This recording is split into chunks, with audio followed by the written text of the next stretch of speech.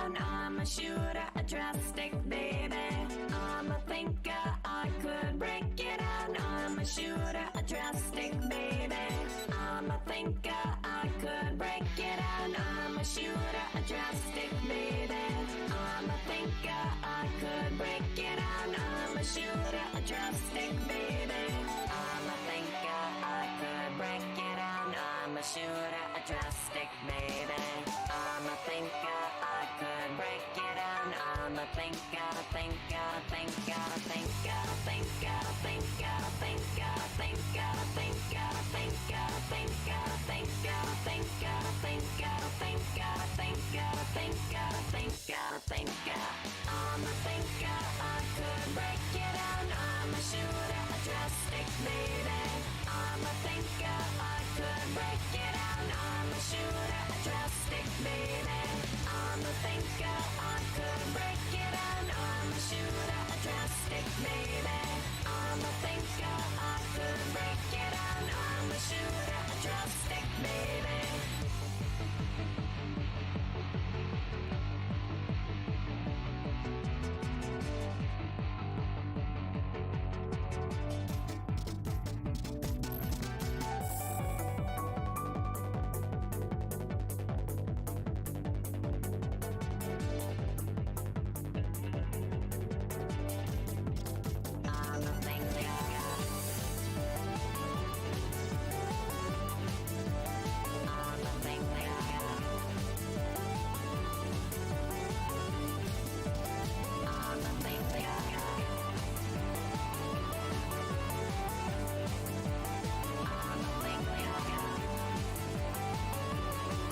Hello, hello, friends. Welcome, welcome.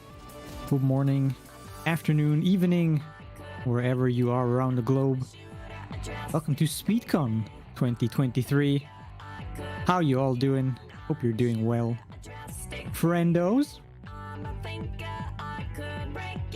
Yeah, it is once again time for the annual SpeedConline event,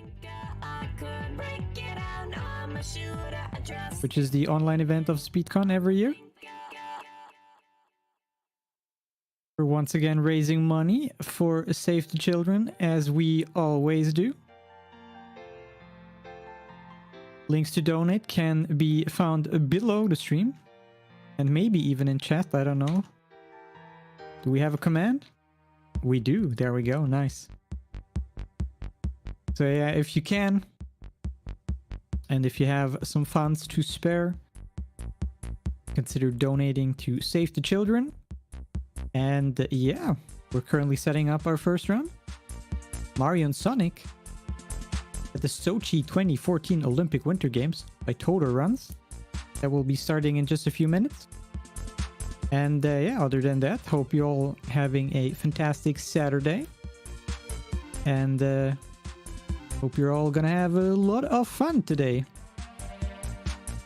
You can find the schedule for today's speedrunning glory also below the stream. We have some cool runs coming up today.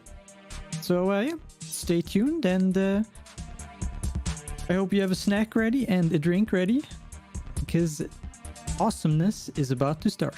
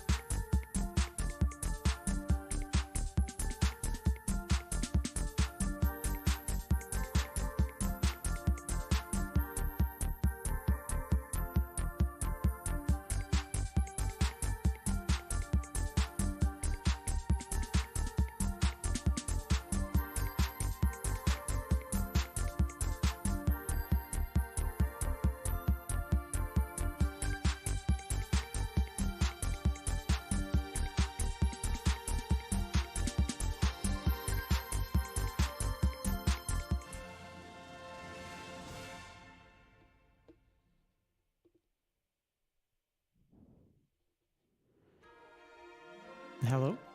We're live. Yeah. Coming up, we got the first run. Mario and Sonic at the Olympic Winter Games, Sochi 2014, by total runs. So, yeah, good luck, have fun. Yeah. So, welcome. Good morning also to the German stream. I have both chats open, so if someone... So, I can also go interacting a bit with the German stream in English. So, we are going to play today the Dream events, which are more interesting than the Olympic events, because the Olympic events you can see on real Olympics. So, Mario and Sonic at the Sochi 2014 Olympic Winter Games. yeah, Single match. and Select we are match. going to see today Dream events, and except for Figure Skating Spectacular, we are going to see all the events. In Figure Skating Spectacular, we only see one of the two, because it's stated in the rules. And yeah, I also prepared some music quiz, so if of different Mario and Sonic themes. So if you want to guess, you can guess in the chat. The German stream got their solutions already, but they are invited also to guess. So, let's get started. I decided, except for Figure Skating Spectacular, that we are going to play as Yoshi. In Figure Skating Spectacular, we will play as Bowser. Just because on some London 2012 commentary I did last year, just for continue that. So, and time starts in 3, 2, 1, go. And like always, we quit out after the finish, so we don't get to see the ceremony scene.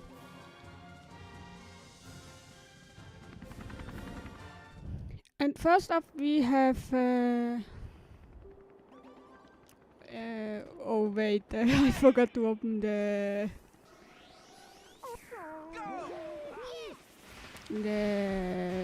wiki. I can do that on the fly.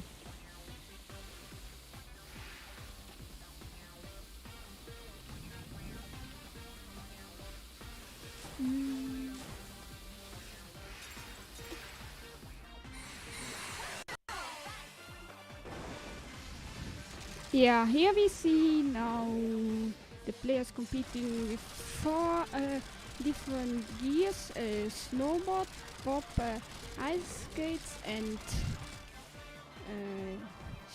skis to drive downhill down. And on the gamepad, which you don't see, there are some commentators that give you tips that are pre-made text lines, but due capture limitations, I can't show that to you. Otherwise, it would be a total overlay mess. And also the homebrew software that I normally use for that doesn't work after they moved to Aroma this year.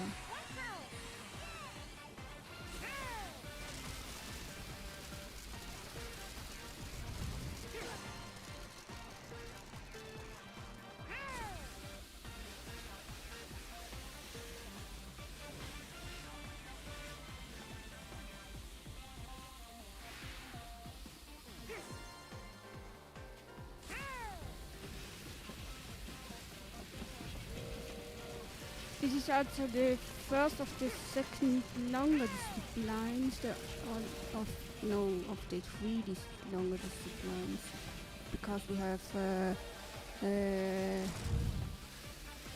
ice hockey 2, speed ice hockey, or how you call it in English, my table has for some reason only the German disciplines. Oh, because I planned that originally the quiz for the German event.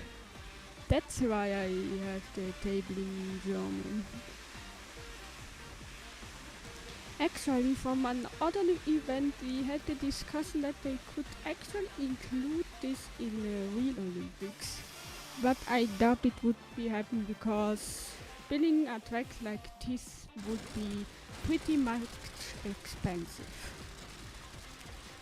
Also in my opinion.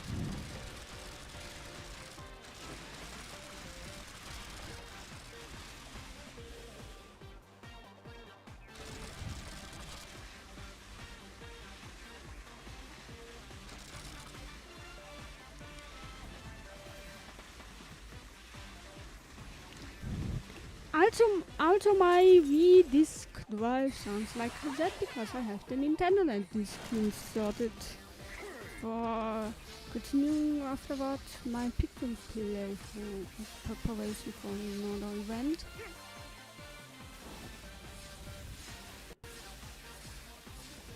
Because I was so stupid to delete my Nintendo Land save file. Oh, I reset the console, that was the reason.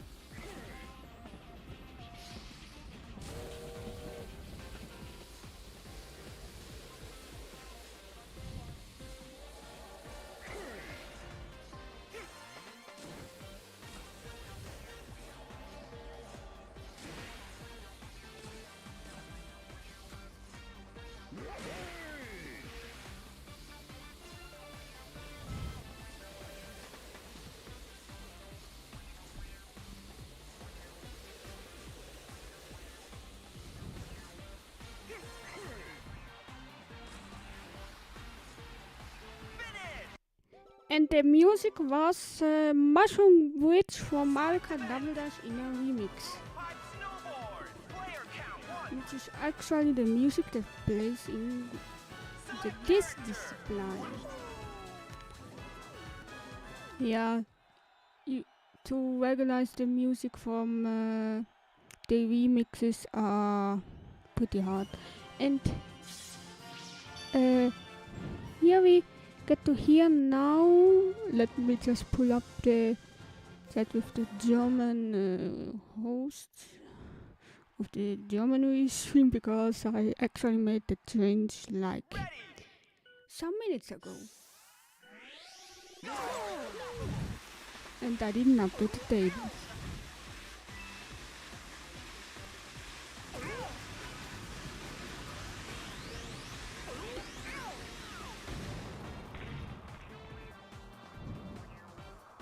Oh, it's the same. I forgot to set the music. But here should play Special Zone from Sonic 4 Episode 1. I forgot to set the music. My fault. That's stupid that you have to set the music, that you have to press A to select it. But yeah, so we can hear it twice, but it's also a nice remix.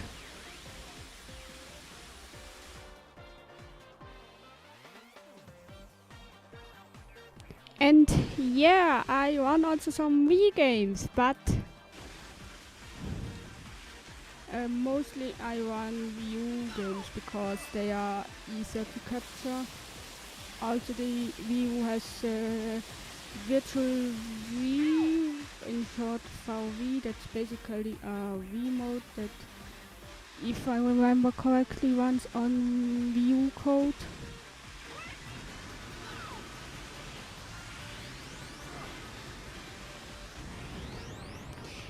It's you have there is a decay in mountain, but you would have to unlock it.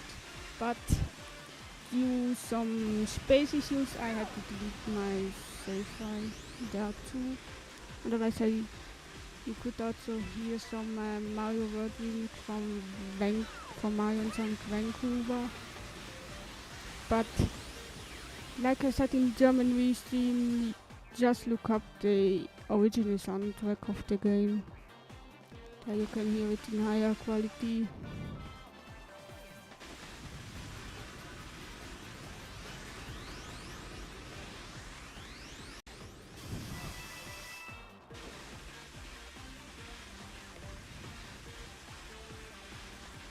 And I only run one Wii game called Go Vacation, which got also a Switch remake. Select character. Bowser? A. I did press A.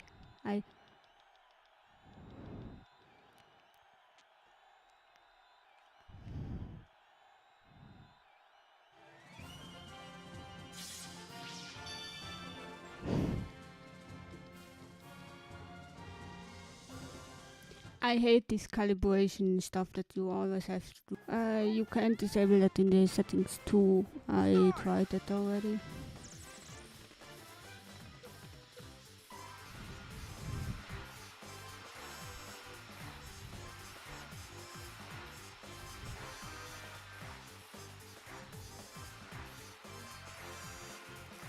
Here you can't actually change the music, but we hear some music from Mario 3D Land from the Nintendo 3DS.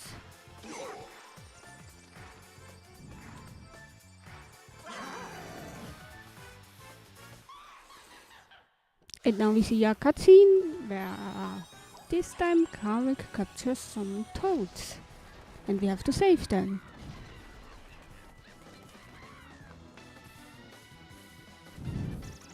And yeah, the characters should have the same stats as in London 2012.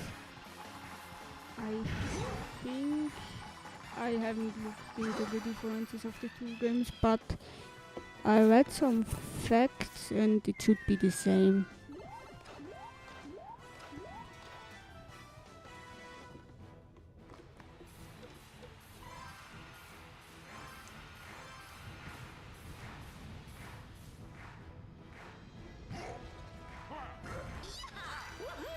And the posters that you see in my background are from Luigi's Mansion, Super Mario World, the Nintendo History poster, and Super Mario Bros. 3 that are real posters that I got from archive.com, printed it out on some old paper, glued them together and sticked it on the wall.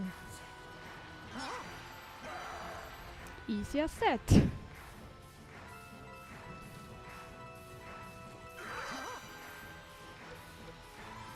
As no one mentions my background, I tell it now this way because it's actually pretty recently that I added that.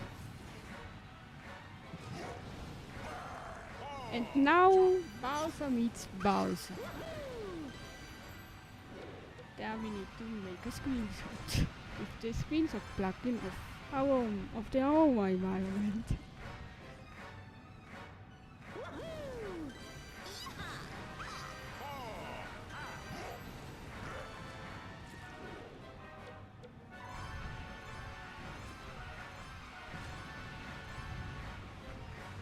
Actually, it's fake, Bowser, I can tell you that already.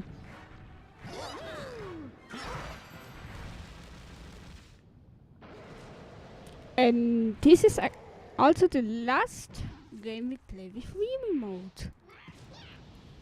So we can get away from motion controls and move on to gamepad controls. Which aren't better with any motions.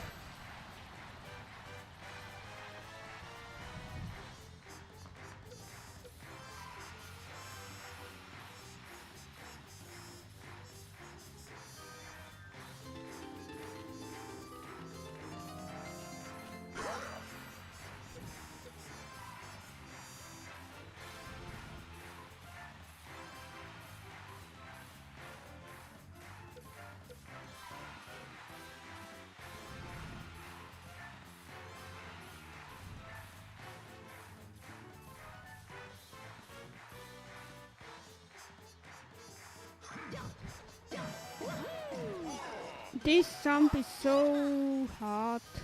I can't time that.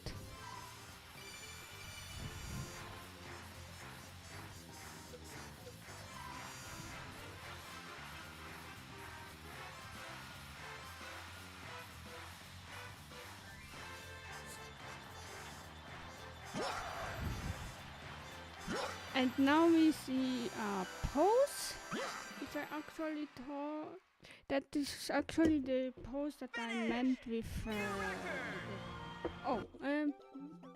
and new record. Select event.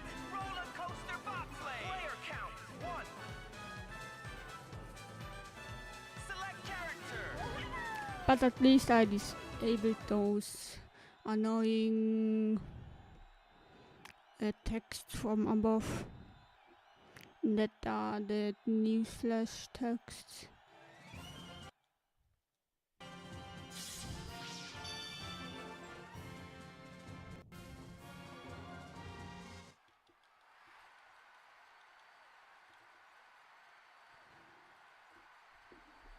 Ready.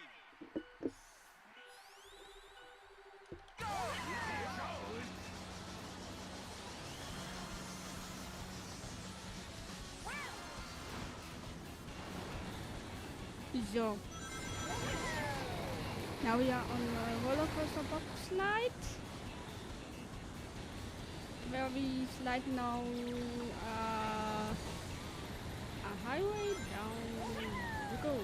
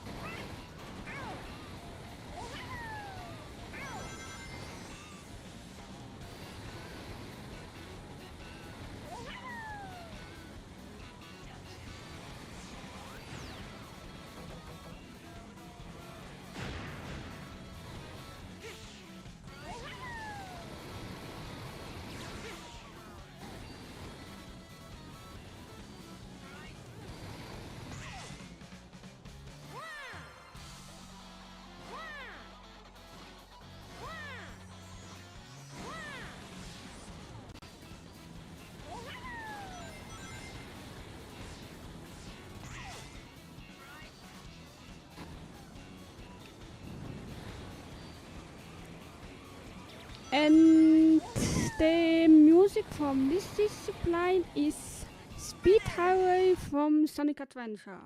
I just double checked yesterday with the original soundtrack. Snow Day Street Hockey. Player count 1. And now we see Select character. street hockey.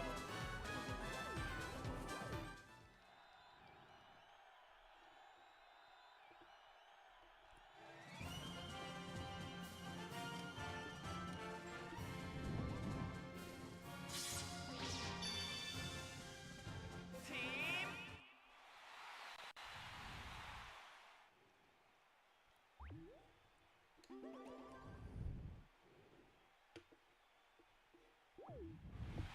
First period. Face off. Set.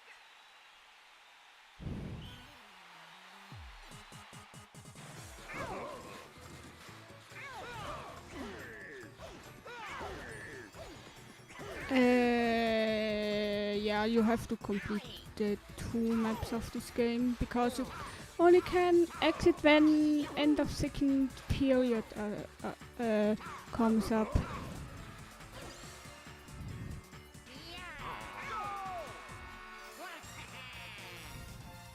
Face off.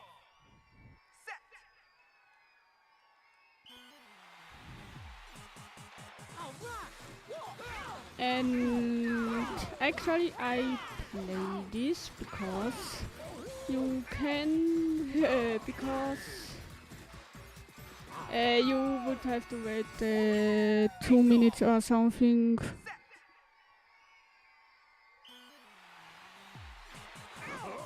Oh, sorry. My desktop part is somehow enabled.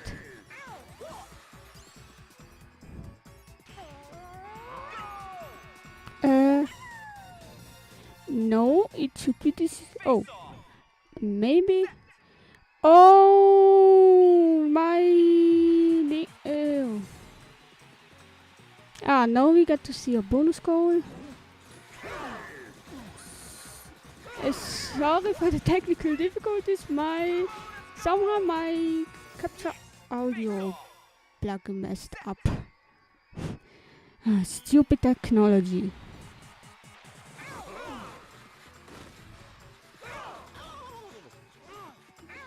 I could get mad. But thanks for telling, because I was listening to the German commentary to correct them in English. And now we get to see a goal where 2 persons were involved. I don't know why that happened, but I think it somehow happened because I changed the chat in Discord to get the the 3 changes I did. There are 3 changes I had to do to my original spreadsheet, but I think the other ones I put into my spreadsheet.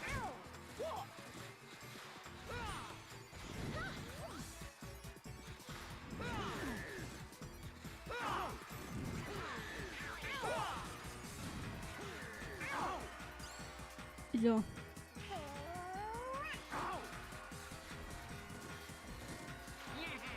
So, and go. Now we got 2 points.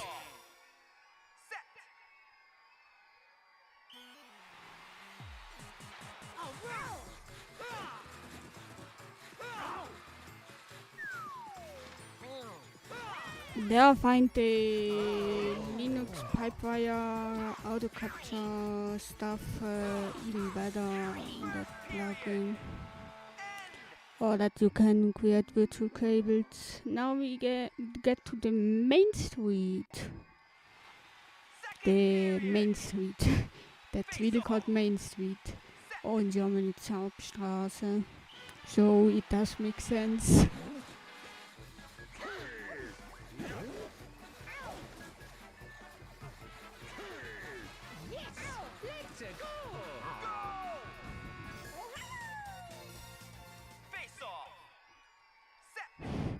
And yeah, Mario and Sonic also exist for the 3DS, but only London 2012 and Rio 2016. Sochi didn't become a 3DS port for some reasons, but I can't explain them. They just made the decision in the development team of this game, which is actually pretty huge if you watch the Legendary Showdown, or how that's called in English, the credits of that. You can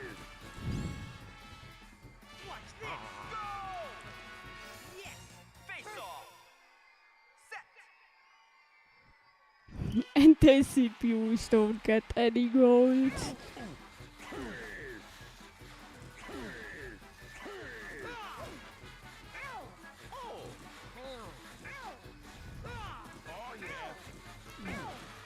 Yeah, next time if I run for this event again, I definitely do it on Linux. There I can separate the audio better with some virtual audio sync cables, or how that feature's called in Pipewire and Pulse. Face off. Set.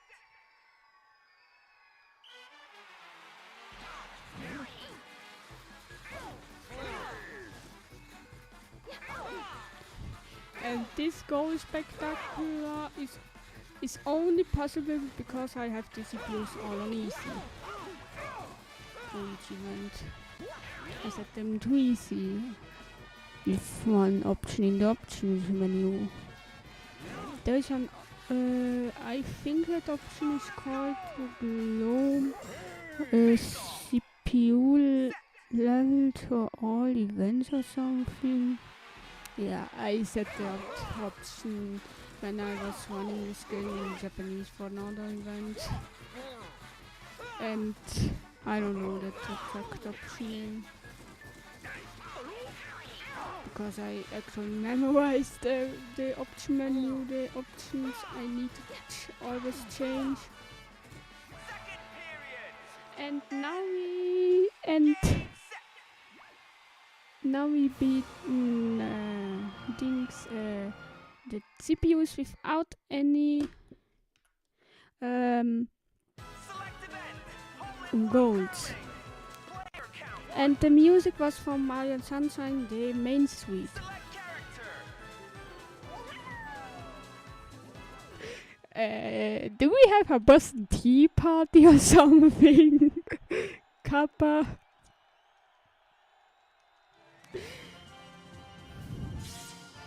And yeah, this doesn't have to do anything with that historical event. Hole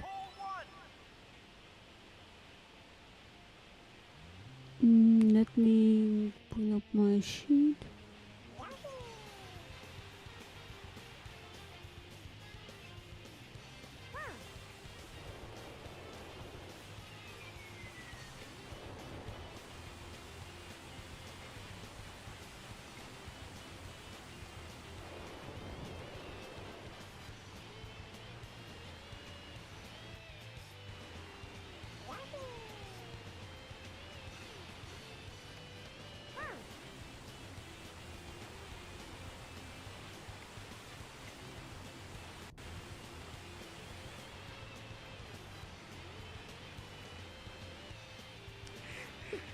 Yeah, this is basically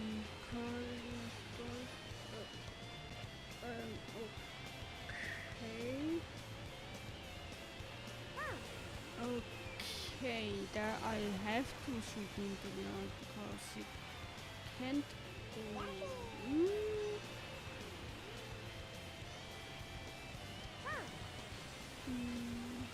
So I have to shoot me back.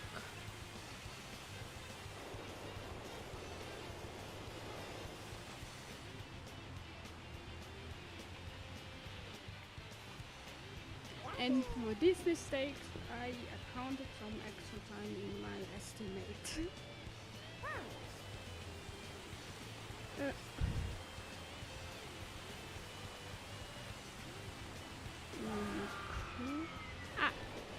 Thanks.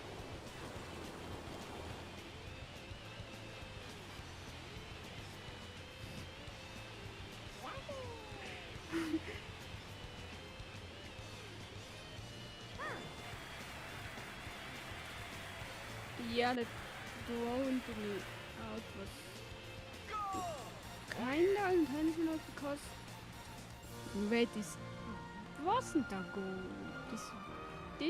They didn't touch the goal. That was pretty close to the goal, but didn't touch it. It's pretty weird.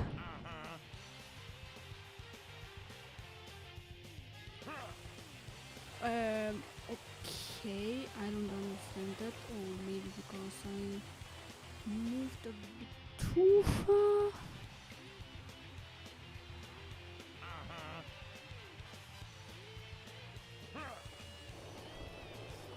I think this game starts now hating me too, not only normal curling.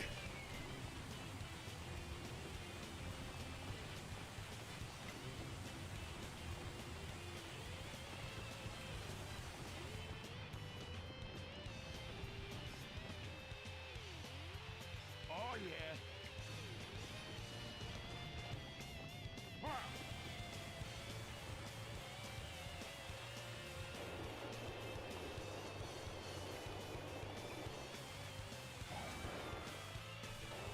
And directly into the out.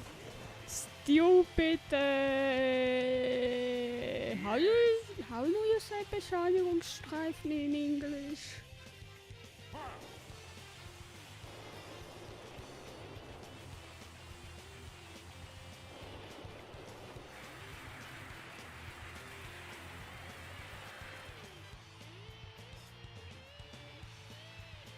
And now this doesn't count.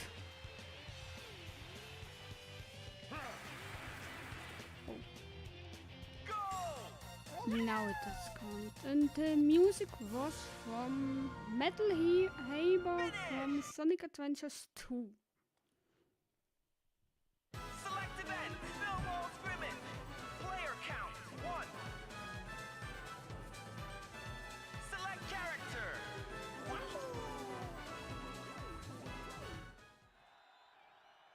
And now we do the Ultimate Bowser versus Yoshi and Dr. Eggman showdown.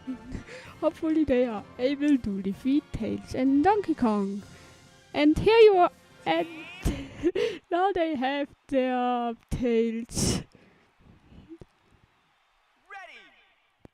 And now they have their Tails in the German Restream.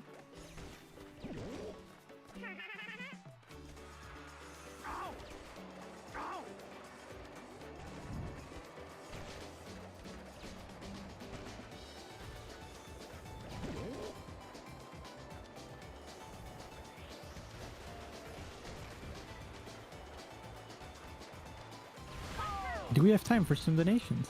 Yeah, this is a long game anyway, so you can read them. All right, great. Ready. We got $1 from our very own F. Paul, just saying this is a test. And yes, this test worked. Thank you very much. And we also got $5 from George saying first non-test donation. Woo! Thank you, F. Paul, and the event staff for hosting another event. The event earlier this year was my first event on-site, my first on-site event, and it was really cool. I'll catch you all on hosting mic for Super Mario 64 later, and on Sunday with Toho. Also, I am shamelessly putting this towards my own incentive. You all better get that mech or else. Extra stage is really cool. Yeah, we have a cool incentive for the Toho run on Sunday to see extra stage for $50 in total. So get your donations in for that. And with that, back to you. Yeah. Where we fight currently who gets the ball to make the next goal.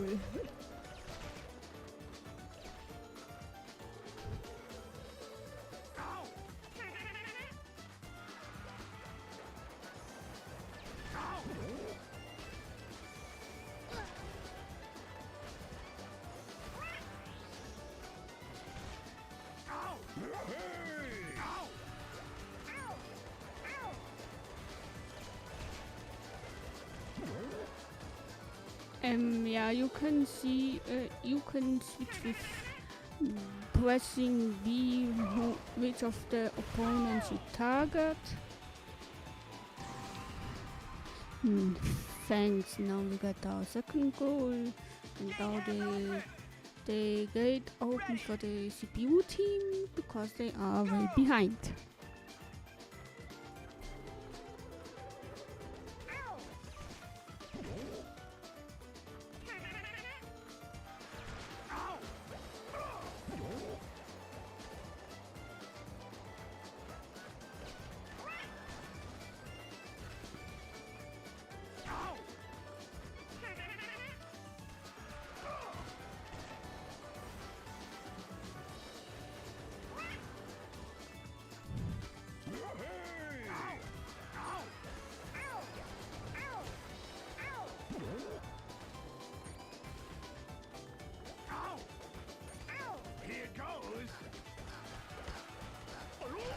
Okay, now Dr. Eggman has the ball, and game ends.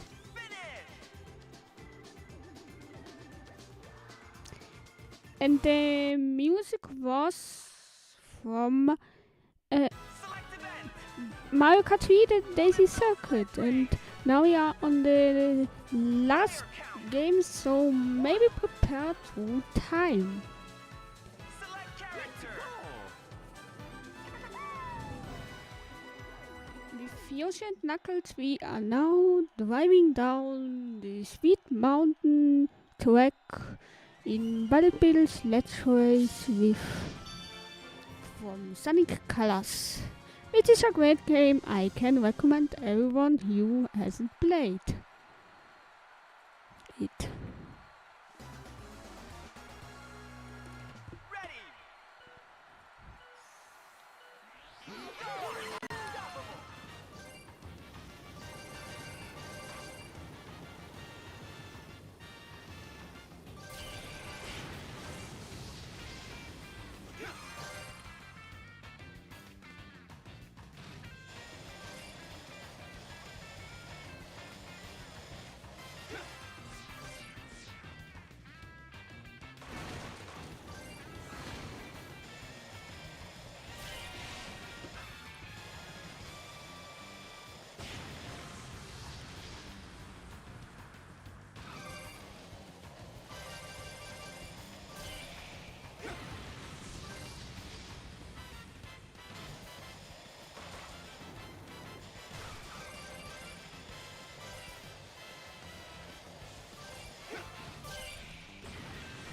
Final lap.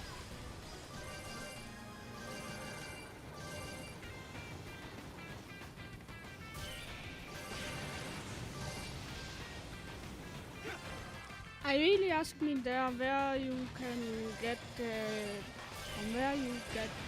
bullet builds into the Sonic Colors universe. I think they invited me them to Sonic Colors to join the Dr. Eggman, I don't know how it's exactly called, park.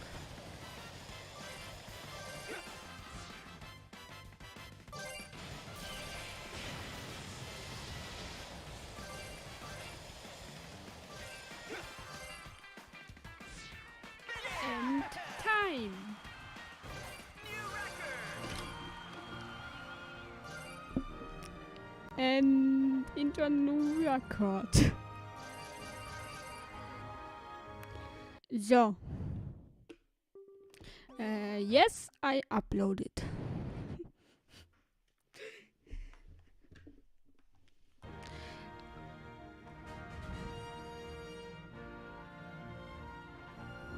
And nope. And yeah. And that's it for the morning dream event extra sport game. You can catch me on twitch.tv/Totoans or also on YouTube with the same name. I would say thanks for watching my run. Also great job to the German Livestream commentators. And I would say we go on break. After I checked, we go on break. And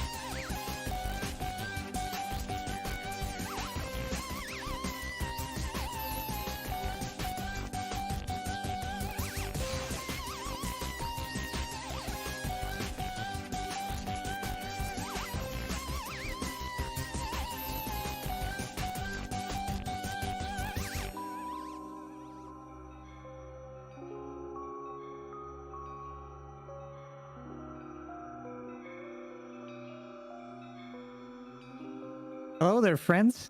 It's me again, Zonorous, your host of the current runs. We're having we're in a bit of a pickle here. We're having a bit of a situation. So Swamp Badger, the runner of the next run, Hellblade Senua's Sacrifice, does not seem to be here right now. So what we decided to do is we're gonna show Borderlands now by Ugyu, because he's around and he was willing to do his run right now instead of later. So we're currently setting up Borderlands by Ugyu, and we have a donation incentive for that one. So we have to expedite this donation incentive a bit. It's a bit more actually about choose which hat should be worn by the character during the run.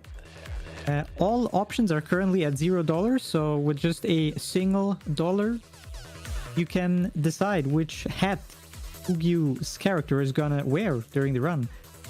You have the choices between the macaroni hat, a pumpkin, a skull, and a top hat.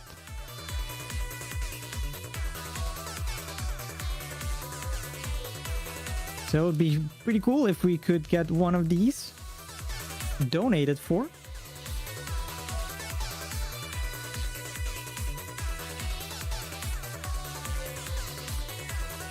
And yeah, hopefully Swamp Badger will show up a little bit later and we still get to see Hellblade Senua's Sacrifice.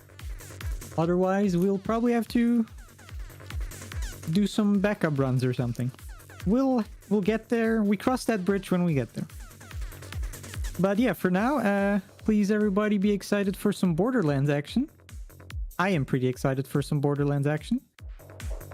And yeah, please, if you can, make a donation for the donation incentive. Macaroni hat, pumpkin, skull, or top hat? Which hat will Ugyu wear during the run? You in chat. Yes, you right now. You have the choice. All of them are at $0.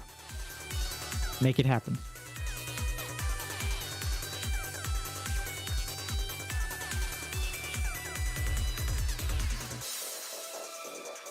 There is no catharsis. My punishment continues.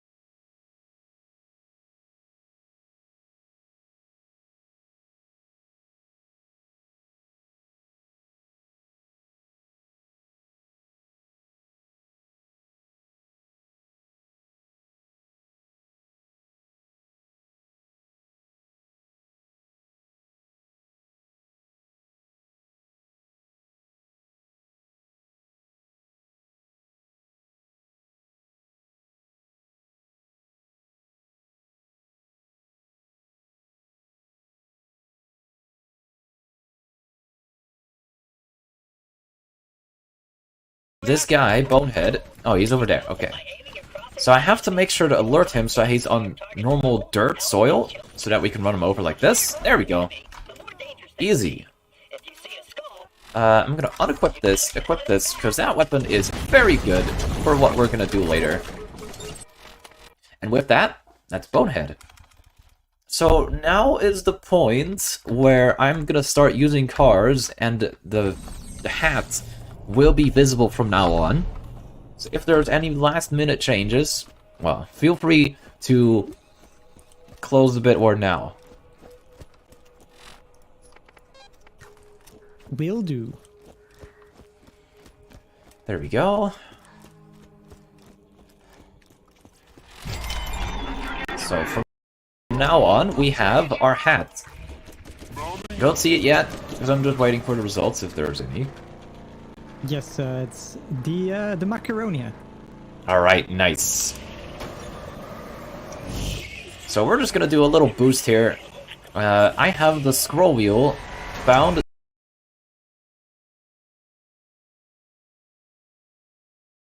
I have a G502 for this. Re-scrolling. The car behaves very weirdly and starts floating. Alright, so from now on, I know it will be the macaroni hat. Oh, wait, we don't need to go back. Alright, there we go. So I'm gonna need to start looking for a grenade mod, which I'm gonna do right around now. So there's a little bit of RNG that's gonna happen here. I need a specific grenade mod. Alright, why don't you come on back? And we got a first try. Wow. Alright. Okay.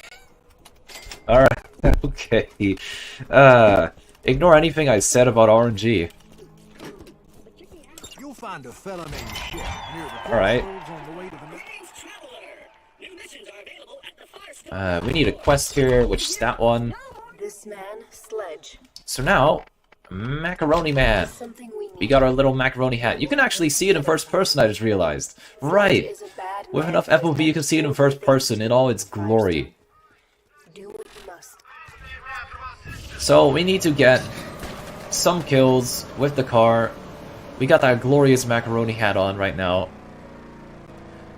We're gonna meet this person. Zed leads us to him. Alright, so there's a bunch of side quests we need to do. There's a lot of things to do here. Let's see. So first things first, we need to alert these. But we also need to do a chain kill challenge, like getting the last one of that. So there's a lot of things we have to do in a row. Get as much XP as possible.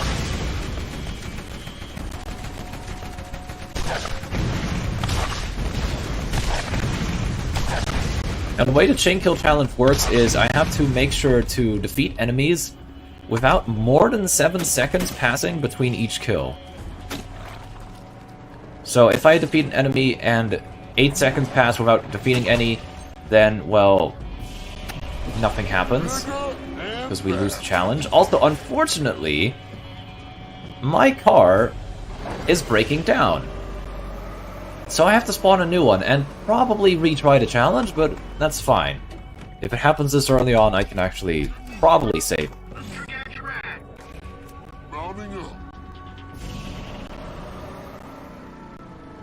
My car is not healed. Hold on. There we go. That should do it. So there's a little bit of things that can go wrong here. If you just get a really strong enemy, then it's gonna take a good chunk of your health, of your car's health.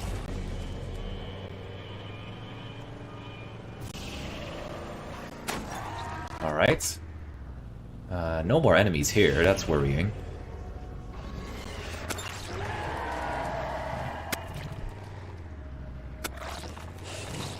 Right, so I'm just gonna try to get the chain kill here.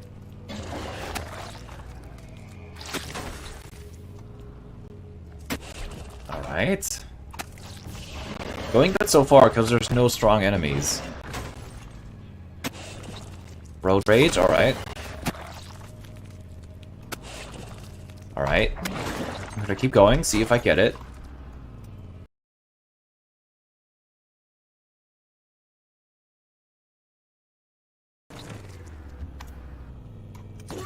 Okay.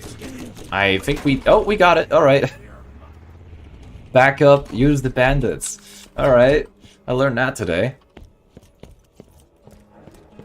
Now, I accidentally spent my skill points on one wrong thing, but that's fine.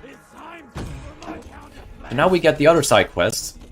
We're doing 3 side quests here. Two side quests, 1 story quest. One of them is defeating 10... Well, 3 side quests. Wait. Wait, what am I doing? Hold on. So we're doing the side quest for getting roadkill. Doing the side quest for beating Rack, which is the flying giant bats. And we're doing the side quest for getting these windmills up and running. And we're doing a story quest for getting the gate key for a large boss in this area. So we've done all that. And now we finally get to the first farm of the run, after doing all of those side quests. And we should be well into level 10. Almost level 11, I think. We have a grenade, so that's good. So we're all ready to go. Now I have to re-equip this every time I save quit. I'll equip it whenever I'm driving, but during farming I'll probably not do it because it takes a lot of time to get the macaroni hat. Anyway, we turn in these quests. We're almost level 11, which is perfect. And now we're on our way to the first farm. Alright, there we go.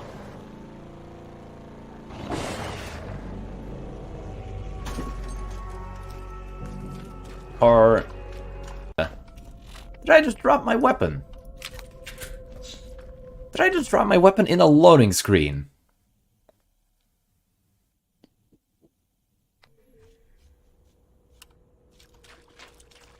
Well, here's something that never happened before.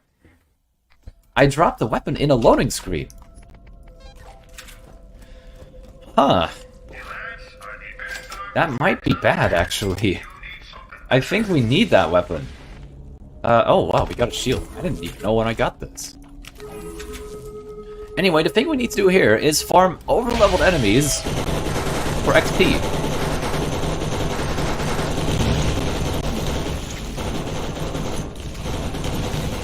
Now, luckily, they're weak to critical damage, and we happen to have a repeater that gives extra critical damage. And these grenades can sometimes hit them in their crit spot.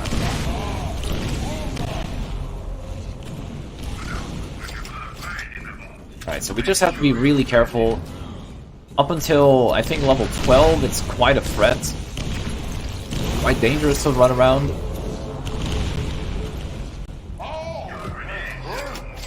Luckily, we have a lot of money.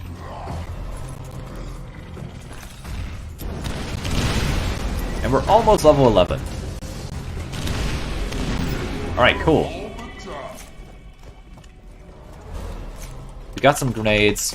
When I level up, I get a level up bonus, which gives extra damage. Restores my health back to full. So I always try to get some kills.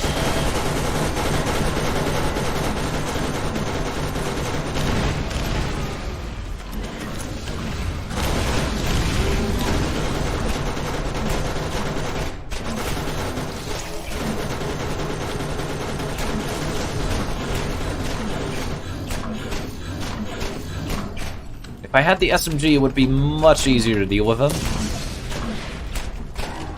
As you can see, their crit spot is very small, but I managed to get some extra XP there, which is always good. Starting level 12, I'm going to start running around, because we need to farm a shotgun here for the next major boss. Shotguns have really, really good damage.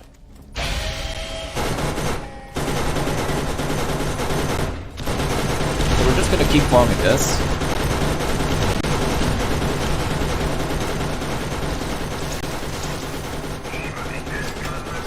Buying some nades.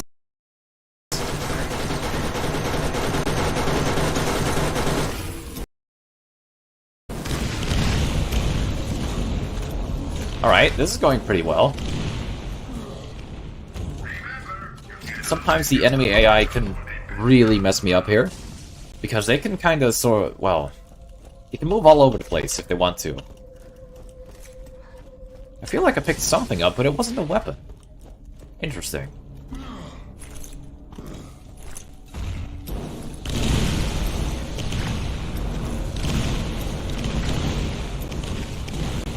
Okay, that didn't go too well, so I'm gonna try to survive this. Nope. What I was gonna try to do is run past them and then get a chest which might have a shotgun. Sadly, I didn't get it.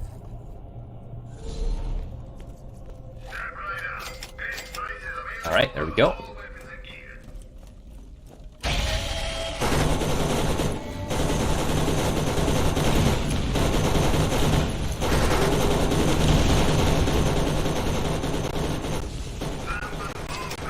Buy some more grenades.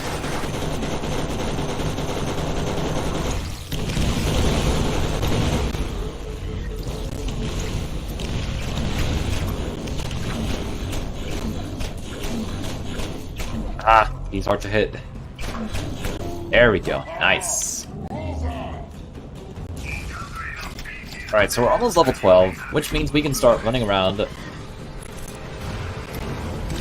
and not get one shot, usually.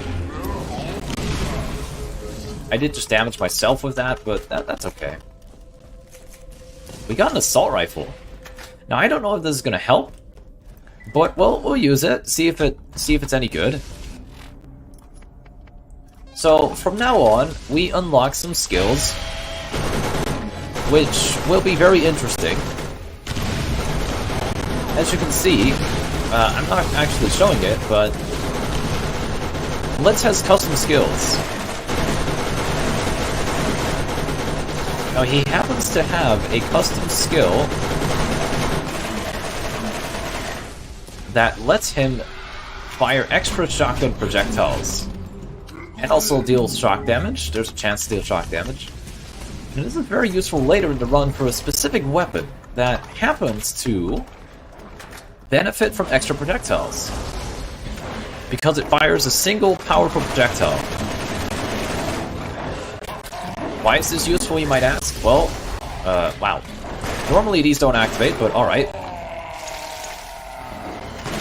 I can save this.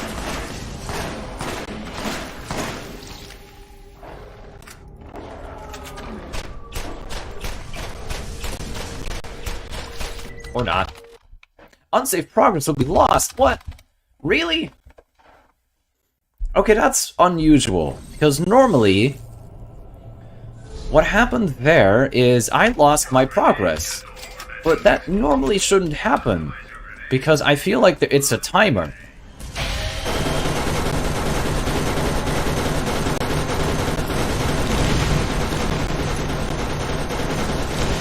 Okay, that's weird. I'll explain what Blitz's skill does later. That's weird. And also time loss, but okay.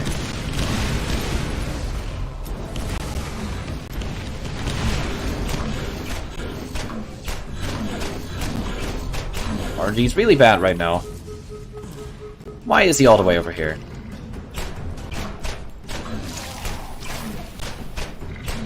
Wow.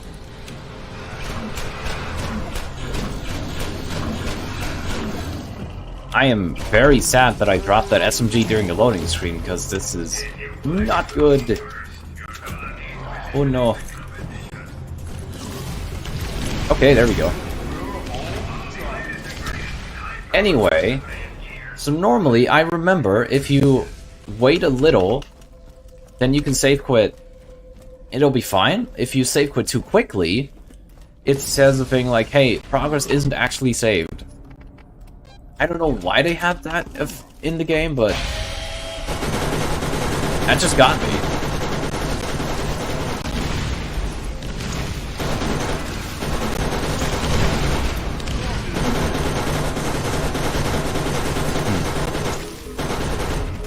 So we have to defeat these again.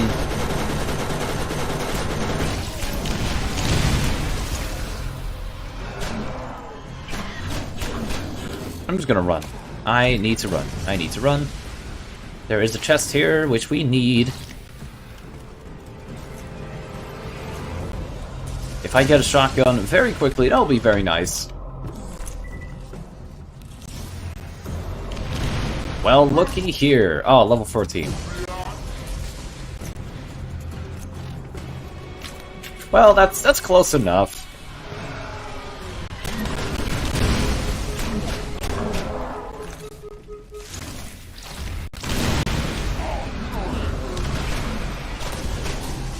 I'm gonna try my absolute best to defeat these enemies with crits.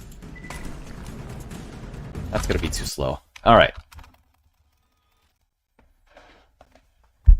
So that's some weird things happening. Anyway, Blitz's skill, I was talking about that.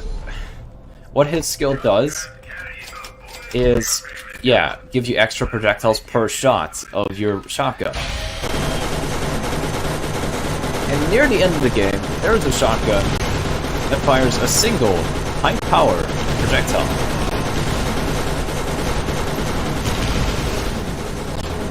You can probably see where this is going.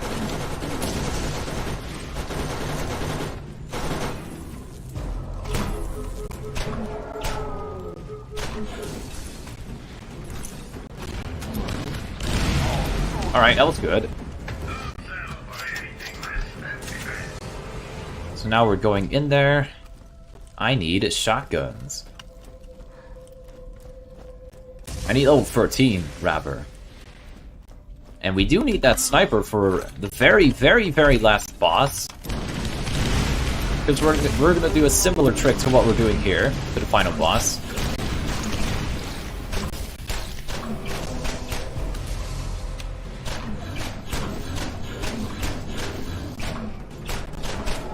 If I had that SMG, I would not be having this much trouble. But that has never happened before anyway, so...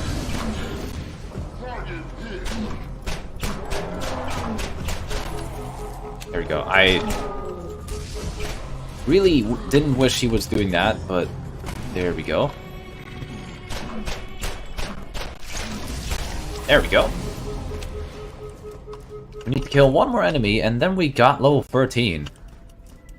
Then we can finally start using a shotgun.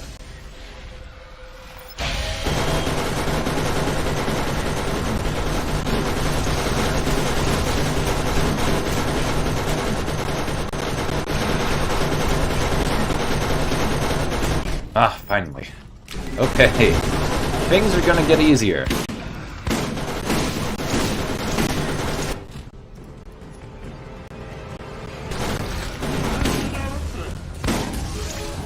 So now we got a shotgun. Very good. We got some extra projectiles. Extra nice.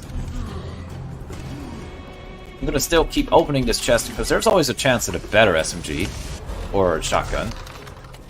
That was a very, very, very unfortunate chest. It had nothing in it. Only one weapon.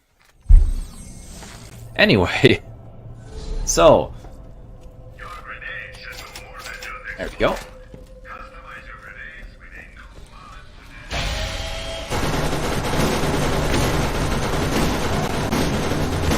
We're gonna just use the shotgun now.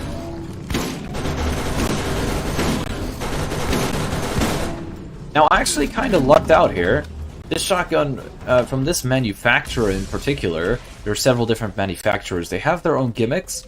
This one, bonus max size, and that's always good.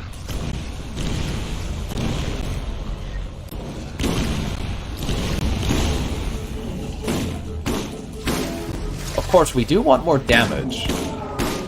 But Blitz's skill for extra projectiles already gives a lot more damage anyway.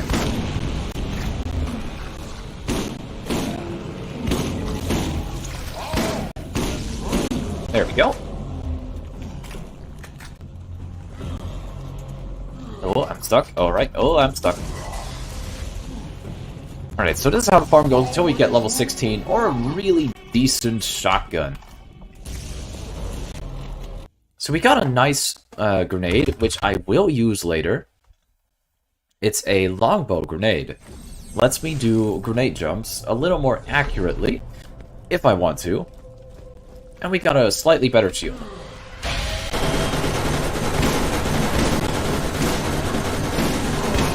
Now there is a specific shield we're looking for of this character.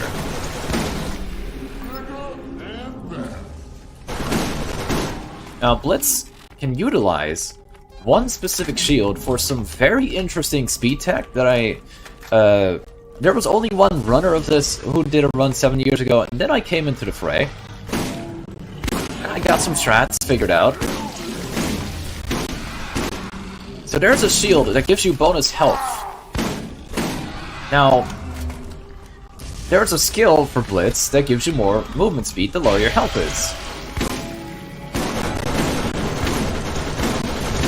What's interesting is, the way the shield works, it increases your health but doesn't actually heal you to that health. So let's say you get 30% bonus health. Let's say you're at maximum health, and you get 30% extra from the shield.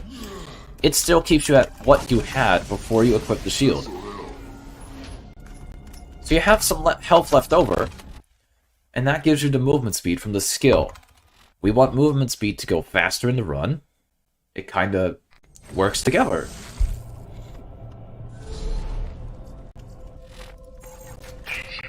That's a good shield. I'm gonna take that. Yes, absolutely. Need sniper. There we go. So once we get the skill, we have movement speed.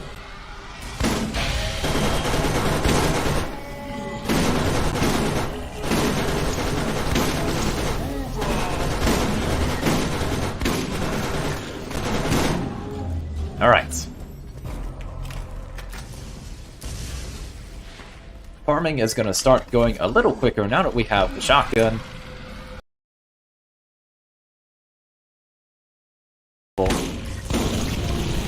And a good shield.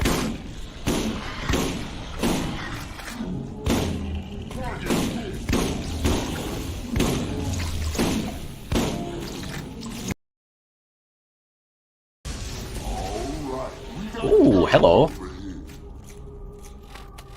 Extra crit damage, let's go.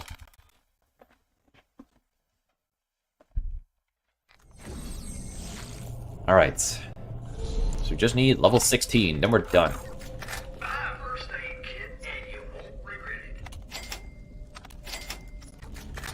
Gonna get some ammo.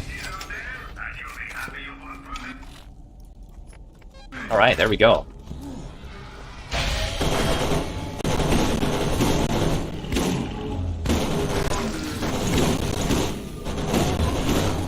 So I don't know how many shells this shotgun has. I think it's 7? But now with the skill bonus, we fire 11 per shot, which is really good. And these shotguns tend to be accurate. The ones I'm using right now, they're combat shotguns, and the other type, which has way more damage, less accuracy.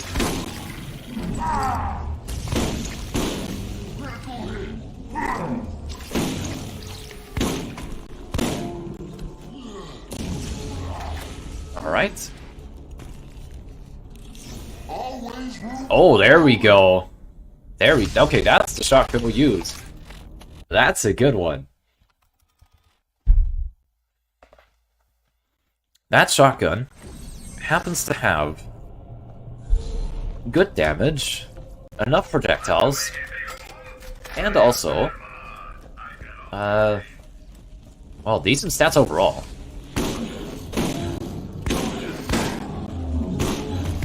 Lots of ammo capacity. We actually prefer a shotgun with 2 shots. There's a magazine that has only 2 shots, but gives you insane amounts of damage.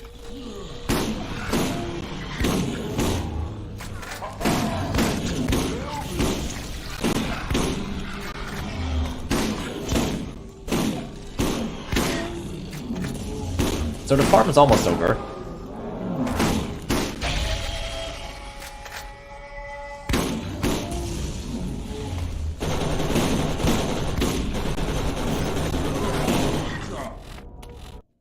And we're done. Oh, whoops. Anyway. Now we're level 16. We're kind of over-leveled here. We got a shotgun. 32 times 9. Accuracy's alright. Magazine capacity is really good. So,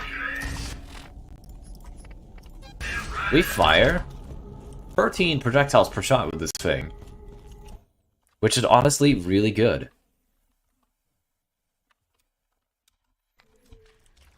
And now we're gonna continue the story at last. Oh, I got stuck. Alright.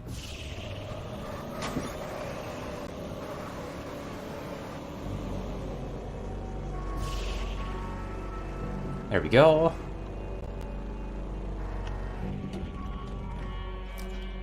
And now we move in here. So that story quest we did earlier, when we were doing everything at once, we were supposed to get a mine gate key to get to Sledge's mine, which happens to be like a very large major boss here.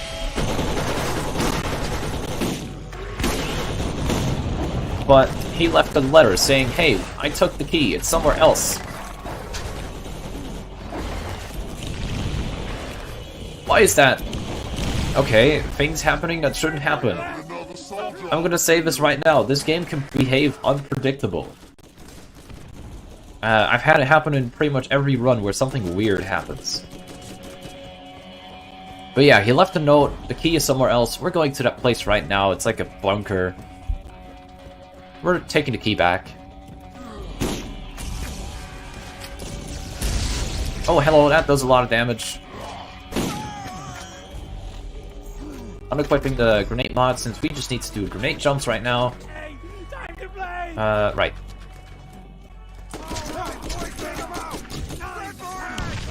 Nice. Alright. I'll do an extra one.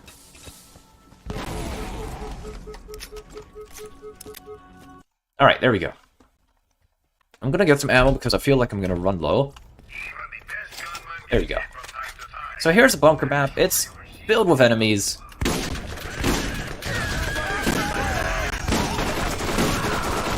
Ah, it's bad. Oh. Okay, we got lucky. And unlucky at the same time.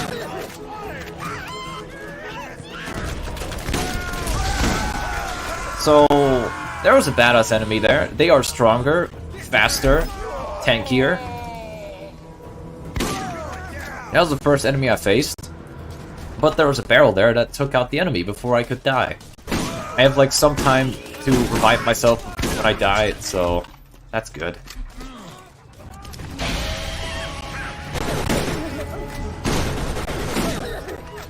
I'll take that.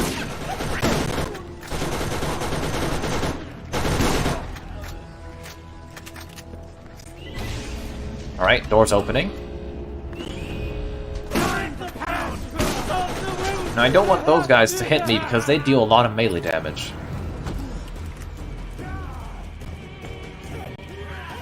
Yeah, alright, there we go. Jump over here. See if I can get this jump. Oh yeah, this time I did. Nice. That jump is harder than it looks. So here's a mini-boss. And there was a mini-boss. And that's that. So now we got the key. We go back to Sledge's mine. We unlock it. You should be There able we go. to get into the mine now. There's nothing between you and Sledge. And they're one step closer to the vault. Alright. Okay. So, things are starting to pick up. So we're now on our way to one of the major bosses. He has a weapon we happen to use the rest of the run. Except for Blitz.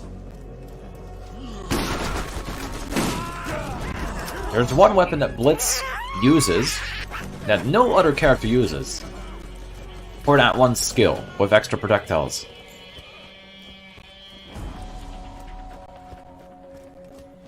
So we're just gonna run back. There's no faster way to do this.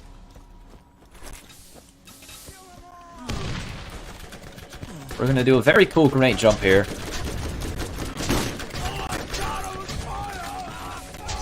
Whee! There we go.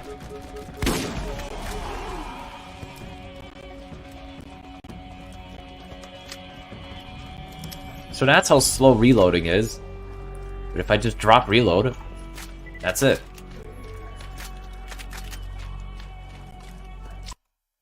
Alright, so we go back here, turn around, get the vehicle,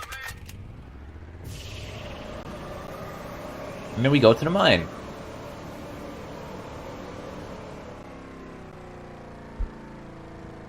Alright. I forgot to get the macaroni hat. My bad. I can equip it right after this. Everything you've faced up until now has been simple. There we go, macaroni hat. Let's go. Do not underestimate. You can see it right here. That's the macaroni hat. I can go in first person to show it off. Right, so now we're at Sledge's mine. You're not going to see much of this map. I'm throwing that out there right now. You're not going to see much of this.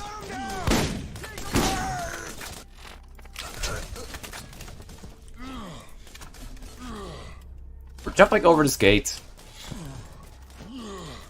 Jumping on this house. Getting stuck in geometry. I'm slipping off, okay.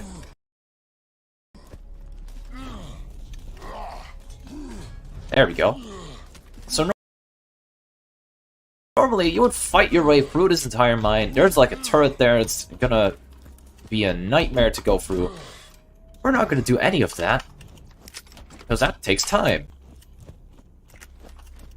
We're gonna get some grenades, and we're just gonna do a grenade jump. And that's it. We skipped pretty much the entire map, and here's the boss.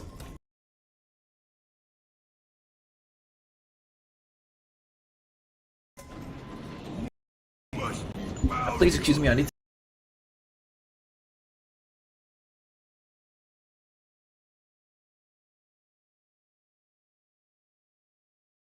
We'll punish you.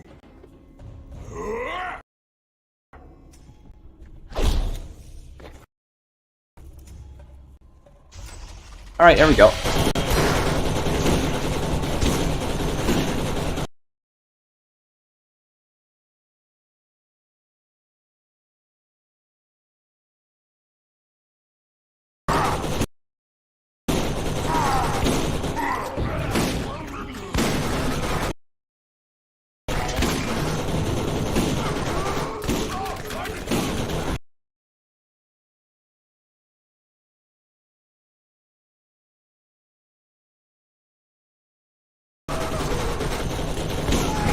Oh, what?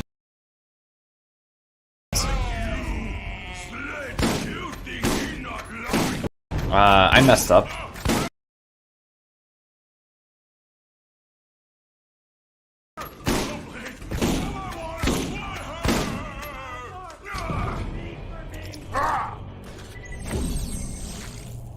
That can happen. Normally what I would do is have that enemy, and then if I get downed, I just defeat that enemy, and that's fine. This time, none of them were near me, so I couldn't shoot them.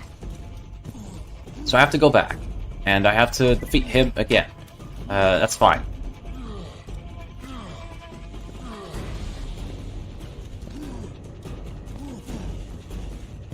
We can still skip the map, so that's good.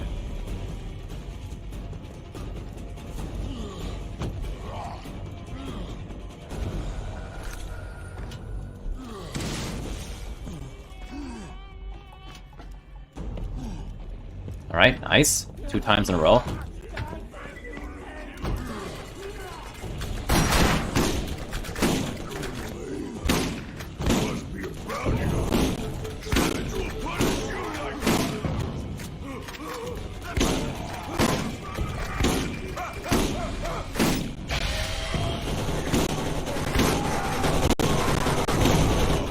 Alright, this is fine.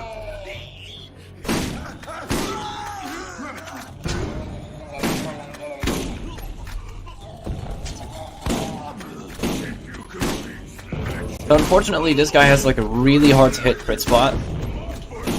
But we got him. Oh, hello. Alright, there we go. And we got the key. Cool.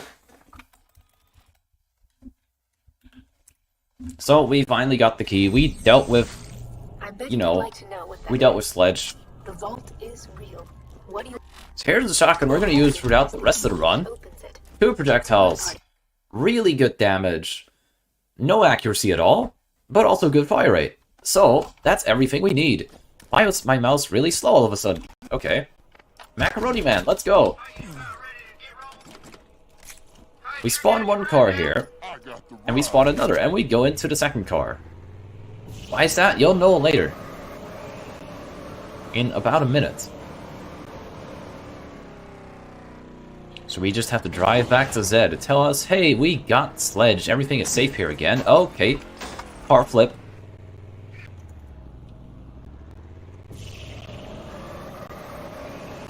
And we also got this weird artifact, which is a part of the vault key. Alright, nice. We got out on the right side.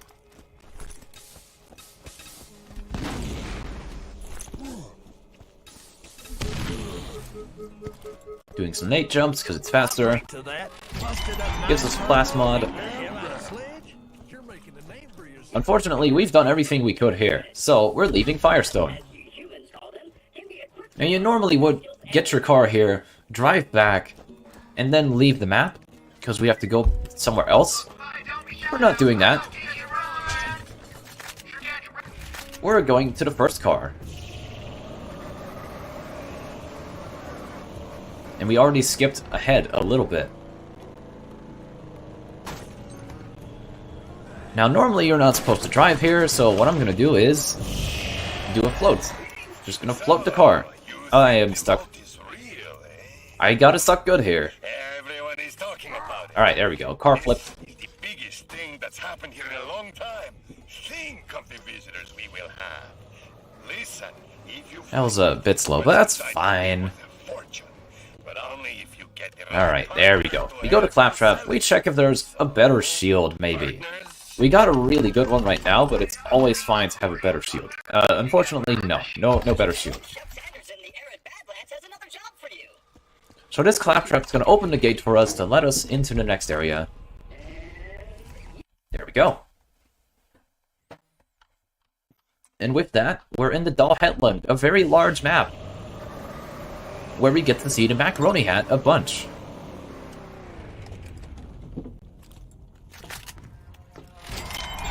Oh, we need that quest. Right now, what we're about to do is we're gonna do some story missions. I'm stuck, okay. Cool. So, we're gonna defeat some bandits here in this camp, and then we're gonna defeat this really big mini-boss. Mini-boss is not gonna be easy, especially the first kill, but I'm gonna try my best.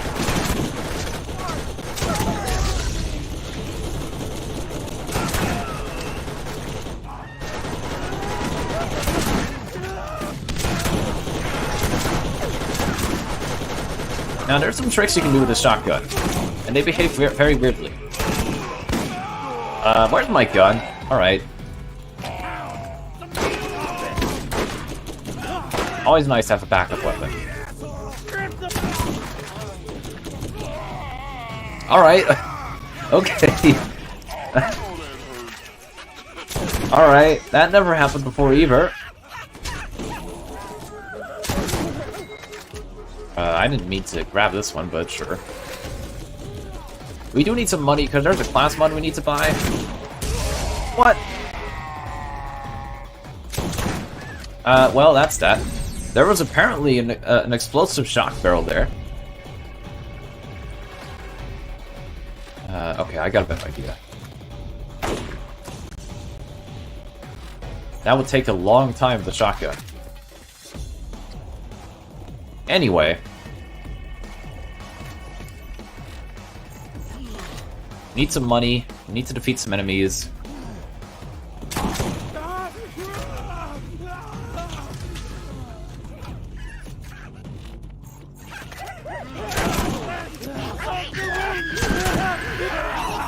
Ow.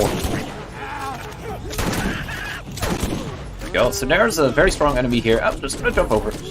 Or not.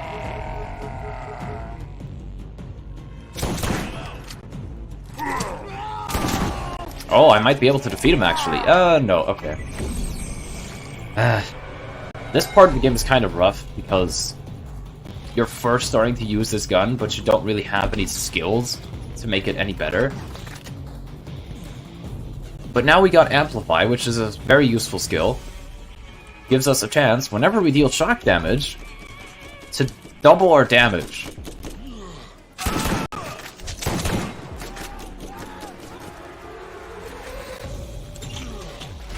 There we go. So we're looking for a specific class mod here. It's not there. Keeping that dick bag alive long enough to be found on later. What surprised me, you admit, fucking knows the area better than anyone.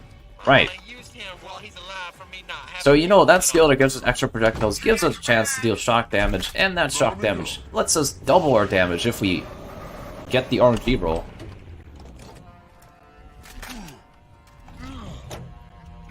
There we go. So now we go into here. We have to flip these switches that let us teleport to any place that we have been to. Teleportation and respawning is more accurate. Macaroni hat for good luck. Please don't hit me. Okay, okay.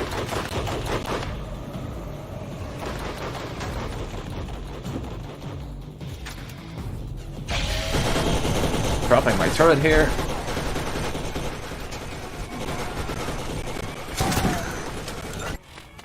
Alright, there we go. So now we just turn in this quest. We have to defeat some cars, and then we finally get to go to the mini-boss farming that we were supposed to do.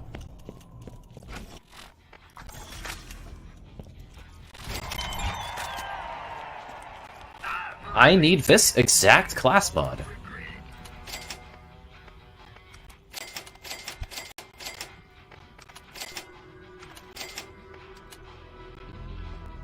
Shock is good. We also need a specific elemental grenade. Like 16.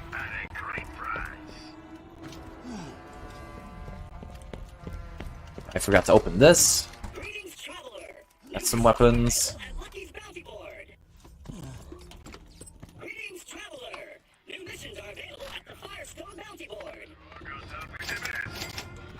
Don't need this. Alright. So we need the leader class mod for extra XP. Extra experience means higher level, means better damage. But first we need to defeat some cars, and I hope that one doesn't see me. Oh, he saw me. We want to target the ones with the blue color, because they have a minigun, and that deals less damage. The red ones have rockets, and those are painful.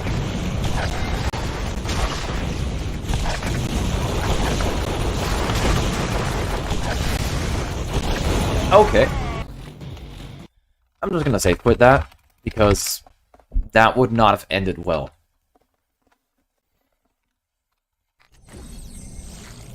Let's put on the macaroni hat once more. Where is it?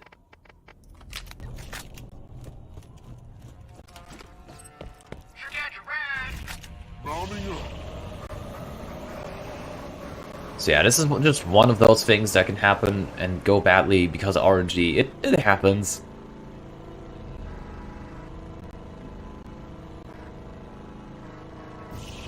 There we go.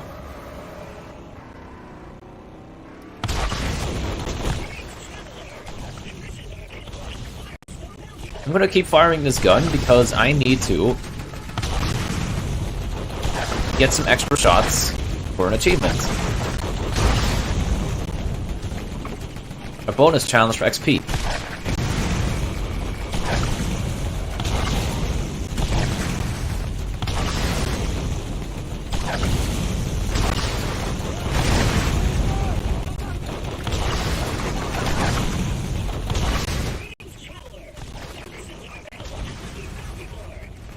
We're fine. missions that, like, destroy my stuff?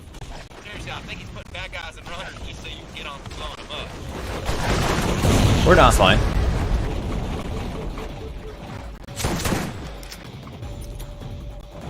Hopefully he drives here.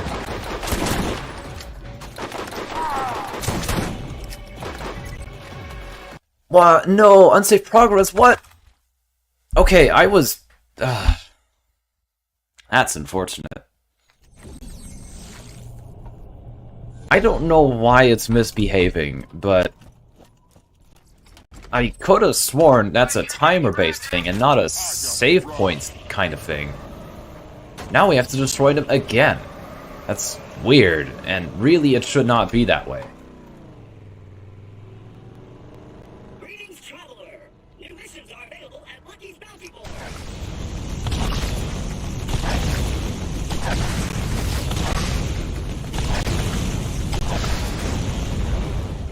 In every single case I've done this, it's always been a timer-based thing. Except today, I suppose.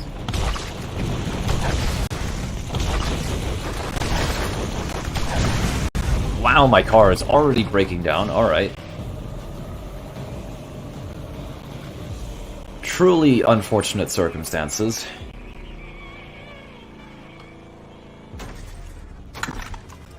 Alright.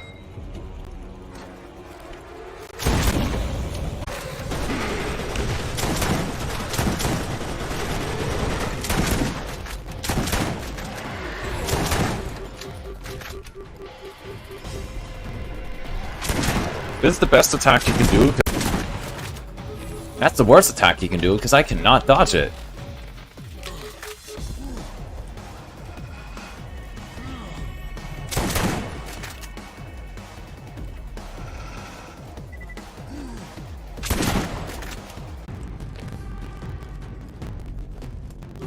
Oh no.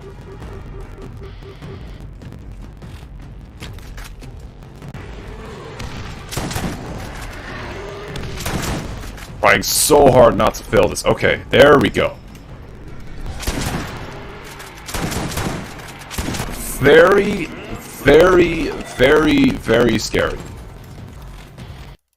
Oh, but we did it. Okay. Alright. That could have gone much worse. I'm glad. I'm going to take some extra health, movement speed. So now the movement speed is actually going to start mattering with that class mod. We have enough ammo. We can just farm him. We need to farm him until level 24. Let's get.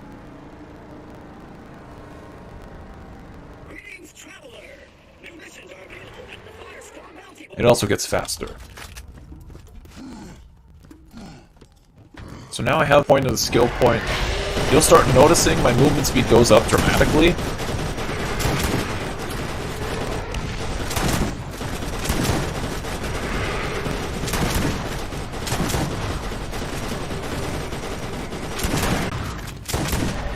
It's nice. Then... Oh! Okay. So, this is interesting. Something just dropped that is exclusive. The creator of the Blitz mod made it so that any enemy you kill has a chance to drop an artifact. Now, normally you can use an artifact. By the way, that's the class mod we need. So I'm gonna... Oh wow, double anarchy? Are you... What? Really? Double anarchy? An elemental artifact to give your action skill an element. Shock, explosive, corrosive, fire. The creator of Blitz somehow made it so that any enemy has a chance of dropping one, but he added custom ones. There's like pearlescent artifacts that I've never seen. I know what they do though. There's one that gives you, and I say this, it gives you 2 turrets for the price of 1. And there's also one that gives you a controllable flying turret, and I would love to have that in a run once. I genuinely don't know what you could do with that. Maybe there's something cool you could do with that. Anyway, we got an artifact for...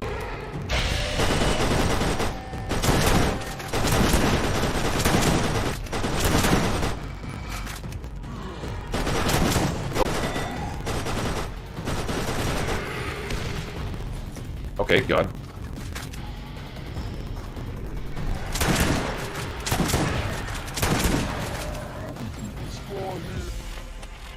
Alright, there we go. So now we farm until level 24. But we got almost everything. We just need a better shield. Maybe one with 60% health, that would be the best. We got 40. We got the car over here. I'm fine. Happens.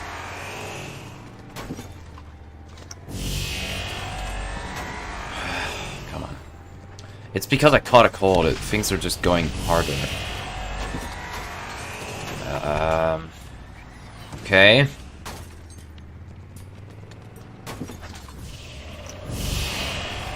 There we go. That's how it should go.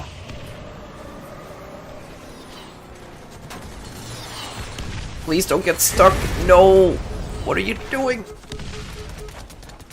Get the respawn. Alright. We're safe. Okay. Everything's fine. I'm gonna buy some health kits, because I feel like if I don't get them, I'm probably going to get wrecked at the boss.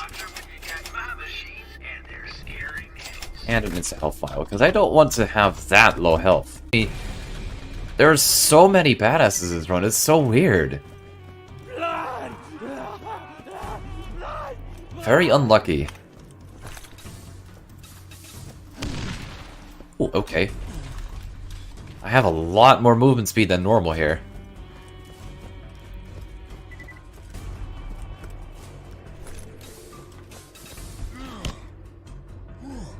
Alright, so here is Crom.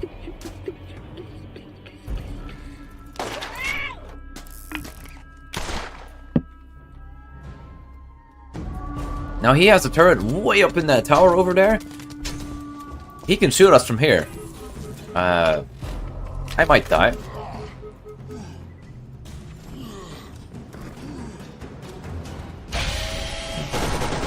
So I'm really, really hoping that what I do here doesn't end up with me dying. He can still get me. Alright, actually, we got lucky here. Alright, waiting for that one. There we go. I could not see. There we go. I made a mistake. There we go.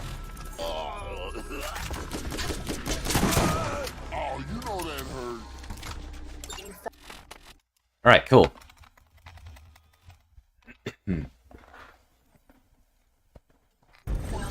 With that out of the way, we got the second vault key out of possibly 4. Now I'm saying possibly 4 because what the game tells you is there might be a 4th one. After we get the 3rd one, that is.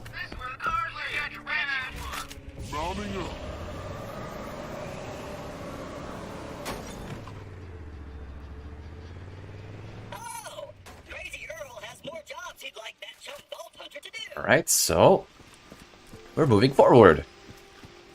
We got the second vault key piece. We're gonna show it to Tannis. She's gonna be really happy and tell us, hey, there's more to do.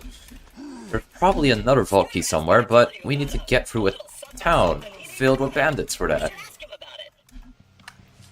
Ah, lovely. There we go. I'm gonna get this chest because there's some grenades in there. We could always use them.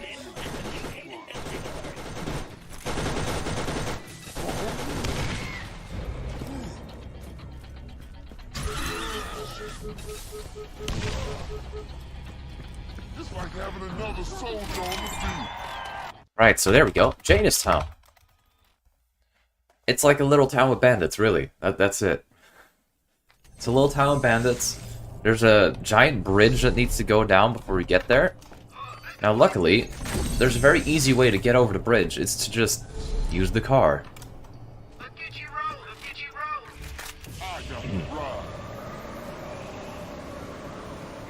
Because bridges, in this game, are optional.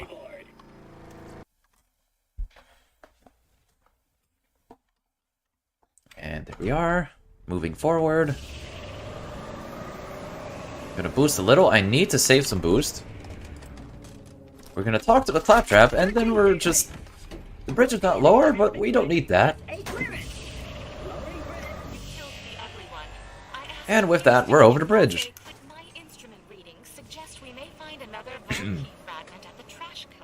Easy peasy. Fortunately, in your way are the inhabitants of Janestown, who smell of alcohol and ignorance. They like science as much as I like the idea of music. Music is wasteful and stupid. So, there's Taylor, which is Janus's brother. He tells us, hey, I want to run the town. So we get rid of Janus, so that Taylor can run the town. And then there's a whole little bit of story related to that. Now we use the car here. With the power of the car, we can make quick work of this little mini-boss. There he is. There we go.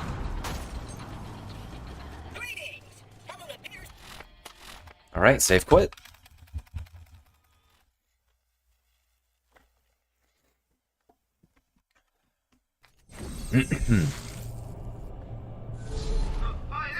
So, we go over here.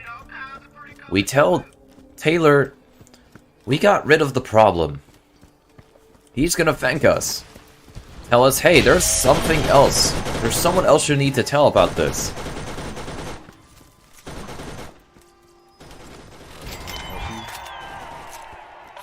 I need to save quit again. But I get that notification, hey, you can't save quit here. So I've been thinking about maybe not save quitting here. Would be faster.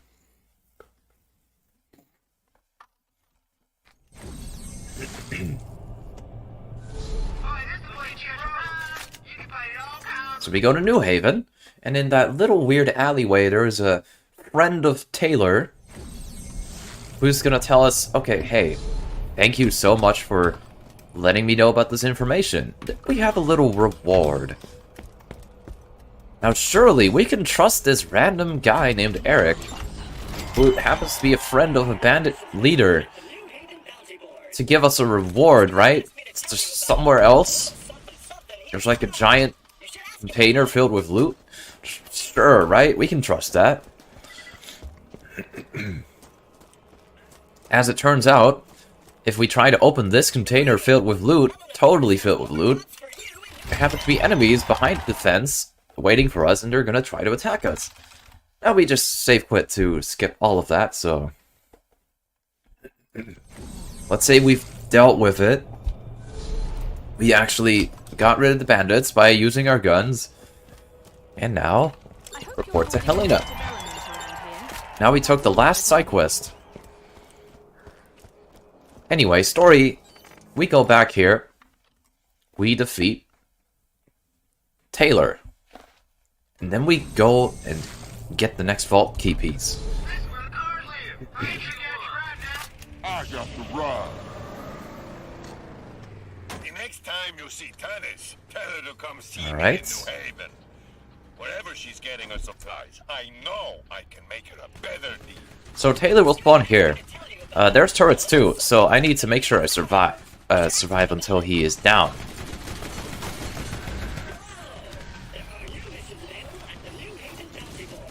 Unfortunately, I did not, so I'm gonna save quit.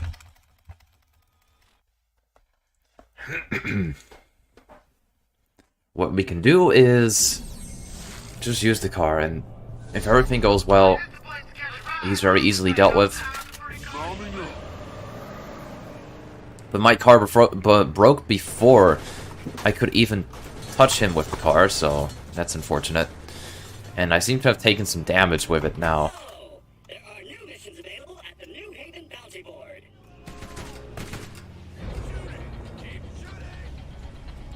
Okay, attempt number 2.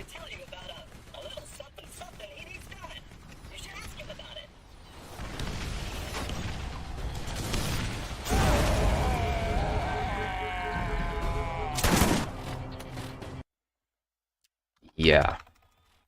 Usually it goes fine, but it's not easy. You have to make sure you're not getting hit by things. Everything.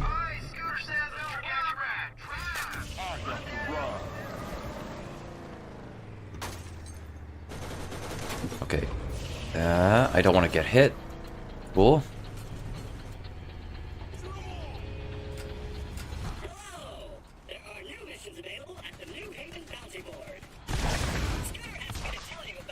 Now, for some reason, the turrets did not spawn, which is weird. And now we actually managed to do it. Cool.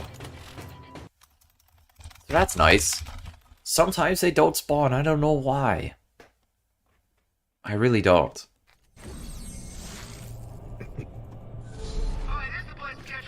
Wonderful. Now, do your best to prepare yourself for what's ahead. I'll contact you again soon. So we got rid of Taylor. Now there's nothing holding us back from getting to the next area, which happens to have the last vault key piece. Or the third out of 4.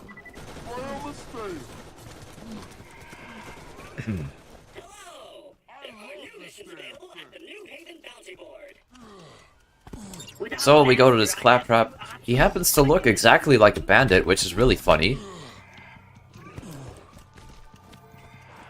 He's very grumpy that we got rid of Taylor and Janus and whatever. So, he's gonna let us in. He's just not happy about it. It might seem insurmountable, but you can do this. You will prevail. And with that, we are on to the next major boss. Got level 26, so I will just get some extra shield thing. My shield is low capacity, so I might need a better one. There we go, there's a better one. It is not yet time to rest. Much depends on your actions moving forward. This last challenge. I still need a better grenade mod. Oh shoot. I just realized that. I need a better grenade. I don't have it.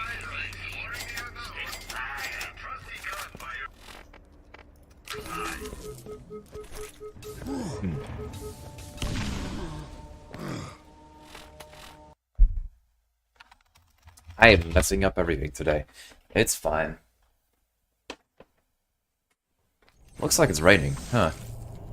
Anyway, so there's a major boss we need to kill. Kinda like Skagzilla.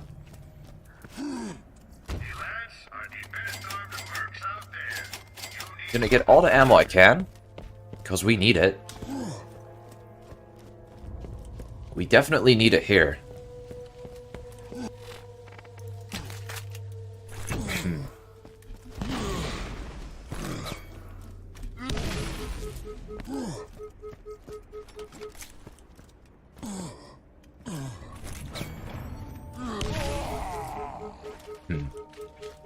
There we go. Whoa, hello. That was a jump scare. He has a ranged attack and he just tried to hit me with it.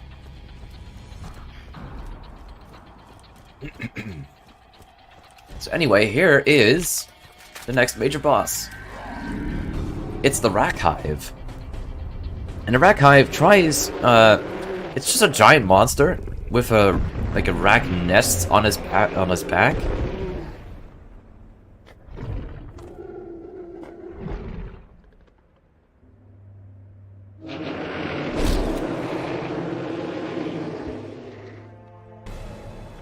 Anyway, there we go.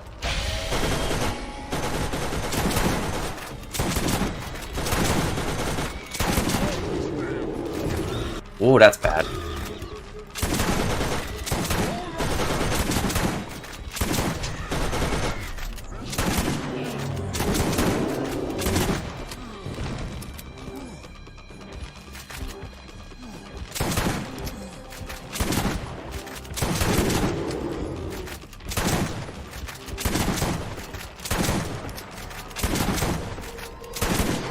We have to deal with these. They can dish out a ton of damage if I don't do that.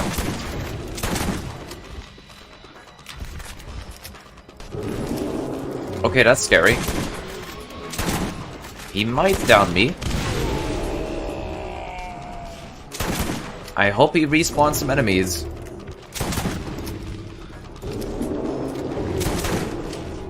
Oh, he's trying to stomp me. Yeah. Normally this doesn't happen, but... Alright. Wait, respawn here? Why didn't I get the respawn? Okay. This is unfortunately a very cursed run because a lot of things seem to have just been going wrong.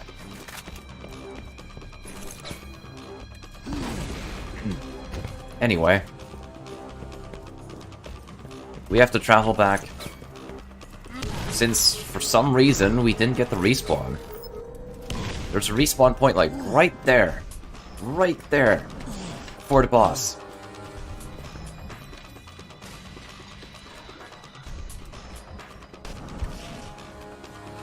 There's two of them! Well, what can I expect from this? This run is blessed and cursed.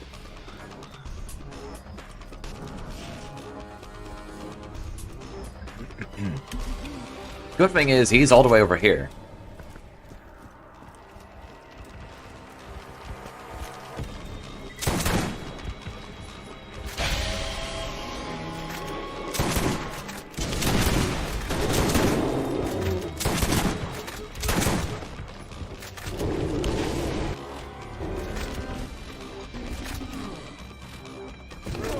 Where was my healing?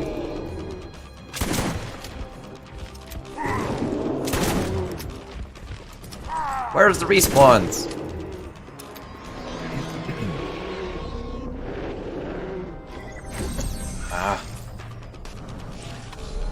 This is... Truly, this just doesn't happen like this.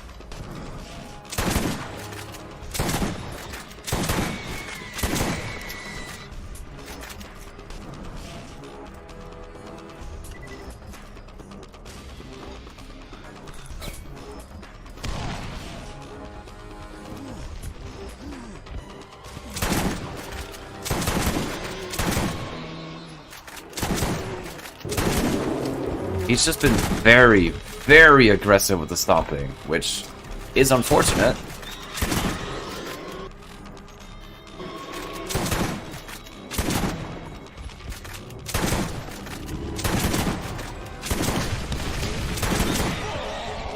I lost my gun. Oh, okay.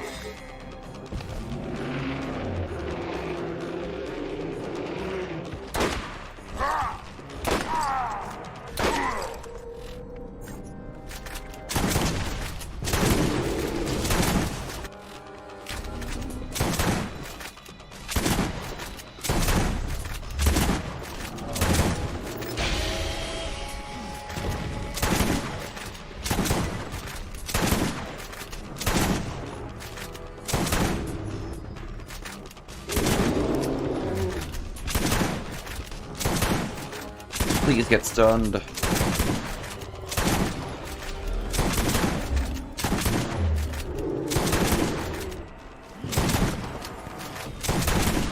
Finally. The worst part is we have to defeat him again. I think.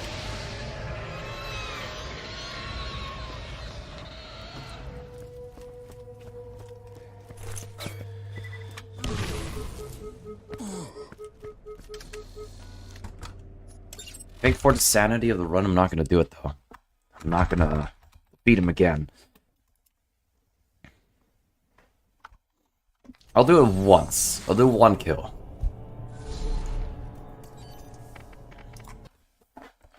I think I can live with only one kill.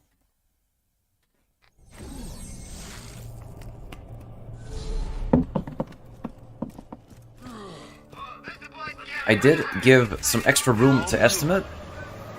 Should things go wrong, but so far, a lot more things have gone wrong, so...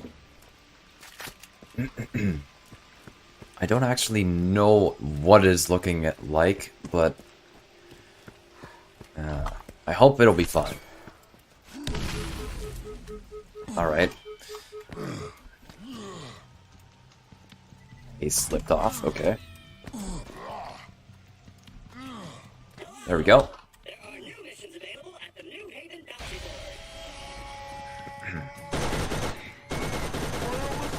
So first we have to turn in this quest, the story quest, where Tannis congratulates us for getting the free key pieces. Now she tells us there might be someone who has a fourth one. So what we do now is we farm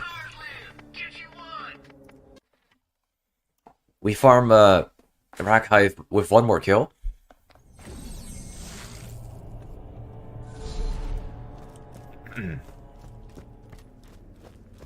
Alright, there we go.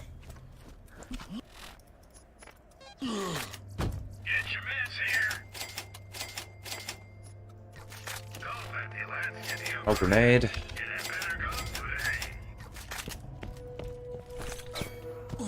I think we can roll without it. I think we don't need that extra grenade.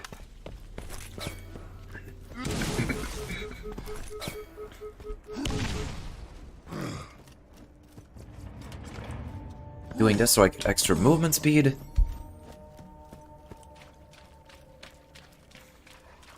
That should hopefully speed things up.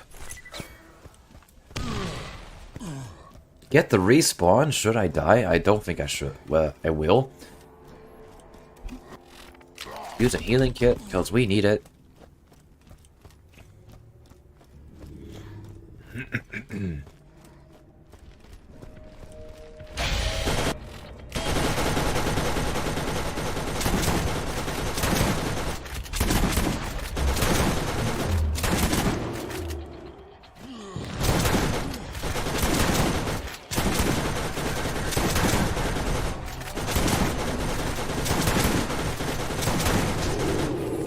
Oh, the timing on that one.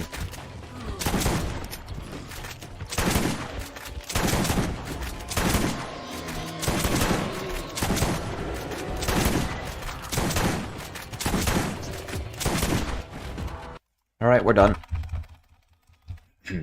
I think for Blitz, because the final phase, like the end game is so easy, I could roll one level lower.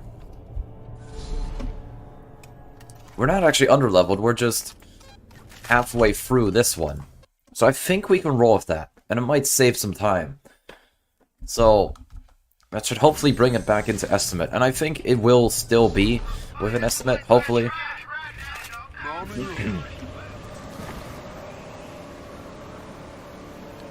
But that was indeed some unfortunate, very unfortunate circumstances, but I am glad that Skagzilla went well.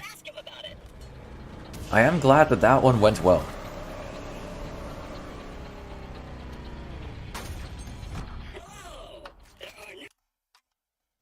Right, so Old Haven, very scary.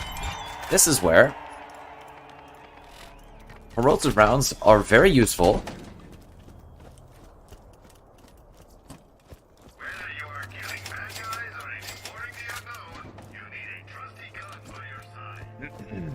So, we have a turret. There are a bunch of Crimson Lance here, and they are basically hired bandits.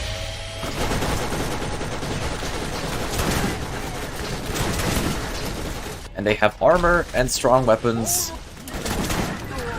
Now, obviously, the armor is very dangerous, but corrosive deals with them quickly. I hide behind here because I do not want to be hit by turrets. We have to wait for the claptrap to escape, turn in the quest, and then we're done. Wow, you're not dead. And that's it. That map is chaos, especially if you have to do all the quests. Crazy map, just filled with enemies everywhere. So anyway, we got rid of that. We saved the claptrap. He's going to open this gate for us, which will let us to Baron Flint, who happens to have... Oh, by the way, macaroni hat. was an employee of mine, but I fired him for gross incompetence. There we go. When he left, he stole a fragment from me and punched my dog, which was the fourth and final part of the key. Here. So he has the fourth part of the key. We just have to get to him first. And unlike the other categories in Borderlands, we actually defeat him normally with the sledge shotgun instead of either using birds or knocking him off of the mining rig, which usually one-shots him. There he is, our man. Oh. He's very, threatening. He's kind of threatening us right now. But anyway, we have to defeat 4 cars before we get to him. And so, you just have to get rid of these.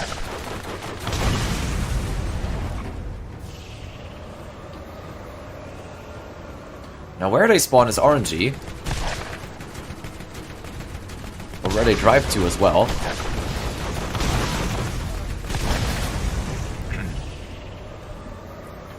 But you can see them on the compass with a red diamond shape.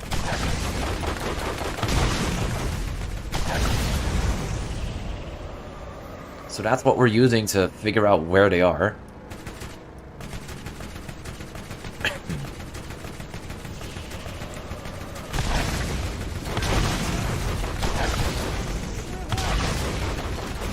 Unlike everything that has happened in this run so far, that was good car NG. Good car RNG.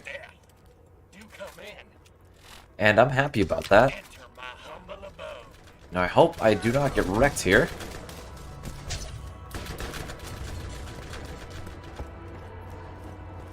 And there we go.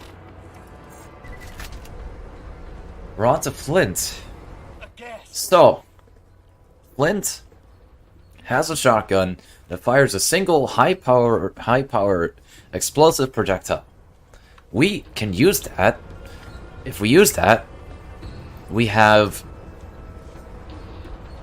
with our skill, a shotgun that fires 6 high-power projectiles per shot. And the coolest part about this weapon is it has high fire rate, high damage, and burst fire. And with the burst fire, the DPS we get... Oh. Well, anyway, alright, I failed that, I guess.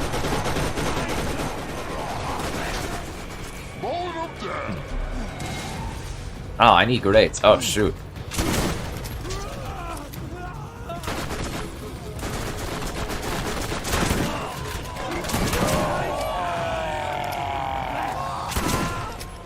Normally, you're supposed to fight all these enemies. What just got... Oh. Please?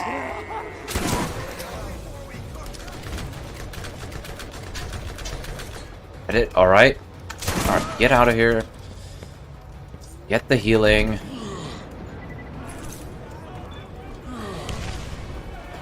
Thank you.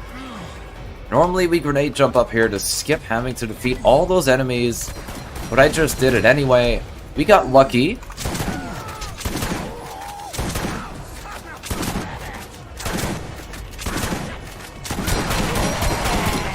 Or not. Oh, no.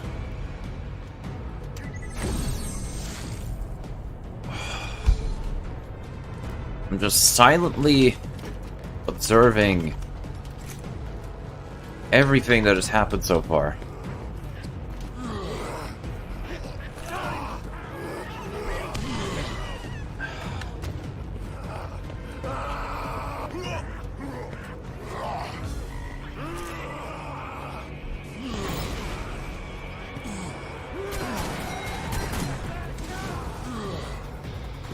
Alright, where is he? Where is he?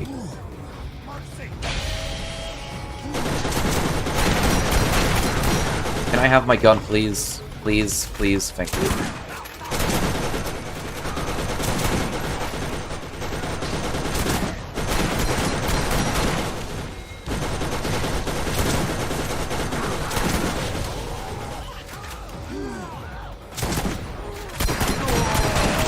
We're fine.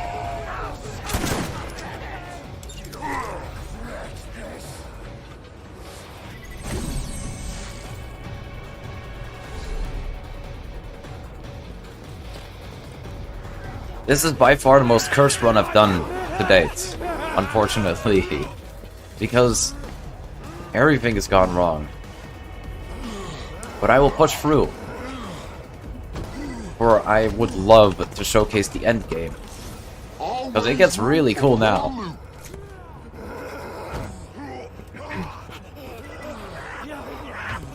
Should we get too far over estimate, however, just let me know. Because I'm running my own timer and I'm seeing it's not looking good.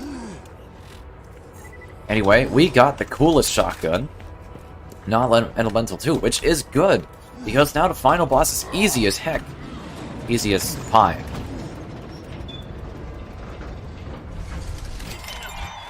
And with that, we find out Tannis lied to us. There's not actually a 4th vault key. She's the antagonist. She doesn't talk that much.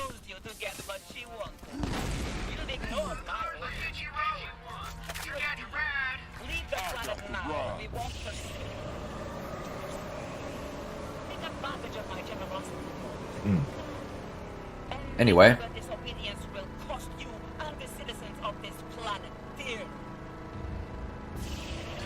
Normally what I would be doing in any other category is using these corrosive grenades. A trick with corrosive grenades. But the cool thing is, with Blitz, this mini-boss we're about to fight is very, very easy.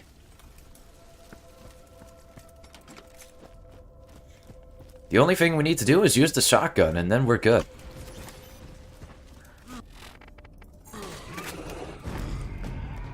Seeing as... okay, we're just gonna use Macaroni Man.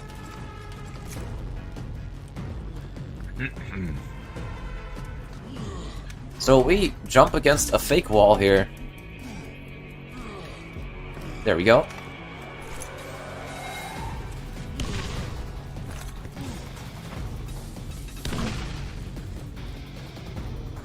Now we move over here. I'm always going to check these because there could be something cool inside.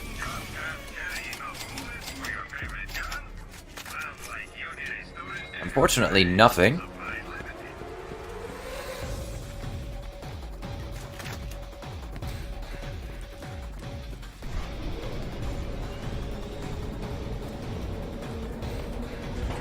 So there's Steel. She led us into a trap here. She's kind of glitched right now. Anyway. So we have an explosive bouncing Betty, but what we can do is we can equip a corrosive grenade, make it a corrosive.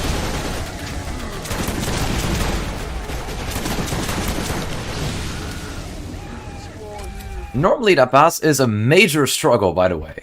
Like, for other characters that one's a major struggle, but for Blitz it's a piece of cake.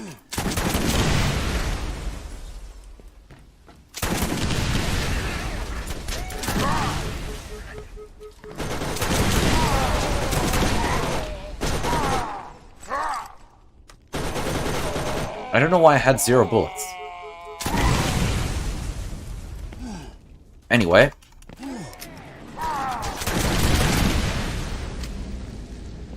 We're just gonna run through here.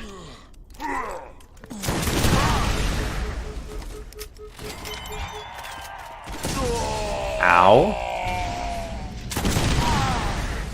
That just dealt all of my health and damage.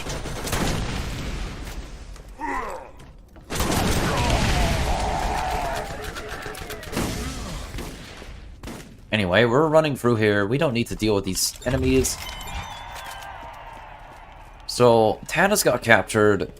Steel, the antagonist, wants to get the vault key and activate the vault. We don't want that to happen, obviously. So, we're gonna stop Steel. We're gonna help Tannis. Why does he have a stinger?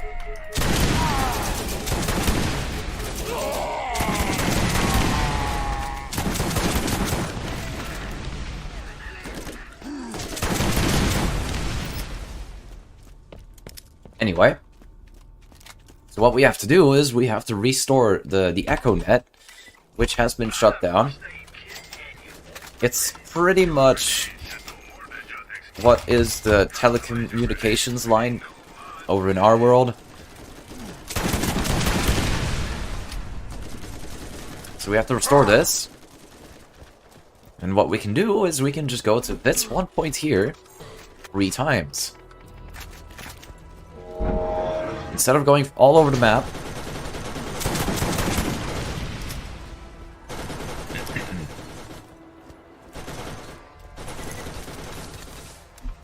gonna do a grenade jump here. I made a mistake there by damaging myself a little. Actually, we're fine. We're fine. We're fine. We're totally fine. So now we just do this 2 more times.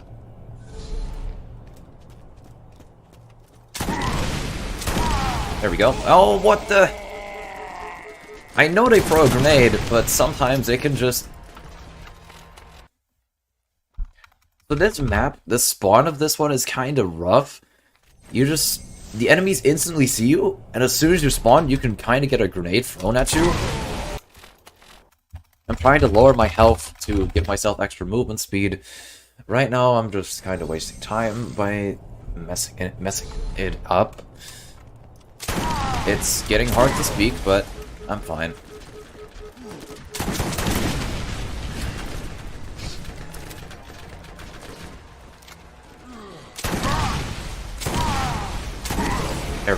There we go.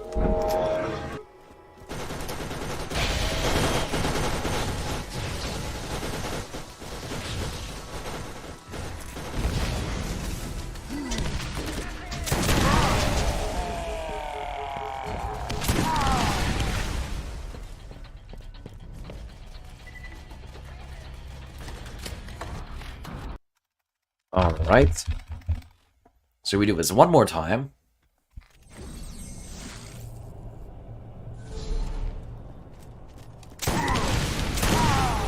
Alright, that's good. That's not good.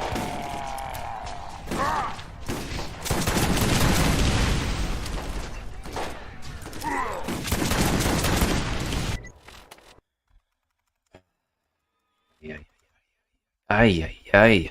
It is getting harder to speak, but I'm trying my best.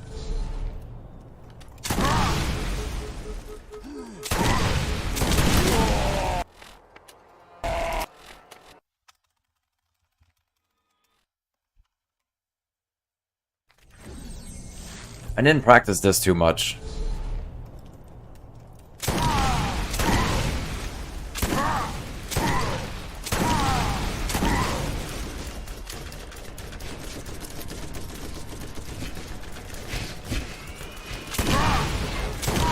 There we go.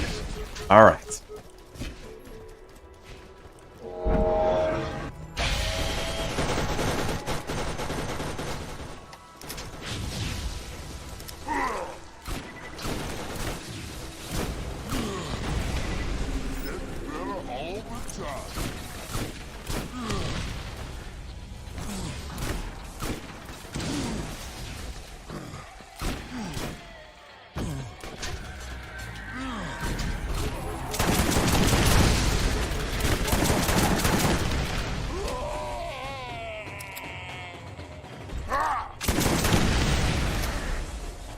Alright.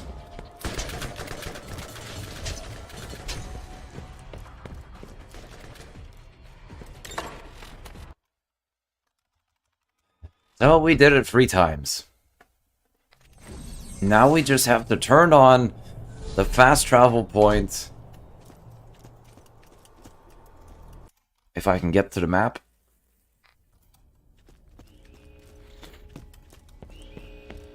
And after we turn it on, we got the telecommunications, and then we can finally face off against the final boss.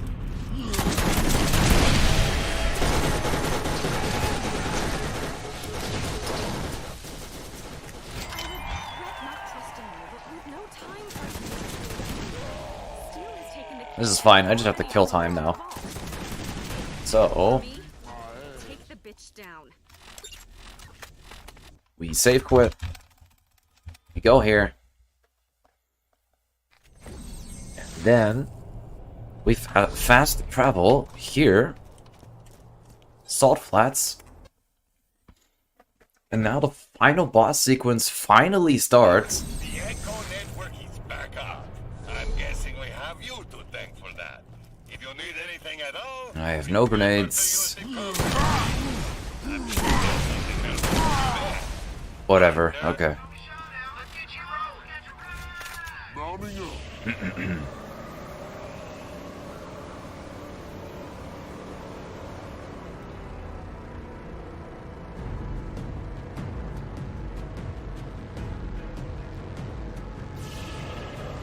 There is no time left. You must reach the vault by any means necessary. We will not get another opportunity in this lifetime. Alright, perfect. Perfecto. Very good.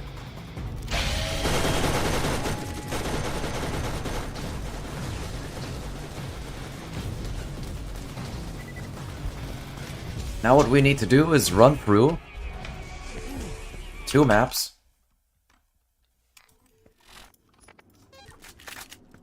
The hourglass is on the last few grains of sand. You must. We're going into the Iridian Ruins, and the Iridian Guardians are pretty much the ones protecting the vault.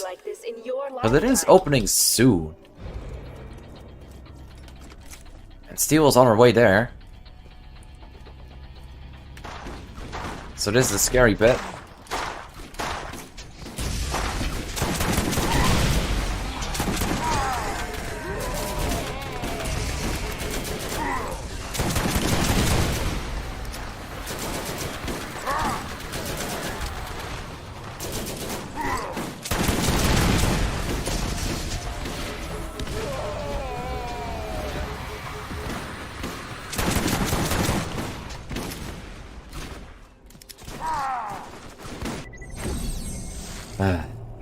I was supposed to expect this, really. The enemies are just, really rough today.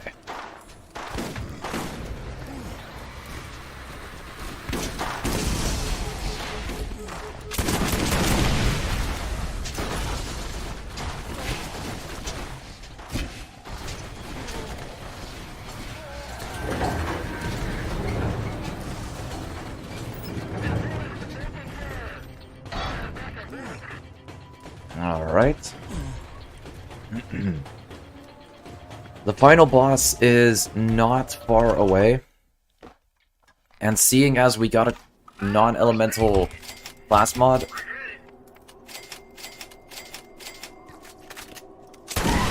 it should be pretty easy to deal with. Sorry, did I say class mod? I meant shotgun.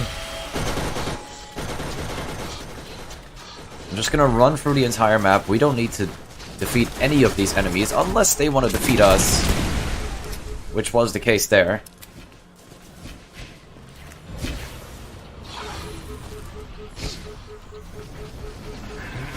Alright.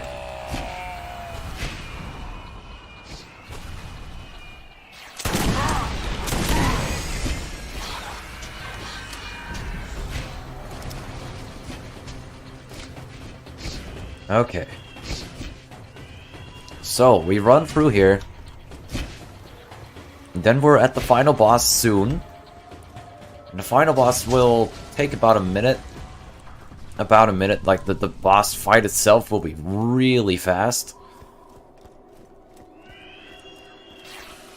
But there's a cutscene before it, so, you know, Macaroni Man. So we're almost done. Should be less than a minute of walking and about a minute of the boss itself. What am I being hit by? This is it. The reason you're here.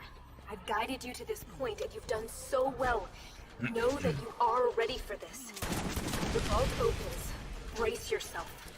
I believe in you. You can do this. I'm not taking any chances here. And final boss. So, only about a minute and 30 seconds maximum before it runs over. There's the macaroni cutscene.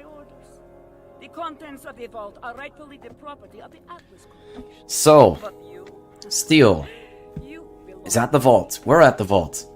We're at gunpoint. She's gonna activate the vault. But she doesn't know that what's inside is actually a hideous monster.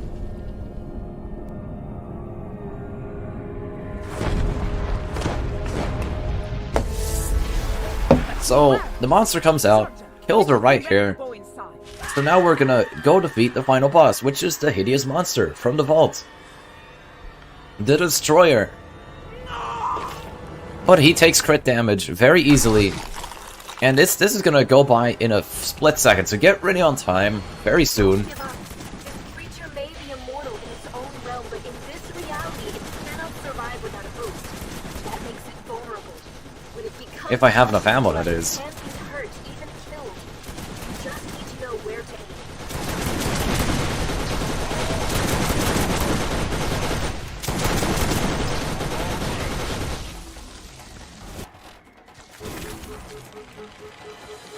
Oh, no, no, no, don't do this. Don't do this to me. No, where did it go?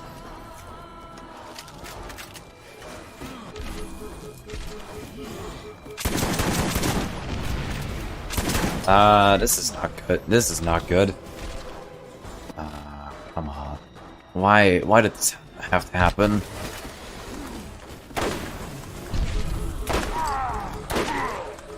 I can't believe I messed everything up. Even this part.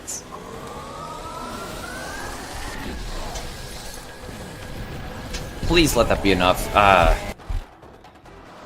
I'm gonna mercy kill it. I'm sorry. I didn't have enough ammo to defeat the final boss. I don't want to try again. That would take too long. I'd have to walk through the entire map again and everything. I wish I could show a better run. Messed up a lot of things. Normally it's a lot quicker than this. But I hope you like this anyway. If you want to give mods a try, you can totally do that. And I would definitely recommend playing as Blitz if you've played Borderlands before. For now, all that would happen is you defeat the boss, final cutscene, runs over, and that's it. So, I'll be here tonight for hosting. I hope you enjoyed the run, and this is me signing off. Thanks, Oogie, for the run. Very sorry that the event very unfortunate. But, It's okay. That's just what sometimes happens when you speedrun Borderlands games. Yeah. I can very much relate to the fact when everything possible or that feeling. So, but it was still, I liked it. It was a cool showcase of a modded character. I didn't even know that works. But yeah, thanks for the run. Really appreciate that. We'll be heading into a quick intermission, and when we come, Pokemon glitchless action. So if you want to see that, please.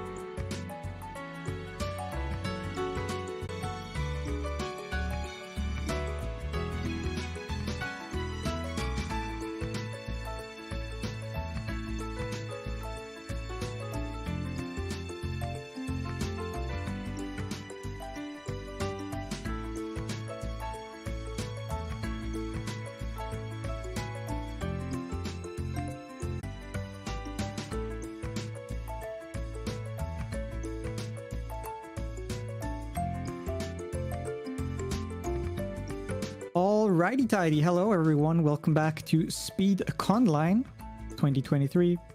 We're still raising money for Save the Children. If you want to donate, you can find the link for that below the stream or in chat by typing !donate. Normally I would say we're current for the next run, but the next run is already set up. So we will be jumping right into our next run, which will be Pokemon Red Glitchless by L Revolver 385.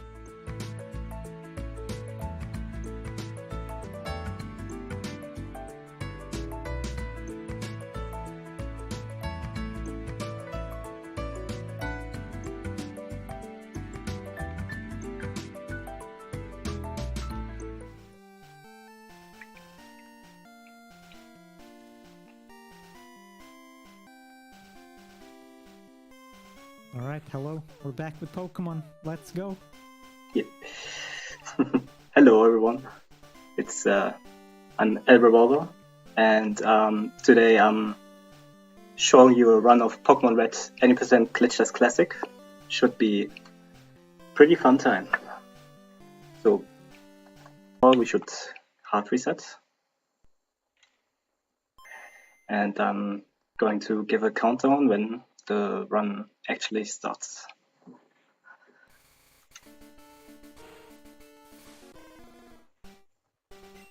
Two, 1, go. So this is Red 80% Glitchless Classic, which is a pretty RNG heavy category because in comparison to normal glitchless, this run bans RNG manipulation, which is a big part of Pokemon speedrunning actually. So we have to deal with everything the game throws at us, and because the first rival fight is can be pretty hard sometimes actually, we get an extra potion so we can easily finish it off. Yep. Even before this run started, I chose a special palette that lets me see through dark caves because it's Pokemon Red. And of course, we're gonna start with the only good starter here in Squirtle, which is used primarily to just defeat Brock easily. And yep, before Nidoran male. So here we go.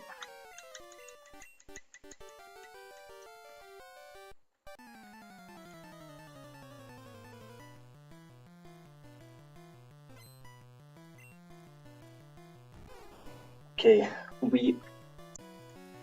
because it just delays this battle so long, but it seems good.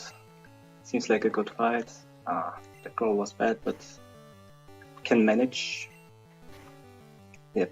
So because we're not going to use any RNG manipulations. We have to find the old-fashioned way. Just looking for it in the grass. It has a run is 30%. There's a 30% chance to counter it, and we will use the technique that I explain when we get there to make it easier to find.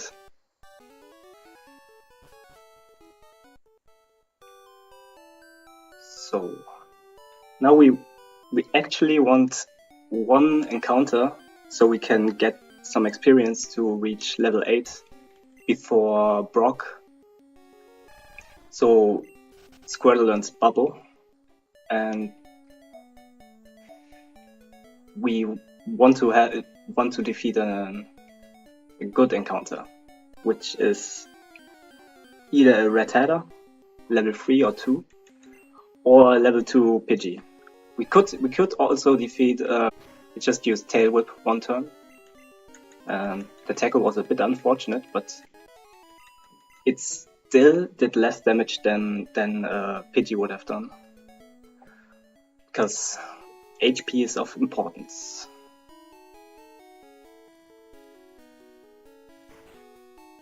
So first let's fetch quests, bringing back the parcel.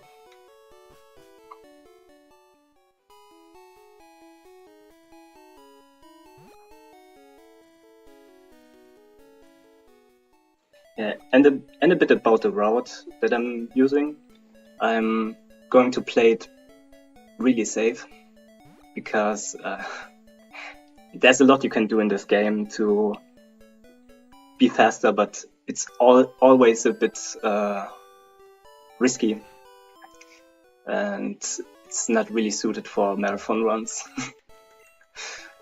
But maybe we will see some good high-level strats here.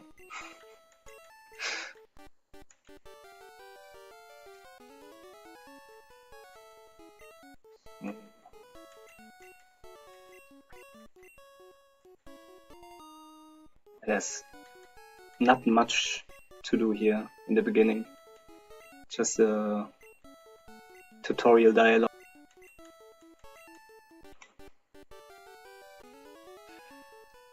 So,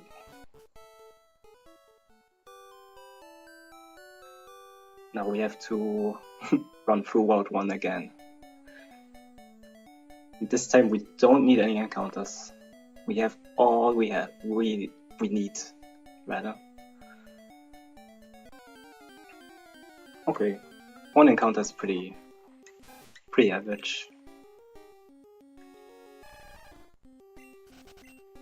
So,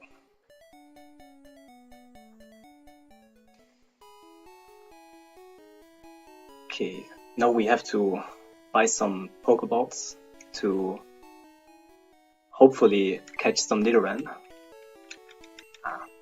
Wanted to buy it less, but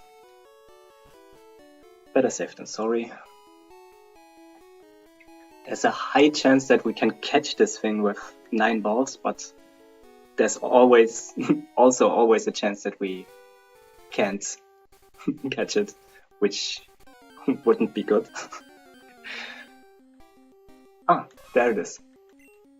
But it's the wrong one, because it's too low level. So what I'm doing right here is I manipulated a little bit the RNG. Already it's called Disa manipulation, and the way it works is oh, nice miss. The way it works is when you encounter a Pokemon, you can approximate where the RNG currently is in the encounter table, and because I encountered a level 2 Nidoran, I knew that when I search for 2 seconds and then wait for 3 and then search for 3, I have a high chance to encounter a Nidoran we need, which flawlessly worked. I'm actually surprised. Here, a fun trick. Swag potion you can turn while picking up some items. Doesn't save time, but it looks cool. Okay, next up is the Viridian Forest, where we will take a really specific path to get through, because developers somehow managed to put in some tiles that can't spawn encounters. Like right here on the right side, there can't be any encounters. If you look closely, you can see that these tiles have a flower pattern in their right corner, lower right corner, which shows that. So the next battle is a little bit tricky, because there's an encounter. the perfect spot for an encounter actually, because if you get out of battle, like, not like that, but like that, and buffer A, you can pick up that potion without getting a jingle, which saves like 3 seconds. So, if there's an encounter, that's the place where you want it. I want to see poison stings, because they do a lot of damage, and because Squirtle isn't quite strong enough, we tail whip it a little bit to make decent damage. And hopefully, we can take it down. And there's so much to talk about with this game. Because I crit, that made the tackle make less damage. That's why, I mean, sometimes pretty annoying. Because crits are supposed to be a good thing, and sometimes they just aren't. So, now we come to everyone's favorite gym leader, Brock. There is a chance to lose this fight. Wait, I have to swap the Nidoran to front to train it, so that it levels up to level 8 after this fight, and gets Horn Attack, which is a pretty strong attack for early game, which will be very useful in the section after that. But what I was saying, Brock can be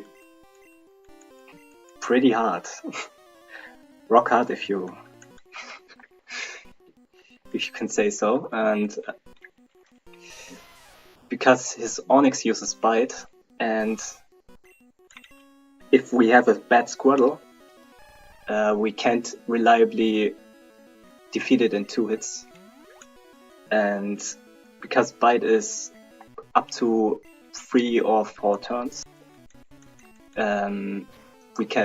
we have the chance that if it uses Bite as we use the first bubble, it can just survive and retaliate and one-shot us, which you don't want to.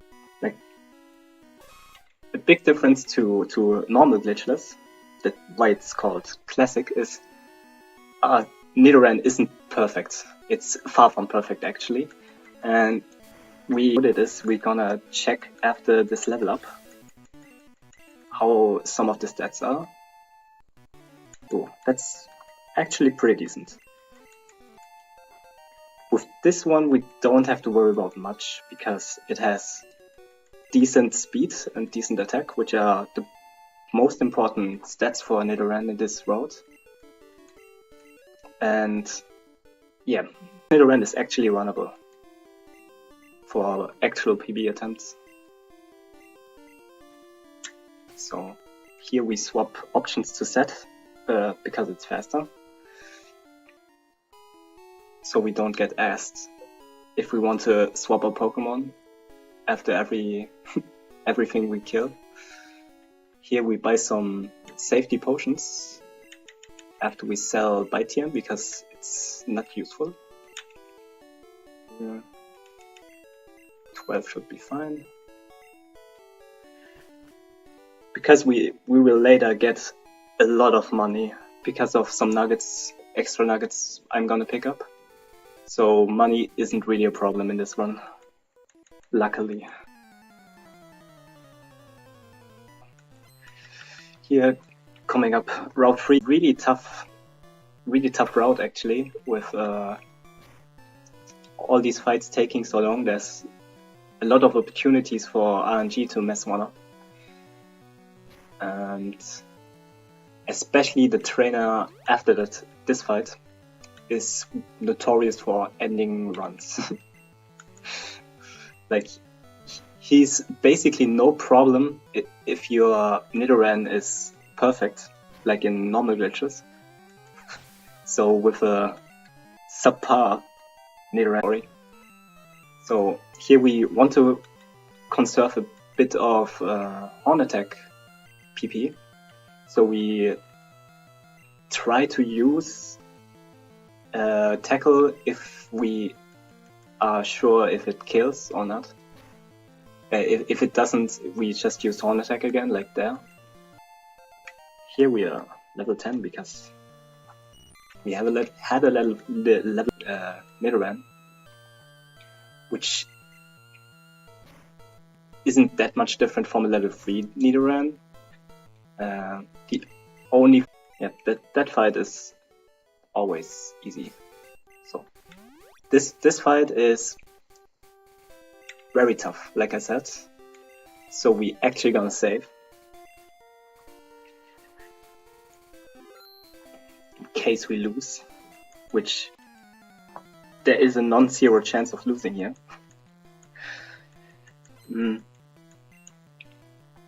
What I missed to say is Gen 1 is pretty bugged in many ways. Shocking. But there is one which is called the best. Every odd-numbered badge in this game gives your Pokemon a boost in one of your stats. And Brock, being the first gym, gives you a boost in strength. 12.5% boost, to be exact. And every time our stats are modified, the badge boosts are reapplied. Which means that if we get hit by String Shot, we do more damage. Which is a pretty funny interaction. And like you saw there, Ekans can rap. And rap in Gen 1 is one of the most annoying moves ever.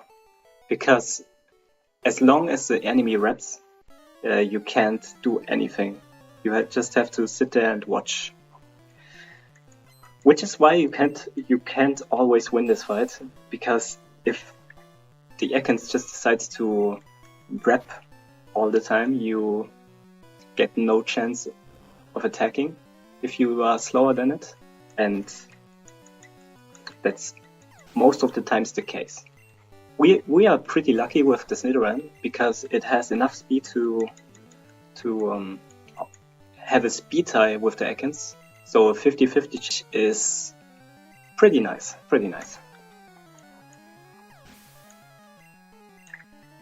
Yep, like we saw there, change. Positive and negative. So we actually want to see some crits here against the Metapods and Kakunas to do decent damage.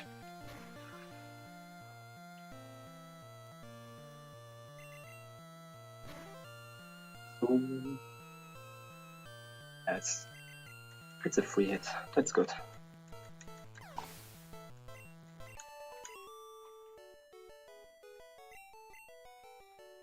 There's much going on in this fight, nothing really different to the fights before that.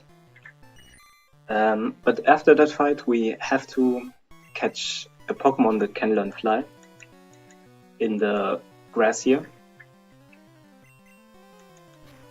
Which isn't a problem usually, but there is a chance to encounter Jigglypuff, which is, I believe, 10% or so. So let's hope we don't find Jigglypuffs.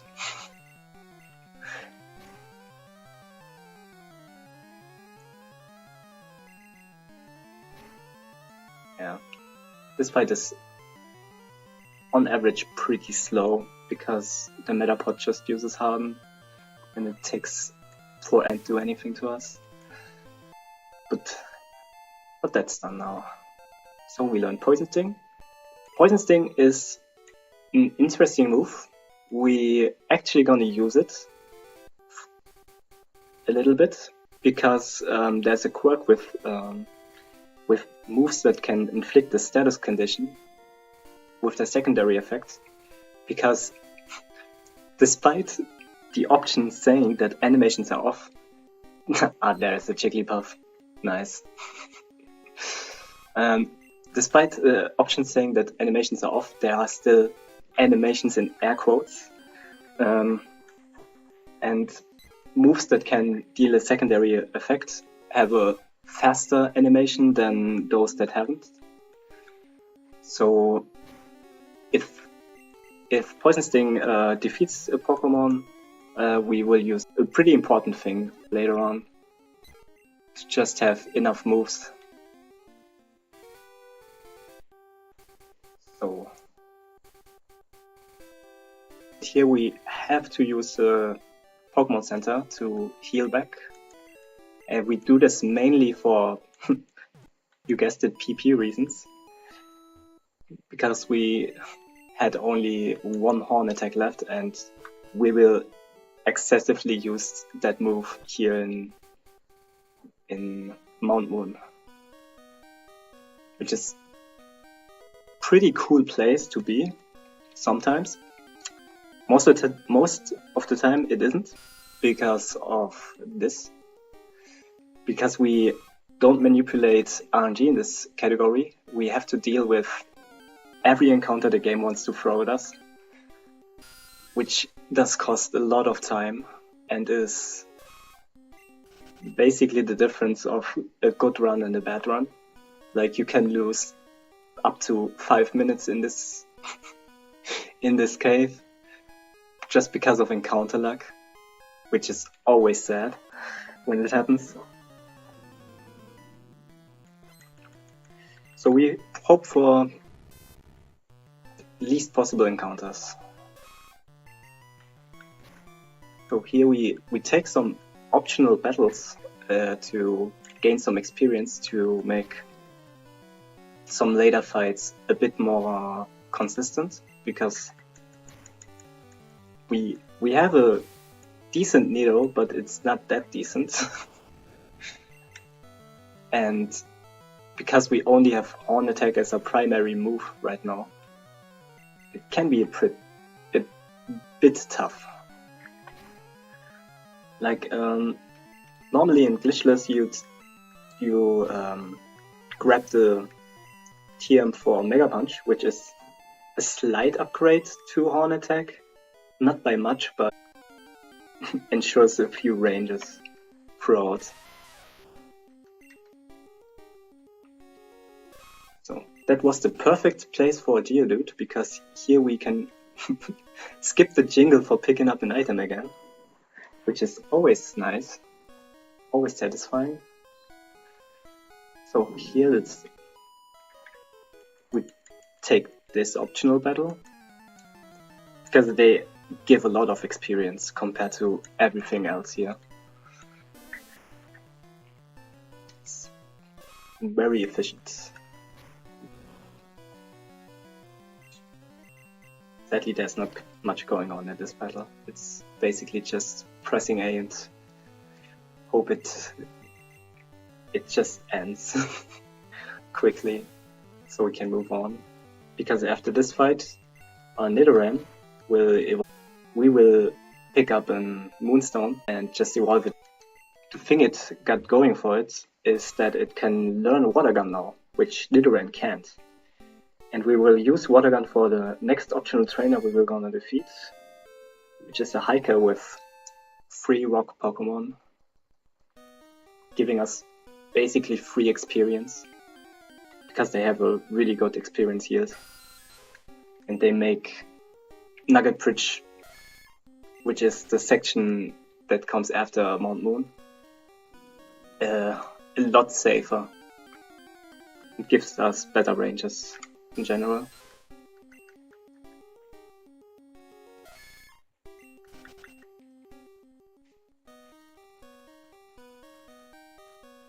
Okay, here we teach Water Gun in a place of Leer, because we won't need it anymore.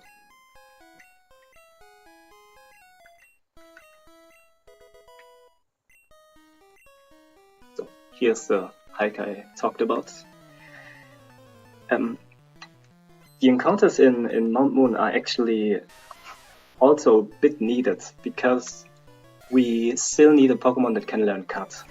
And because we only have to find either an Paris here in Mount Moon, or we have to later look for an oddish, which is always miserable, and we just hope to find Paris. That is the best outcome. In this floor it's 5%, there's a 5% chance to appear. Here in this hallway it's 10%, so it's more likely. If we don't get unlucky, we should get in Paris, but like I said, it's not guaranteed. And here it's 15% actually. Like it gets higher the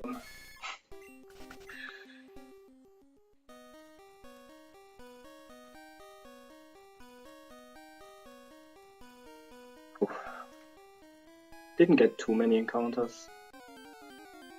Like, could have been more, but we take that.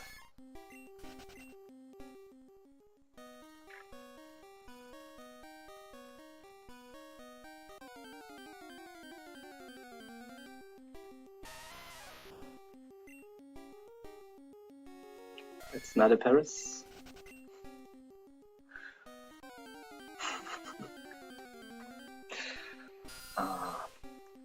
That's unlucky.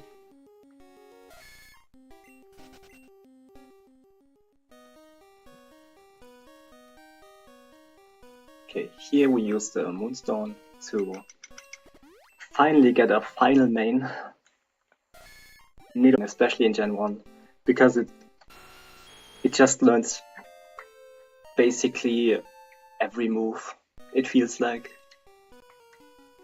It can learn, it gets a lot of coverage moves which we are going to run, and it can use Horn Drill, which I will come to when we get there, because it's really broken in this gen. So this fight usually isn't a problem, but it can be a problem because this Zubat can use Supersonic and confuse us. Or we can just crit it. And yeah, confusion is every turn you have a 50% chance to hit yourself. And it happens.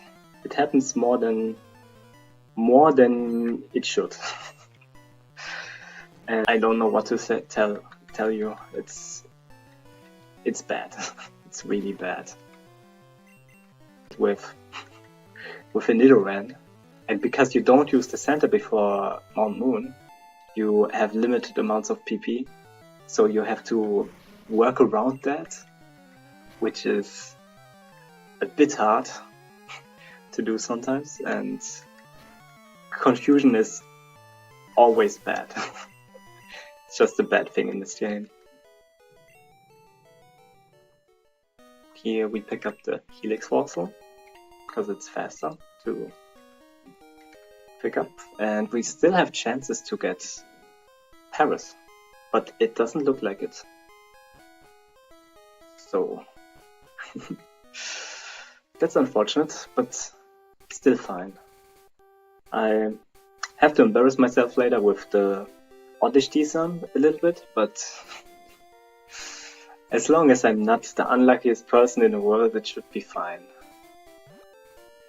So here we finally arrive here in Cerulean, which is home to second gym, which we will delay a little bit because Nidoking is a ground type, and yeah, with her water types, Misty is not really an option because we don't really have moves for it. Here just I took the center, not only to heal my Pokemon, but also to set it as a return point when I use Escape Rope later,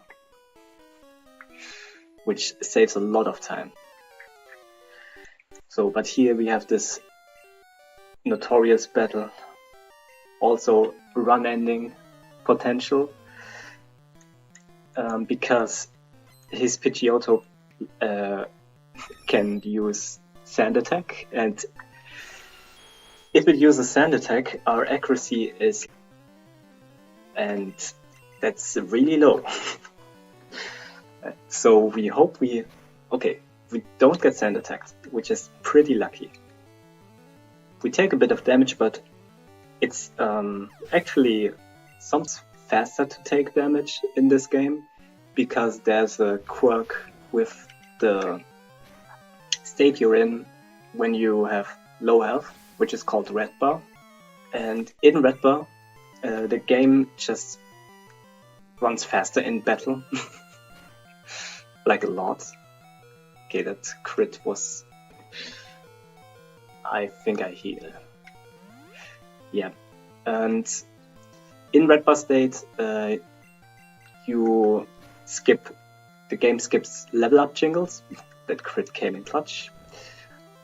And every text box is 1 frame faster, and it saves a lot of time. It saves around 1 or 2 seconds per Pokemon in battle, because it also skips the Pokemon cry. And we will actually use that later in the run. We will manipulate our HP to have Red Bar for as long as possible, and as long as it's safe. So, coming up is Nugget Bridge, which has a lot of trainer that we have to defeat, and not all of there's virtually nothing he can do except for tackle, which does pathetic damage, and this Weedle just is defeated in 1 hit, so it's not a problem, which is an advantage we gained from defeating the Hiker in Mount Moon, because we leveled up to level 20 earlier. So this fight is oof. Because this Pidgey is a range, it's not guaranteed to go down, and remember Sand Attack? Yep, it has it too. Good showcase, good showcase. Luckily it missed, because I mean, you could be confused a little bit, because status don't really have a accuracy lower than 100%, but the way Red handles status moves is that the enemy has an accuracy debuff of 25% every time it uses a status move. So it's a miss, and doesn't always have to mess you up. After this fight, we will gonna use the rare candies to level up to level 23 to learn Fresh, which will come in really handy, because every time we use it, it uses 1 PP ending.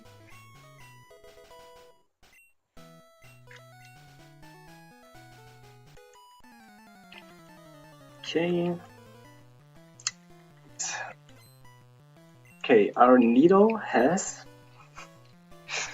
sadly 0 special, which in a normal run would be pretty bad, because there are some scary ranges that we have to worry about later.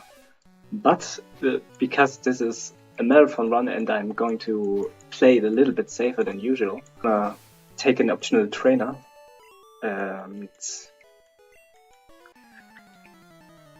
So there's nothing to worry about.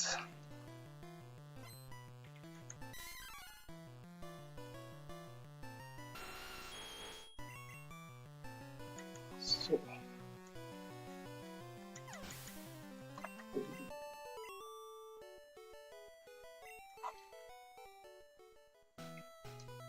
this is the end of Nugget Bridge.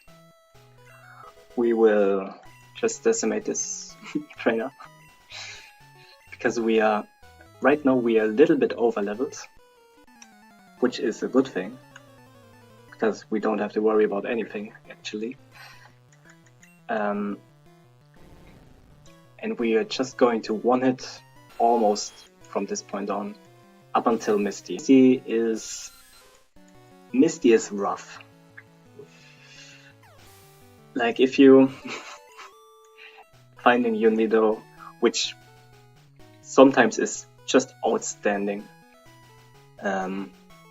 You get through Mount Moon with least possible encounters, and then you get to Misty, and Misty is basically hell. We're going to save for Misty, and because we have 0 special, which isn't a split stat in this game, it's both off. We will take the maximum amount of damage possible, which doesn't help, to say the least. But so it's not a big deal if she defeats us like once or twice. Do we have time for a quick donation? Yeah, sure. Awesome. Previous runner of Borderlands, Ugyu, saying, "Here are some good RNG blessings for Pokemon." Thank you very much for that donation, Ugyu. Yeah, thanks for the blessings. Yeah, back to Pokemon. Okay, this one is blessed, so there's no bad RNG happening from here on out.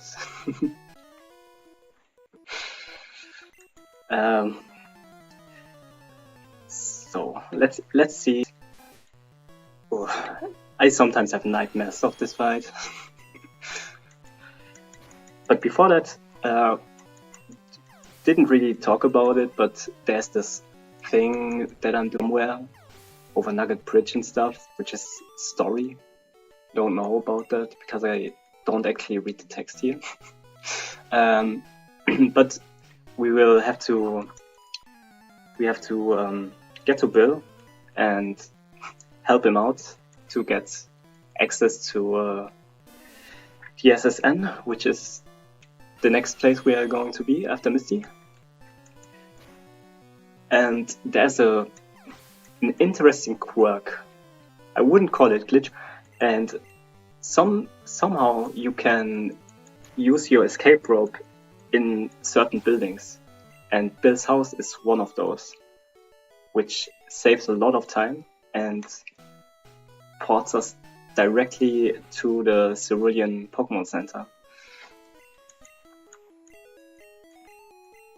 Which is nice. Which we're going to take because of Misty.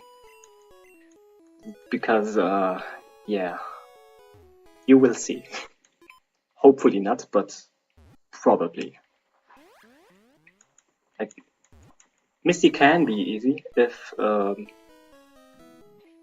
Nico outspeed a star me, but with our speed it's not the case. We have good speed, but it's not that good, and you have to have almost perfect speed for that, like 13 to 15 speed TVs, which is, yeah, unlikely, to say the least.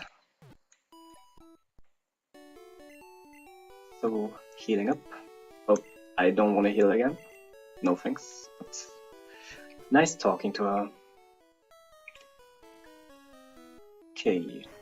But just before Misty, which shouldn't be a problem, there's a chance that it can be a problem, but it's very unlikely. And even if she poses a threat, we still have tons of potions. Like a lot. We have basically double the amount that you usually have at this point. Yep, she goes for pack. Because she can use... whoa, there was a Gen 1 miss.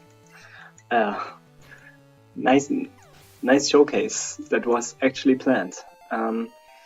In Gen 1 there's... I don't want to say glitch, because the feature in this game that every move that has 100 accuracy has a 1 in 256 chance to miss, which is almost half.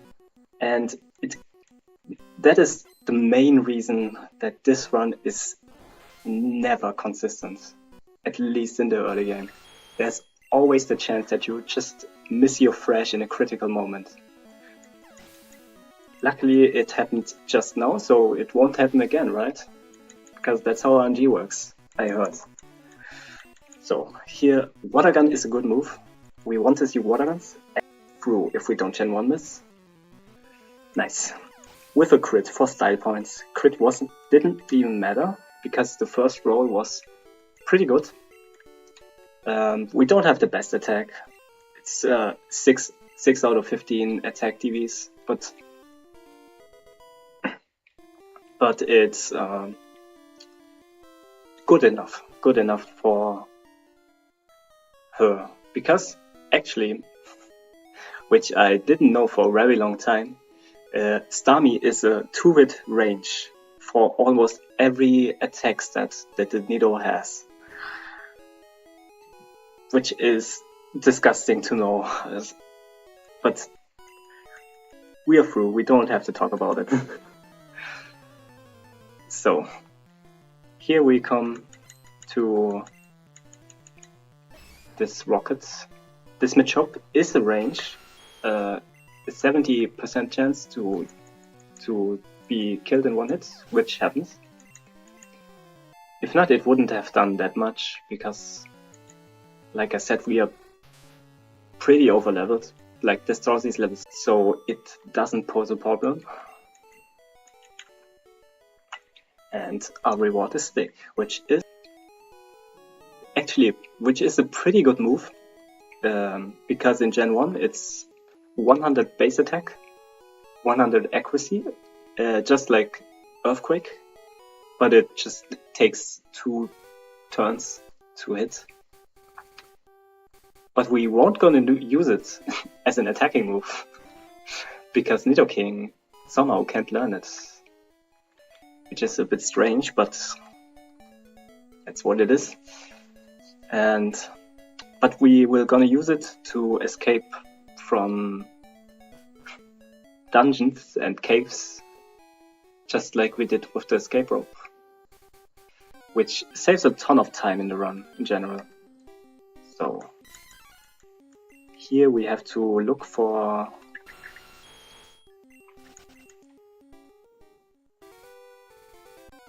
the Oddish, which is here, because I desummed for it, which is pretty hard here, because the encounter tables are pretty awkward for Oddish in this section, but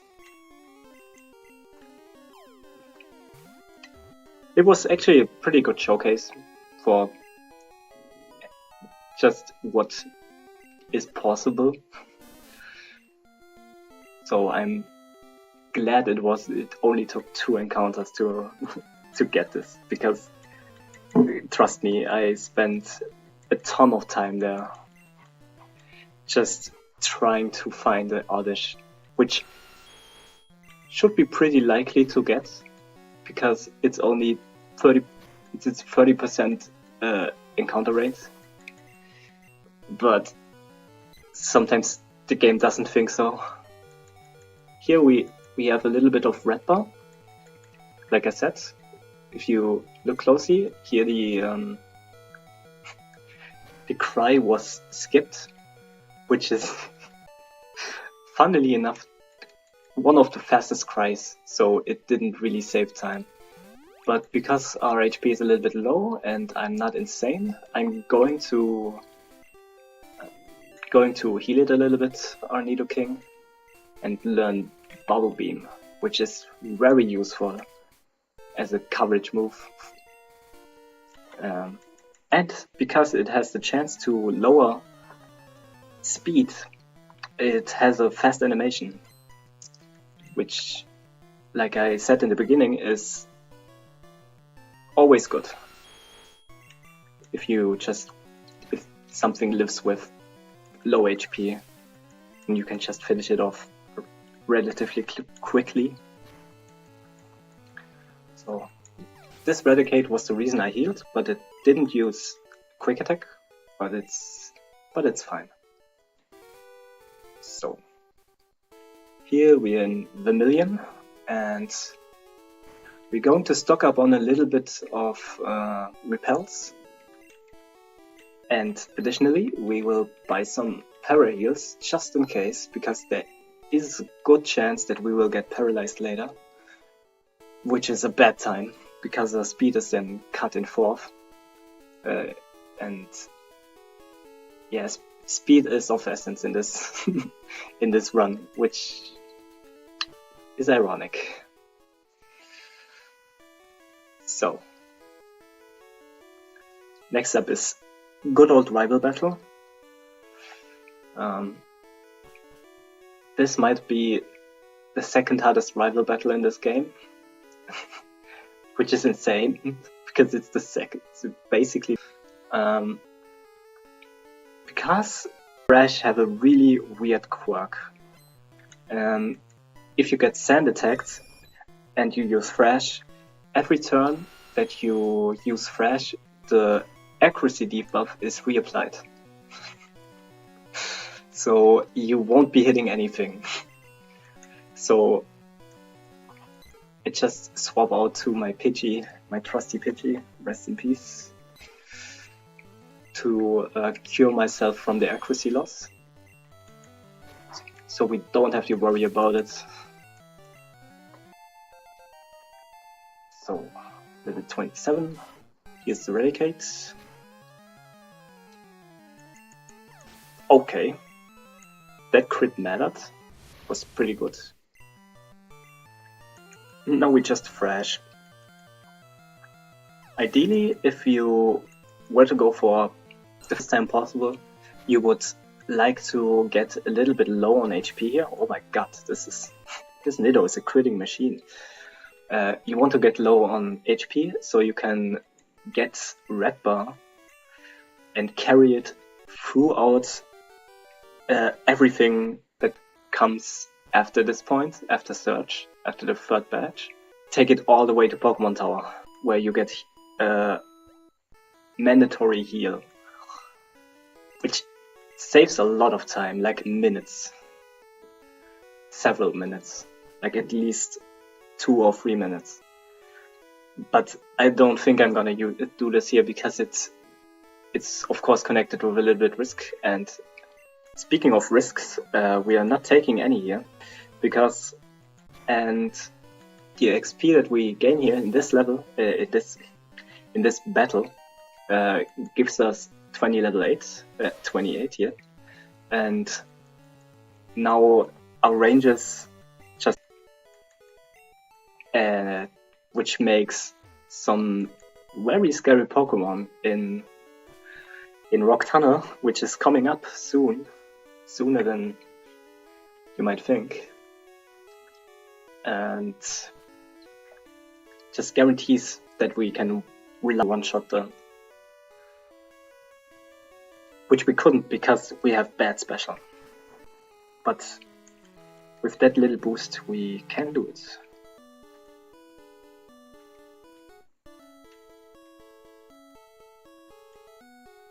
So bye bye, boat. Jim, there's a really annoying puzzle, which is just fitting. It's just fitting that it's a trash can puzzle because it is trash. It is pure utter trash. So here we do some menuing to learn cuts and teach Dick to the Squirtle. So, puzzle. There is a way to do this optimally, which I'm going to try. Okay, here's the switch. So now, what they were meant to do probably was that it's in one of the adjacent trash cans, but because coding is hard, especially in assembly, they somehow messed that up. And for example, where I found the first can, there was basically a 50-50 chance that it was in the can that I first checked and in the can in the upper left corner where it eventually was. And funnily enough, is the upper left corner can is always there's always a chance that the right can is there, which is frustrating to say the least.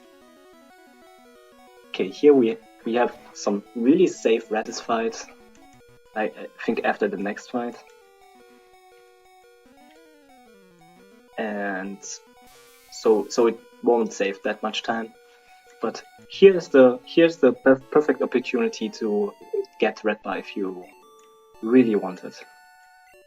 And there's always the chance to force it with by taking damage from Pokemon. Who would have thought? But I don't think I'm gonna do this, because it's always a little bit risky, because you can always get crit, or it's just annoying to have to deal with that. So here we have to listen to this old man talking about his lovely Rapidash for an hour. But we get a bike watch out of it, which is our purposes. Because it increases our movement speed by 2. The bike, not the voucher. But the voucher is exchanged here for the bike, which usually $4, which is a hefty amount. So here we learn Thunderbolt, which is another crit. It's really insane what this thing can learn. It amazes me every time. So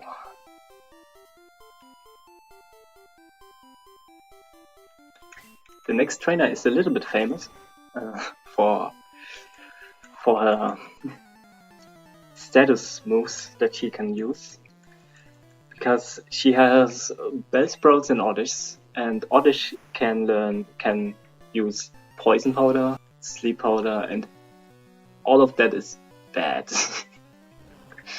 So what we just saw there, usually if you really want to go for the fastest through here, you would just use Thrash and hope that it hits 4 times, which is 50% after Thrash. So it's pretty likely to get through, but it's a little bit awkward sometimes if you just get trapped in Rap and paralysis and so. So here we actually have Red Bar here, which is amazing. It's fast.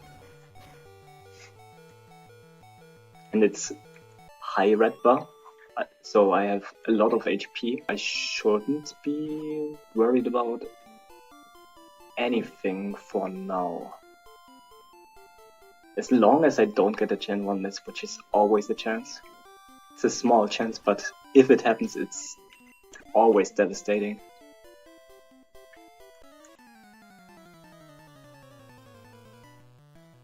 But in the worst case, I think I still have the full restore. Oh, that is a range? Okay, I didn't know that. Now it's bad. We should be able to do this in estimate, but it's rough. I didn't know that that was a range. That's probably has to do with me having, wow, Squirtle MVP. That has something to do with me having 0 special, which is pretty sad, but what can you do? Should be fine time-wise. Like, luckily I had this estimate pretty generous, so we will likely still be fine time-wise. But it's sad because now I have to, because we lost a little bit of money and we already used the repeller, so I'm gonna refill here. One repeller to get through Rock Tunnel. And we will see from there. But now we are going to have an easy time through Rock Tunnel, which is a positive thing. Oh man. But it wasn't that much of time loss. Maybe a minute or two.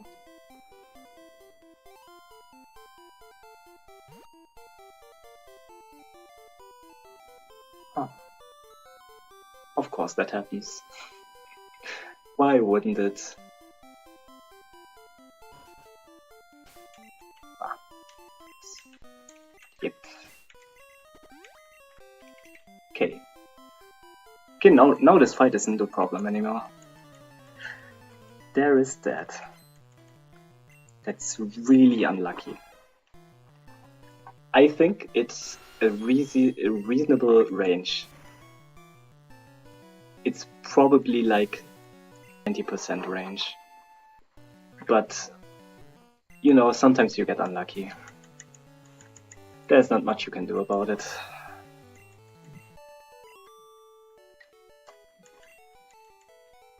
But we lost a lot of money. We lost like 6k. Which, like I said probably too many times, but it's fine. We would have gotten so much money. So it works out.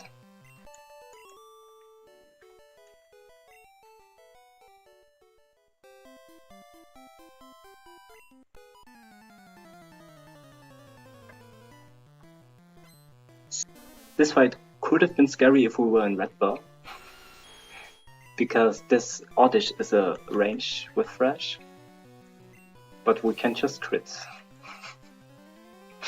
Oh man, this Cubone. The time that I remember dying to the Cubone was when I Gen 1 missed, or accidentally used Thunderbolt, but this is a first.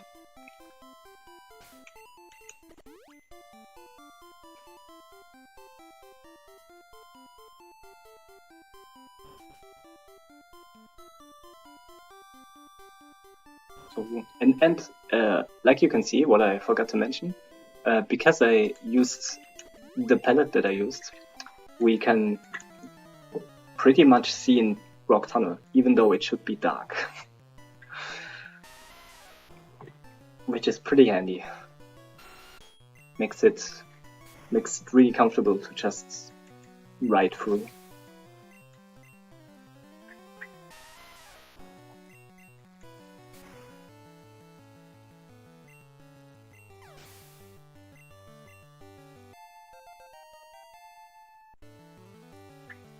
Okay.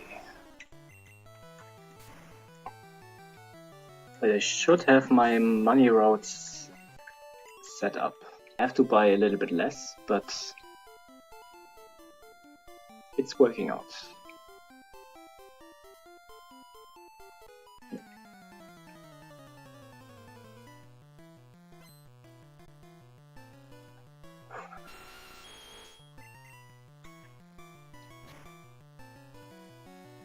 And this would have also been a tough spot with Red Bar, because she has a Pidgey, Quick Attack, which is always a little bit hard to adapt to, because you want Red Bar, and if you want to go for good times, you go for really deep Red Bar, so you have it as long as possible, and yeah. It's sometimes a little bit awkward, but luckily I just died, so one less worry. Here, this Growlithe can be a bit nasty, because it is a range also, and it can use Ember and it doesn't, but in that case, I would have had full restore still, so there wasn't really anything to worry about. Okay, in here we are going to collect some useful items, like our second nugget. And an elixir, which we will need. So, was one off on both.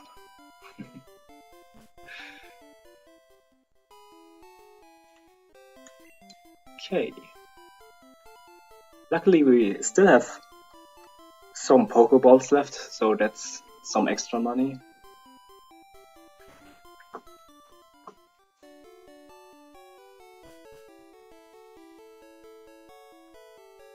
And here we sell first. We don't need the full restore anymore. Here buy 10 repels, 2 revives, just for safety, as we clearly need it, because this game is relentless sometimes. And on the roof we get a drink for the wardens, because they are thirsty.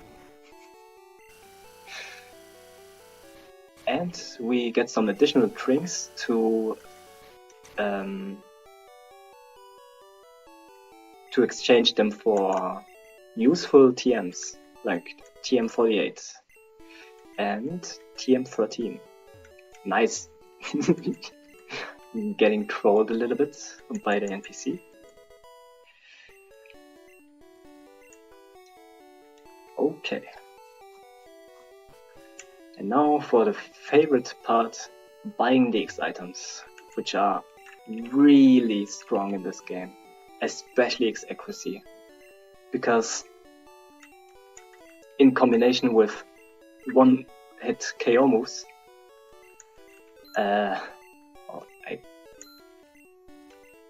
in combination with one-hit KO moves, you have an insta-win button, because X accuracy is, unlike in newer gens, instead of increasing our accuracy, it just makes every move hit,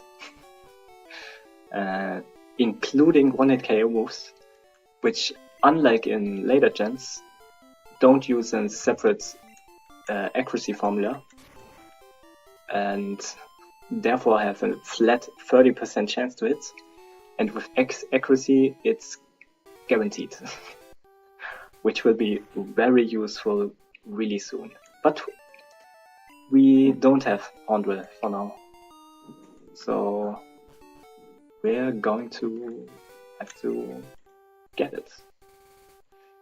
So, okay, was a little bit out of concepts.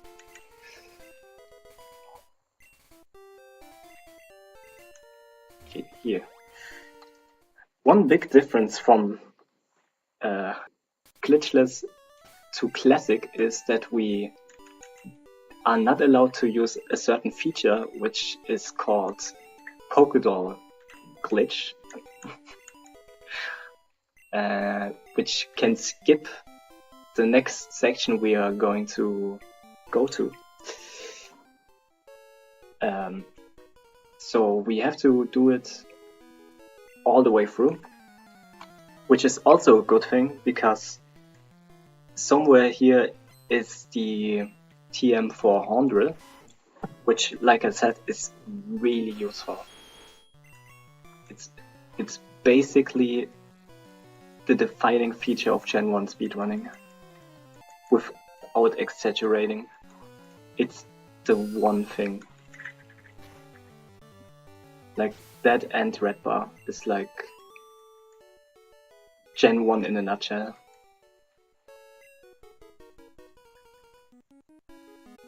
Push this really good hidden, well hidden switch to enter this dungeon with the best feature of this game. Here, these spinny tiles. They are so slow. It would be faster to just walk, but we got this.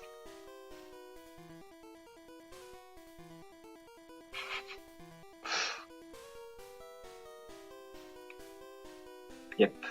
Skipping this section would save a lot of time. But we're not going to do that because we will not use any glitches. Not even those that aren't glitches. However that works.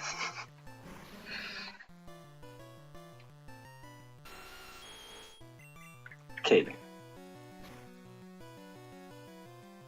Yeah, that's the downside of dying early in Rock Tunnel, because there's not really much that poses any kind of threat here in Rocket Hideout, because we are still overleveled. We are more overleveled than before, because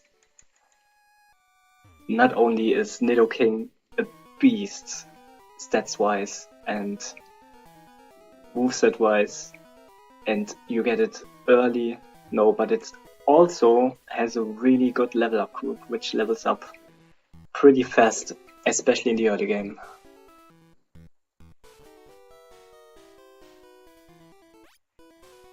So,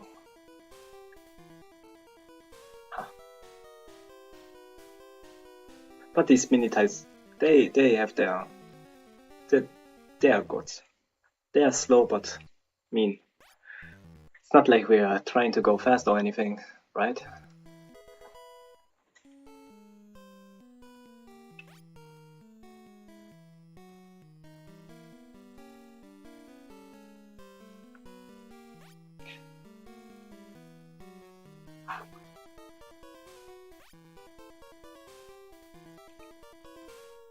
Yep, and after this next elevator ride that we will take, we are finally going to use our best move in Horn Drill, which is a fun time. Bring us at this right place to save some time and to make menus in general easier. So that one is special because I got the rare candy from the gentleman that we fought on SSN. Our menu is a little bit weird and unusual, so we swap our fresh water into and our rare candy so that it's a little bit normalized, so to say. Okay. In this fight we are going to use Hornrill, like I advertised, after this X accuracy. Because Arbok is next coming up and hard to kill it, but it's hard to kill in one hit. So Hornrill, like, it's basically the same as if you would just two-hit it turn-wise in the whole battle, but why would you give Arbok? So coming up level 33, which is a pretty good level for damage rounds, goes down in one hit, because the first actually a range, pretty close range, like 83%, but with that it was guaranteed. Here Giovanni, he has a really interesting style of battling, which we will maybe see. Block status effects, but why would you use status effects against this weak Pokemon? Okay, he used Haunt Attack. He tried to win, but he just can't do anything against this unit of a Nidoking.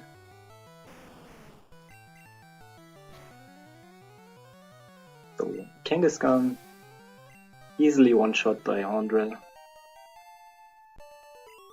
And another level up, which is insane.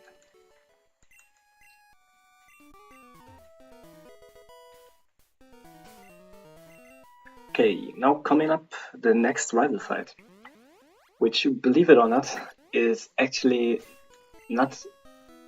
It's easier than the last rival fight, because we have X accuracy and horn attack. I mean horn drill. It is an attack with a horn, but it's not a horn attack. And we have a good moveset now, a really good one. We were going to replace one move in the whole run, like Rock Slide. The only reason that we learned Rock Slide is so that we have a good move for Ghost Pokemon, because I don't know why, but Ghost Pokemon have a really good special stat, and therefore special moves aren't really good against them. Any physical move like Rock Slide just decimates them.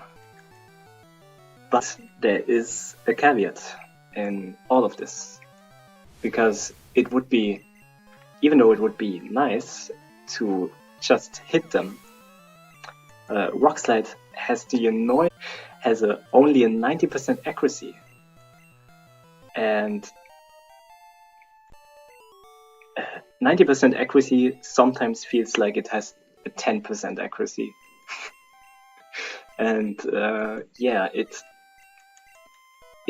ends a lot of runs. Like, it's insane. You wouldn't think that at first glance. Like, it's 90% accurate. It should hit like almost every time. But when it doesn't, it's a bad time. Like here. But luckily we only have to hit 4 of those. And only this trainer has 2 Pokemon. So there is that. And we hit. Okay.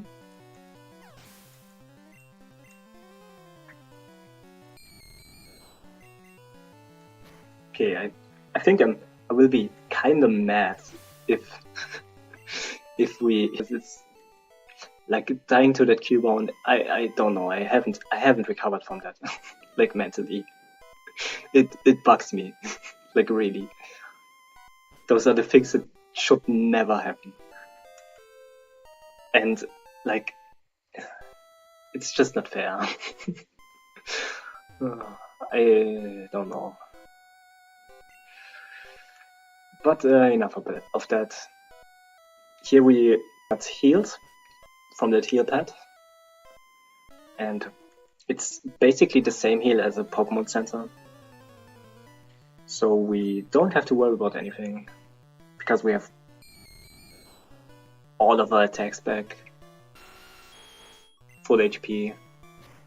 Like, there is a chance, and it happened once, that we lose to Confuse Ray and Confusion Luck.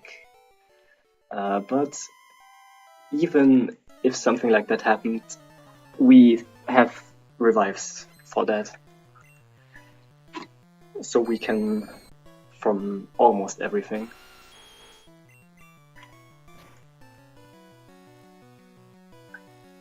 And we hit all Rock Slides, which is amazing. 4 out of 4.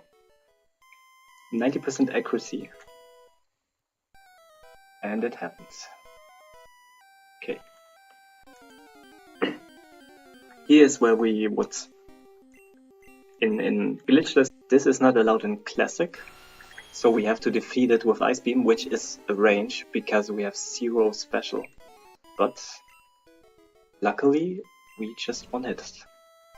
It doesn't actually have any good moves for us, or is strong enough to use those good ones. But it's just a little annoyance factor if something doesn't go down to one hit.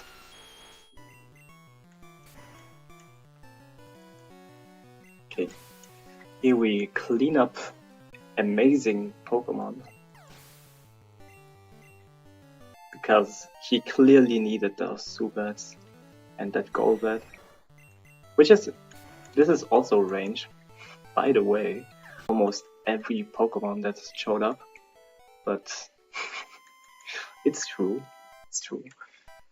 Like, Nidoking isn't perfect, so sometimes it's just hard. Okay, here we're going to use X accuracy, just so we can reliably one-hit everything and don't have to worry about hypnosis from Drowsy. Which is... Sleep in Gen 1 is pretty brutal. Like, in later gens, you can attack in the same turn you wake up. But here, no. Waking up is one turn. Your turn is over. You just woke up. And, like, every time hypnosis hits, the situation is favored at least natural, against you. Like, it's bad. Another Gen 1 miss. Nice. Was that the third or the second one? I'm not sure. Worry about hypnosis or sleep tactics in general, because the only other trainer that has hypnosis is Agatha in the Elite Four, and at that point we have options. This fight, and after talking to Mr. Fuji, we will get the Poke Flute, and it is used for picking up Snorlax, but you can actually use that in battle to wake up your Pokemon. So there's always an option for sleep. So it's no biggie. Now we're going to center again. And again for the same reasons as we centered in Cerulean before Misty. Or rather before Nugget Bridge. We center here so we have this as our spawn point if we dig out somewhere, which is the spoiler for what we are going to do later. But first we are going to go into this quest, this dungeon. It's the Silphco, which is a pretty tall building with many fights, and we are going to do exactly 4 of those. Because these are the only ones that you have to do. So let's see how it goes here. I was initially planning for if this run would be on slightly better pace. I don't actually know the pace right now, but if it would be on better pace, I would have tried to go for a really risky strat, which is like insane. That's why make it to the rival. That crit was actually kinda decent, because we want our HP to be low enough for later, for a strat. First here, picking up the card key, business as usual.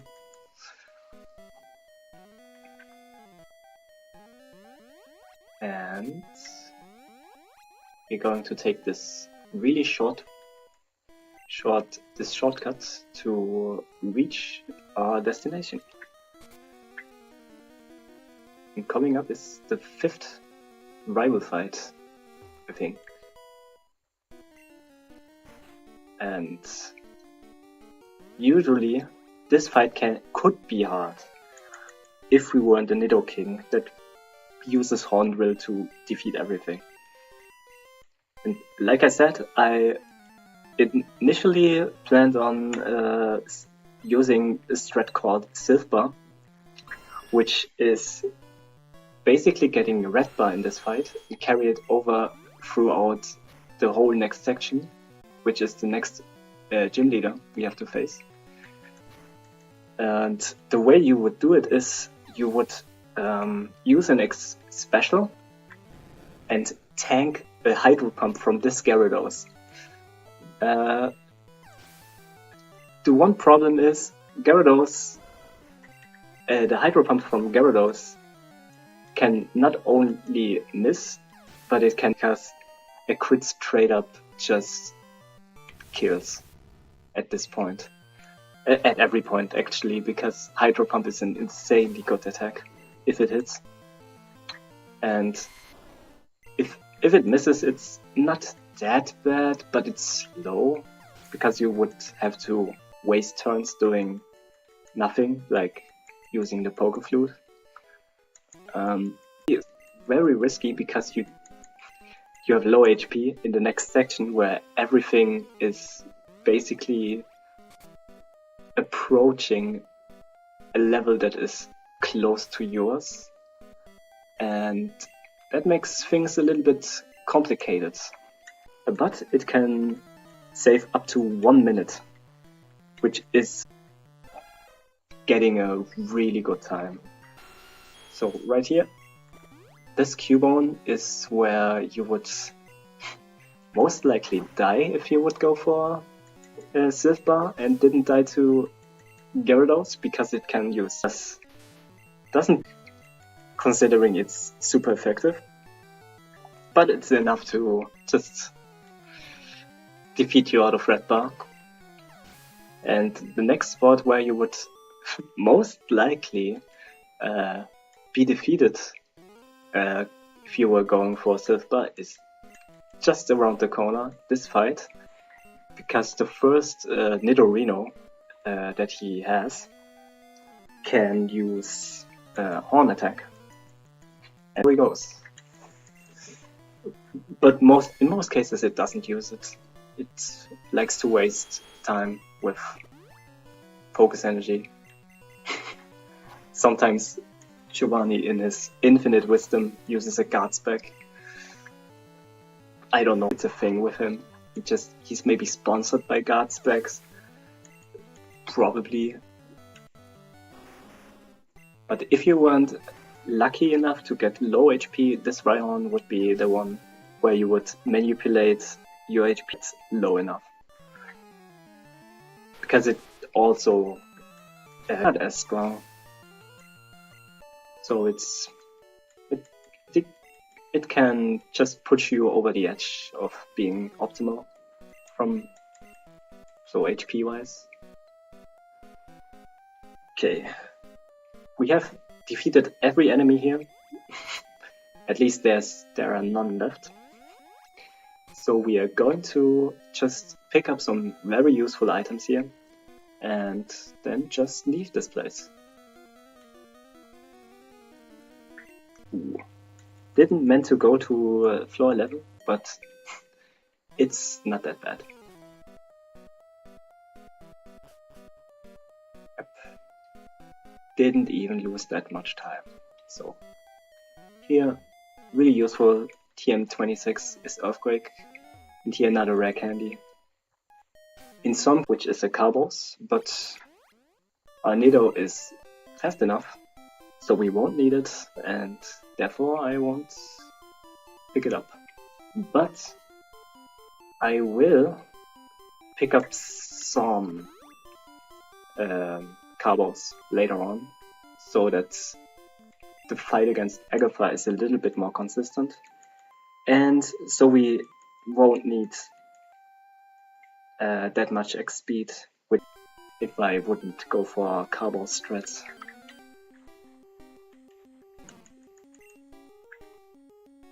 Okay, here.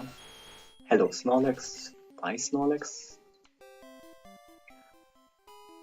And we're good to go. Here we're going to pick up another rare candy. Really useful. Leveling up is pretty good if you are starting to get under levels.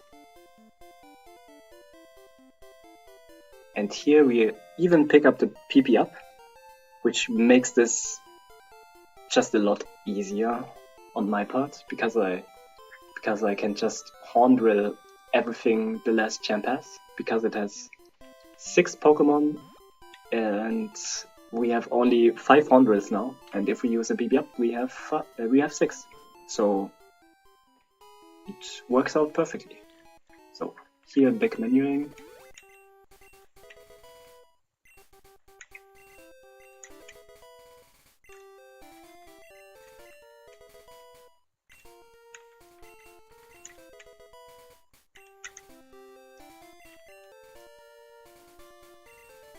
Okay, I even wouldn't normally do, but because I'm going to collect some carbos, it's actually optimal to do that. Because of backspace. Because you're very limited in this Pokemon game. Because you have only one bag for every item that you collect. And you can only collect up to 20 different items, which is not much. Here we're going to go into the Safari Zone and catch some Pokemon. Okay, not actually, but we're going to get some items here. Most notably this Carbos. And if we go to the end of this, we will pick up the Gold Thieves, the Gold Thief, and Surf. Oh, I accidentally. And yeah, which are items required for beating the game without glitches. That is, I mean, with glitches you can beat this game in like 2 minutes. Less than 2 minutes. But that's what we have to do without them.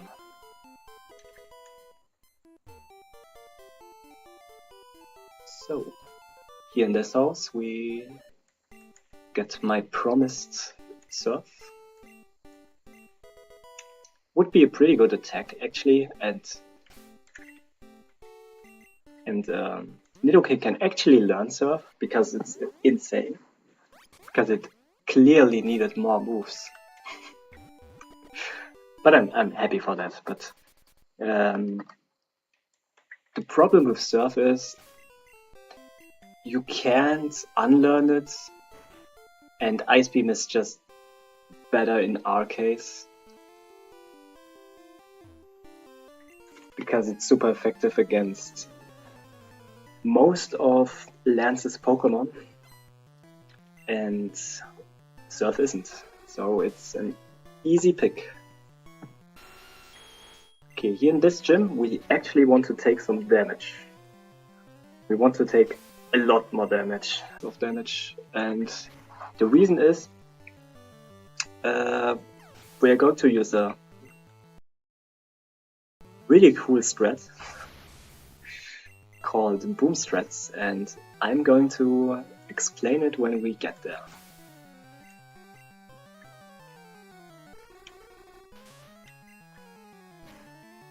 First we have to clean these Abras, and the next fight I really want to take damage in this fight, but I think I'm gonna I'm not sure. I think I will stall on this fight a little bit to get hit a bit, so that we have the right amount of HP. Like in the worst case, we are just the Nido is going to. So Thunderbolt, because it won't KO. There's Headbutt. All I wanted to see.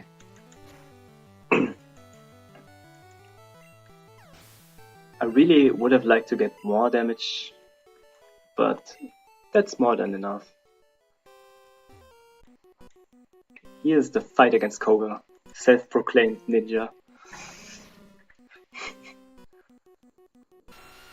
Really under this, no problem. But I think I don't have enough PP, so maybe I have to do some weird stuff.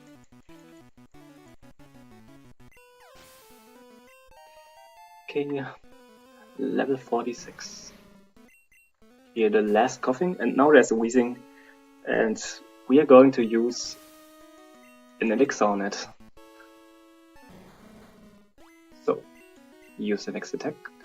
That's fine, I guess. Now we're going to play some catchy tunes, and here's self-destruct. Usually, if you would play this casually, this would be devastating. Like, he just defeats your Pokemon. What are you going to do? But in the speedrun, this is actually the preferred outcome because of our friend Redbar. Because there's this really cool, which is actually a feature, not memeing here, is that if you use a rare candy on the defeated Pokemon, it acts basically like a revive, but it has low HP, and that is key for basically the whole next section, because we are going to abuse Redbar like crazy, right until the Elite Four. But first we have to go on with the story and reach the next gym leader, which is Blaine. A really good trainer. I don't know who could be better, but didn't mean to abandon that. Maybe we are lucky enough to see what I mean with good. Because it's really interesting. And actual fun fact here, for the longest time I thought that the leading Pokemon that you use Repel with, basically, has to live to be used for that purpose. But you don't actually have to have a living Pokemon for that. So Nidoking can just do that, even though he's defeated, which is a funny little detail. Okay. But here we have to go through this mansion with a lot of Mewtwo lore, and we have to get a key to open the doors for the next gym. But before that, there's a really useful item here. The second Carbos, which I'm going to use right now. You will need any place where you really need strength. Which is kinda funny. Okay, here we use both Carbos and another Super Repel just for good measure. And we are good to go. Here, we have this puzzle. Big quotation. It's basically just use the switches. So we have to use this switch. I mean, who wouldn't? And here we have another useful, a rare candy. And finally, we have the last rare candy that we are going to pick up and or use. And we are going to use them now, because we don't have backspace right now, and we have to pick up the key that is right here. Yeah, that's the that's the disadvantage of having to use an Oddish, because usually you want to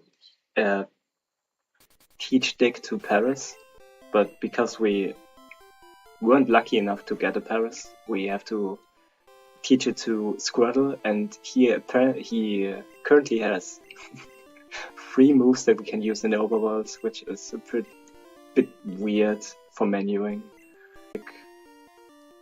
which is a bit slow, but it's fine. Here we have to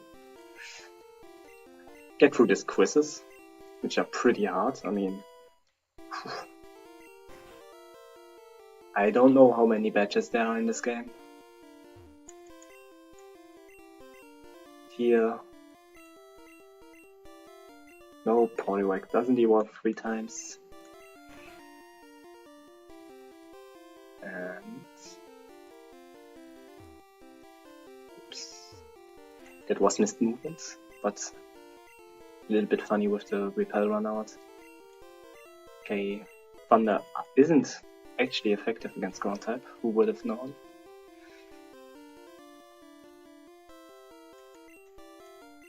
Okay, second to last.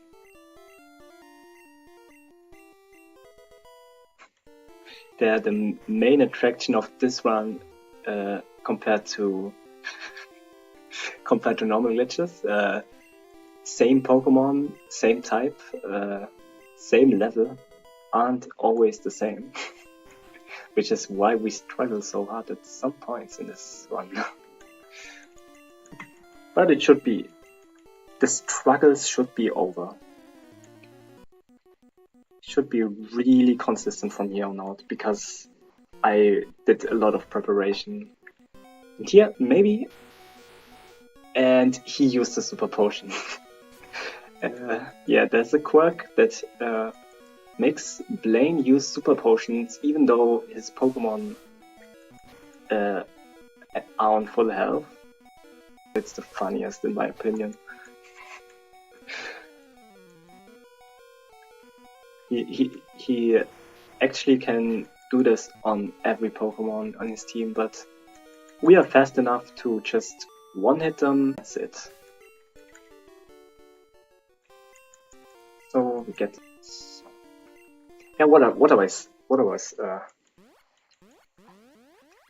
forgetting to mention is that we were manipulating our back pretty actively in this one, which means that we have a full back every time we defeated a gym leader after a search. And the reason for that is that every time you defeat a gym leader, you get a TM, and because they think that's the greatest TM that in existence, they will talk and talk and talk and go on about it, how great it is. But if we have a full back, this dialogue is completely skipped, which saves a lot of time throughout the gym rush that we are currently on. Here.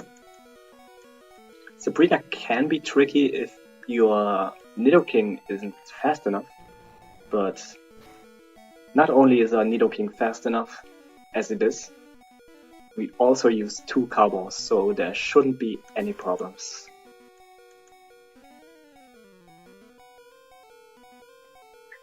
Yeah, I think I haven't mentioned how moves work in this game compared to later gens. In later gens, there's a really weird accuracy formula that is used, and it's based on level and the difference in level from you and your opponent. But that's not a thing in Gen 1.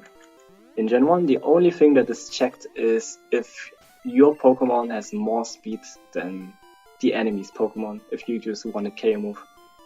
And if it is fast enough, it just has a chance to work, which is 30% the chance it has to hit.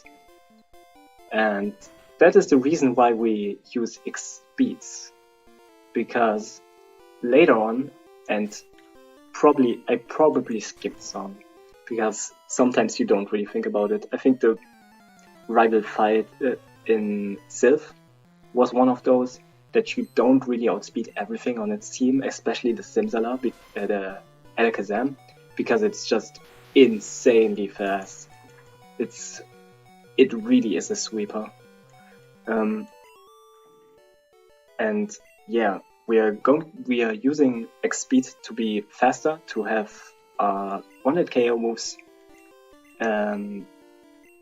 have an effect on them. Which is why speed is so important in this one.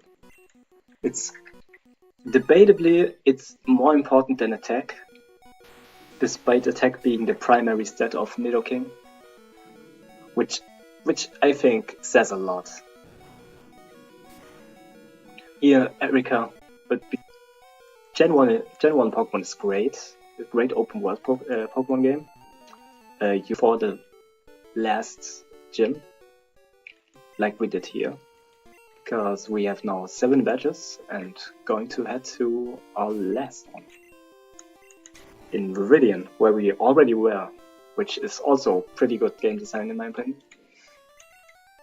Like, you basically run in a circle in this game. And yeah, and the first fight in this gym isn't really a problem. There's just a Rhyhorn rather, that is one shot, even though we have 0 special. Like we have the worst special and we still one shot every time.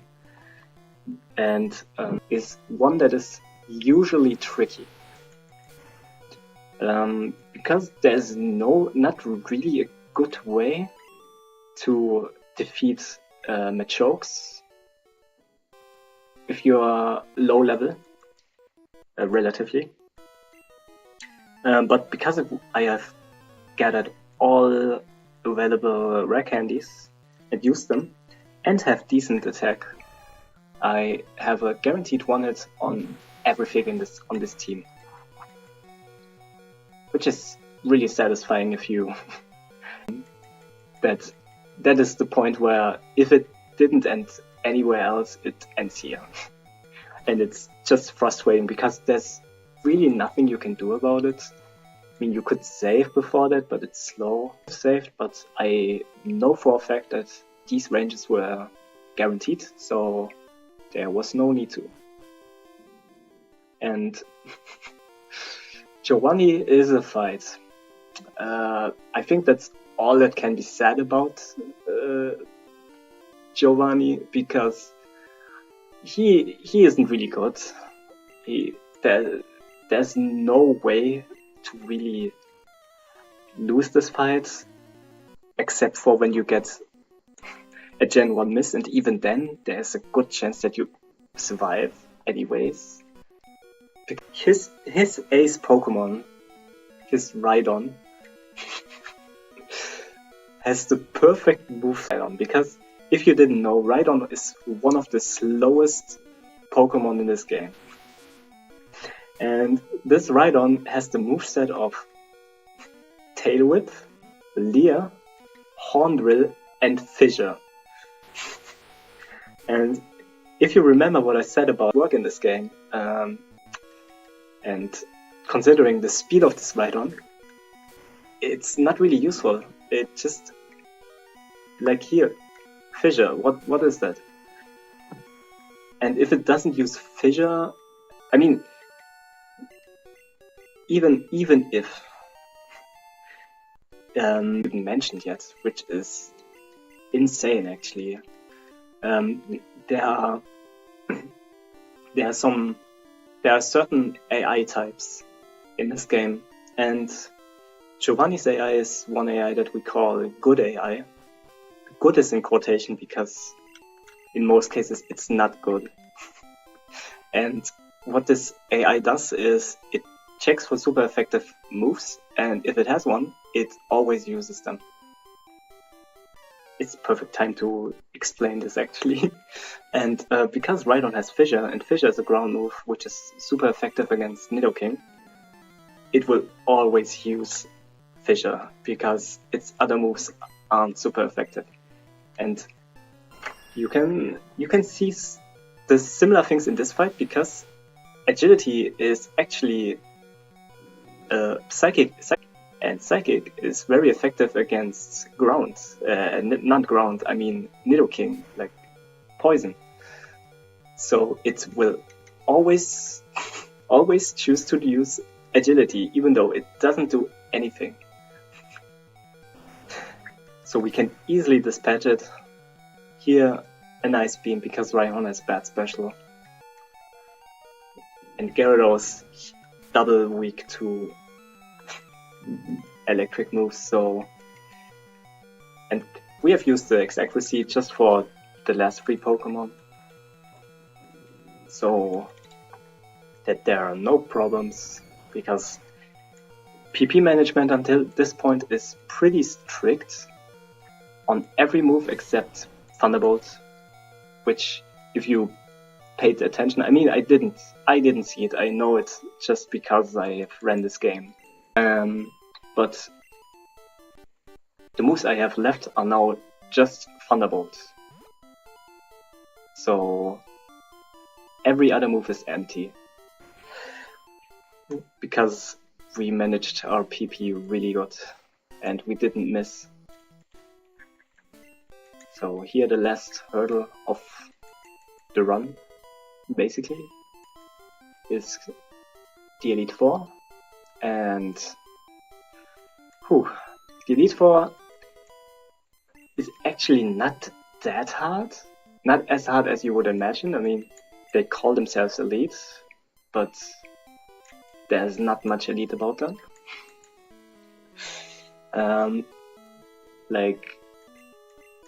We're going to use a really specific AI quirk of Lorelei, because she not only has good AI, but she has a additional modification to her AI, which we are going to abuse, and I'm going to explain it when I get there. But first, we have to get through Victory Road, where we don't have to fight anything. Luckily. Like, there are no battles that you have to do. Only battle is solving this boulder puzzle, where we can do a silly thing. Like, you can do something like that, which is called Swag Boulder, where you can turn while pushing a boulder, and you turn, and it looks a bit silly. It loses time a little bit, like I think 2 frames every time you do it, and sometimes it even uses up a step of your repel, which is weird, but... Oh, I accidentally exited. But, yeah. But it's something that is sometimes seen as mandatory, because it's so cool. I accidentally dismounted the bike. Like you saw, every time you use it HM, you have to use it from your bag, basically from your Pokemon menu, which is a bit weird, but it's Gen 1.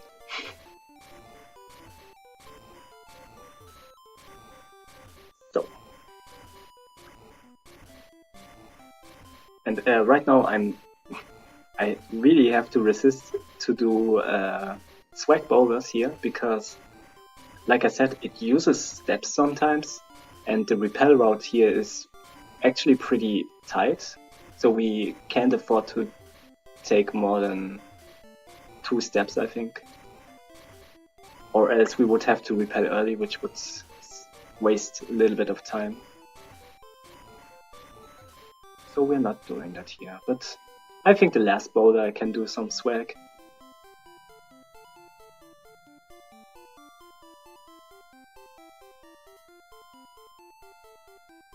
Okay. Because it runs out there, because I bonked a few times. First Elixir, then Repel, Bike. I did it in the wrong order, but it doesn't matter.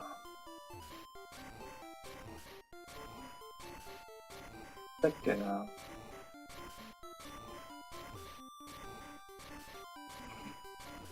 The window for that is actually pretty big, so it's really easy and it's fun. I like it.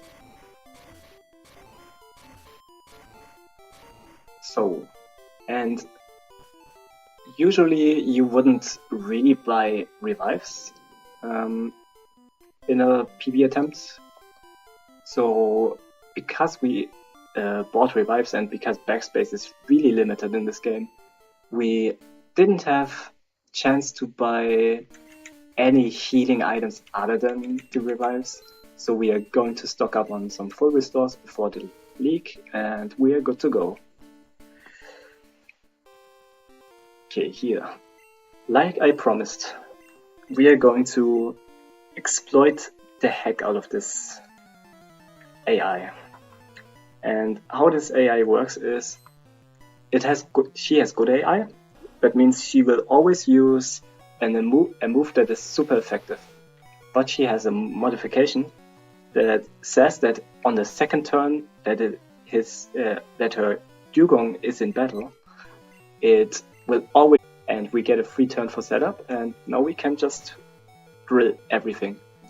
That's why that's our second purpose of our HM friends. Flying Pokemon.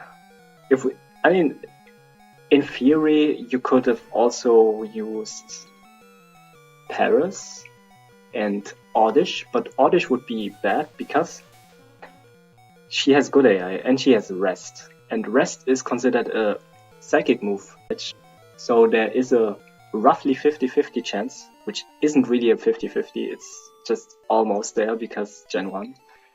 And there's the chance that instead of Aurora Beam, she uses Rest. And that would be really bad, because then we would have to hope for a 50-50. Okay, here Bruno. Bruno can really end this Nidoking if he would choose wanting to win. Like, I don't think he wants to win. I don't even think that he's really an Elite Four member, because he uses an X defend on Onyx. Like, wow. Onyx is already a really bulky Pokemon. He uses an X defend to take less damage instead of attacking and winning, because the Pokemon in front of it has like less than 1/5 of its health. But I mean, to each their own, I guess. So, okay, the next fight is going to be played really, really safely, because there's a lot of RNG.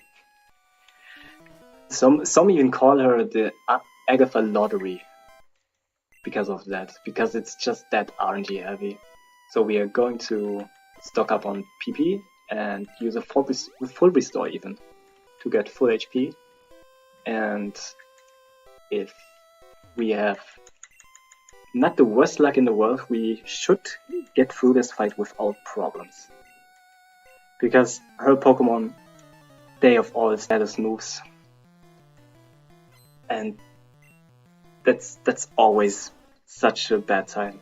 Because I used Carbos earlier, I am faster than the first Gengar, which is pretty close, actually.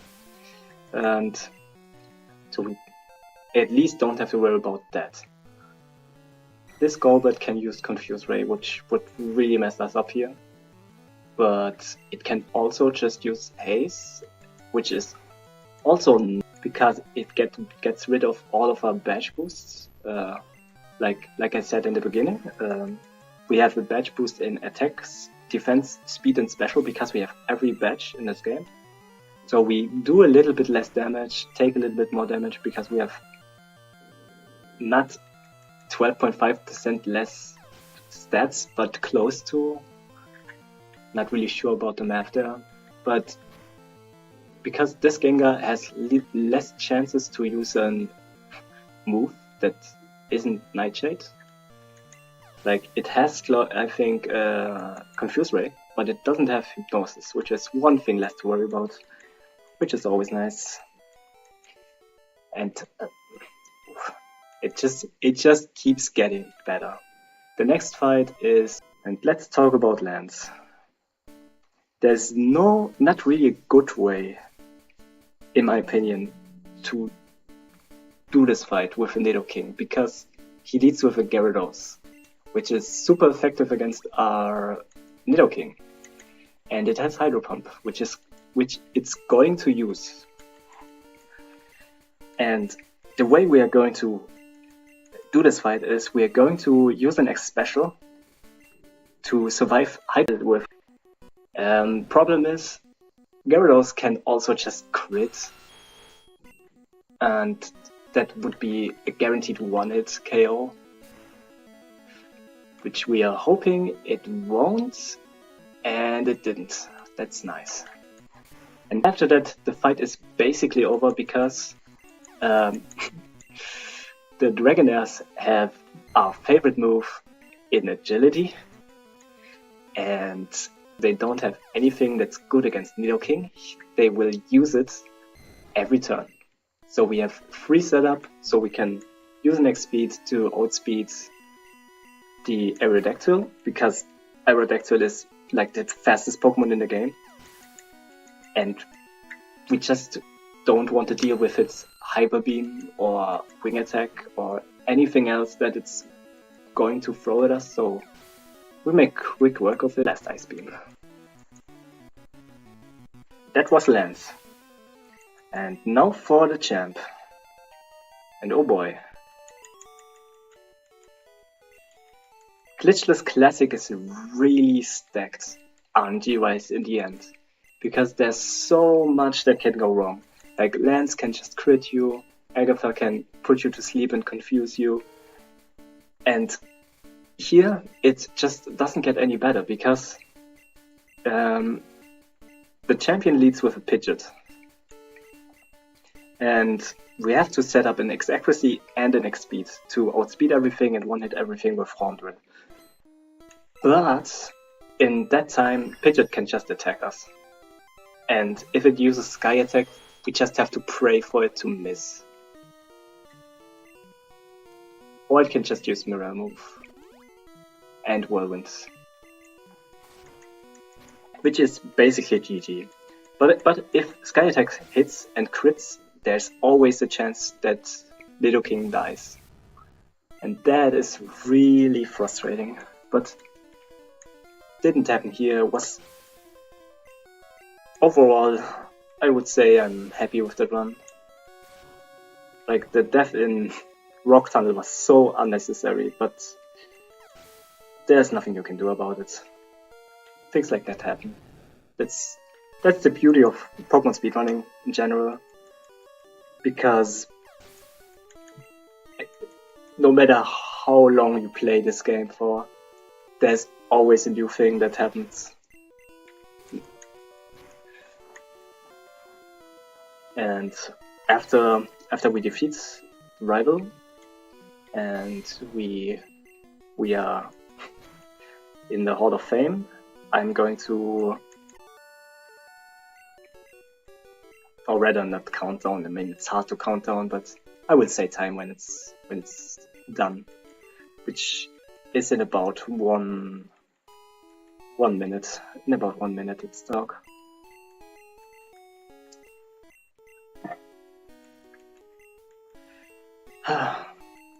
But I like my favorite category in this game because there's just so much variance everywhere.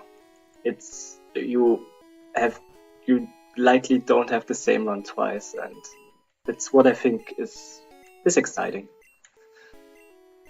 RNG manips are cool, but yeah, they're also a bit hard sometimes. So yeah, I think it's really relaxing to run this game. So here are level 12 Squirtle. 12 at this point, it's usually level 10, but because it defeated a Cubone, it really deserved this spot in the Hall of Fame. Okay, And time coming up after these text boxes.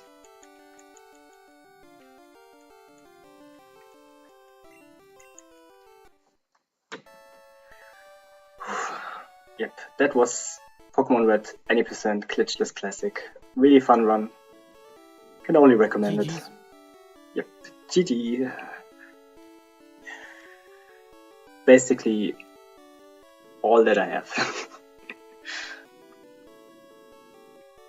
Any other shout-outs you like to make before we go into intermission?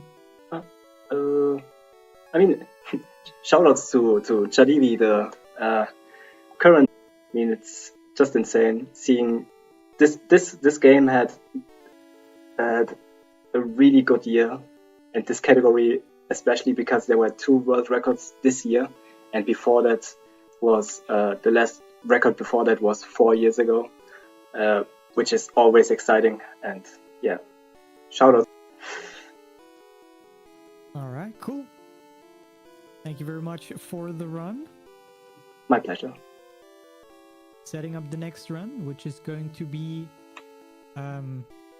WarioWare Move It by Todor Runs. So if you want to see some cool WarioWare shenanigans, please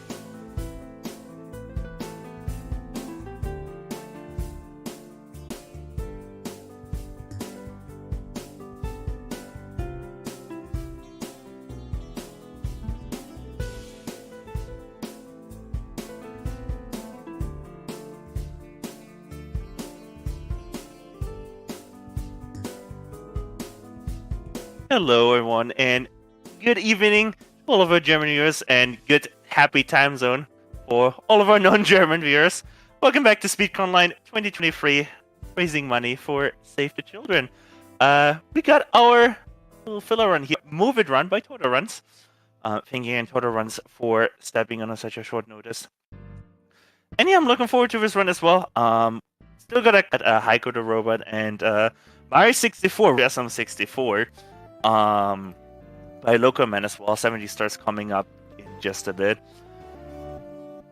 Do want to remind you, of course, we are still realizing, and if you just have, even just $1 or $2 to spare, then please go to our lovely donation link. You can find it below the stream. I believe you can also type !donate in the chat, and you can donate yourself to children, and we can keep raising our donation counter. I believe we also get a couple incentives over the stream. One I'm personally invested in as well. We have my Toa run tomorrow, my Toa embodiment of Scarlet Devil, and there's an incentive there to have the extra stage. So, hey, if you all can get that med, that'd be amazing. Especially, looking at you, TRS community. Looking at you from which I just rated. Getting ready here for Toto runs here very shortly.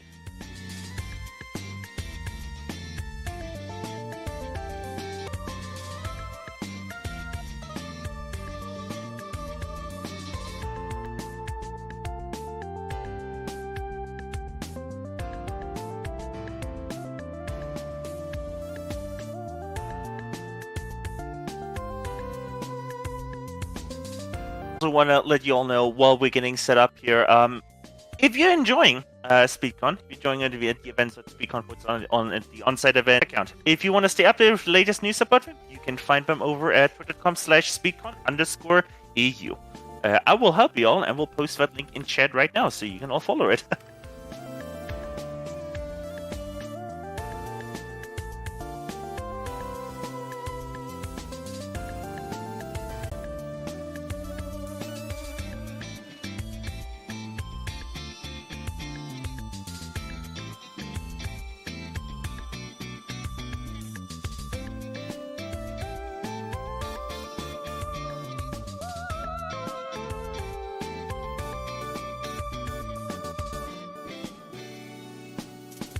Looks like my link there got deleted. Not sure if it's still getting deleted. Well, oh, hey, there we go. Now I can post it.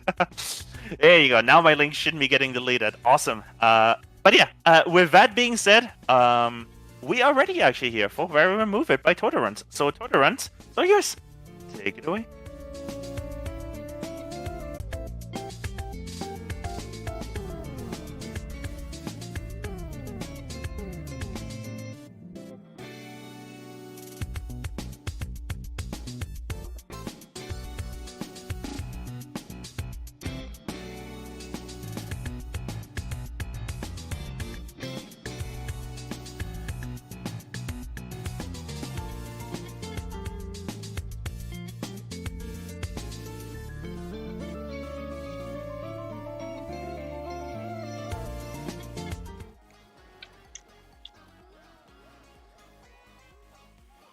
Now we should be live. Sorry for the little delay, but we have Toto Runs here with Wario Move It.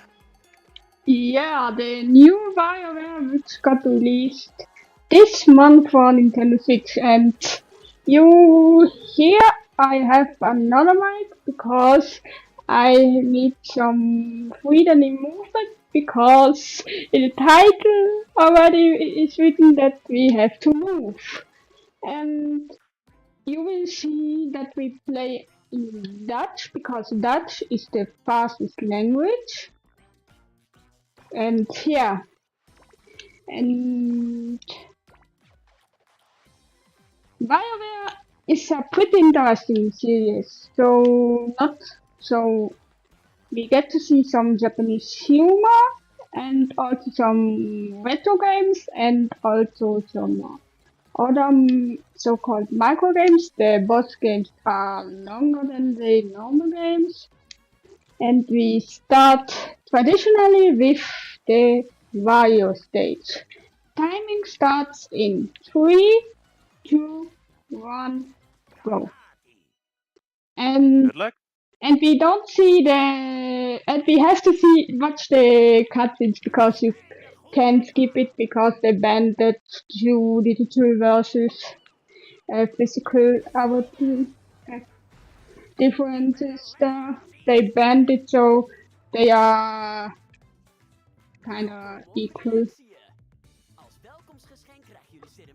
So yeah, that is the fastest language of this game. I could play German, but no one would understand it. But now we get to hear some Dutch. I mean, Dutch is basically German, right? Yeah, it's kind of like German, but you have here the subtitles in the cutscene, so you can understand what's going on. They just made like 40 million people really angry. Yeah, but Dutch is still fastest language. In smooth motion for the Wii, actually, it's German, the fast language. So German runners start running smooth moves, then you understand what they are talking about.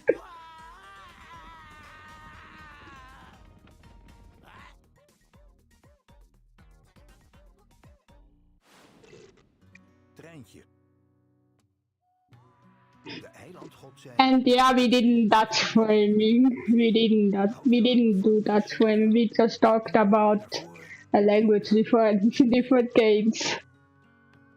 En de eilandgod plaatste de verbaasde eilandbewoners achter elkaar en knoopte een lang touw om hun heupen. Zo ontstond het allereerste treintje. All Dutch people left the channel, oh no. Yeah. And the Mario games, the first pack is always the easiest and then it always gets harder. But we also have to deal with motion controls. They are sometimes weird here as well, not as in smooth moves. They are weird, but they are more weird than here because it's better here. And that's why I also stand, because later you have to do like turning around and stuff, and there with wired headphones I did it on my Twitch stream and it ended not well. But I didn't throw my setup on the floor. That didn't happen.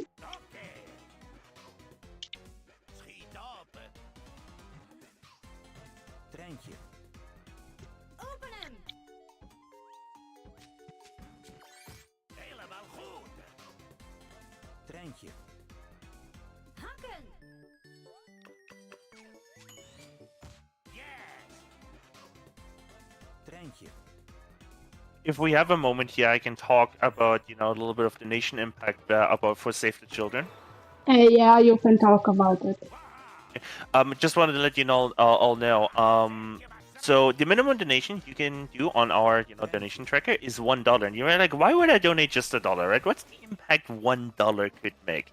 Here's the impact $1 could make, right? Save the Children, with $1, they can actually provide 4 children with treatment against pneumonia, which is a really life-threatening illness, right? So you can donate $1 right now and save 4 children from dying.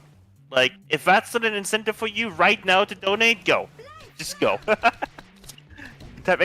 donate in the chat, or you can find the link below the stream in the bio.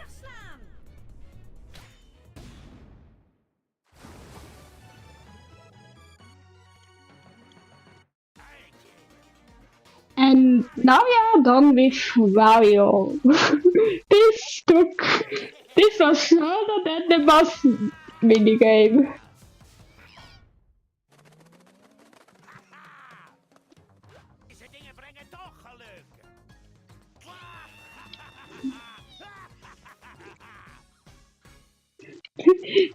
Mario rides on the bird with his weight, he should go on a diet. because his weight doesn't look healthy.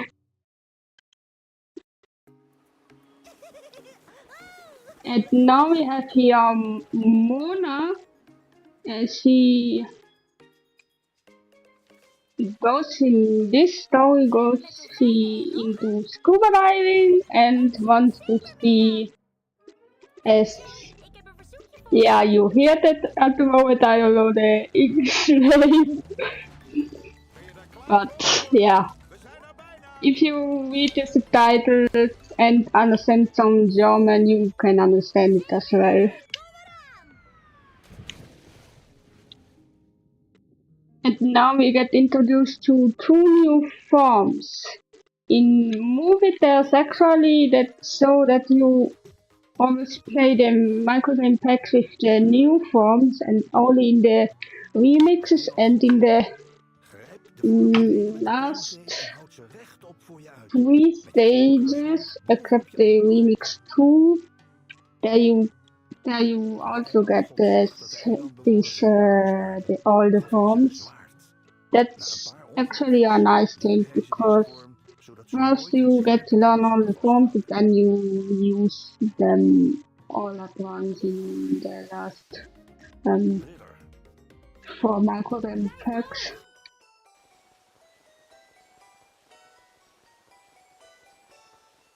And here the voice from above actually talks about that they cut themselves with a sword for some reason, because they hold it in the wrong way. Grijp de vormstenen met de klemgreep en reik omhoog naar de hemel, alsof je je aan een turnrek vasthoudt.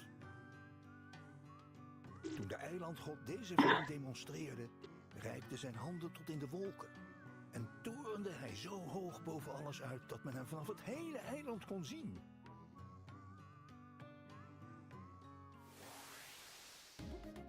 Rijk omhoog. Schoonwissen! Echt te gek! Ridder. Ontstoppen! Geniaal! Rijk omhoog. Ga naar boven!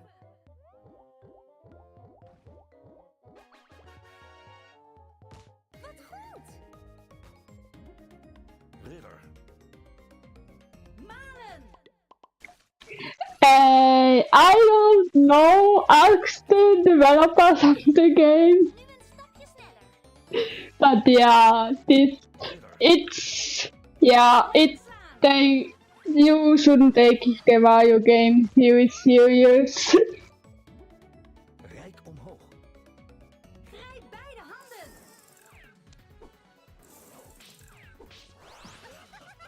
Wat goed! Ridder. Roosteren! Wauw!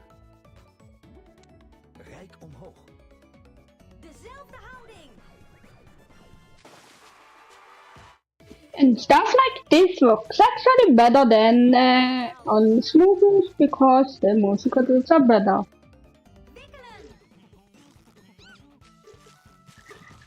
And advice, don't try this at home, because you would have hurt your partner if you want to try it.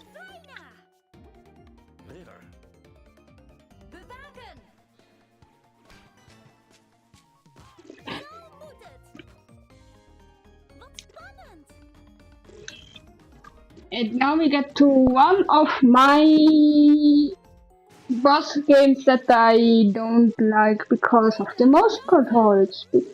Because you have to already hold them right when you don't have really an option to recalibrate, except dying tactically and try again. So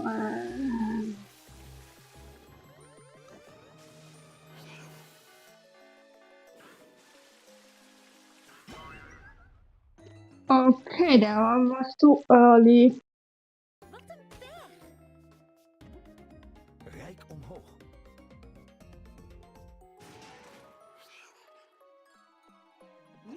laten doven.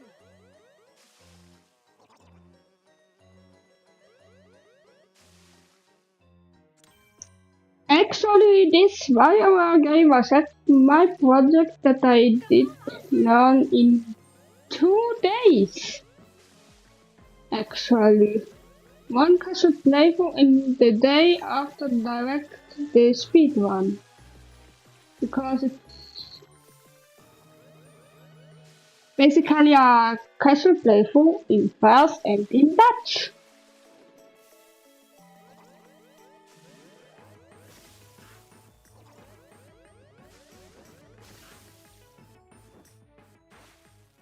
So now it worked and we shoot some, I think it's poison to the enemy. Now we get to see the micrograms of Ashley and Red. Ashley looks kind of depressive, but I looked her up in the Mario wiki. The Mario wiki, and he's actually just shy and wants more friends. And the game is Dutch because Dutch is the fastest language in this game. Hocus pocus. Een hapje kleiner. And Red is her pet, if you can call it like that.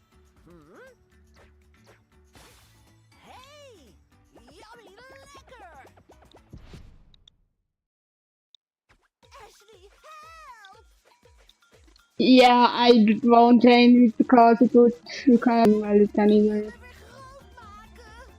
Because then you would skip a cutscene and that's not, and that's against the rules. So you can give us some insight of the translation if you find something funny in Dutch. So we still understand at least a bit of what's written. Hey Red, eet dit eens. Oké. Daar gaan we dan. So Red ate a blueberry and got small, and Ashley tries now to make him grow again with some red berries. Alsof je aan een touw trekt. 1, 2, 3, trekken! Wie hard genoeg trekt, kan de wereld van koers doen veranderen.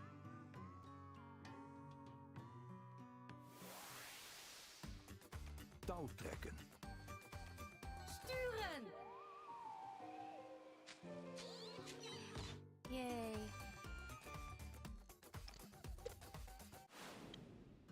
Weegschaal. De eilandgod zei: grijp de vormstenen met de klemgreep en spreid je armen. And now comes the form where you can only see my left hand because the right hand gets cut up of the camera because my camera is actually 16:9 and they wanted to have 4:3 and I don't want to stretch it together just for this one run. Het zwaarste laten zakken. Dat klopt. Touw trekken. Kappen! Zo. Weegschaal. Pakken en trekken! Simsalasai. Touw trekken. Vangen! Kon slechter. Simsala sneller. Weegschaal. Recht hangen! Dat ging oké. Touw trekken. Feliciteren! Snapt hij het niet? Wait, is knappe really? That's for last toy.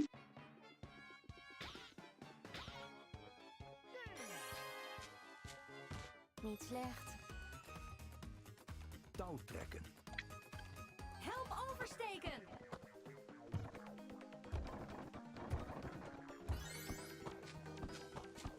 Okay, this doesn't look pretty healthy. Licht opvangen.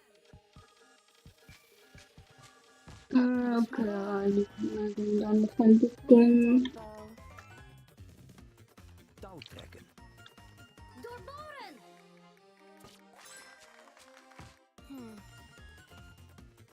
Weegschaal. Worstelen. Ja. Touw trekken. Poetsen.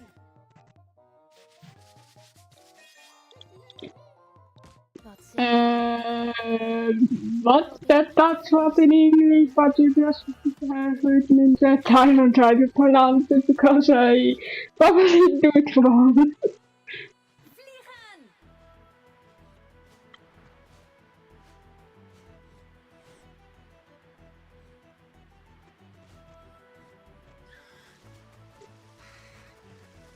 Are you wondering what Stroopwafel is? Yeah, I also want. It's basically like syrup waffles with caramel filling. It's pretty good. Okay, so it's just some Dutch meal.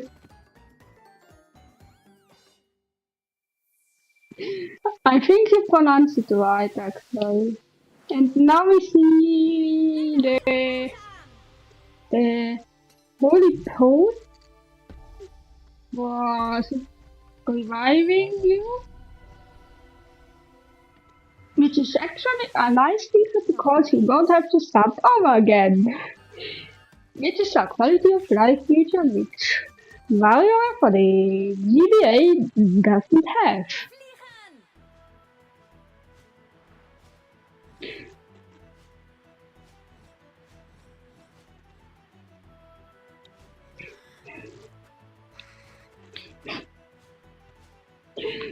At least in our job, Dutch culture. What make a game in Dutch?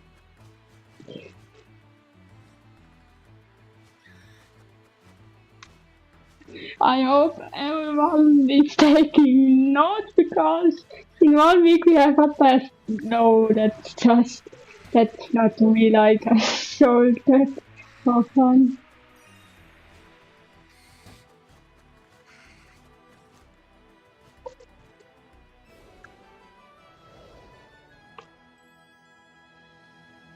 Je gaat vooruit. Dat ging beter dan verwacht. Should I try to pronounce that sentence you just have put in the chat?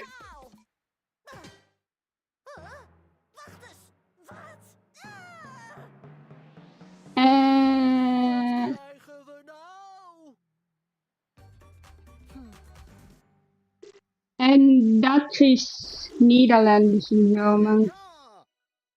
Tijdloze grotschilderingen.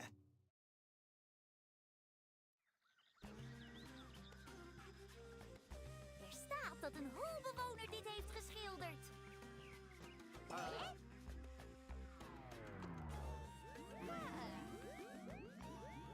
Ik weet wat.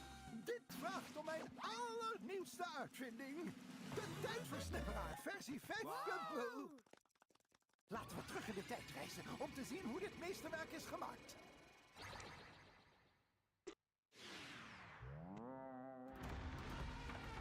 Hij werkt geniaal, opa Krygor. Kijk eens. Okay, they are now in the Stone Age for some reason, and the Stone Age people here have already pencils to draw. Yeah, but we shouldn't question it because we can't really reconstruct the story, the history of the Stone Age.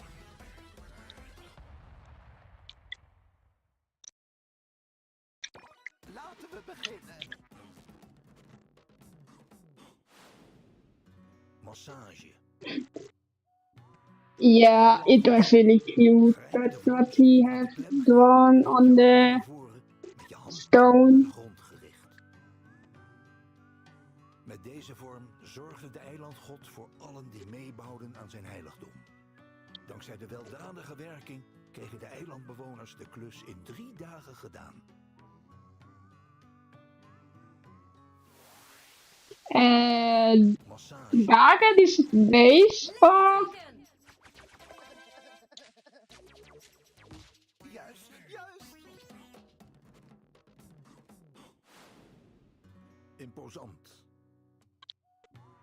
De eilandgod zei: grijp de vormstenen met de klemgreep. Plaats je handpalmen op je heupen met je duimen vooraan. Steek je borst daarbij trots vooruit. Deze vorm was aanvankelijk voor een eilandkoning bedoeld. Maar hij werd zo populair dat alle eilandbewoners hem altijd nadeden.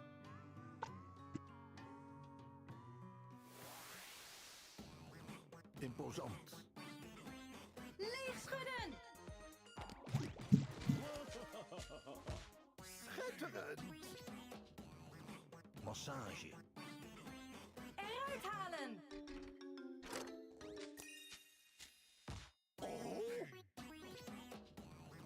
Imposant.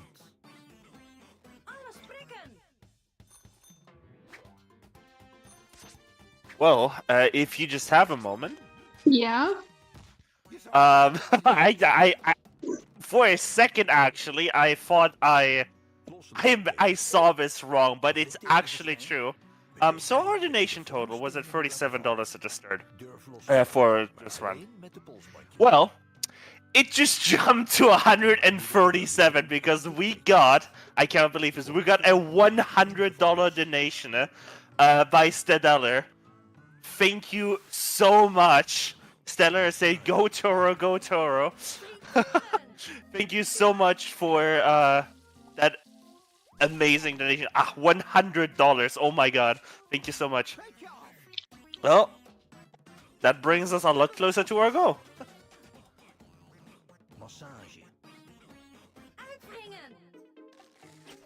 And this language is Dutch. It's the fastest language of this game.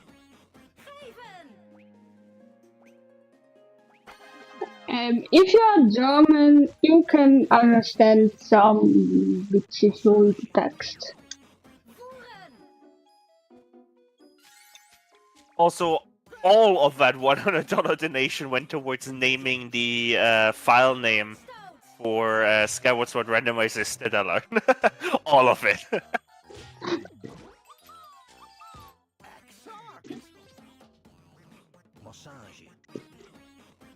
Yeah, I find the German voice funnier. Yeah, it's for this game it's faster, and you can actually read that in the resources of the game. I think it's faster because of the text. But for smoothness and also Twilight Princess, German is the fastest language.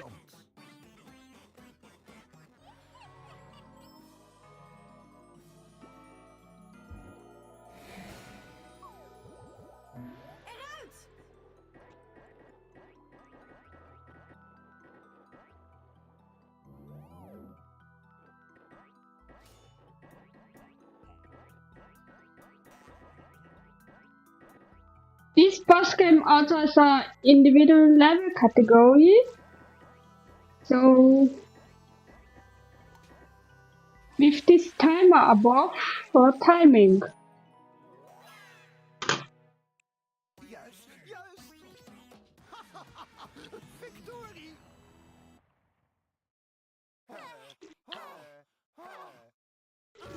And next we get to see to Orbelon, where I did the split. Actually, Orbelon who lost his memories because he lost his memories. in his story.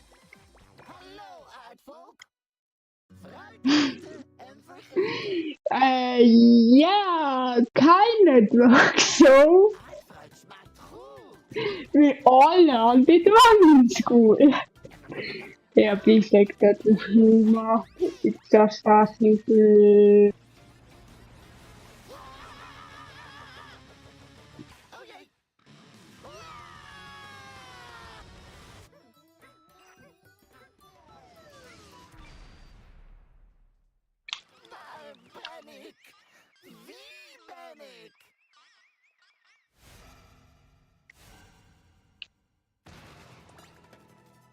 Well, if you would hear German, it would sound also weird.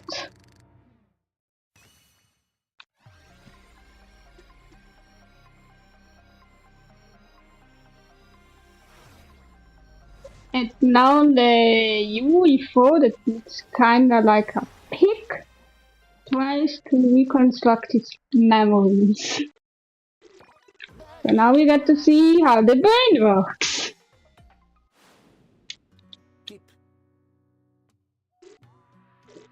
And now we get to see the cursed form in this game. En je andere hand voor je achterwerk. Houd beide stenen parallel met de grond, met je duimen naar je toe.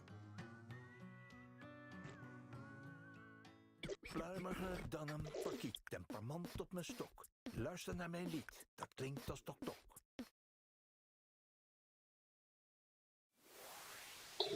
Also for the Dutch people, is it red crime? I'm not sure at all.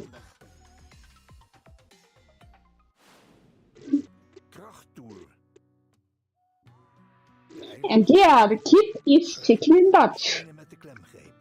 Houd je bovenarmen voor je borst, met je handpalmen naar je. And in German this form is called Kikeriki, if I remember correctly. Geen verborgen krachten activeert, je heeft er totaal geen.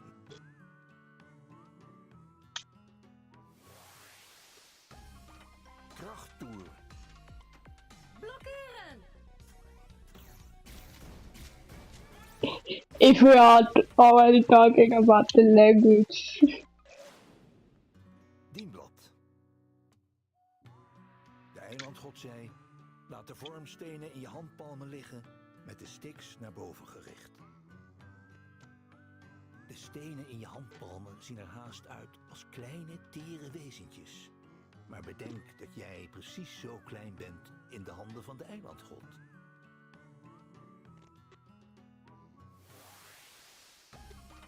Dienblad. Laten smelten! Dit is leuk! Krachttoer. 1 pull-up! Ik ben zo blij als een komeet. Dienblad. Het juiste ingrediënt! Je IQ is mooi. Turbostand ingeschakeld. Dienblad. Neem snoep aan!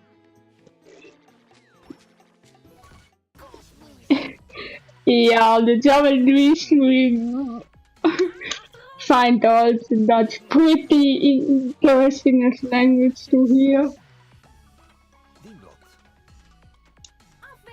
Ooh, do we actually have materials for this preliminary stream? And no, not for this one, but I have the chat open. Aw. Yeah, so I do some interacting with both chats.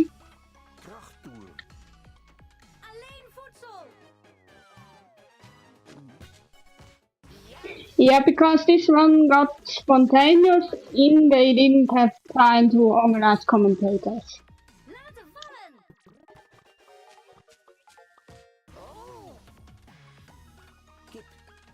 But this one, I will show it again on the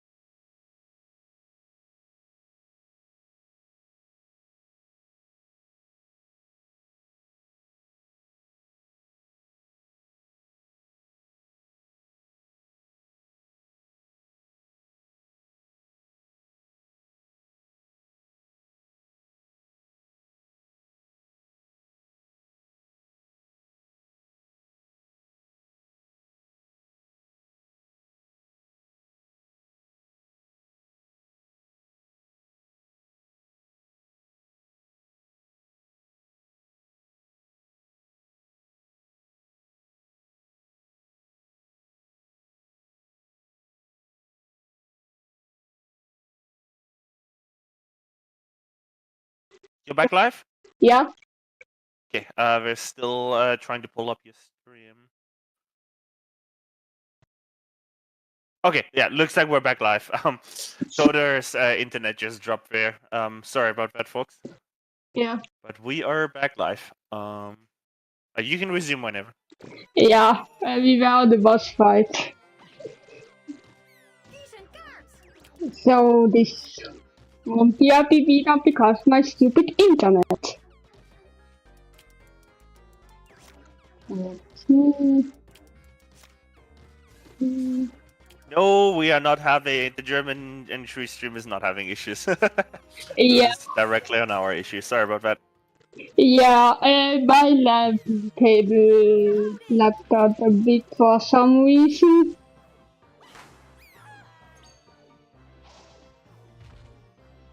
Hey, if that happens again, I have a perfect pastime for all of you while Toto gets the stream back up. You can donate.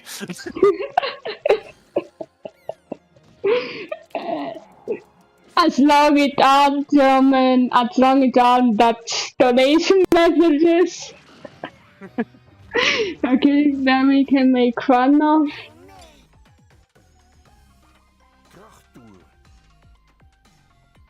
And while you are moving, so you can understand the dialogue. Do you have Deutsche Telekom? And no, I'm on a private company. Oh. Yeah. And here I'm thinking we can bash Deutsche Telekom here on stream. Yeah. If it happens again, then you can bash them. For those unaware, Deutsche Telekom is basically the what's it called? The Comcast of Germany.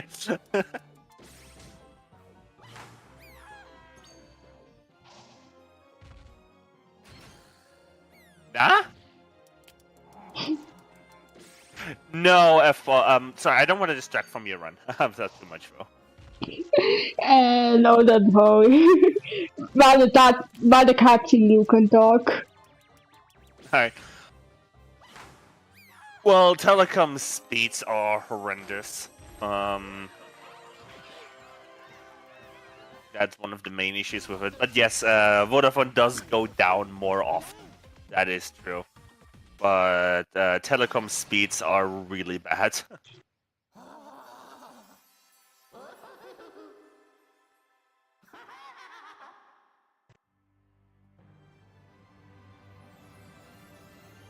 Yeah, I was on telecom before and it was, how we say in German, Bambusleitung. Oh, yep. Yep. It was... Well, the only exception being the random 3 AM shutdowns that we do in our area, but, you know, I think that's just a local area thing. That is true, though. Their customer service is at least, you know, okay.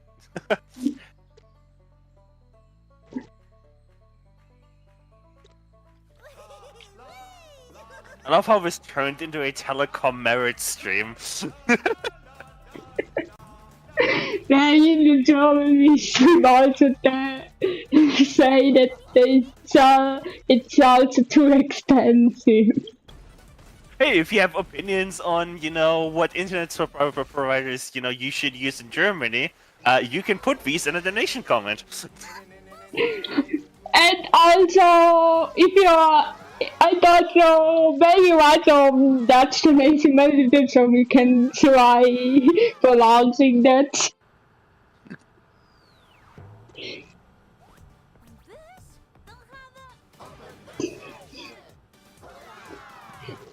Yeah, but this one is off topic anyway, so we can talk about some internet issues too.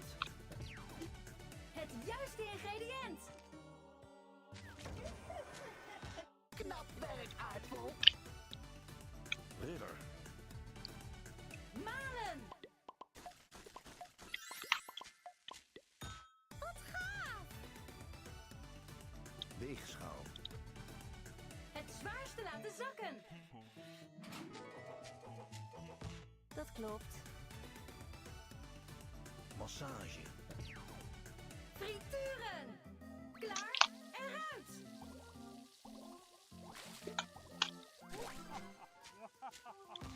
Fantastisch! Weegschaal. Pakken en trekken! Goed. Dienblad. Laat alles smelten!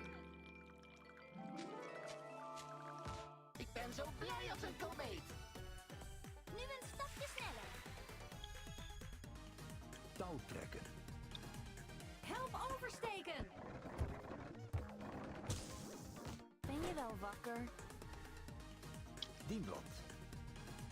Neem snoep aan! Dit is jammer. Rijk omhoog. Grijp beide handen!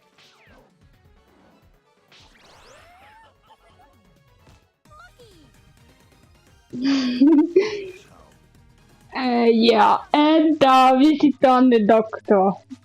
Toe. Dat was best knap. Kip. Eet de worm! Niet goed. Simsala sneller. Rijk omhoog. In de neusgaten! Wat fantastisch! Massage. Zwemmen! Oh. Imposant. Help met plukken! Oh.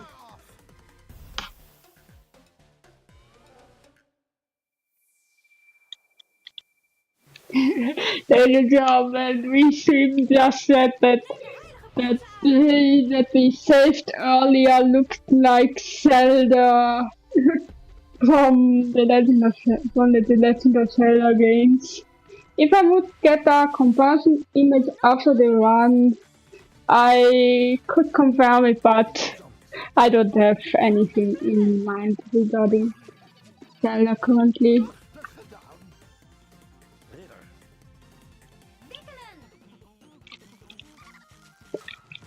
And again, the disclaimer, don't try that at home. That disclaimer we have to put, not that the kiddos that do this in this and nowadays TikTok challenges right at home. And now we play the Overland stage again, but in a harder version. Sure.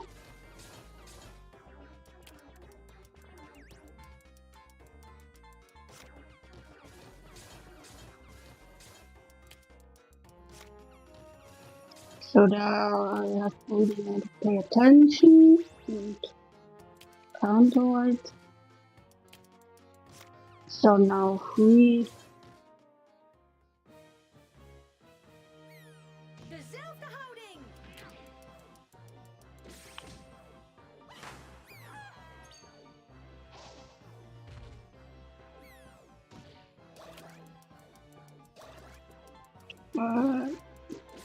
dispose.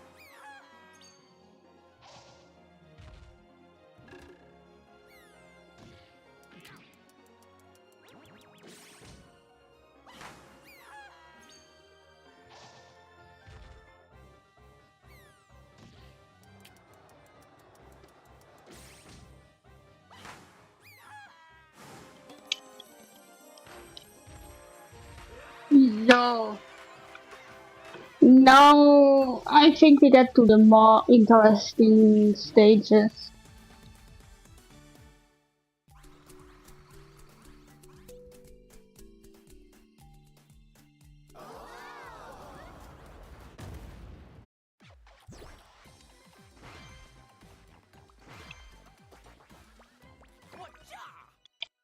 Now we see Chris and Mantis, the two, I think that are karate masters. I haven't followed their stories along much. in the earlier game, so I don't know. But I think they are karate masters.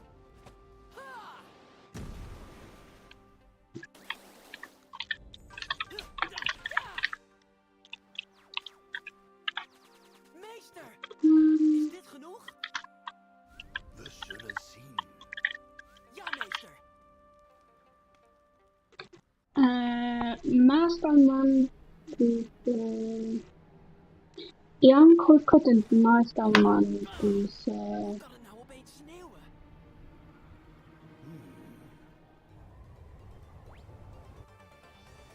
yeah, I think that are karate masters.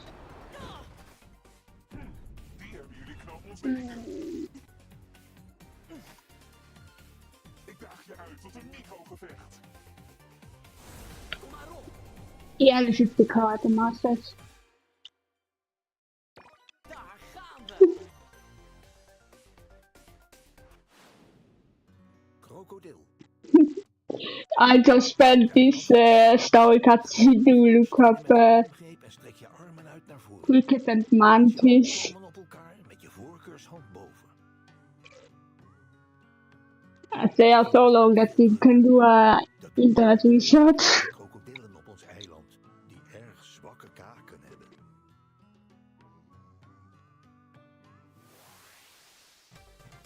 Krokodil. Uitrollen! Hi-ja! Sumo. De eilandgod zei: grijp de vormstenen met de klemgreep en plaats je handpalmen op je bovenbenen met je ellebogen in je zij. Zet je voeten ver. Okay, sorry that you know just see my head, but this form I have to go down a bit and I'm not able to move my camera. It's all good. Yeah. Are you playing off a laptop? Or is your camera like a laptop? Yeah. I mean, you could just put the lid down like slightly further. Yeah, but then I have to put it up again. Ah, I see. It's just for this form also. There is a name for that camera angle, by the way, but I'm not gonna say it on stream. I'll share it with you after your run. Yeah. But for those who have been on Twitch a lot in the like 2017, 2018 area, you know which streamer I'm talking about. Sumo.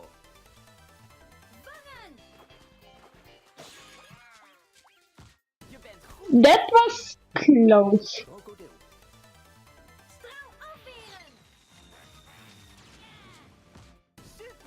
And that was the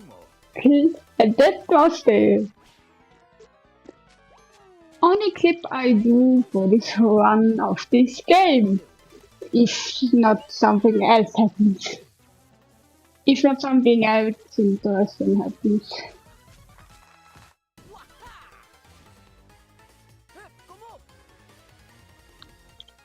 Sumo.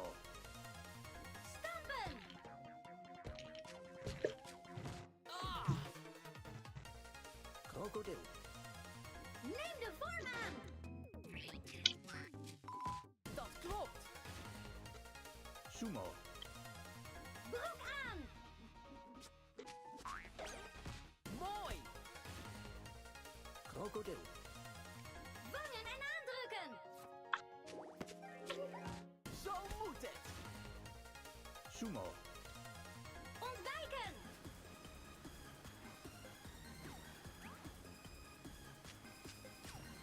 Niet slecht. Ik ben er klaar voor.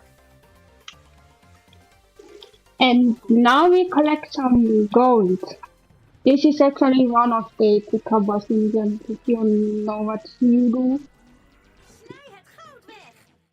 And which is just cut all from the side where you have all the gold. Let us close. Yeah, it's just we could have cut all outside and done.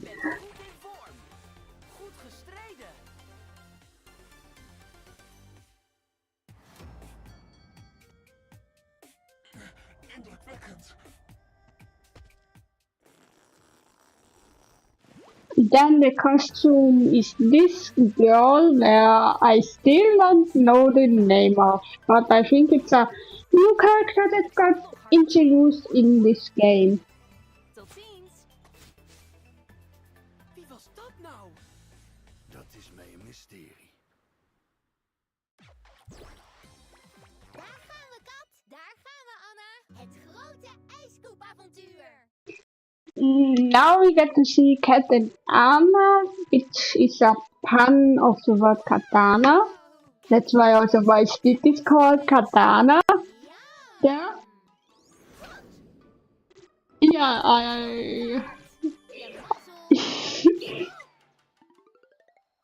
and this character that you got just saw that stole the map is also a new character that got introduced in this game. So there are still new characters that get introduced in the WarioWare games.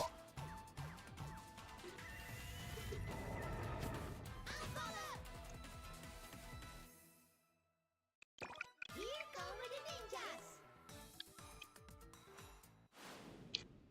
Topmodel.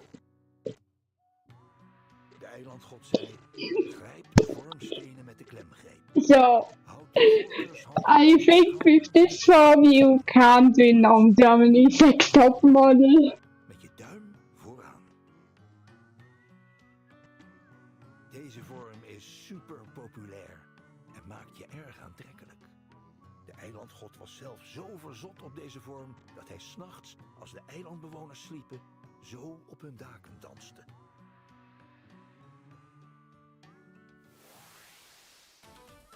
Topmodel. Schoonvegen. Het is gelukt. Okay, let us close that SpeedCon. Kaarsrecht. De eilandgod zei, grijp de vormstenen met de klemgreep en houd je armen recht naar beneden. Onderschat de kracht. Yeah, WarioWare games are kind of confusing to one because in this game and also in smooth moves you have to memorize a lot of different forms.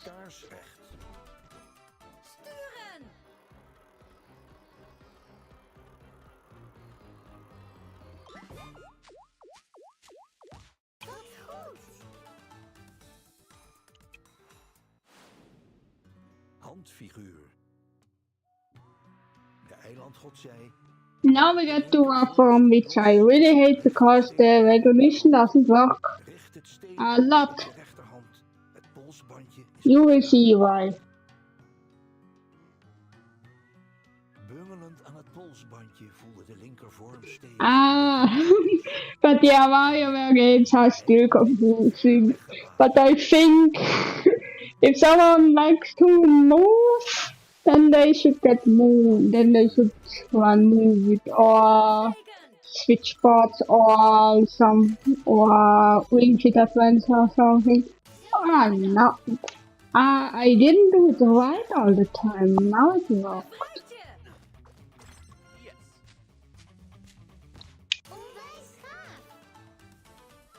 Handfiguur. Verenig ze! Prachtig!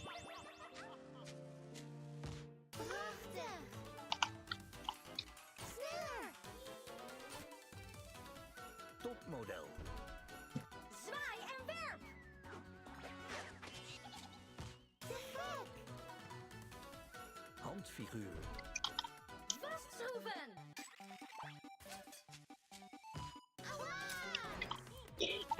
Also the reason of why I played the Tigers Getting Spectacular and the one earlier as Bowser's, it has only some, it hasn't to do something strategy wise, it was just for the fun. It didn't do any difference.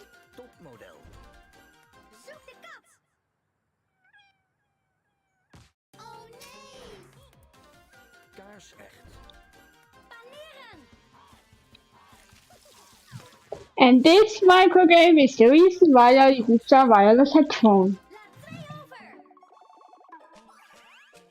That are now mushrooms from Mario Bros.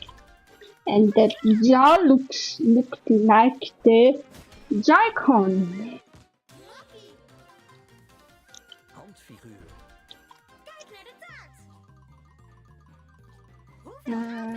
Four. Oh, 5. And that's why I said I hate it, because it doesn't work. Sometimes. But at least with those poses, it's easier. And Namaste. That's what the pose was called.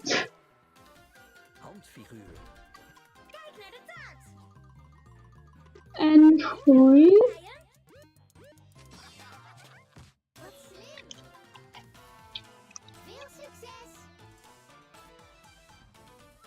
Kaarsrecht.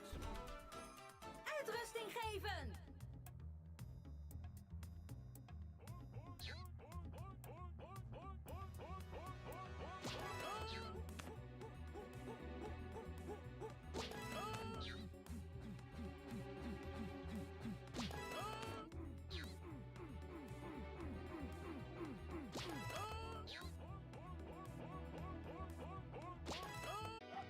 Yeah, this boss is also pretty fast if you know what you do.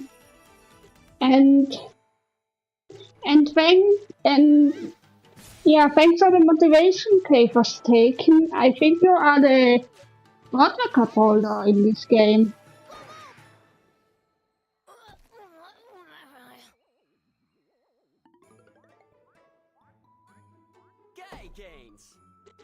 And now they get the ice cream. They shouldn't eat so much ice cream. They are still in the kindergarten. If I understand the law right.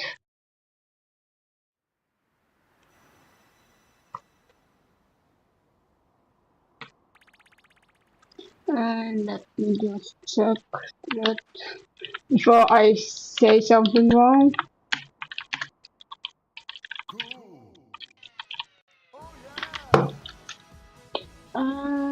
Cutting on no.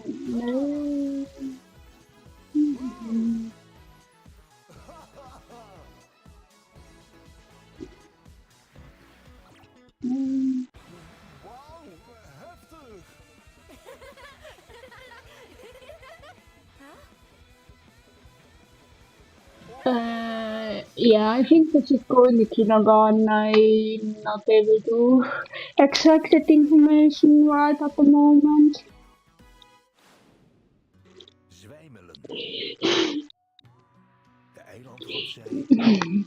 Now we also get to a pretty fun form to look at in the camp.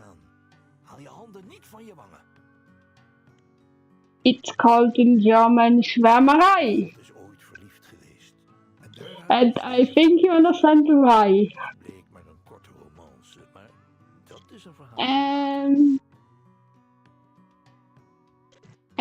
And please talk in the German chat, German only.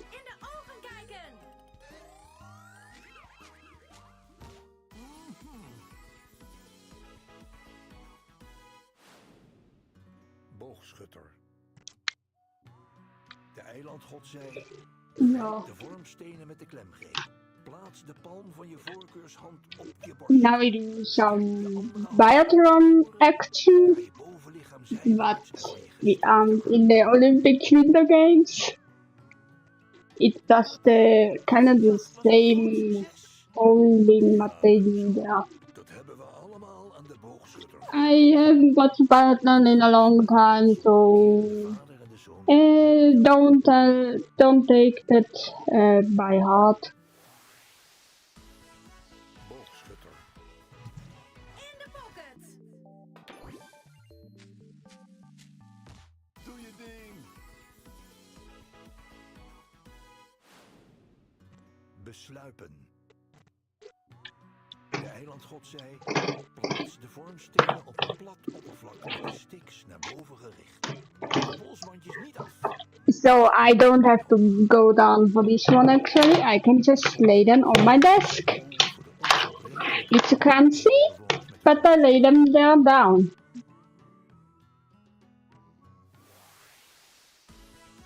Besluipen. Kijk goed. Welke was het? Oh. What happens if you don't look at it?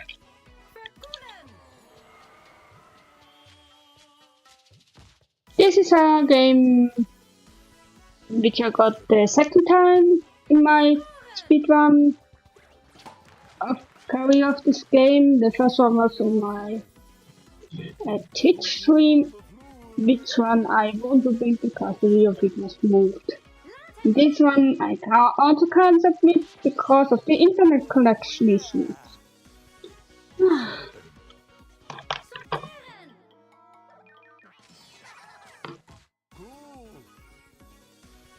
Boogschutter. Dansen na.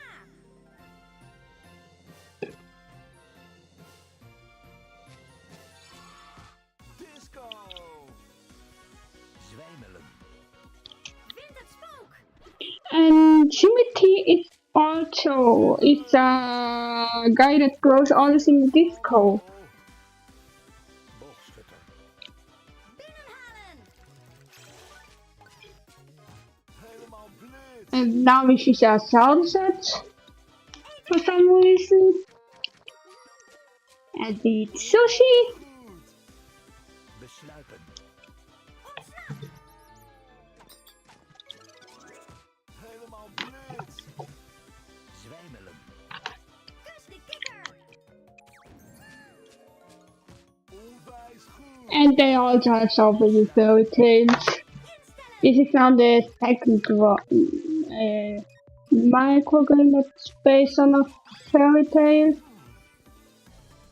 Tijd voor je beste moves. Besluipen. Now we get to a boss game that takes pretty long. And you will see why. Nog niet gaan. Because you can't skip anything except if you do like any percent new game last boss dash, which is a pretty long category name for a WarioWare game.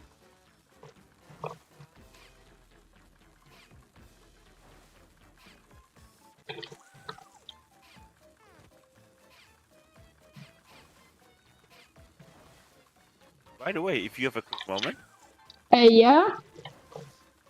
we actually just got a $3 anonymous. Sorry, not anonymous. We got a $3 donation by Aubergine Wolf, saying, "Let's make a straight amount: free."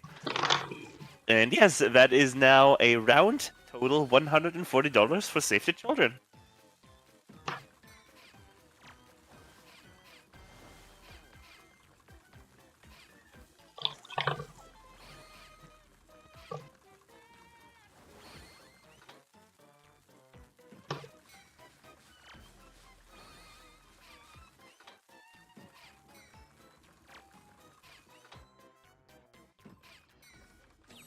So that's it now for the boss game.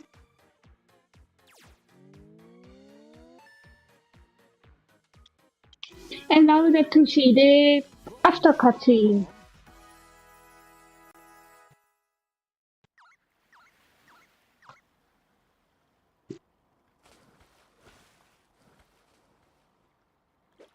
And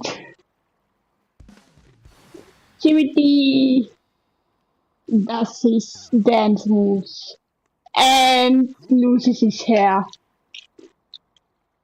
Like if I were touched.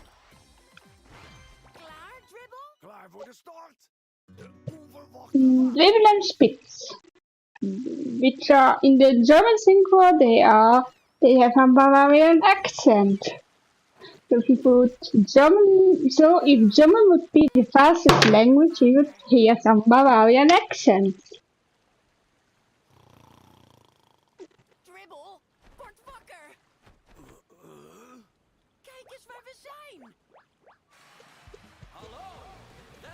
And Dribbble and Spitz are doing now are taking a part in our race because they overslept in the taxi. I think it's the taxi. You mean Spitz?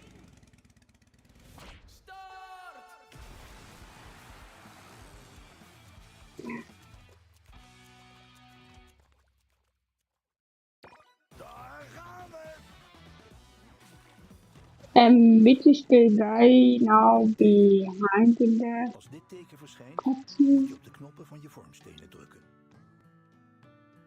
Op welke van de vele knoppen moet je drukken? Luister aandachtig naar wat je intuïtie je influistert.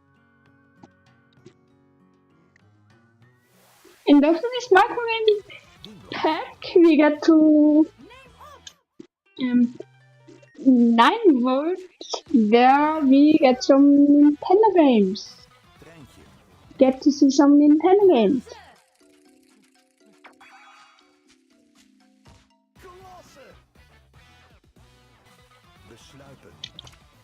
Which is for some people always the best thing. Okay, I press it and this Joy-Con doesn't recognize the button for some reason.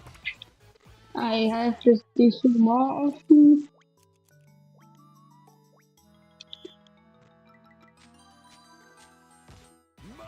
And I have no idea why.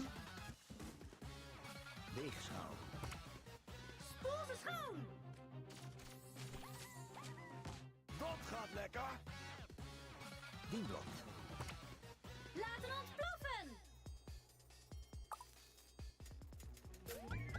No, it's got the wrong one. Treintje.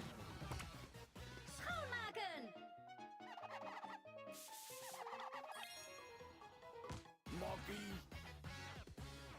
Boogschutter. Onthouden! Speel na! Pas maar op. Treintje. Yeah, there are my left and right weakness that I developed from my SpeedCons in. Treintje. Sorteer ze! Uitje. Dienblad. De juiste boot!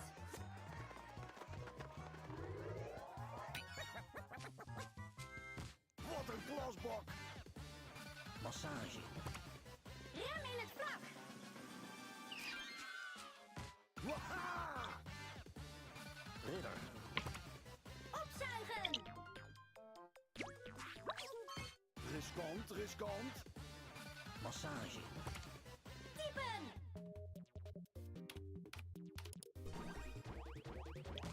At least this microgram works because it doesn't use the Joy-Con that has the issue. The button that has the issue.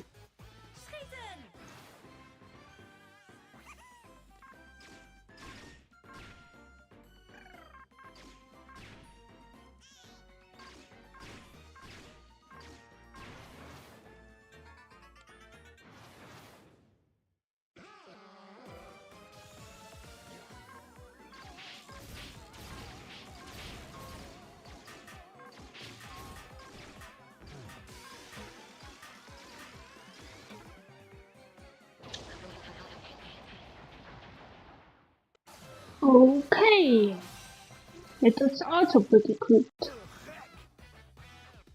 voelt nog eens goed.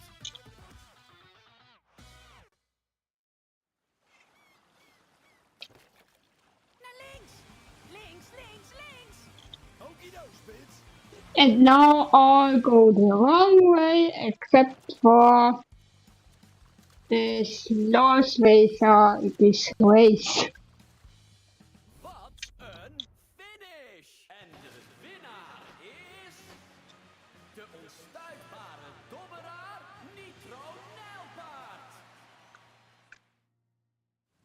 And all the others still search the goal.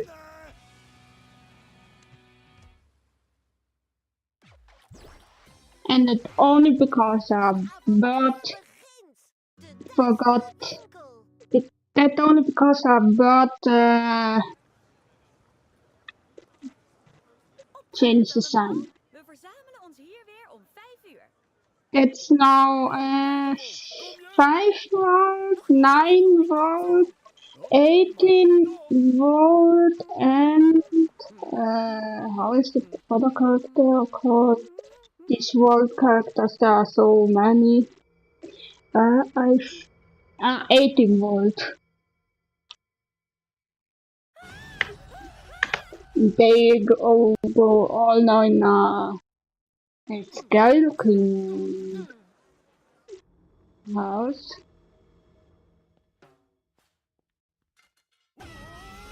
And 18 volt in the CD. Waar is iedereen? Hey, die is van 18 volt. Zou hij in deze winkel zijn?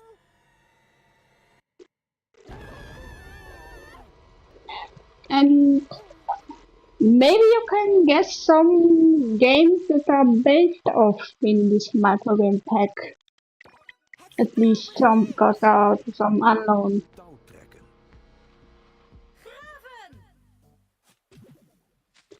This always lags. This is because of the stream. This is a game that lags.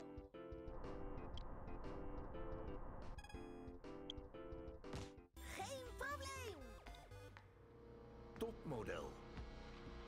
Raak hem! Yes! Massage. Iron! Wow! Speedrun! Handfiguur. Yeah, we do a speedrun. Thanks time was for pointing it out again. And it's also a game where the figure is an issue.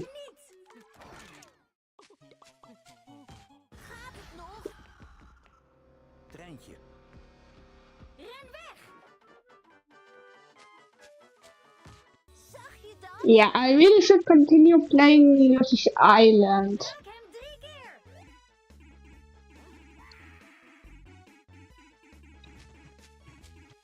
Laatste leven! Topmodel. Strooien!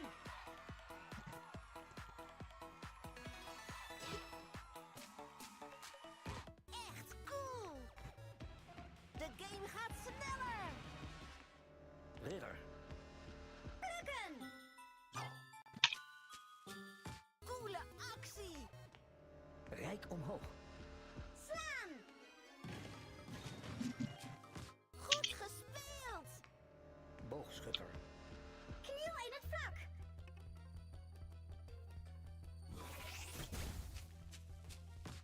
Okay, that was close. Kip. Start schudden! Het gaat nog goed! Topmodel. De juiste pil! Okay, that was the wrong one. Because I moved up the wrong hand.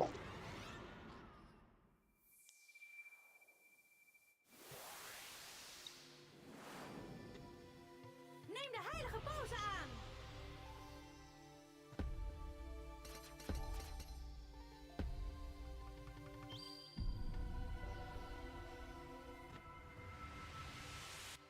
Een extra kans! Topmodel. De juiste pil!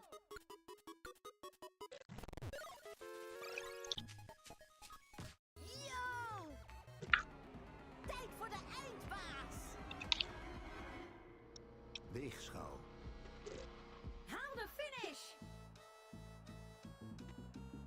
Alright, so this version of the Mario 64 DS Lite is pretty interesting because firstly you don't have the possibility to jump and you also have fixed speed.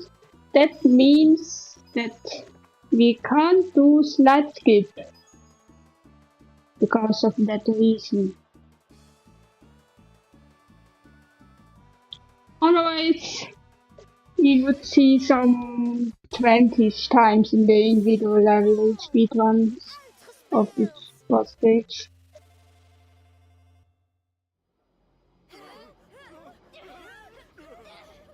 And I think if you would be able to do slide skip, they would make you die if you fall off the stage. Track.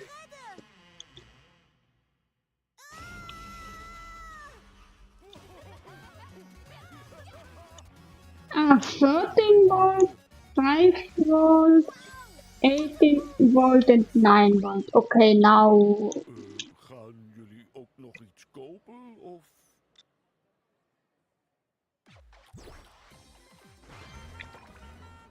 Now we are on the last two stages. This stage is now remix 2 of the microgames we played just now of the microgames packs.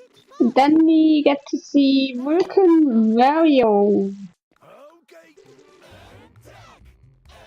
which is then the last stage of this pretty interesting game.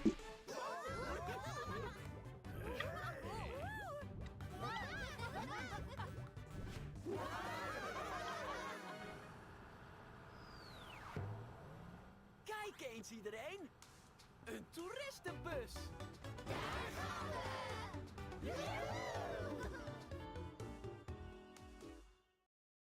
Hier komen de ninja's. Krokodil. Eter 2.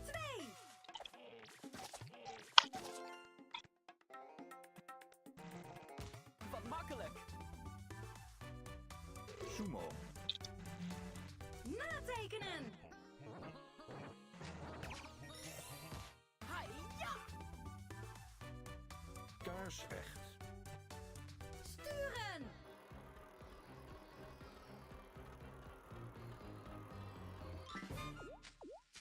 This microgame they should bring to the driver section. 4 and 2.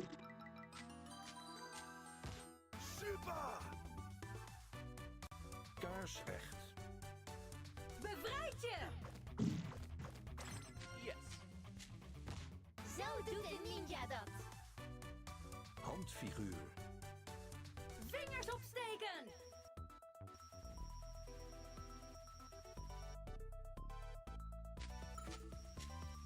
Hoe kan dat nou? Okay, this doesn't work. Dienblad. Laten ontploffen.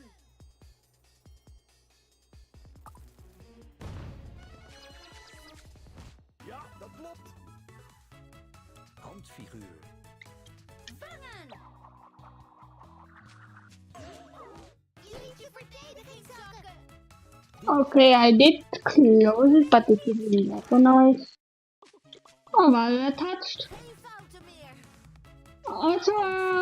Also good value game if you have a Nintendo DS or the Wii U console to play the virtual console version. My 64 DS, if I remember correctly, got the Ultra virtual console release. But I don't know if it was for Wii or Wii U. I think it was for both.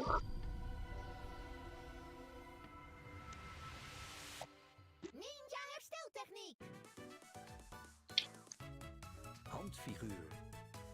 Doe de ring om. Een voltreffer.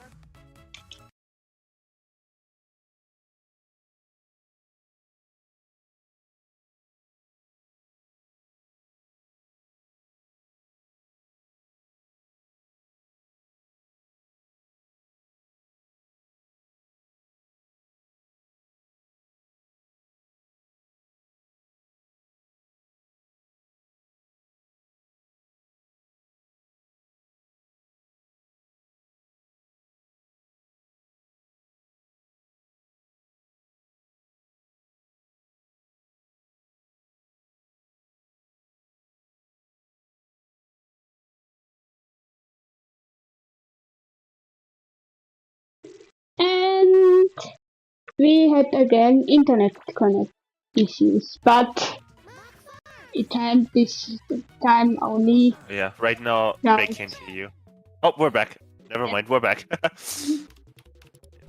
Just some small internet connection issues. Sorry about that, folks. Yeah.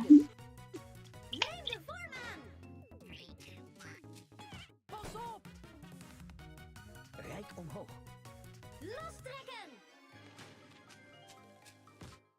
And then we saved how is it?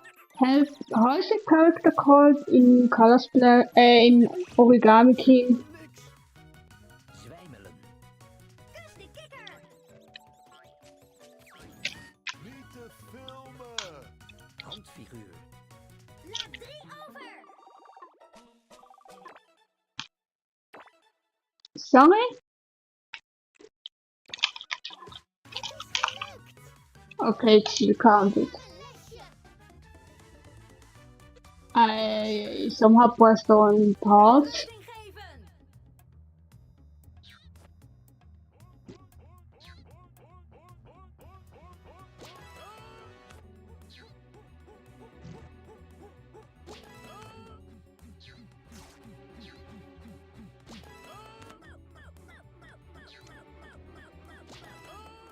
Okay, now we turn in the shop. And then both. And then the targets and we're down. Ga zo door. Wij hebben gewonnen.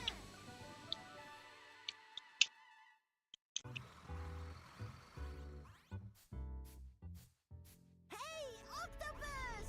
Kun je dat nog eens doen?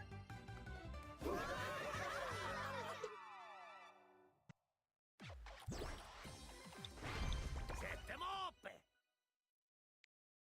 Ga met die vulkaan. Maybe get them ready at the 16th stage in this first stage to get the time so we can stop the time on the right time because I'm not sure myself how to stop the time, so I just set the time and I use the control over the game. Like in WarioWare Minigame Mania for the GBA, I just followed the rules.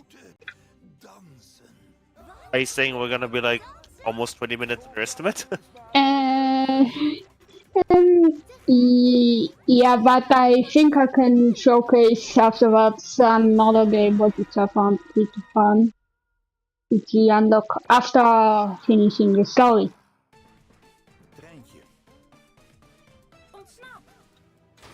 Alright, I let our lovely F-Ball know.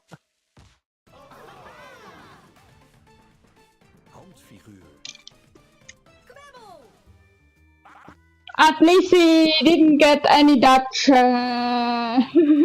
donations. What do you mean? Any Dutch donation messages. Hey, I mean, we might not have donations right now, but you can always tell people what we're raising money for. Yeah. Great. Well, for those, who are just joining in, we're raising money for Save the Children. It's a pretty cool organization. They help, as the name implies, children around the world. Even if you just have like $1 to give, right? That can save by their own, effectiveness and stuff. That can save 4 children from I can never pronounce that. I'm sorry. Pneumonia. I'll post it in chat soon. Yeah, it can basically save 4 children from a very threatening illness, right? So they're very efficient in what they do because they're a big organization. But don't think that because they're a big organization that your small donation doesn't matter, right? Every dollar matters, as I just said, right? And maybe you have $5 to give, maybe $10. Every dollar matters. And if you want to donate, you can either click the donate button below the stream, or you can follow the link in chat. with exclamation mark donate. I just posted it for you as well. And hey, maybe we can reach $150 by the end, by the time this run is over.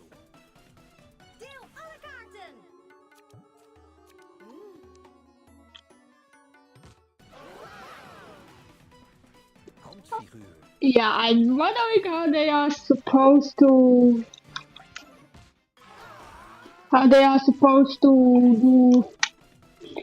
do play cards with only one card. And thanks that the battery only starts to kick in when the run is almost over.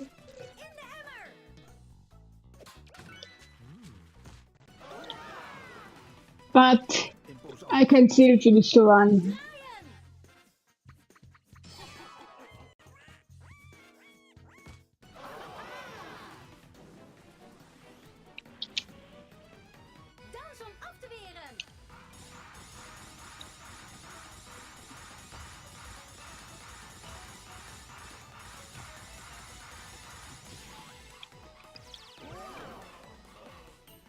In this stage, it's actually a stat where you lose those two dance parts, but in the all notes is written that it's too risky.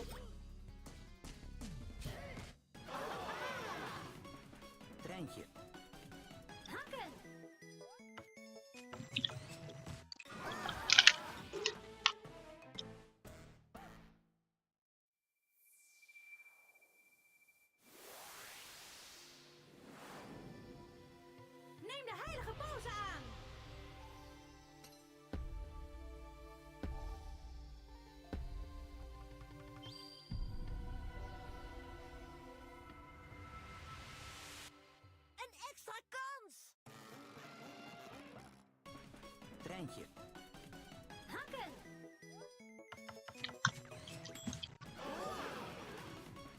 Topmodel. Kijk naar de camera! Treintje. Open en sluiten! Sumo. Ballonnen knallen!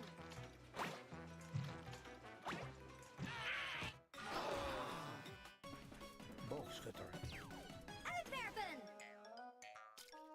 Vis vangen!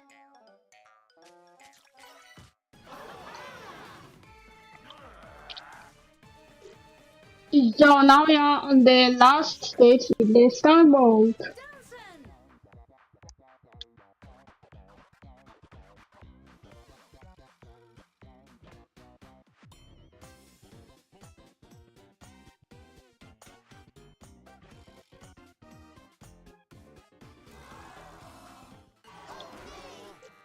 Okay, that didn't recognize.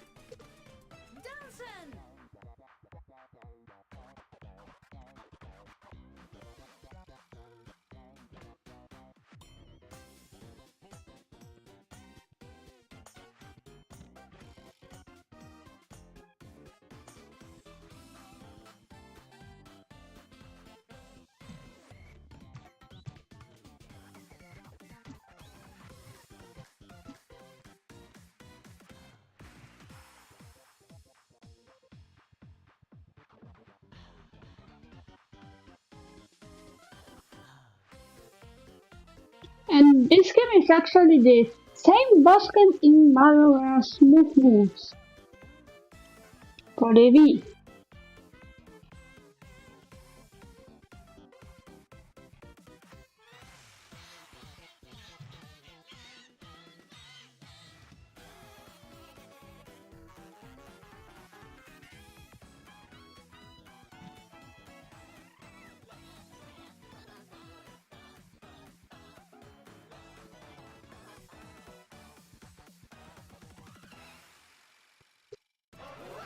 And time. GG's. It isn't a PB though because the internet cut out twice. And I can't submit that.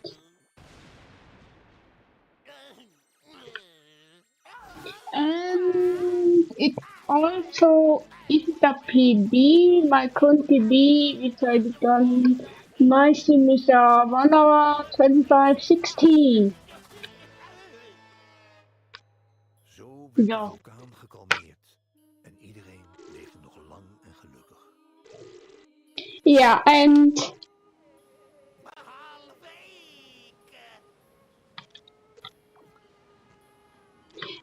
that's it with Warrior Movie. Also, sorry for the 2 times internet cut, but it was at least better than on SpeedCon, where it cut out like 4 times.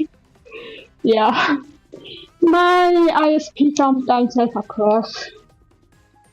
Or it is the LAN cable. Hey, I mean, technical difficulty, sometimes it happens, right? It's not the word. It's not, a big deal. Do you want to thank you for showing this off for us? I mean, if you have any bonus content or anything you want to show, we still, since you finished like 50 minutes out of estimate. Yeah, I can show one mode that you can use in player. And we just let's run through the in-game credits. Oh, Polario, which is actually a pun of Polar Bear and Mario. And Mario is now the new island god, if I understand it right. And also, Cave was taken. Are you the current world record holder? Because I kind of recognize your Twitch name. Sorry, say it again? Because I did not understand you there. If you were talking to me, that is. And no, I was talking to Cave. Okay. So now I'm showing off a bonus mode where you play 20 microgames and collect points. Yeah, you don't lose any points and life if you miss there, you only collect the points and get a high score. My high score is there 4,000 something points.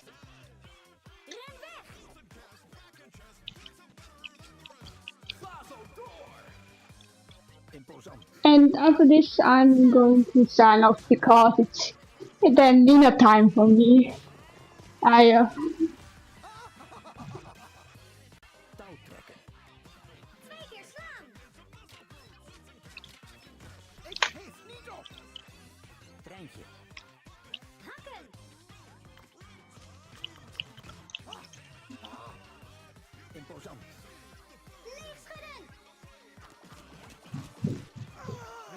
So what would you like to, if you want us to change, any information on screen or something, for what you are showcasing? And no, you can just speak it like that. It's just one. You don't have to change anything because I don't know the English name of this mode. Okay. Do you need a setup time, or are you starting with it? Because I don't know anything about this game. I just started there. You don't have.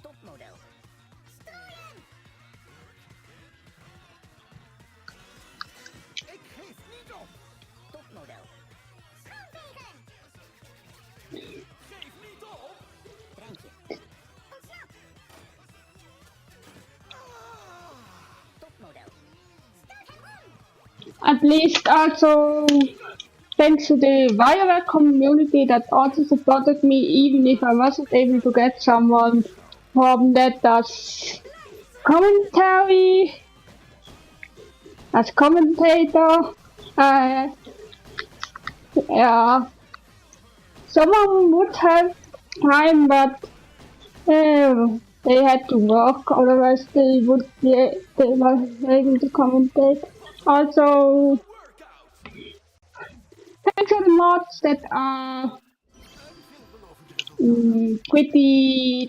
pretty nice in verifying the ones that are verifying quick, not like provocation.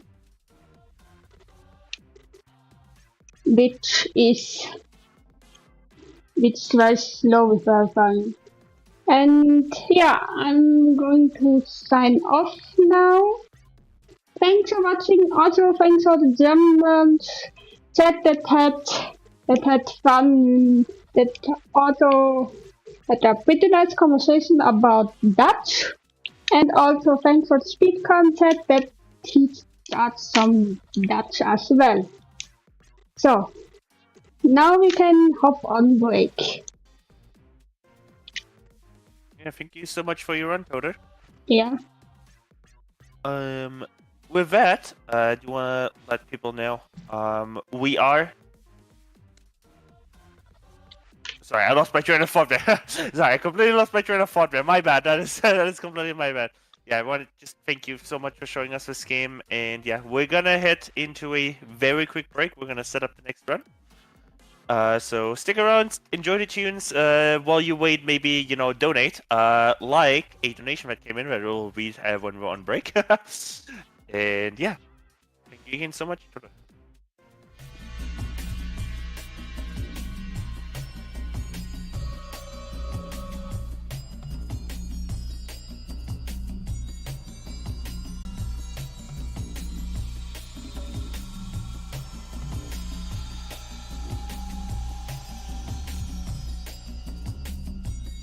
Alright, well, thank you again so much to Toteruns for that very move it run.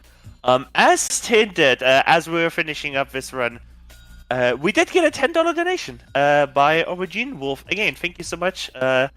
Just saying GG as the comment. And that brings us to $150. A nice even number to finish out the run here. I did say maybe we can reach $150 by the end of the run, and y'all did it. Thank you so much. We are going to be setting up for Haiku really. I'm really looking forward to this. Zonners, for those who don't know, Zonners is the main kind of like hosting organizer for SpeedCon. So we know a little bit about commentating on Sing Late. And yeah, after that, of course, we have the Super Mario 64 run by Lockerman. So tons and tons of good stuff. You have some time to get your donations in. Still got tons and tons of good incentives up, by the way. Let me just quickly get the awesome tracker page that I have here in the background here. We do have the little personally invested incentive that I have here for my own run tomorrow on Sunday for the Mud Age run, and that is currently at $20 out of $50. So just $30 more, and we got that met. And we also have a bid war for the for the hat choice. Oh, my bad. Actually, sorry. Before I continue with that, sorry, my bad. Actually, that extra stage run is sitting at $25, $50. That is my bad. Sorry about that. Is reading the lovely tracker page here. Because this is a different tracker page that I'm used to. For the that's what I wanted to talk about. For the find the options. Sorry, I haven't used this dashboard in a little while. Figured out this. I use this dashboard in a while. It's been a while since I used the GDQ tracker. But hey, you get to hear me figure this out live.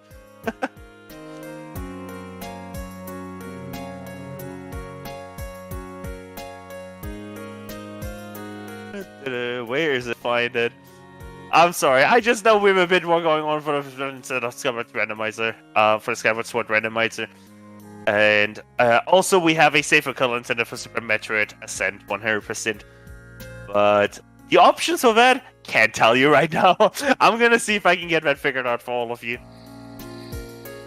But yeah, keep donating anyway. $150, and maybe soon. We'll see if the next one is almost ready to start.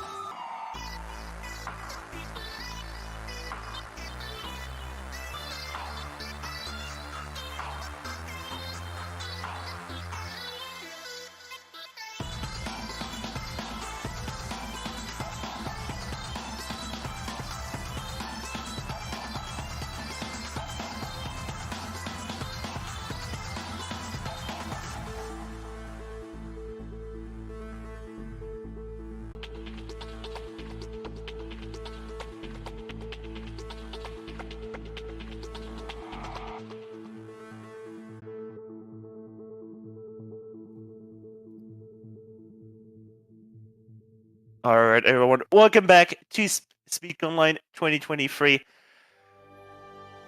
Benefiting Save the Children. We're just returning from a short break here, and we are ready to go for Haiku the Robot by Sonorous. So, I'm looking really forward to this run, and started with Sonorous.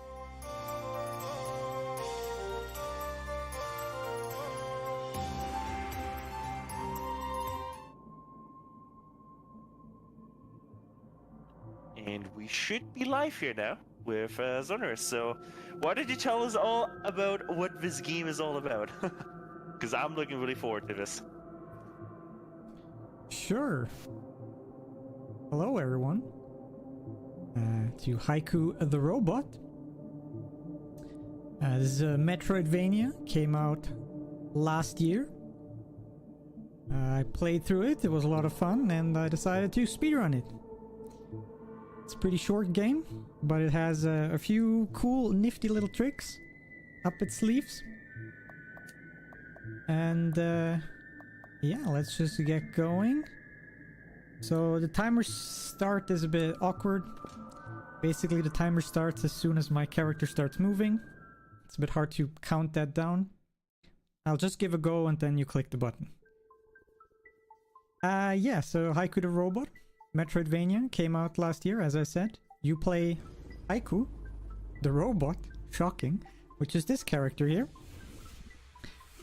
And yeah, at the top left, you see something kind of important, the overheat thing, the blue, yellow, red thing.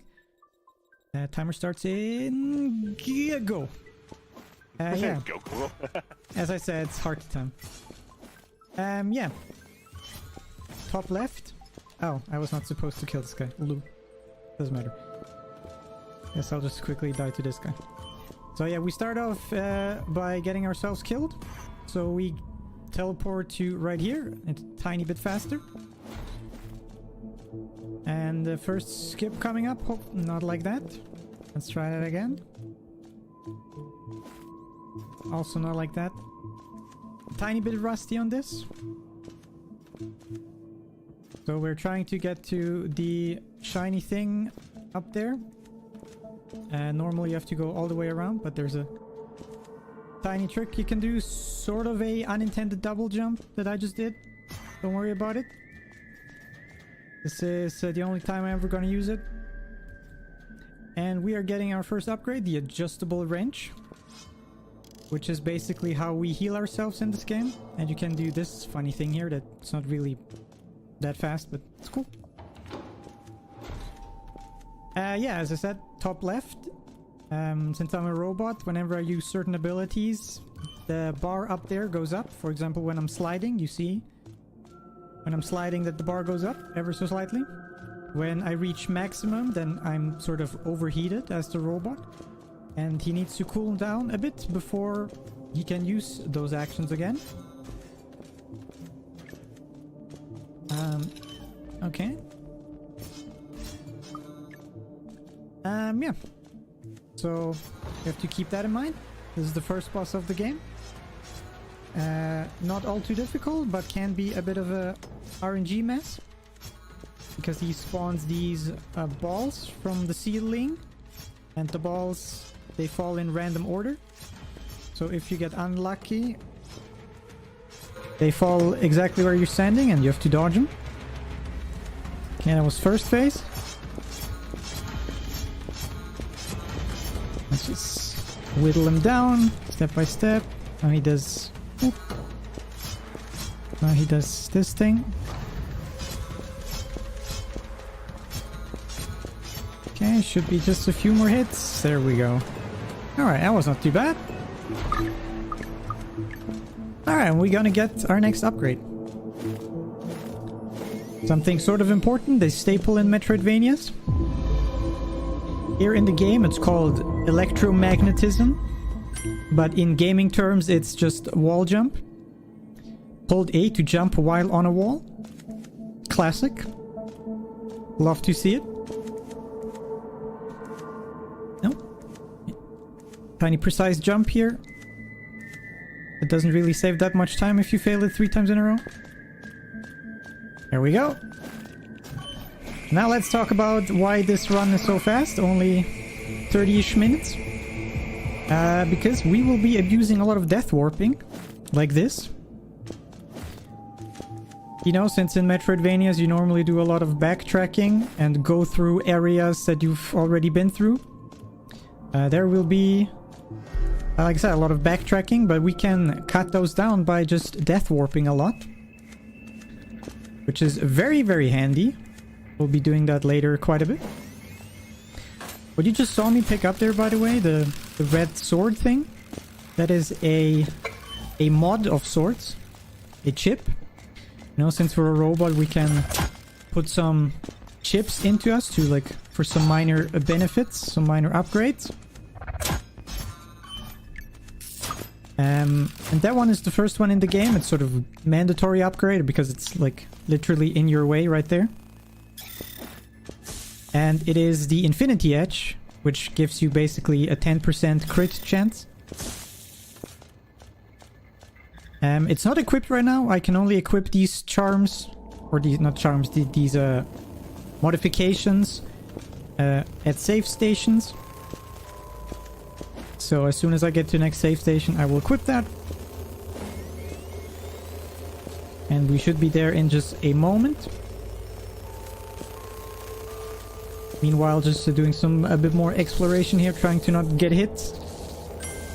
If you haven't caught it already, by the way, the yellow blobs represent my health. I currently got hit twice, so I'm at half HP. But that's fine, because here is a save station. I'm gonna save here. This is a very important save. I'm gonna equip the chip that I got. And now we're gonna do a very cool glitch in this game. So I'm intentionally gonna kill myself now, here in this room, by walking into the electrified wall here.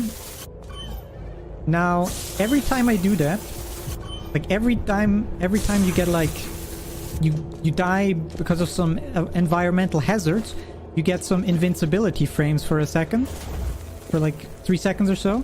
But if you do this in a row, they will stack on top of each other. And just like that, we just skipped the boss. Yeah, so we walk into the electrified like wall 4 times in a row. That gives us around 16 seconds of invincibility frames. And the way I just skipped the boss that was in the one room is if you enter the boss room without while being in invincibility frames, the boss just doesn't trigger. So you can just walk through the arena.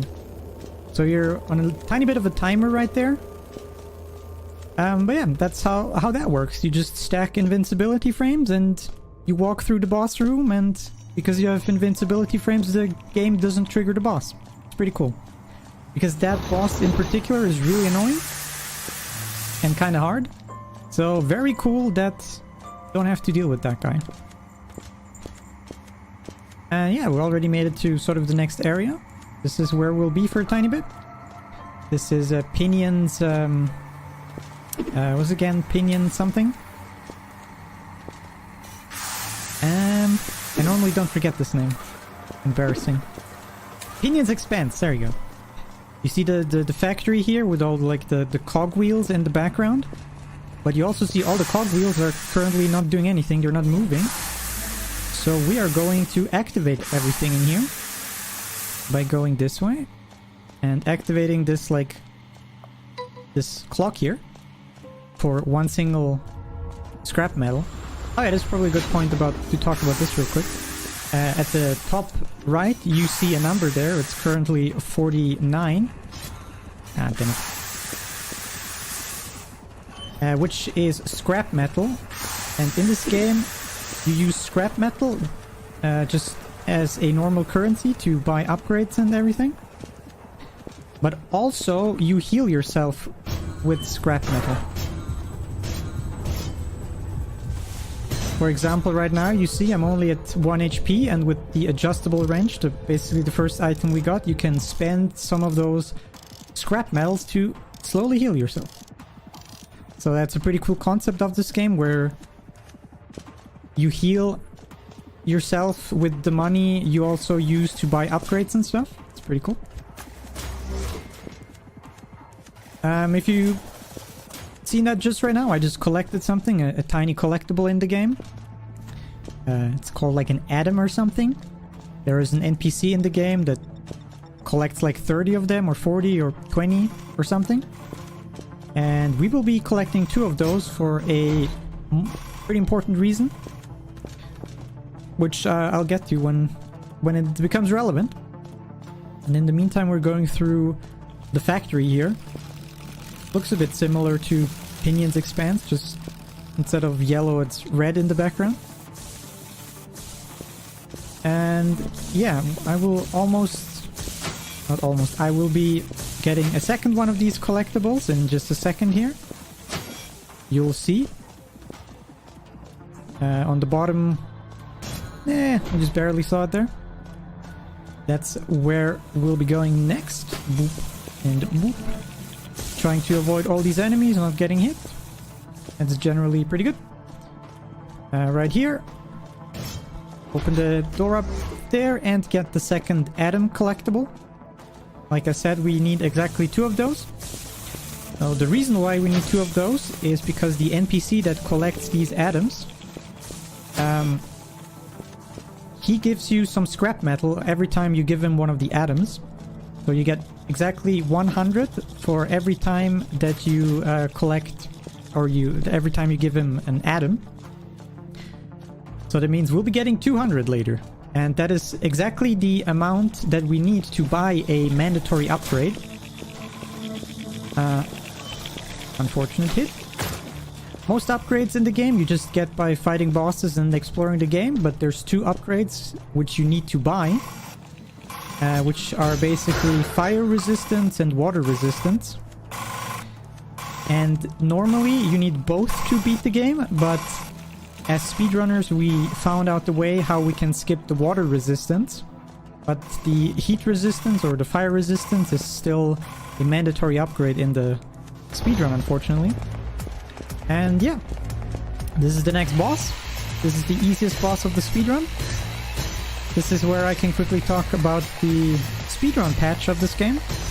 So the solo developer of this game, Mr. Morris, Jordan Morris. Damn it. He made a speedrun patch for this game, which you can activate in Steam. So if you go to Steam and in betas, you can download the specific speedrun patch. And in the specific speedrun patch, this guy here is a joke, as you just saw. In the quote-unquote up-to-date version of the game, he has like 2-3 more moves, he becomes more unpredictable and is generally more annoying. And there's some other tiny things that are in the speedrun patch. So shoutouts to Mr. Morris for being a supporter of the speedrun community and having like a specific speedrun patch. That's super cool. Yeah, we also just got our new upgrade. And because we got what we came for, we just jump into the saw cleaver, and you know, now we're back at this safe. And this is how we just saved a bunch of time. Stupid battery. And yeah, this is why this speedrun is generally so fast. because every time you go somewhere and you do what you are there to do, you just kill yourself and you go back to the save point and you speed up things very fast. And you just saw, I just got 200 scrap metal. I'm now at 217. Very cool. And now we are instantly gonna spend these to buy the mandatory upgrade that I was talking about. Yoop. Which is just around here. Here with these two robots, the fire one and the water one. Like I said, technically both are mandatory to beat the game, but speedrunners have found out the way how you can skip the water upgrade. It's a little bit scary, but we'll get there. Yeah, so we bought the heat upgrade, so there are specific heated areas in the game. And if you don't have the heat resistance upgrade, you would take like continuous damage over time if you spend time in these areas without the upgrade. But now we don't have to worry about that anymore. Yeah, so this thing, sort of a boss, kind of. We just quickly smash it into pieces to get another upgrade, which is this thing, the Bullblet. Not exactly sure how to pronounce it. It's like this, like a Navi looking thing that is gonna follow us around when we're in dark areas. There are some areas in the game that are just where you can't see, and the too many enemies. The Bullblade is sort of like your light in that area. I took some damage, so let's heal for one. For example, as you can see in the background, everything's burning. This is one of these heated areas that I was talking about. If I would not have the heat resistance upgrade right now, I would just... there's no way I could just get through this like this. Okay, that was close. Alright, almost out of this area. There we go.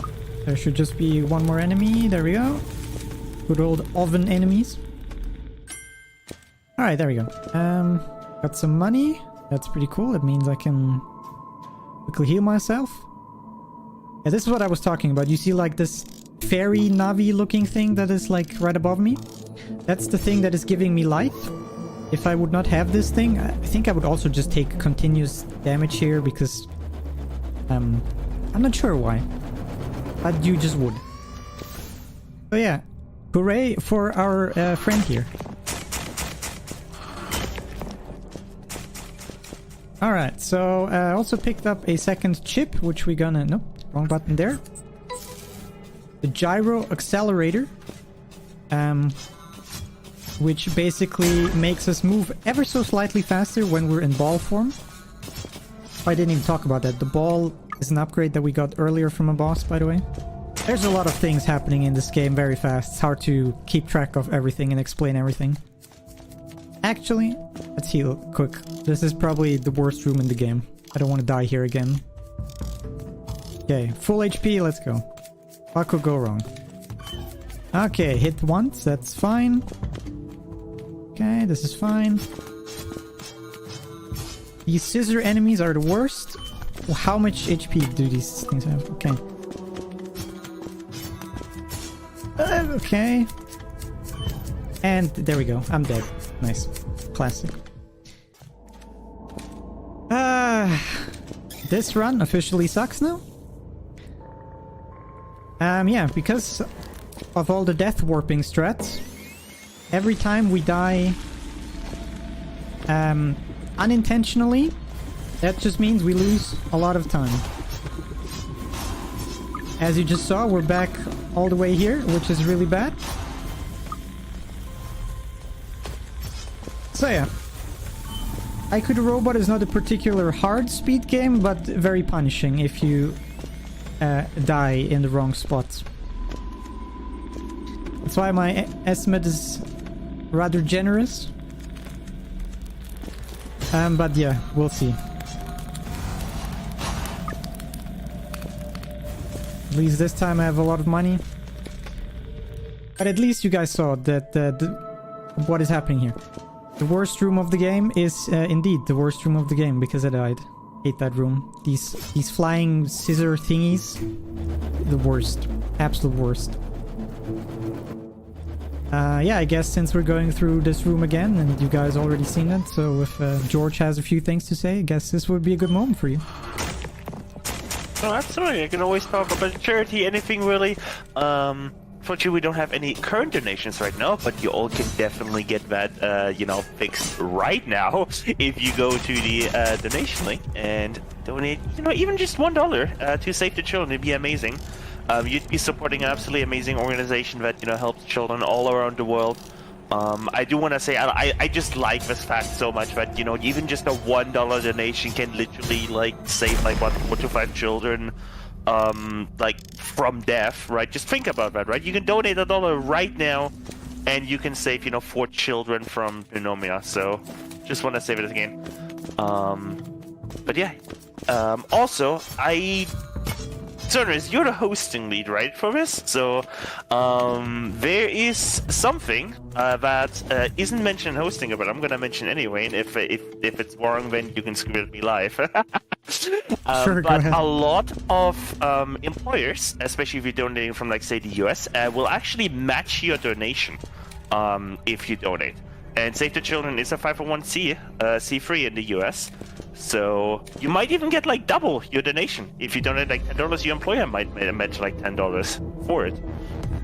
But yeah, check your local laws and regulations and whatever, if that is a possibility. And yeah, that'd be super cool. Yeah, good point. I definitely heard that fact before, but I forgot again. I'll keep it in mind. We should put it in the hosting guide. Yeah. Yeah, thanks for the reminder. Right, so, I got through the bad parts. People who paid close attention saw that I almost died again. Oops. There we go. And, yeah, we got one upgrade, which is the teleporter, which turns our dash into, like, a full-on teleport. And we just got the second upgrade right here, power bombs, which is also a pretty cool upgrade. Which we'll be using in just momentarily here. Whoops, that is not what I wanted to... Okay.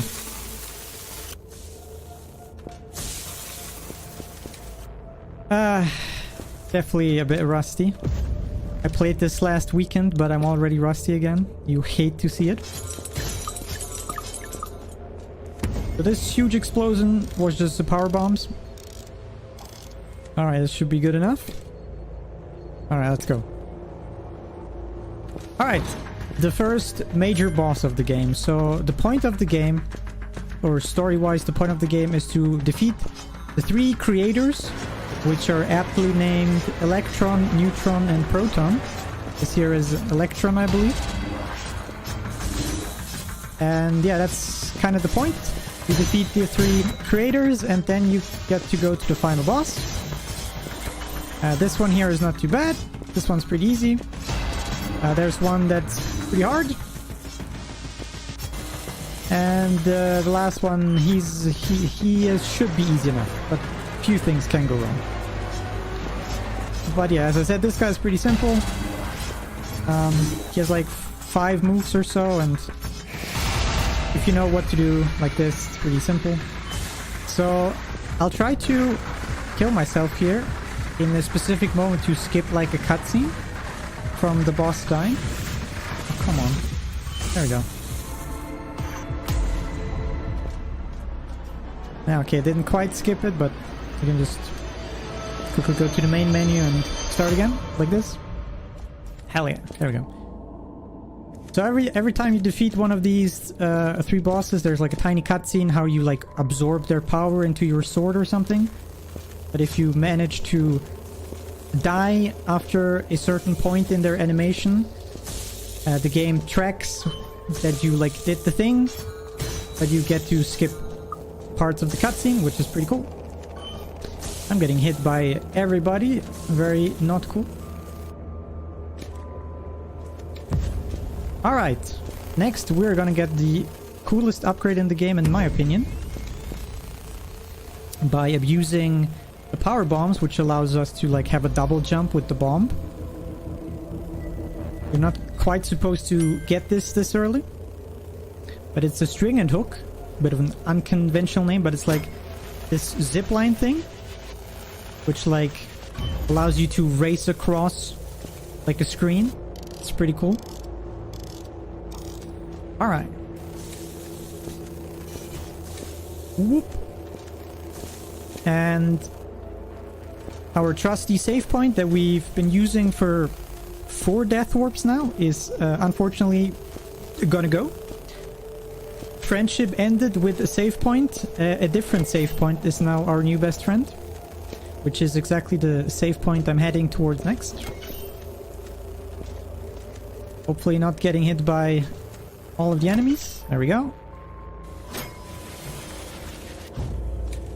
And this save point here is my new best friend. We'll be death warping to that safe thing only once. Yeah, only once. Yeah, next up we are gonna go to the bunker, which is where the next of the 3 creator bosses will be waiting for us. The hardest one. Also with the spooky, eerie music in this area. Here we'll be doing another few like skips. Mostly by just some clever use of mechanics. I guess there's a tiny bit of a glitch that you can abuse coming up. Consider it a glitch. It's a bit of a shortcut. So since I got the teleport ability right, I can teleport through walls like these here. That was the wrong button. Just like that. But there's certain doors which are kind of made specifically for the reason for you not to teleport through them, like these. But you can, if you, not like this.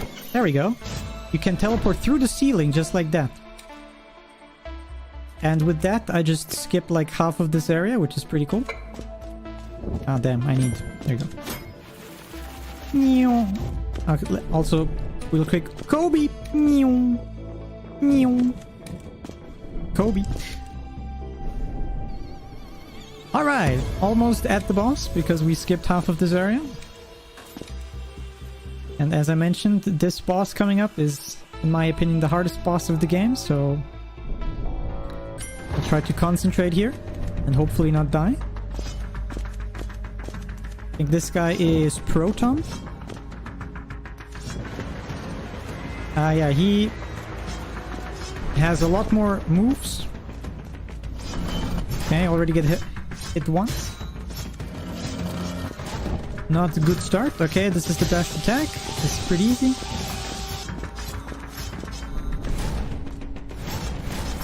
Okay.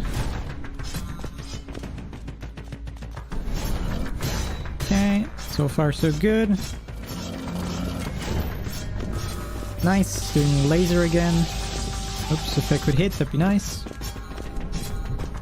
Okay, he's going into second phase. Gives me time to quickly heal 1 HP. Now he's just ever so slightly more dangerous. But nothing impossible.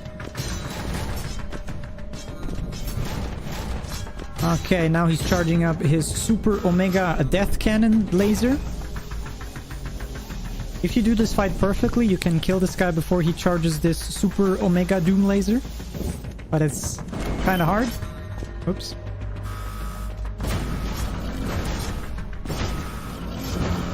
Oh, we still have 3. Oh, there we go. He's dead. Alright, that was pretty okay. That was not too terrible. Got hit like twice. It's pretty okay. I made it look easy. Yeah, unfortunately, this is the only one of the 3 creators that you cannot skip this cutscene here. This is the cutscene that I skipped on the first boss, where you absorb like their essence or something into the sword. There we go, just like that. And now we will be going to sort of the last area of the game. And you remember how I said that there is also not just heat resistance, but also water resistance. So there's two areas of the game where that is kind of necessary. There's like a sewer area where there's like running water, and since Haiku's a robot, he doesn't do well with that. But that's an area we never see in this game or in the speedrun. And right here is the outside area where it's raining, and rain is also not good. But if I do this perfectly, I'll get through this by hopefully only taking a single damage. So hold your breath. It's 3 screens.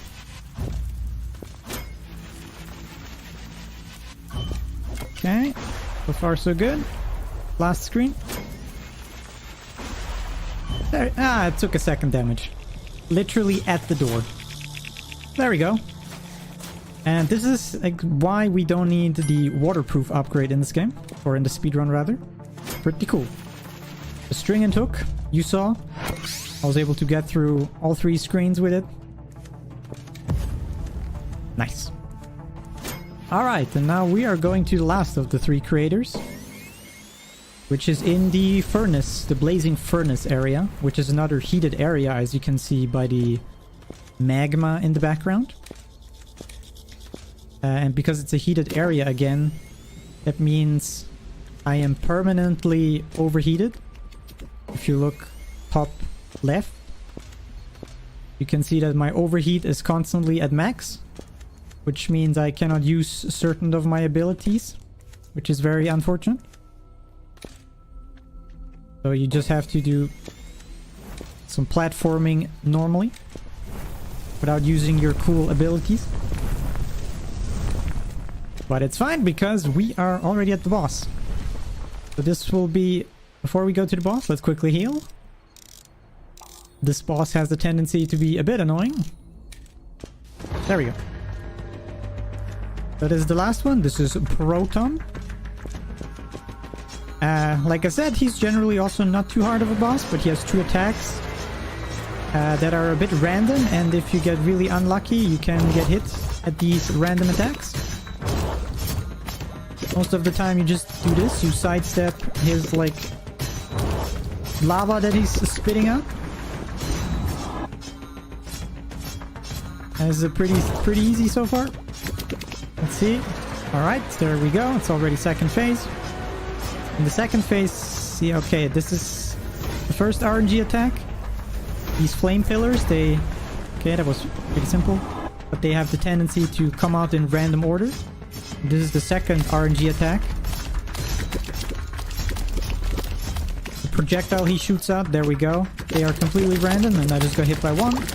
But I'm still at 3 HP, so it's fine. And there we go, he's dead. Now we're once again trying to set up, like, trying at a very specific point. So we skip his, like, final cutscene, just like this. There we go. Nice. Since we defeated all 3 of the creators, we can now go to the final boss, which conveniently is just right here next to the save. Alright, very cool. I have no idea where the timer is at, but after I defeat this boss, that's time. But I have a tendency to die to this boss like once or twice, so... Yeah, this is the final boss. I think if I factor in Streamlabs, his timer is currently at like 35? Already? Damn. If I factor in Streamlabs. It was 2 seconds off. Oh wow. That was really bad of me. Holy moly, that was terrible of me. Okay, let's try again. This guy's 3 phases and I just died in the first phase. Okay, that was... Okay. Focus. Yeah, this one death early, that cost me a lot.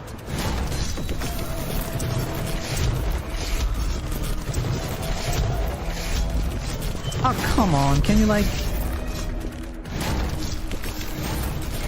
Okay.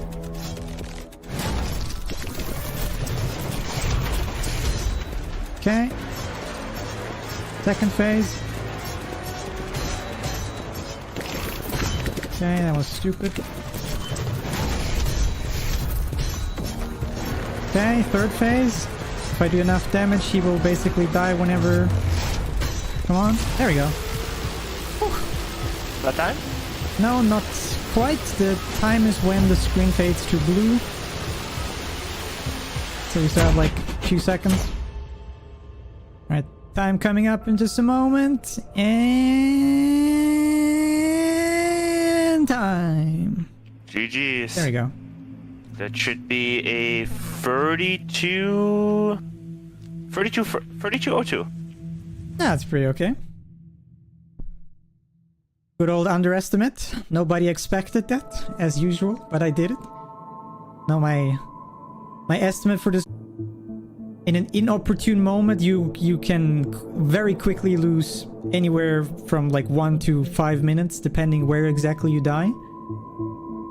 Like I said, it's not a very hard speedrun, but if you play bad, did a tiny bit.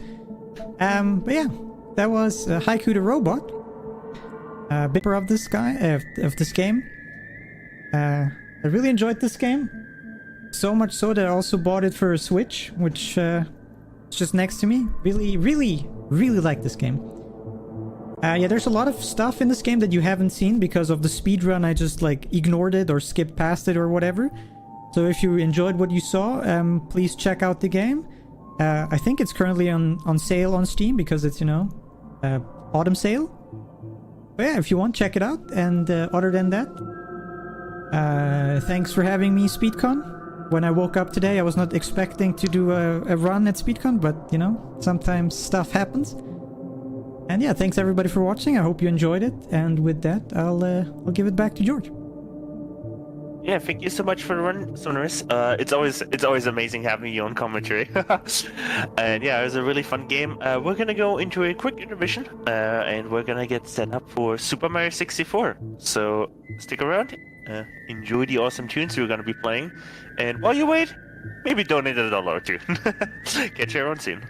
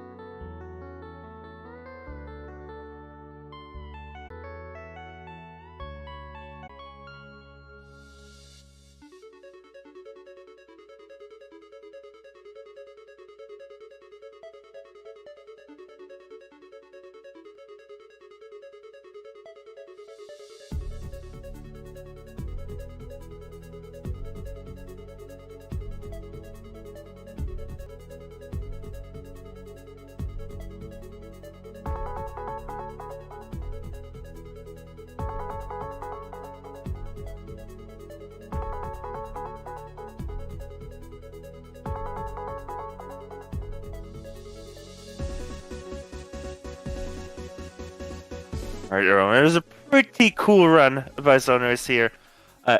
Coming up here, we got Super Mario. We're just getting ready for that. So while we're getting ready for that, I do want to remind you all of a couple incentives that are going on. Of course, I'm still going to mention that one incentive, that incentive I'm personally invested in. The Toho Extra Stage run for tomorrow. We're sitting at $25 out of $50 for that. So even just $25 more, and y'all will be seeing a extra stage by yours truly, me, George, tomorrow. Also, how the tracker works, and I finally figured out how like bid wars work. We have the Skyward Sword randomizer bid war for the file name, and the two options we had donated towards are Stidella and Bingo Man. Stidella in the lead with $100 currently, and Bingo Man with 10. Sounds like a big gap, but hey, if you wanna turn that around and donate $90, that's $90 more for a $5 train and with Skyward Sword randomizer. Can go really quick. We also have a bid war open for Super Metroid Ascent 100%. I believe that run is tomorrow, if I'm not mistaken.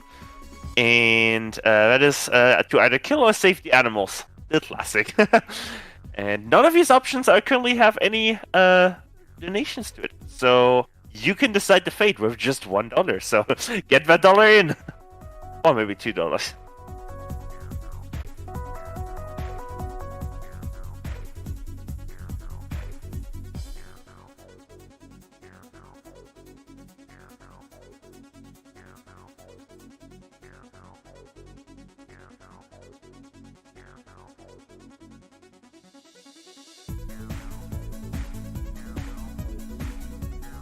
Alright, everyone, and with that, we are done with the setup for our next round. We've got Super Mario 64 by Lockerman, an absolute classic. We're looking forward to this. So let's show the crowd what you can do in SM64 Randomizer. Lockerman, let's begin.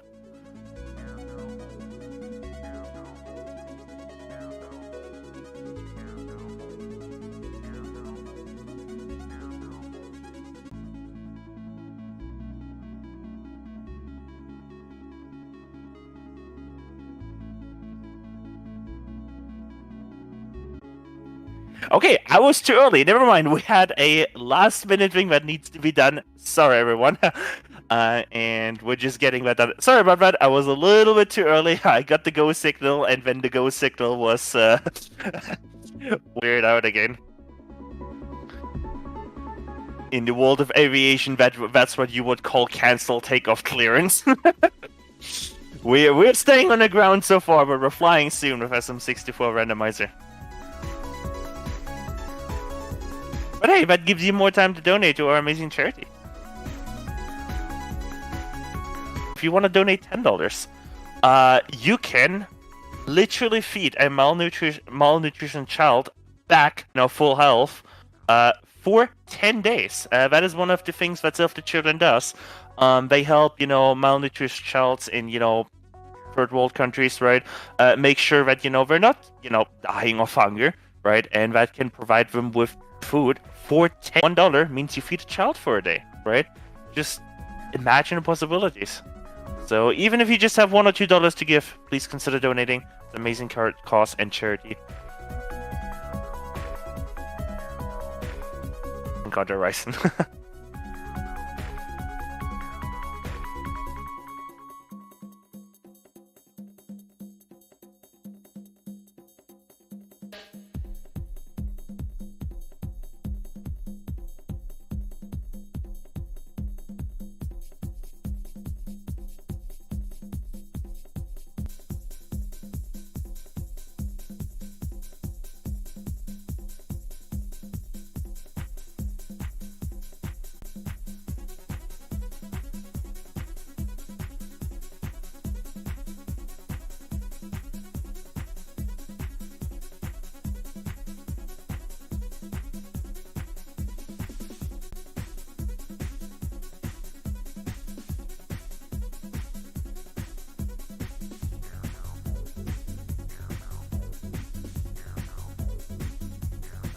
Alright, everyone, now for real this time. We've got Super Mario 64 Randomizer.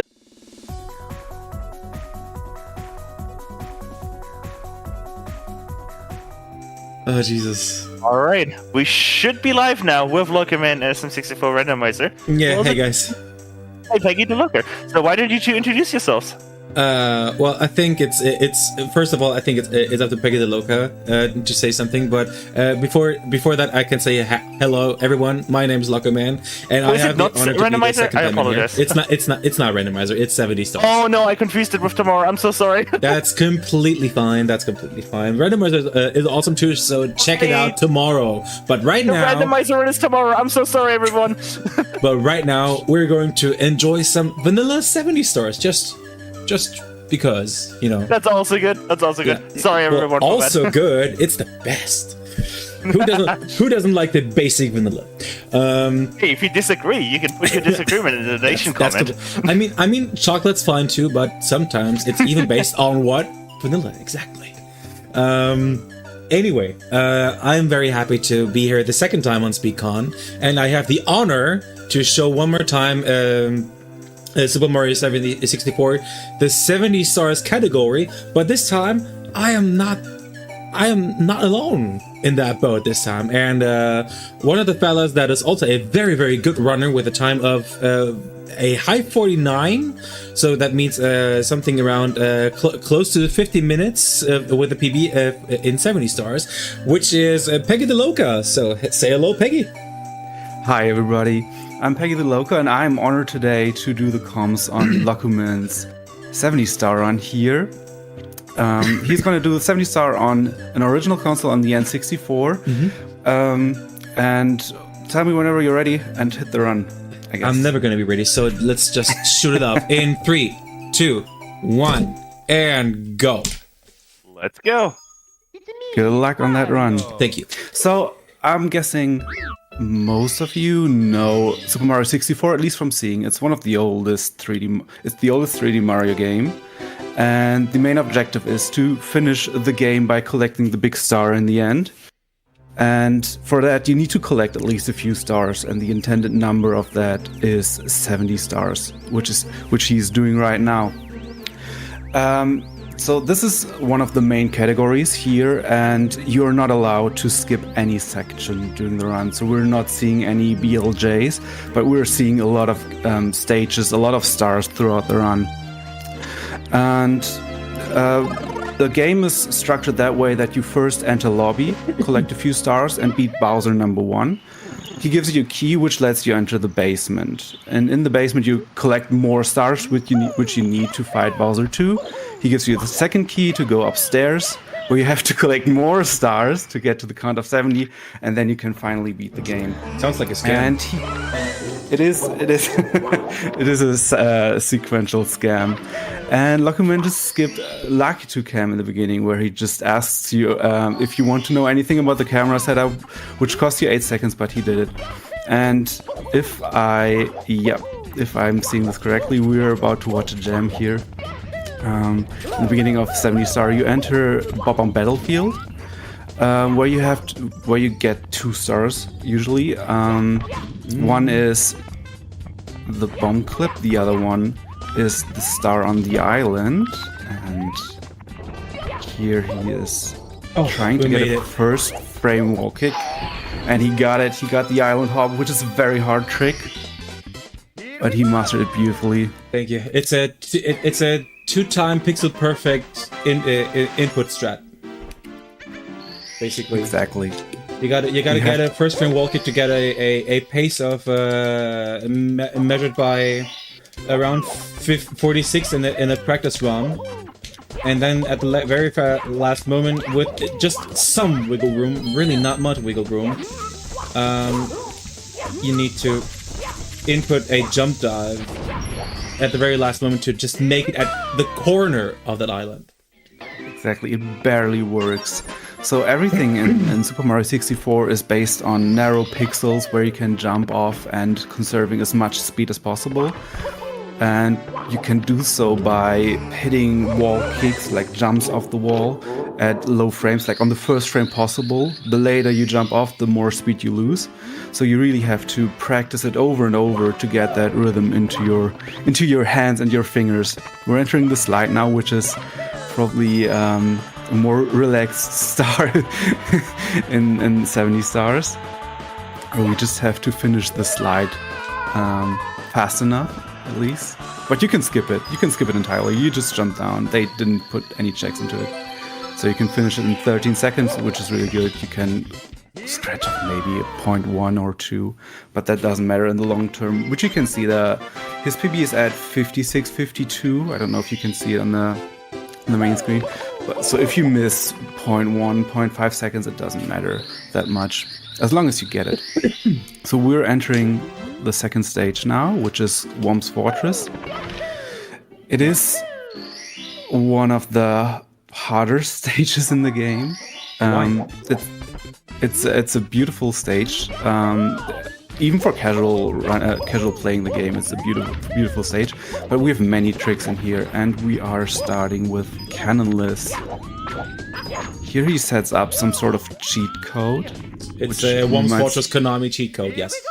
But it is better known as something called sock folder Cannonless, which is one of the slower strategies to get the star. What basically happens is that there's one little slight area in which Mario can still grasp that tiny bit of a wall, and his hitbox is just big enough to actually grab that star, even though you're not supposed to. And since we're a homie, and we are very, very friendly with the owl, we decided to go for owls. And you hit it beautifully. Thank you. Yet again, the game developers didn't pay enough attention and put a cage up there, which is not high enough to not skip it. So you can just triple jump against it, do a wall kick, and get enough height to barely flip over, which is not the intended way. It's called owlless because you're supposed to wake the owl and fly over it and drop yourself down there. But it's not as cool as just doing it without the owl. Now we're doing something special, at least for 70 stars in the any percent categories. In Super Mario 64, you can get additional stars by collecting 100 coins in a single stage, in a single attempt. So you can get a second star. Usually you combine it with collecting the red coins, which give you a usual star. So you get, at the end of this marathon here, you will get 2 stars. One for the 100 coins, one for the red coins. And there we got the 7th red coin, he drops down to the 8th, and then we can see the regular star spawning. Now we have to get 12 additional coins. There's a ring of 8. 4 left, and there is a row of 5, and we have it. This is nothing you can see in the regular any percent categories, but since we have to collect 70 stars, we have to do some slower stars, and this is one of those. Yeah. It's not slow, but it's slower than most stars you do in Alright, Mario, show me the money! Yeah, the disadvantage of it is that you have to wait to not save at the end, because it shows you how many coins you counted during that attempt whenever you finish a stage. And the entire 70 star run, I think you collect 400 coin stars. You can collect up to 4. Yeah, up to 400 coin stars. There are 1,500 coin stars in the entire game. So you can really see that these stars are rather slow. Did you research that? No. This is something you learn by running 120 star, which is 100% collecting all stars. And 70 stars more like the TLDR of 100% in that sense. Yeah. Now we're seeing the first boss in Super Mario 64. It's the Womp King. Bosses are not as scary as in like Dark Souls. I mean, it's a game from the 90s. I think they were just happy by placing any object that is bigger than Mario. Don't you underestimate old games.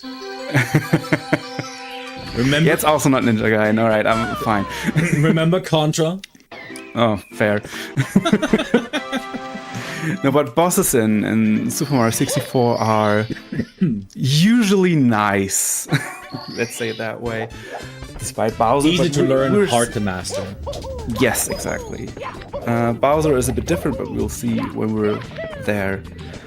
Now we're climbing the tower, where there's 1 star. Some people say hidden, it's not very hidden. This is basically the climbing game right now.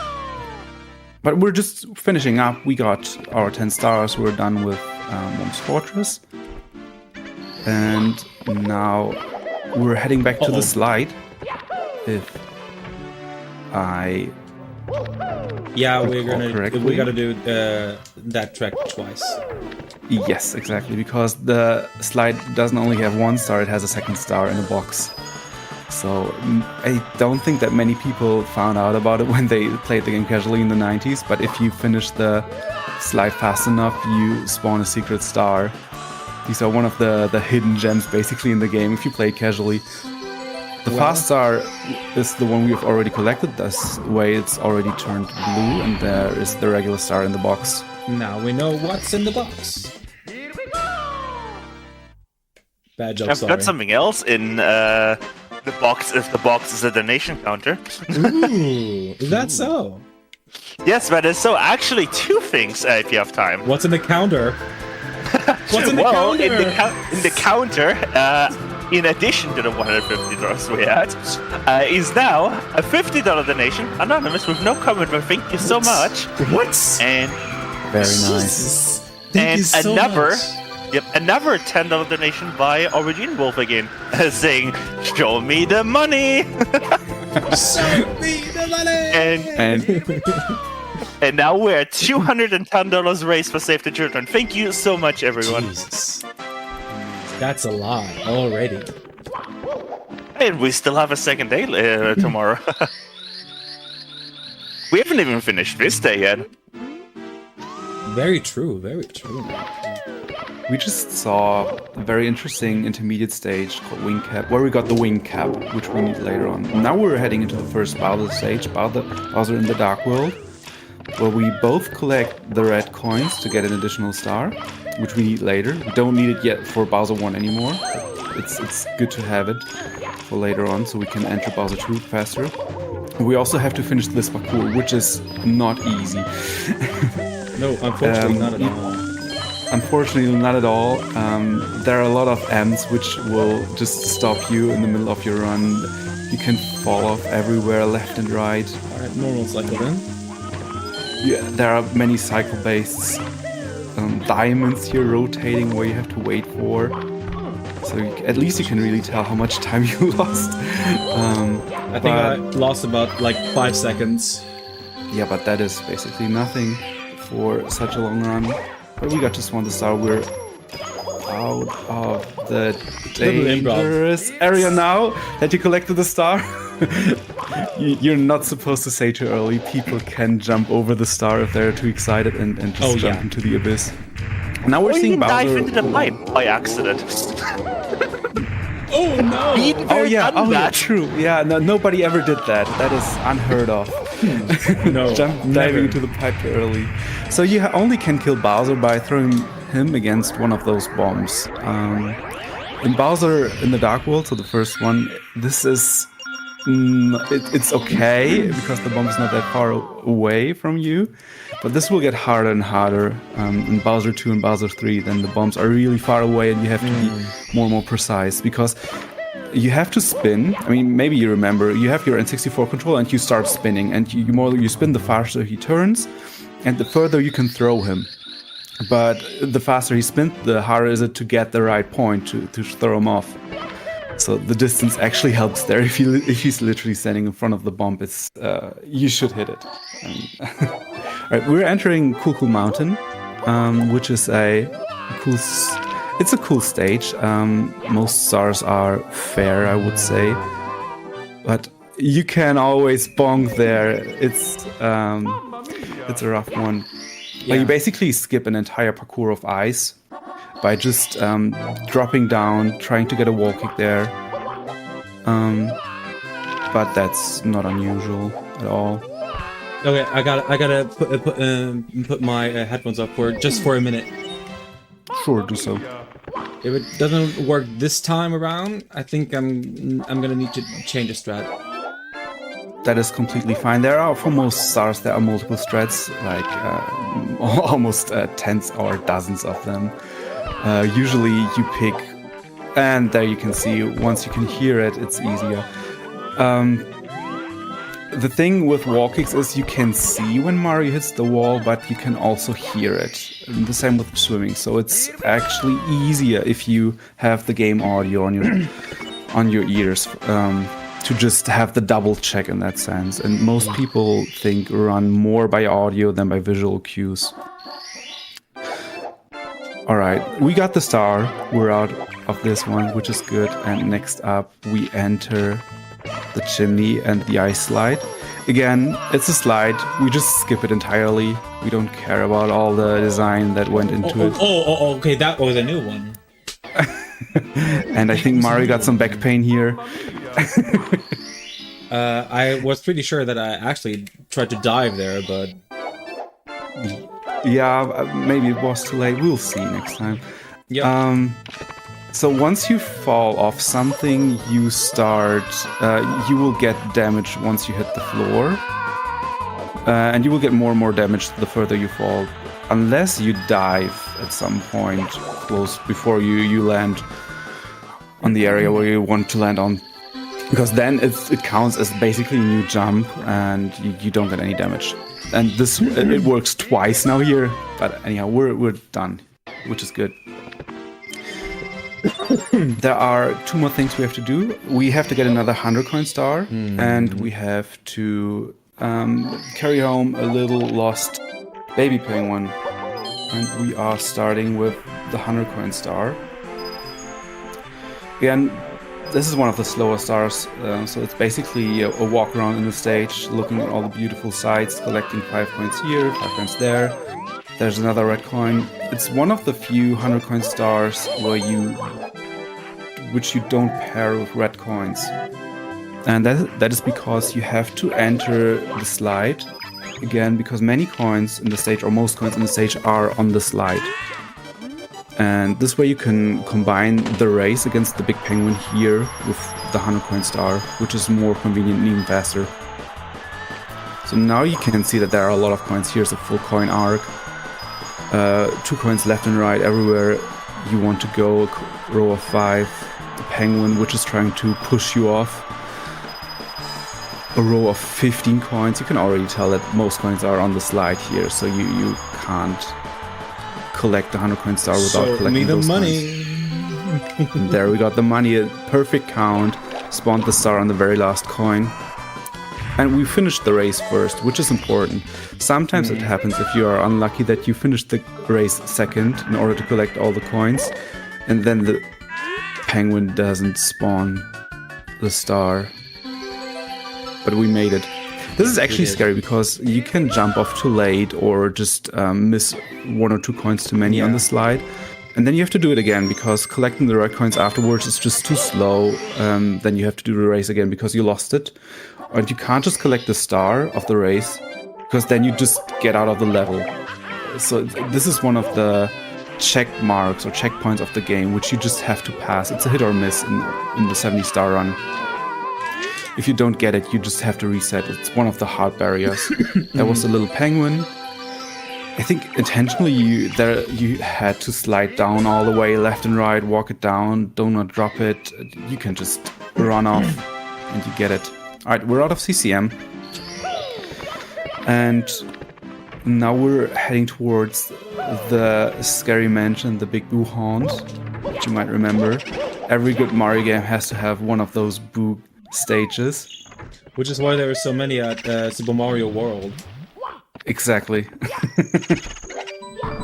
You can only enter it by killing the one Boo that carries the cage, and I think it's supposed to resemble that the stage itself is contained in a cage, which you can't see here in the dark. The stage is very slow. Most of the stars are not reasonable to do.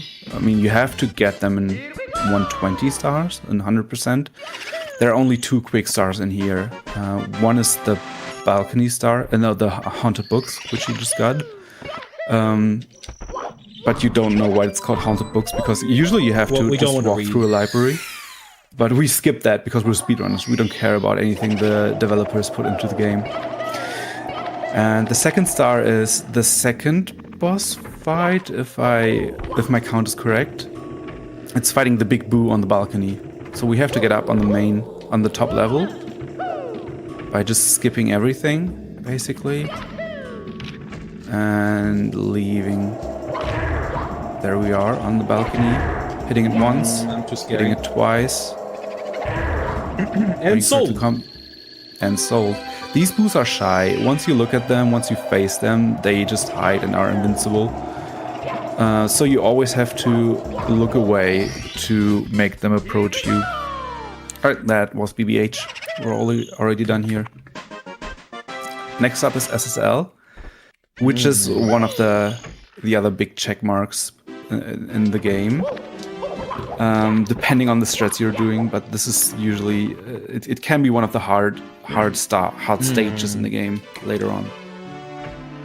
It's reset heavy for top runners, I guess. It can be very reset heavy. I will maybe say something to it. But first we have to catch a little bunny called Mips, and he got it beautiful. The little bunny spawns after you have 15 stars, and once you catch it, it spawns a star. It will spawn again once you have 50 stars collected, and you can catch it again and get another star. If my information is correct, it's called MIPS, like the little processor on the N64 board, to show that they call it MIPS and make it run fast, to show that the little processor on the N64 motherboard is fast. It's like, I think it's software developer humor. The first star we are getting is pillar full in that way. We have to go over all the 4 pillars here placed around the pyramid in shifting sandland, or salty land, as I like to call it. Once we are past all the 4 pillars, the top of the pyramid just explodes and lets us enter through the top. Yeah, you can just kick up slopes, which is reasonable to do. There's a little hole you can enter here, and you can easily jump to the star. It's not intended to get to the star by jumping from the top entrance, but it's easier, it's faster. You're intended to just climb up within the pyramid. And you can skip walking over all these pillars by grabbing the bomb, manipulating it in the beginning. So there is a black bomb in the beginning. You can grab it like in bomb clip and make it make it bigger. Grab it again and let you push it into the pyramid. Yeah, but it's very complex and very, very difficult to do. It is very difficult to do. It saves a lot of time, but it kills almost every run. Yeah. So it's not reasonable to do for a very long time, but it's one of those infamous tricks like BLJs. It's one of the things that once you believe you are consistent, you still aren't, because the game's the game. Exactly. That's basically how we can put it. The consistency of this pillarless strat is basically dependent on the position of the moon, of the tides, and whatever. Right, we're done with SSL, and we're heading towards the lethal lava land, where your children dream come true of the floor is lava. Because it is. This is one of the stages where we almost collect all stars. Every star but the 100 coin star. And we're starting with reds, of course. They are conveniently placed on this little puzzle, which is just trying to make you fall into the lava by shifting its pieces on a fixed pattern. Alright, we got the red coins. There is no fixed order in how you have to collect the stars. I mean, there are some sections within the stages which you have to respect, but usually you're free to just choose your own order. So Luckerman started with red coins, and now he's going to do Lava Boost. Does it beautifully. It's one of the harder tricks in the game, where you just skip walking up the entire volcano by... Oh my god, that was so scary! I was starting to hold my breath, but you made it. Very nice. Well, you just boost up along the volcano, because once you got a booty burn, here you get 3 damage, you have 8 lives, you get 8 power, better to say. You get 3 damage, 8 health. But you shoot up very high. There you can see 1, 2, 3, once you get burn damage. Alright, this is enough. We're entering the volcano for the second time to get the elevator star. We have to boost up again. This basically skips the first elevator ride. Another oversight from the devs. And we jump off. We fell down. It happens. This is one of the better deaths in the game. Because if you die within the volcano, you load into the last loading zone, which is in the volcano, so you basically lose no time. Okay, and we can try it again. Just for the sake of it, we're gonna try the same way again. Like I said, just for the sake of it, we're just gonna do it the regular way now. All right, we're trying it again. You can jump off early off those poles. It's very tight, as you can. We can see it in a moment. There are tiny platforms on which you can roll out pretty perfectly if you jump off at the right moment. And sometimes you hit him, sometimes you don't. It's probably also depending on the phase of the moon. Right, we're climbing to the top, which is enough to jump to the star directly. Yeah, the roller is just a bit quicker, and I was just trying to aim for it. Yeah, we're in an hour-long speedrun, and these are optimizations in the range of 2 seconds. So this game is often that optimized that you're actually fighting for every second you can save throughout the run. Okay, we got a bit of damage here, so we have to be careful when jumping over to the big bully, which is technically a boss. And we got a third burn. It's fine, we can try it again. Right now it's a bit rough. You're doing fine. No worries. Again, you can just jump over, get a booty burn here to skip half of the intended path the developers wanted you to go. Alright, we're going towards the bullies. A family of 3 little bullies that try to push into the lava. Beautiful triple kill. Spawning their mother, I guess. Or father, I'm not so sure. I'm not a biologist. Well, both can be bullies, so... After killing the big bully, you get the star for this boss fight. This is also one of the few stages where you have multiple boss fights. The other one is the single big bully, which we just walked by and we can kill it now. And we're walking the same way. We just jump into the lava to get over quicker than what was intended. Okay, I don't Again, know here there's only little pixel which you can hit to actually place a second long jump, the Yahoo jump, so to speak. And this is one of the things which you have to practice over and over to get it down with a consistency of maybe 40 to 80%. It will always fail every now and then. Okay, we're almost done. There's 1 star left besides the 100 coin star, and this is the log star. There is a log, which we will never see in the game. Oh, we will, but it's not gonna matter. Yes, exactly, because we can skip it. There is a wing cap. We activated it early on, and it'll just let us fly over the fence, and we're done. Usually you were supposed to just walk around the entire way, wait for a log, dance on it and stuff. Some stars are harder to do casually than they are to do in a speedrun way. So some of the strats we're doing are just actually easier, which is surprising. We get enough stars to go through the second star door, and we're getting closer to the second Bowser fight, finishing off the basement. Or not entirely finishing off the basement, but first we have to go to Dire Docks. A beautiful stage with beautiful music. Yes. We have to dive and swim. So there are 3 stars we have to collect. The first one is the chest star, where you have to open 4 chests in a certain order.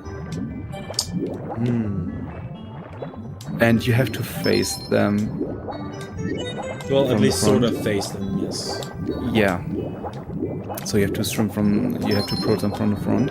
That's certainly, 3. At some point, my guess, dependent on the tides, whether you hit him in a certain way or not. Exactly, and this is chest number 4. There's a whirlpool of death in the middle, which is not scary at all. Because nobody dies in there. It just wants to play. Yeah, it just wants to play like this little shark, which also never hit anybody. So there are 2 more stars, which you can see that there is the entrance of DDD, this blue waves, are blocking something behind it, and behind it it's the Fire Sea entrance. So to get this painting, quotation marks off, to move back, we have to collect the star on the submarine, because it's not only... it's called Dire Docks for a reason. There's Bowser's submarine placed here. I don't know why Bowser has a submarine, but there is one. He's rich. And all you have to do is collect the star on the sub to make it disappear and to let the painting move backwards to reveal Fire Sea. We are in the dock now. As you can see, he's often turning away the camera or zooming in, because right now we're getting a lot of lag frames. So the game is more challenging on the processor than it was capable of. Because of all the objects it has to render. So a big part of playing on N64 is optimizing your lag frames, reducing lag frames left and right, like in Fire Sea and Dire Docks, every stage else where you have a lot of objects. And this can save up to minutes over the run. Okay, here we're in Fire Sea. This is the second Bowser stage. We're collecting all the red coins, which is very fast because we can just do it on our way to Bowser 2. This way we're collecting all the red coins. Alright, we got 4 coins down here. Now we're going up to the second level. Now he zoomed in to reduce some lag, which is very nice. Unfortunate. We jumped over. So most of the damage we're getting is intentional, which is fine. Coin number 6. And we're on the top level. Very beautifully dodged. I want to say thank you. And we spawned the star. This stage is well known for people to kill their runs in. Because there, as you might have seen, there wasn't the platforms moved up and down. So this is cycle-based too, and the cycle takes 20 seconds. And usually people only have like 1 or 2 minutes of time save in the entire run. So if you lose 20 seconds, this can almost kill your run instantly if you miss an additional cycle. Here we get a new feature. Bowser learned to jump on the platform, making it swing back and forth. No. But we're still very close to the bomb, and we can see it another time. Yeah, that's basically what we were talking about when being more precise when throwing Bowser every time. Yeah, so now we're very close to the bomb, and luckily it worked. I'm a good spinner. You're a very good spinner. I mean, you didn't die here, which is better than I did yesterday. Ooh, curious. Tell me more. Hey, if the run goes on for longer, people have more time to donate, right? Speaking of which, very true. If you have time, that is. Oh yeah, please. Collecting some money? Remember that $10 donation that Origin Wolf did like 50 minutes ago? Ooh. Well, we did it again. We have another $10 from Origin Wolf saying again, show me the money! Very nice. Alright, we're entering Wet Dry World. Sorry. Oh, sorry. Go ahead. I'm gonna have to read that louder and louder every time we do it, don't we? Don't I? I think so, because we're going for another 100 coin star. I think we can help you with that, maybe a little bit. Maybe a little bit. I promise, every time you all donate a donation with Show Me the Money, we're gonna say it louder and louder. I think Lockerman is the right one to do it. I just have to ask you, Lockerman, did you skip the Mantra Star by intentionally? Let's say yes. Alright? Okay, fair. Let's just say yes. Okay, so he skipped the Mantra Star intentionally. The Mantra Star can be a bit troublesome in Dire Docks, so we just went to Wet Dry World directly. Here is another instance of us collecting 100 coins, but not the red coins, because the red coins are in a different part of the stage where we have to swim, and this takes almost a minute to get there. So it's easier to just collect the coins here. Luckily there are enough. And also hit all the 5 secrets, which spawns a regular star. Got 86 coins, which is more than enough. There is a Chakia, which you always have to approach from its back, otherwise it will throw you off and you will get very mad. Otherwise it will have your back. And we otherwise do not it will want have your that. back. Show me the money! And show us the money. Nice, we got the 100 coin star. Wet Dry World is probably the only stage which is RNG inflicted, like significantly RNG inflicted, with the skeeters, like the little spiders walking around and the DMs. There's not that much RNG in Mario. But the coins are. The coins are spreading randomly, that is true. The starting position and the movement of the enemies can be random. But other than that, there are some sub-frame shenanigans that can happen, but usually they don't matter that much. The game is actually just hard. one has to say it like that. It's a 3D game. The inputs are the controller, as you might remember, with the 3 little horns. It's not. It has its disadvantages. Quite some lag, but one gets used to it. Yeah. And one has to live with the fact that there's lag on the N64 too. Yep.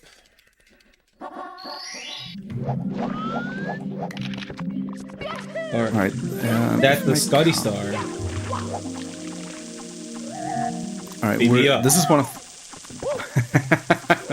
the Scotty Star. Yeah, we just beamed up to collect one of the fastest stars in the game. If you're going into almost all stages, you can collect all the super fast stars. This is one of them. You just walk there, beam up, open the box, done. It's 10 seconds. There's almost nothing to practice. So if you want to learn to run Super Mario 64 70 star, start with those ones. Then you can say after one day, I've already learned 5 stars within 5 minutes. Easy done.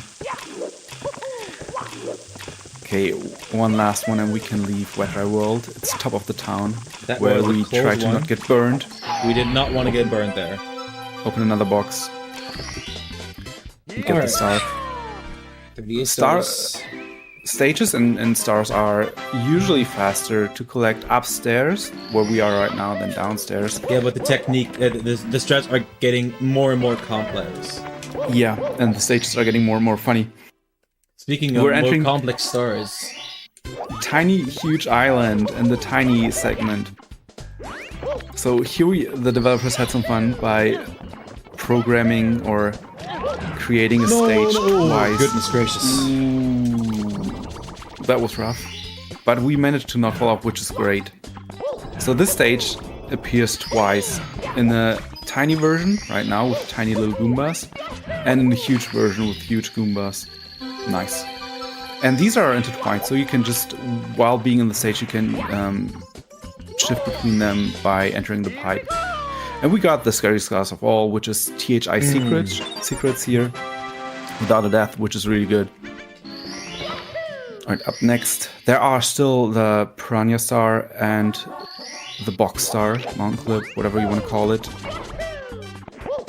And we are starting with the Mountain Clip Star? Is it called that way? I'm not so sure. Well, not in the official books, though. Not in the official books, yeah. So here you can see that you, by entering the pipe, you entered the huge part of Tiny Huge Island, where everything is actually huge and will basically kill you, or wants to kill you. And we'll go there one more time, and before we enter the pipe, you can see that there's a tiny little piranha plant, which spits out a tiny, cute little flame. Which does just as much damage as a big one. And there are his big brothers, which we have to kill now. And they grow and grow and grow. It's part of the huge island that everything is huge. It's the US way of life, I guess. They big go home, you mean? And they're going home. Exactly. I guess technically this is a boss fight. As I mentioned before, bosses are not considered the third easiest stage, because nothing can go wrong here. Candid. And what he tried here was to clip through the mountain, the walls of the mountain. They are basically paper thin. So if you have enough speed, you can just do a dive, sliding up the wall there, clipping through the wall itself. And once you land in the water, you just beam up, and maybe we can see it another time. But now we're collecting the red coins, which are conveniently placed on this side of the mountain. This is probably the most lag-intense part of the game. Which makes it also a very hard one. Yeah, because usually if there's no lag, you know when to jump, because you always want to jump on the first frame when you land. But if there's lag, there's a desync between what you expect and what the machine is presenting you. Right, another try. I have no idea why this is not working right now. But, this might be the hardest door in the club scene here right now. I would also like to try to just in a few seconds to set up my headphones for a bit. Yeah, and see if that might be the issue. Right, this is another example of having audio cues is really important in the game, because you want to hear what Mario does, where you run, where you jump off. Everything makes a sound, and it's important to hear them. That's not the issue. All right. Oh wow! But there are a lot of stars which we have as backups, because we have to get 5 stars in here. So we're only skipping the 100 coin star and the monkey cage star, which are both extremely slow. Yeah, I can put them back on since it's not the issue at the center. Right, there are 2 more stars, and I guess Lakuman will try to get them with another mountain clip. I mean, the attempts are free, they don't cost you that much. And we clip through. We're landing in the water, we're beaming up. Beautiful. This saves a huge amount of time. Running over the log, it's not scary at all. We're not getting a bonk there, a magical bonk. As you can see, nothing in this stage is scary. There's no way you can fall down anywhere. A thing which can happen here is that you bonk randomly mid-air if you're above an edge or a corner. And these are called invisible walls, which can just happen due to floating point errors in the game. It's crazy. But it lets you just bonk on the wall that is referenced underneath. And you don't see it coming. You only see it. You only saw it coming afterwards. Okay. Right, nice triple jump up here, with a little ledge grab, jumping up, and we scale the mountain. Beautiful. It's the safest strat to go for the triple jump, actually. And we managed to leave TTM without a single lap, which is crazily good. Thank you very much. Alright, entering now... we're entering now... Snowman's Land. Snowman's Land, which is a nice little stage. It's probably one of the fastest stages in the game to complete them with all stars, but all we need are 4 of those. I think only TTC is faster. Well, TTC is fastest if you do it good. TTC is also one of the hardest levels. I mean, the condition of doing it good doesn't count. It doesn't ever count. Yeah, TTC is the fastest. You can finish it in under 4 minutes, and SL is a little above 4 minutes if you do all stars. If I have it if I do have the right numbers. But right now we're only collecting the 4 fast stars, and it has a lot of fast stars. We just climbed up the snowman without any major incident. Oh wait, you're collecting 5 stars, am I right? Yep. My bad. So that's now we're collecting... It's just unusual to collect 5 stars here. Because it depends. Red coins are very, very slow, as you can see. They will cost you like 2 or 4 seconds, depending on the strat. So there are... Yeah, it's not that much, actually. I mean, you have to do very fast TTC, but I don't want to get into the details. So since we only need 70 stars to finish the game, we have a lot of freedom to choose which stars we want to do. So this category has a lot of options for us. So you can do variations of your route. You can kick out certain stars if you don't like them. You can add other stars, which you can do really good. And so Lokuman decided to add SL red coins, which you can use to skip 1 star in the end game. And there are stars which you want to skip. You do. You do. They are faster in the end, but they are also very risky. So you have to be very strategic about entering, letting those into your route. And you killed the bully, which is one of those fast stars. There are 2 left, which we have to collect. careful. We have to get over this green structure to get there where we collected the shell. Because, I don't know, you probably haven't seen it, and... Oh no. Yeah, getting over this green some structure things, is... Some things do happen. Yeah, sometimes they're just beyond your control. It's also a pretty rough jump. It is a pretty rough jump. Yeah, there are two boxes. Oh, sorry, yeah. Sorry. Also, while that happened, I have a bit of a volume warning for you. If you have time. A volume warning? What does that mean? Remember when I said I'm gonna read the next Show Me the Money donation in an even louder voice? That's why. So if you have time. Yeah, sure. Hit us. So Aubergine Wolf did another two $10 donations. First one just said, greetings from the Discord server, #Luku. And the second is, and I cannot stress this enough, a volume warning. Give me just a second while I prepare to read this. Where are my sound settings? Alright, the second donation said, show me the money! You're welcome, Chad. Nice. All right. I think we're gonna just get one more star just to be safe.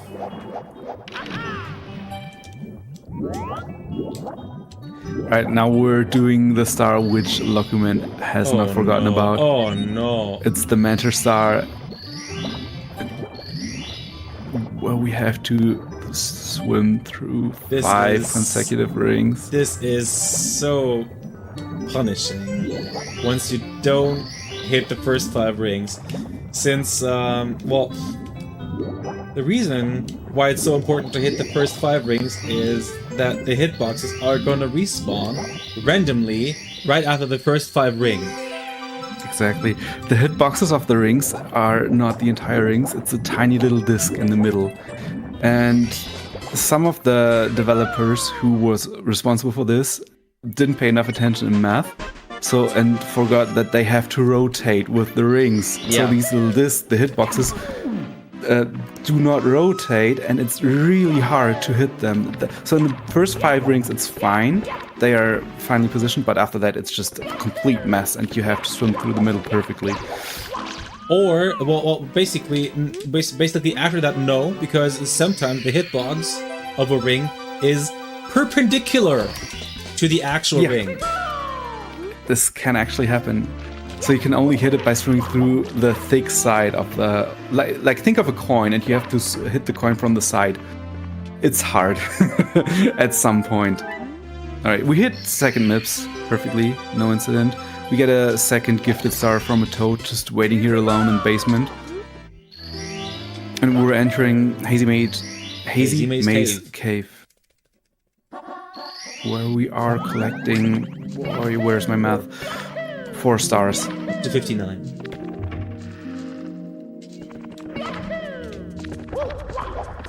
This is one of the stages you might know from 16 star, because you are also collecting a lot of stars here. It's one of the stages which you actually enter here. Cap to be unlocked, and just walk by there over the elevator. Exactly, but getting the metal cap is time expensive, and if there's one thing we don't want to do as speedrunners, it is investing time. No, we only want to invest time into saving time. We want to be absurd enough. Alright, we're clipping through the floor, collecting the star. Beautiful. It's one of those stars which look kind of scary, but if you know where to look for and what to look at, like the textures on the wall, the consistency is almost 100%, or basically 100%, even as a beginner. But you have to know what to look for, which is the hard part of getting into this sort of speedrun. That one is the most dreaded star in Hazy Maze Cave for me. Not even kidding. It is a hard star. You can fall off there, you can miss a wall kick, and losing time in HMC in the Hazy Maze Cave feels miserable. I just remember 16 star when I was grinding it. and I always was dreaded by that star. I was punished so badly once I was malpositioned after entering the door. Yeah, I can imagine.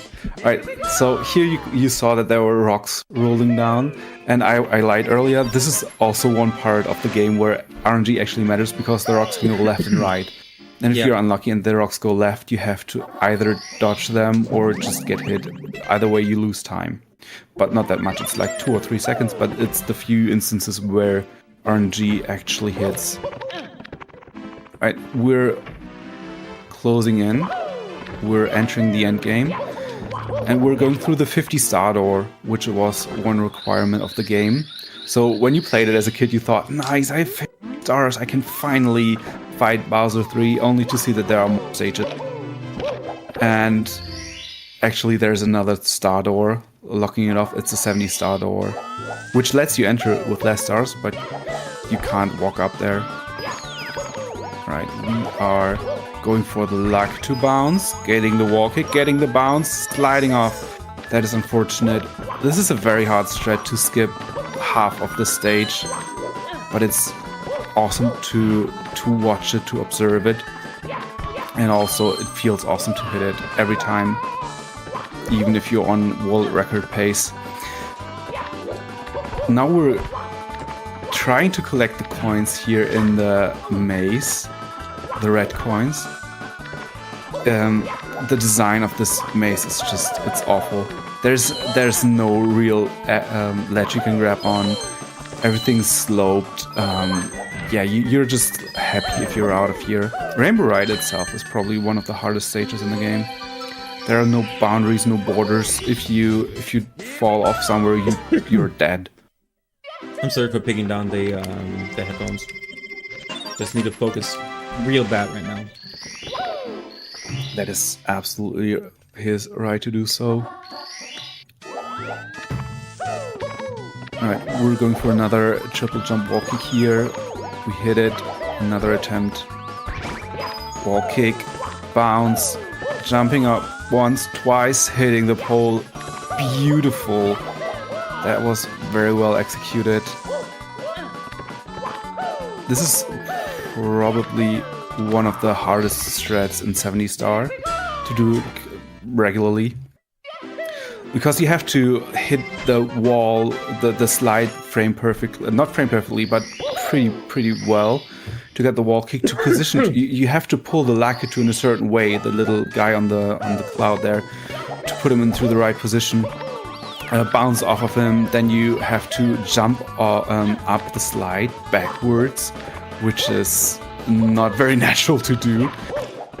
There are a lot of ways to just fall off and die there. Right, collecting the tricky triangle star. These are pyramids, but for some reason they're called triangles in the game. These are 3-dimensional triangles, so I guess that's fine. And there's 1 star left, which is swinging in the breeze. There's the swing. I'm still looking for the breeze. Oh, yes! There's nice. We got over it. And if I... Alright, Piggy, little change of plans. Yes.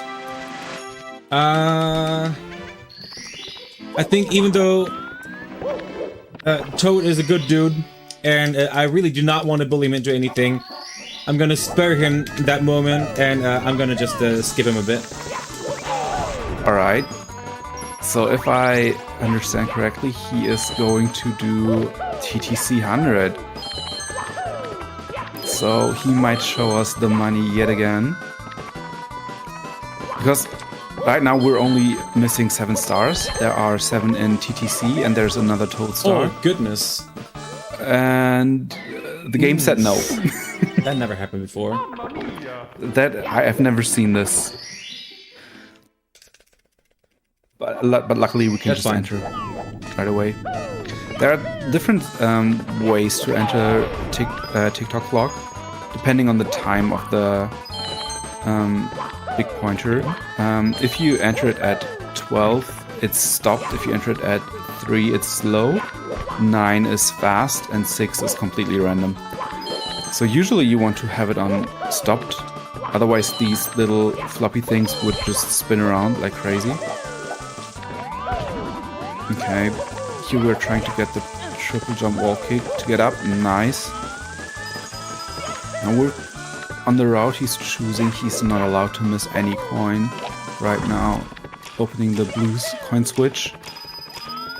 Blue coins are worth 5 coins, so you don't want to miss one of those. They are only here for a short amount of time. Wall kick. Nice. Beautiful. Jumping up. I'm a bit scared.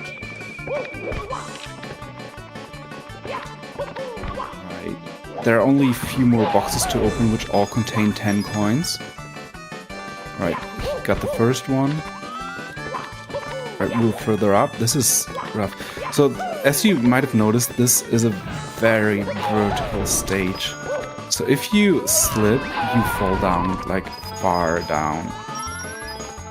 Alright, we got all the coins we need to open the last box. The thing that can happen here is that you open the box and one of the coins just goes really far off and falls down. Volume warning. Alright. We get a volume warning. I'm gonna collect that star now. And I'm gonna say, show me the money!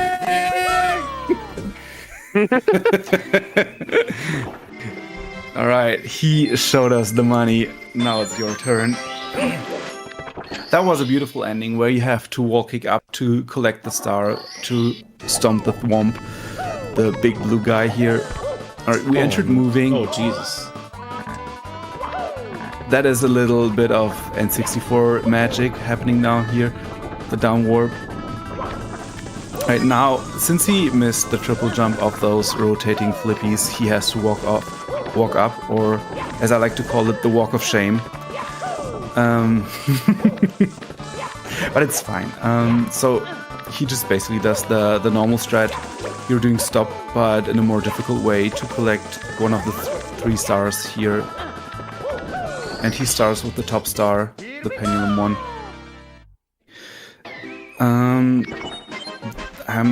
I assume he does 2 more stars moving, so we just have to see when he enters, and he enters moving. Alright, so we are about to see another triple jump flippy thing.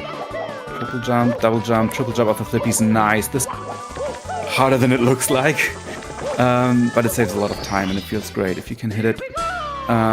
It basically lets you just run towards the second level to go to the stars there. And there's one more star which you can do moving. Technically there are 2 more, but no reasonable person would do so. The third one is give me a hand. I don't know who's asking, but somebody is asking for your hand. Oh. We're not dead yet. This is good. Right. Another tiny walk of shame, but it's fine. It doesn't cost that much time. We're up again here. You can't jump over the Still got it. Pendulum again because it's usually not in the right position if you miss it once. But you can just go a little bit higher and just long jump over. Long jumps can cross a really long distance, so they're great to just skip big parts or big gaps. Alright, 2 more stars on stopped. We entered at point 12. One of them is roll into the cage, I think it's called, which is basically do an entire parkour through the game, only to collect 1 star. Nice triple jump wall kick. This is one of those instances where you really have to be precise, reduce your speed a little bit before you hit the wall kick. It is really nasty to do it if you're trying to learn it. Nice wall kick there, and we're in the cage. Nice. Alright. And last but not least, we are going for the red coin star. As you might have seen, all the red coins are positioned around the little flippies, which are now stopped again to collect them easily. And so we just have to jump back and forth to collect them. Missed the triple jump, but that's fine. Here, back and forth, that hurts. and hitting a little wall, falling down.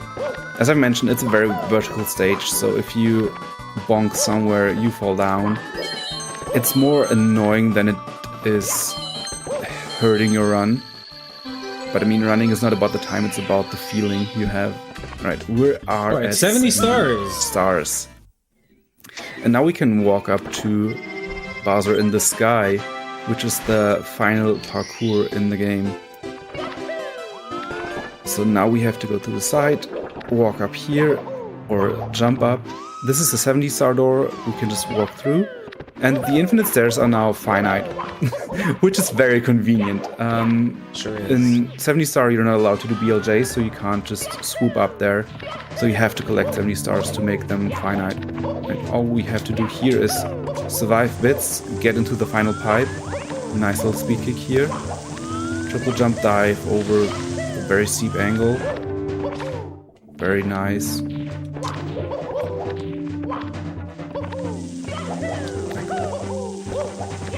There are a lot of things which we just skipped here, like going to back by just doing a triple jump or a side flip up. Especially here, triple jump, wall kick up, we are skipping an entire section of the parkour. This is probably the most scary part if you're new, just long jumping over here. Especially since you're at the end of your run.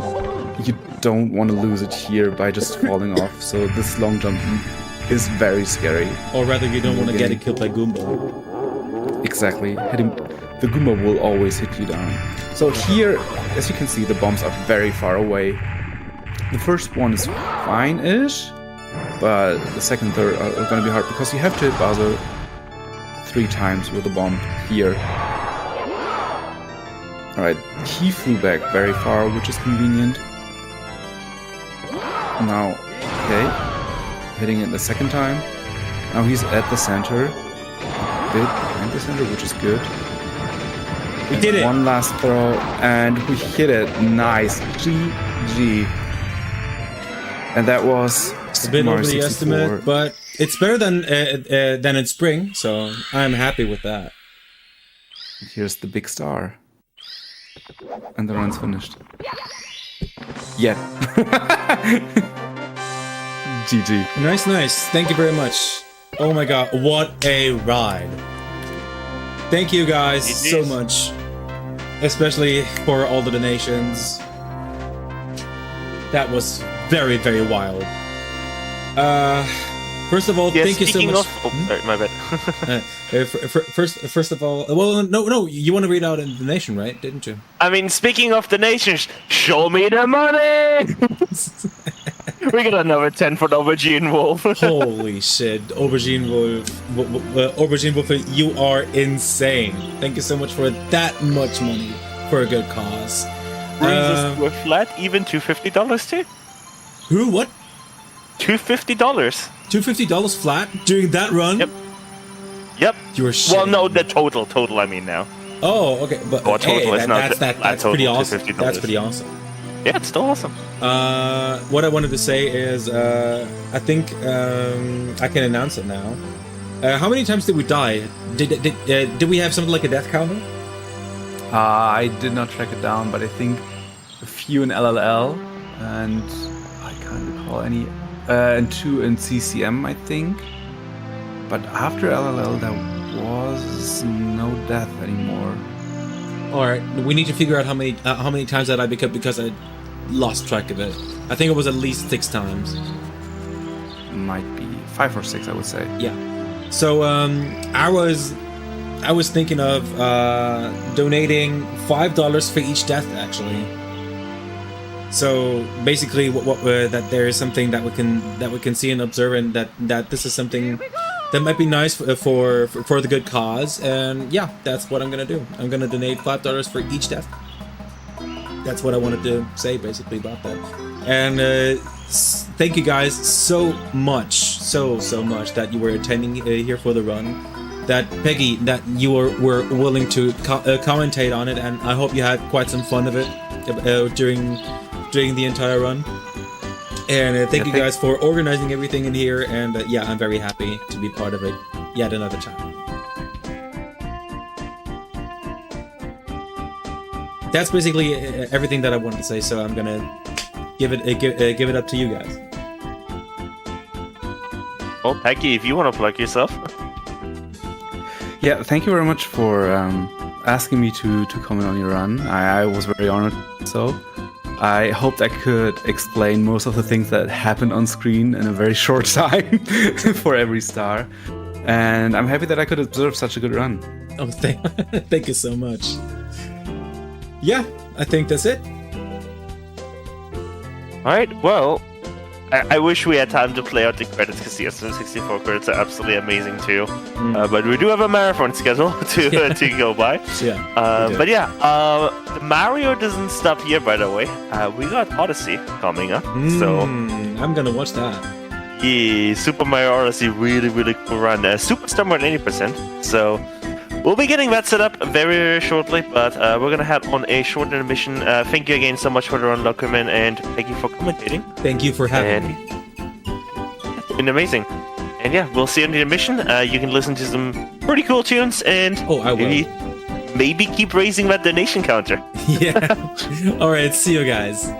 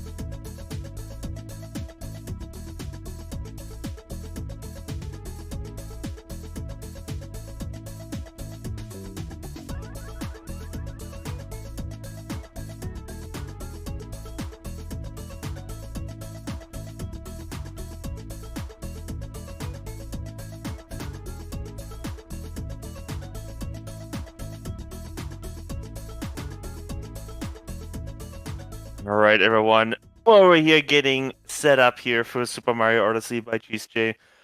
It's open. It's been a pretty good run. That last one was pretty good for the donation counter. We went all the way to $250, but hey, we still have an entire, this day to go, and then tomorrow an entire day. Do want to give you a quick update on the randomizer bid war for the file name. Stadler is now in the lead with $150.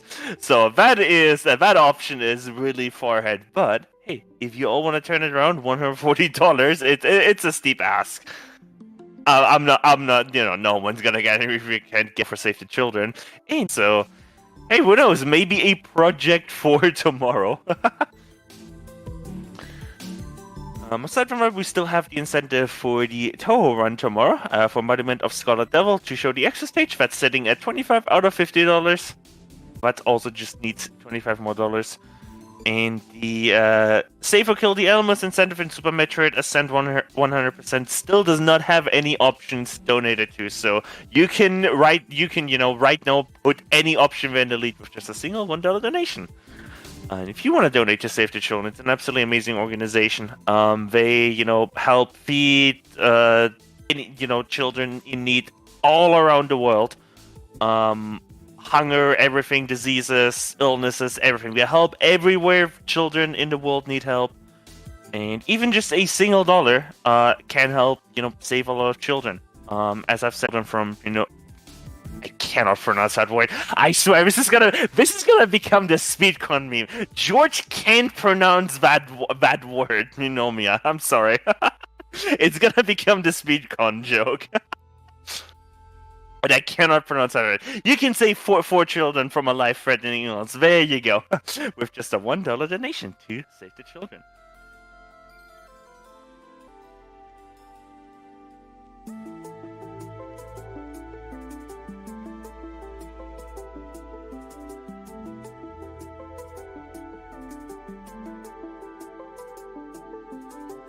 Enjoyed my time here hosting for y'all, but good things come to an end. My time here on the hosting mic is over, and I'll be leaving y'all in the very capable hands, or voice, of Ugyo. So, Ugyo, it's all yours. Hosting mics is all ready for you. And take it away.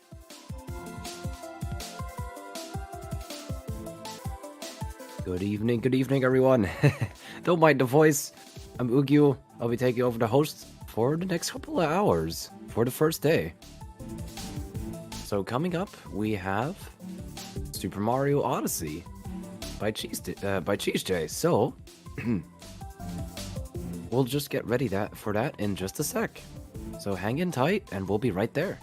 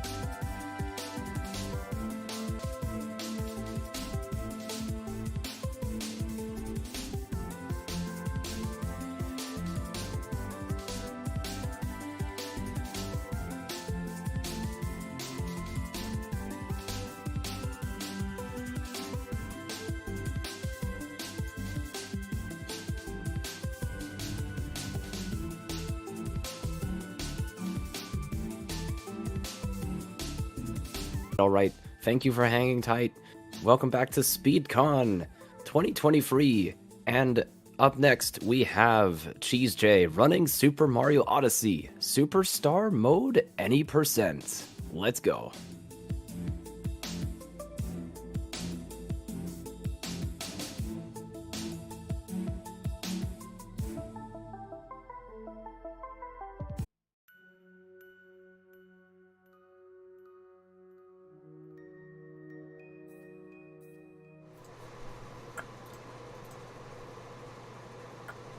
Okay, hello.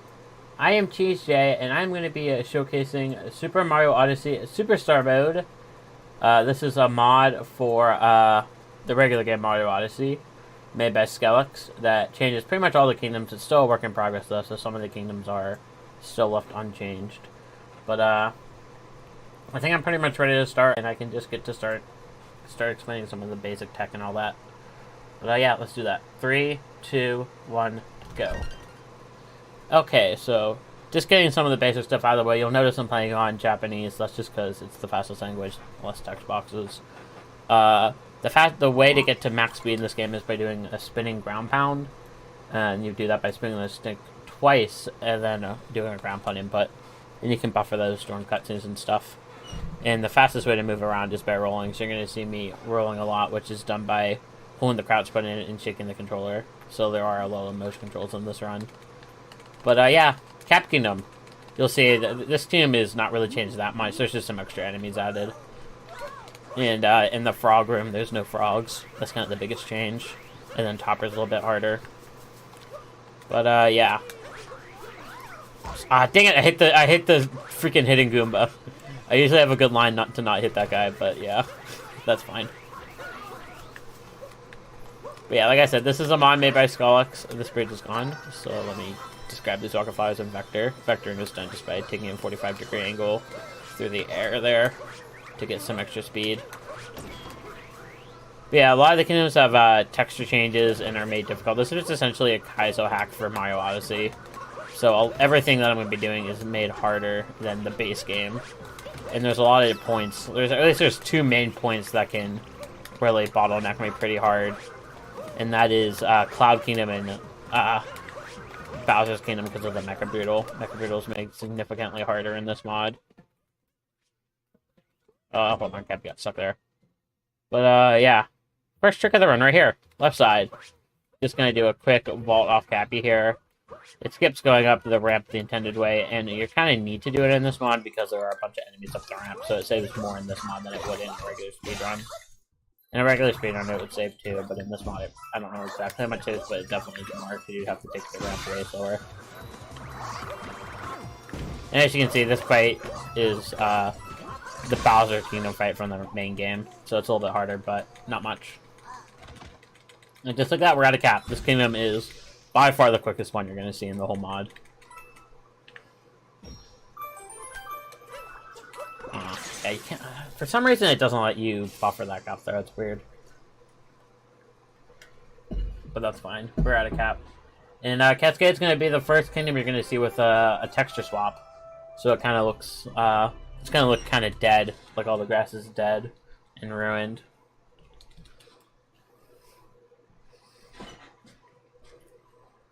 As you'll see here now.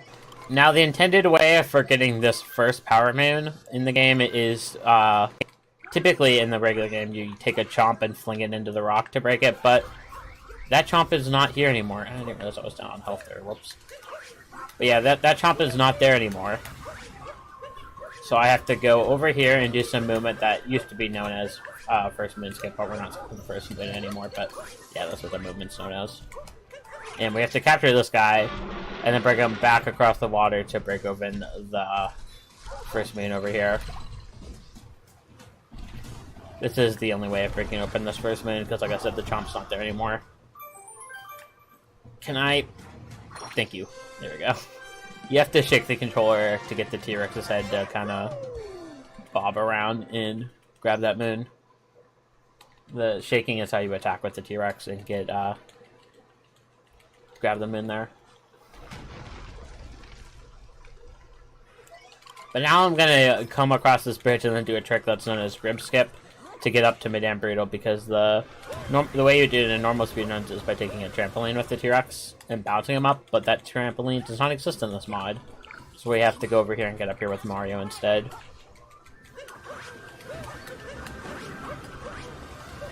Okay, before that I gotta cross this gap here with a fancy triple jump. And then I take my time setting this up because this trick's a little bit awkward. That works. Oh, go. I get a lot of lag whenever I get to the top of the ribs there. Top of the cliff. For some reason. I think it's just because there's more enemies added than in the base game. And this Madame Brutal fight is also changed from the base game. It's the Madame Brutal fight you would typically see in the Moon Cave in the base game. So there's just extra hats on the chomp is the only difference. Oh, I mistimed my backflip there. What I'm trying to do there is sandwich the chomp between Mario and Cappy to stop him in place and knock off a hat at the same time. This is kind of the fastest way of beating this boss. I did it again. I mistimed that again. Not a big deal. I won't die, don't worry. I have this boss down pat. Yeah. And just like that, first boss of the mod done. Pretty solid start, I would say. Nothing too major went wrong here in the first two kingdoms. And for beating this boss, we'll get a multi-moon, which is just a bundle of 3 moons here. As you'll see, the moons are the main collectibles we're going to be grabbing throughout this run. Most of them are pretty fast, but if we're ever encountering a boss, we're going to end up getting 3 of them. Most of the time. Sometimes we don't get any, but yeah. Most of the time, if we beat a boss, we're going to get 3 power moons.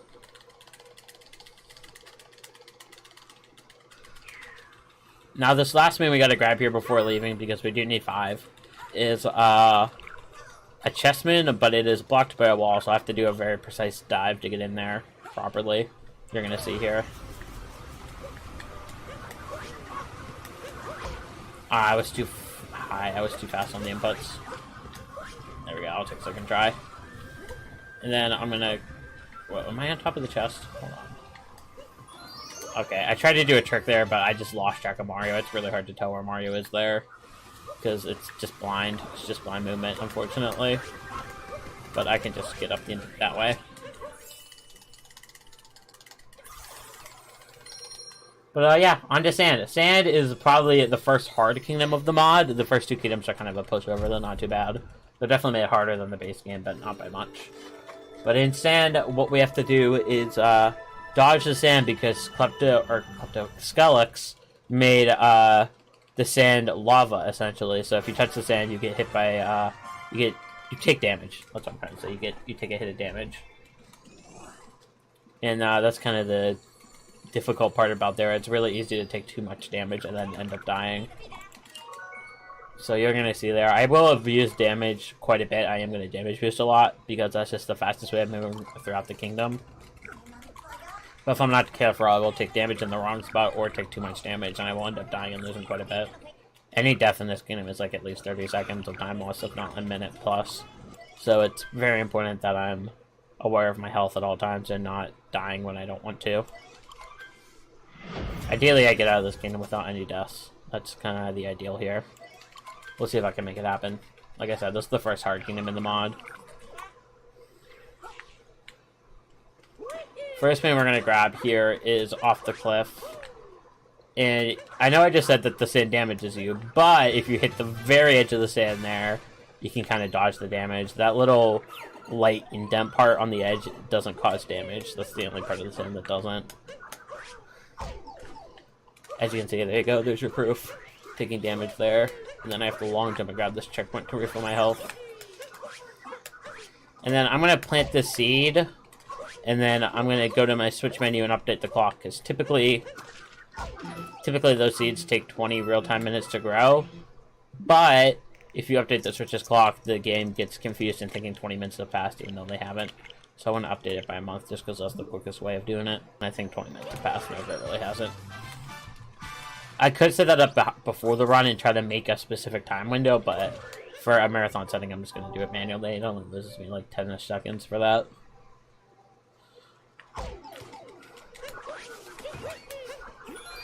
And as you can see, the seed is ground for us, and I can just grab it. Nice and quick, man. The next one I'm trying to grab up here is a bird that's on a cycle, but it's very high up, so I have to get on top of this very high roof. Okay. Yeah, if I mess up my mid-air movement, it gets pretty awkward. Because Cappy can get stuck on things like that little roof there. But that's fine.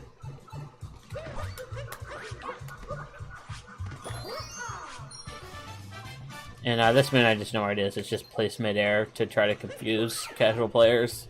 But once you know where it is, it's pretty quick.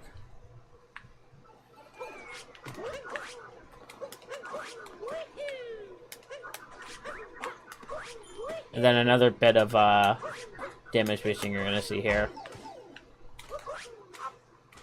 And then I'm going to use a triple jump to get on top of this icicle. This moon isn't really changed from the base game, so nice and quick. And now I'm going to grab this checkpoint on here just for marathon safety, just in case I do end up dying. I lose less time. And the next one I'm going to want to grab here is in this alcove. Ideally not taking damage. There we go. And I'm going to try to get out with only one damage boost here. Using those homing cap throws to get out with only one damage there to get more distance off my normal bounces. That's what that does. Those homing cap throws just saw you in the air and give you a little bit more distance. And now I just have to wait for this build to spawn before starting this timer challenge, so I can get there in time, which is just on this pillar over here.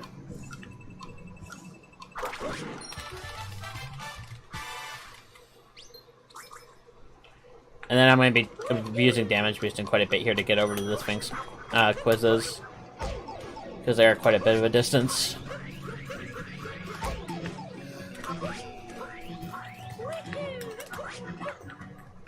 Ooh, I almost died there. That was really close.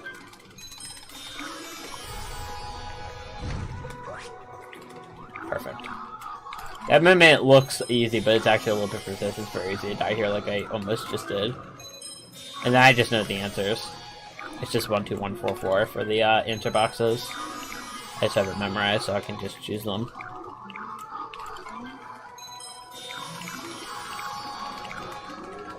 And then I'm going to be doing a long jump here to try to get the moon that is lost in the luggage over here. It's just a ground pound moon, but I have to be very careful about how I take damage. It's very easy to die to this one. I need to make it over to this bench with 2 HP. Okay, that works. That should work.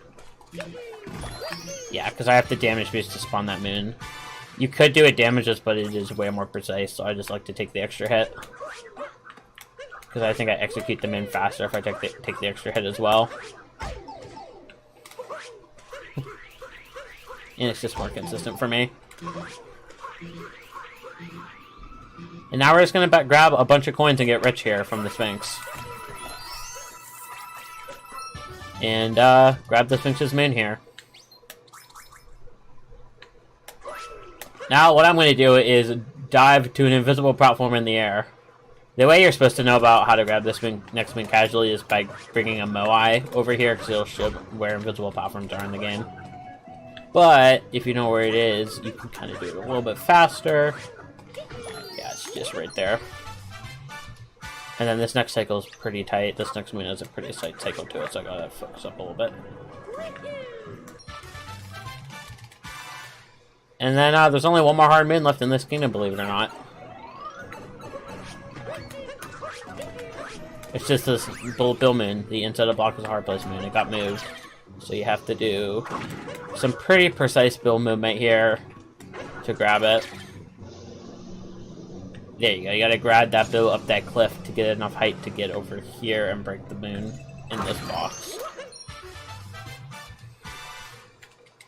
And now I'm gonna do a skip that's known as Jaxie skip. This was discovered like week 1 of the game. And it is very easy. You just gotta build into this wall, and then wall jump up. And just for marathon safety, I think I will grab these coins. It does involve a little bit of waiting, but I am going to grab them just for marathon safety, because I'm going to need the extra coins probably later in the run. This is 50 coins I get here, so I think it's worth it.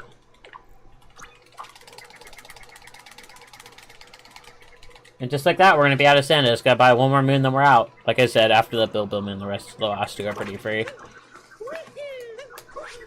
Execution-wise, at least, this one costs 100 coins.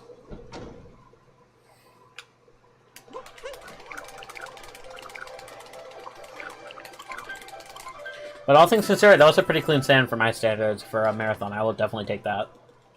Very clean. Pretty damn good start here. Okay, on to Lake.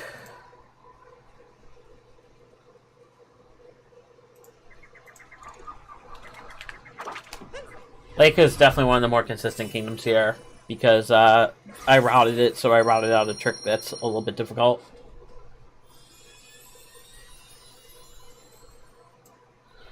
But yeah, but Lake is just grabbing kind of moons that are out in the open. I'll explain once we get there. We gotta skip through a couple cutscenes first, unfortunately.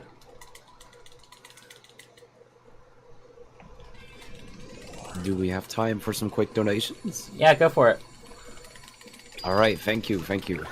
We have $25 from Stadella saying boo-hoo-hoo, which I'm guessing is an evil laugh.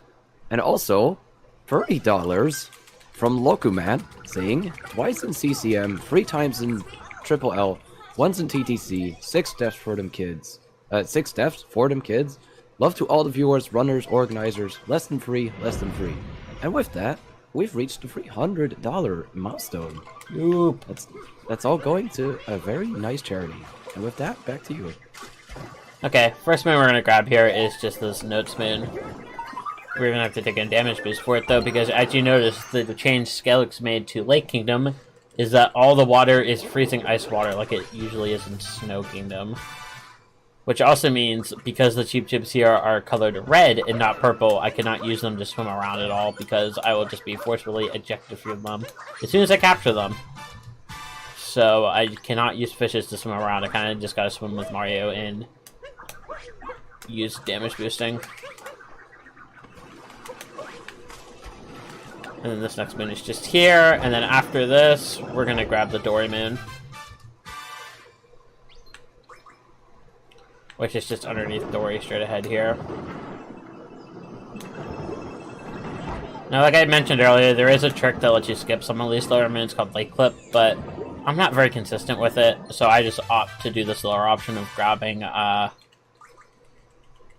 these quick moons here just for consistency, because this is a very difficult mod, a very brutal mod, so I try to opt for consistency when I can instead of just raw speed. And now we're gonna go up to Rango here and fight him.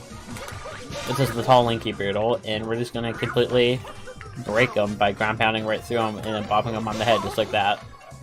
And this fight is really not made any more difficult in this mod.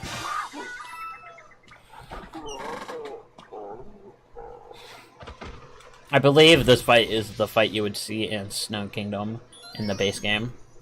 But the skips are the same for Lake and Snow Kingdom in the speedrun, so it doesn't change at all. Not really made it any more difficult.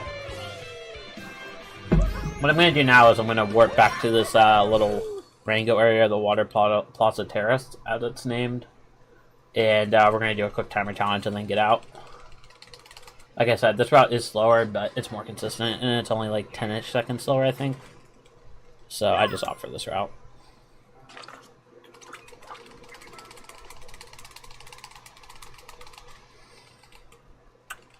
This timer challenge is made a lot harder. Oh, hold on, I messed this up. Hold on, let me try this again. Because the timer is a lot tighter, so I do have to be good with my movement there, but we got it. Easy peasy. And now we're on to Wooded, which is another long and very difficult kingdom, kind of like Sand. So hopefully it goes well.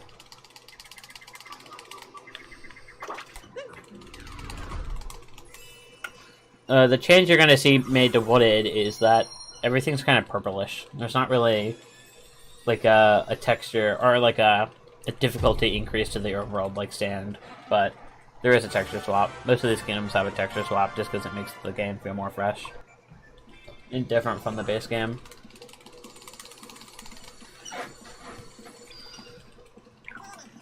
And if you look in the bottom left there, or the middle left, you'll see that the moon has Skellex's logo in it.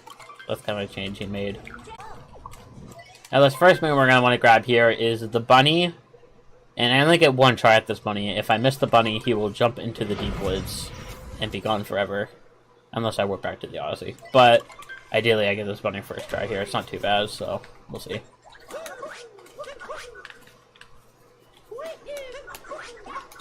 Yeah, easy peasy.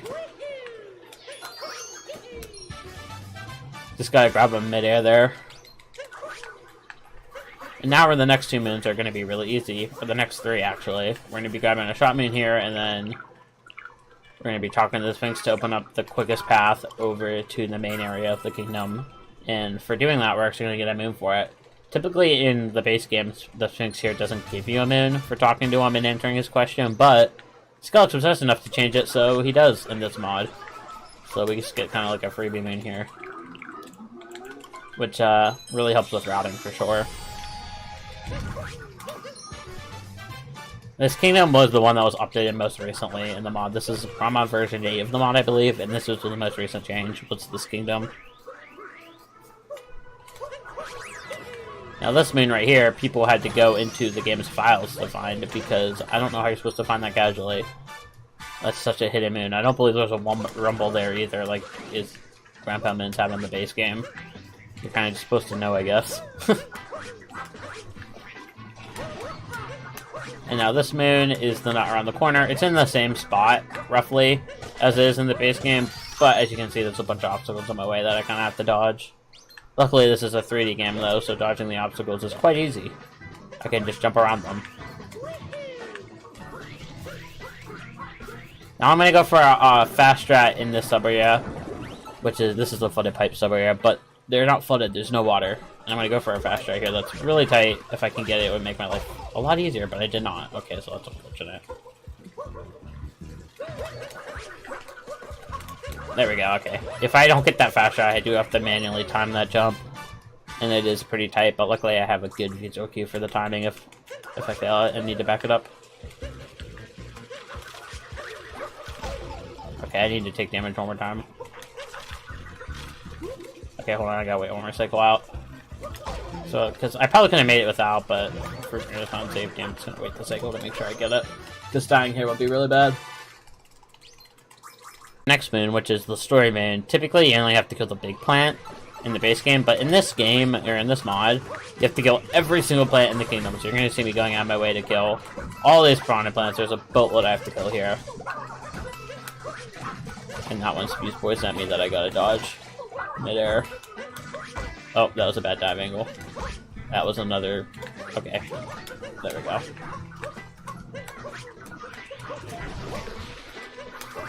And now there's 3 more over in this area I have to kill, and then the big one. It's very hard not to take damage during this moon, but that's okay. Not a big deal. If you're unaware, the punishment for taking damage is just I have to watch the damage animation, which takes 2 seconds, so it's just 2 seconds of time lost for taking damage.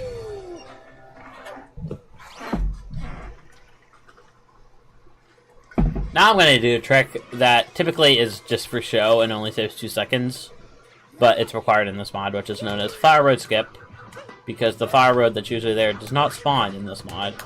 So I'm just going to do a roll cancel triple jump to cross that gap and head into the tower here. And now we're going to deal with a Rising Lava section here. Rising Lava timer challenge. So I'm going to spawn those blocks. And then I'm going to do a spin pound to start climbing my way up through this tower. If I make any movement mistakes pretty much at any point here, I'm pretty much dead. So I'll have to play this part perfectly if I don't want to die. This fly road is very fast. It's made faster than the base game for sure. Okay, that's fine. I know I said if I make any mistakes, but I can afford that mistake. That mistake's fine. Okay, I can't afford all these mistakes though. Come on, move Mario. The lava is very fast here. It's mainly during the fly road. If I make any mistakes during that, I'm kind of hecked because the fly road moves very fast. And I'll just be left behind. And if I don't make that exact cycle I'm on, the lava will catch up to me. And now I have to walk this rock over here. There's a moon in this rock. Oh, that's a mistake. You know what? That'll work. I didn't realize I had to ground pound. I thought I could just jump through and make that work. But you know what? That also works. That's fine.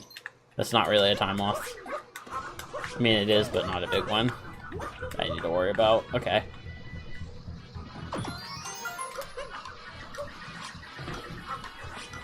Oh crap, that's bad. There's a very precise setup you have to do here, and this timer challenge does not last very long. Okay, I'm gonna come back for that. That just did not work out in my favor that time, which is fine. There's a very precise setup you have to do to grab that timer challenge, like I said. Okay, there we go. No! Dang it, I was hoping he wouldn't see me. Okay. That's fine. Not a big deal.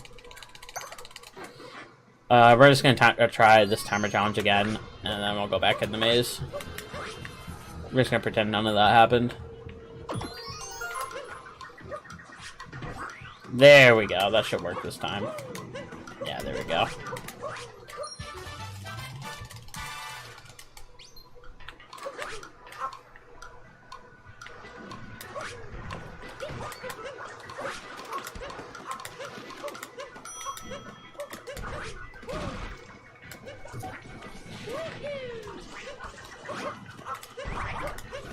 Oh, this is worse RNG than last time. I think I can dive over them right there, though.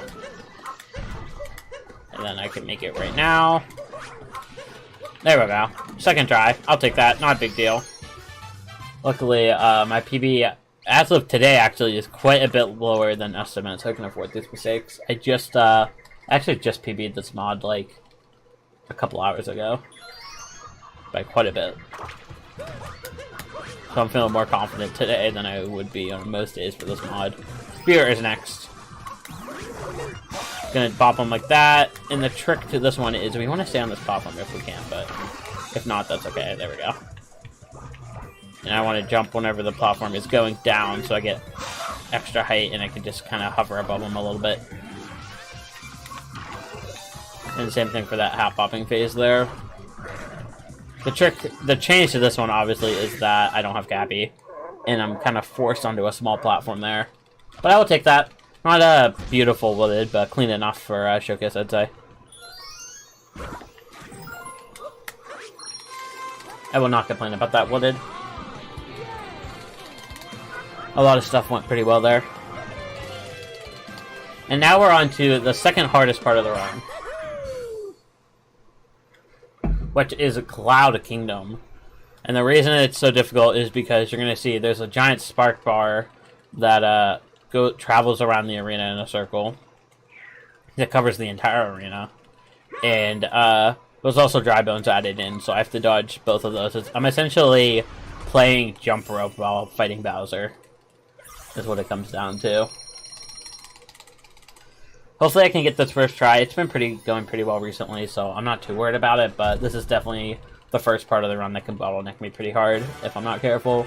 I can definitely lose multiple minutes here quite fast if I'm not careful. Any death here is like 1.5 to 2 minutes of time loss, at least.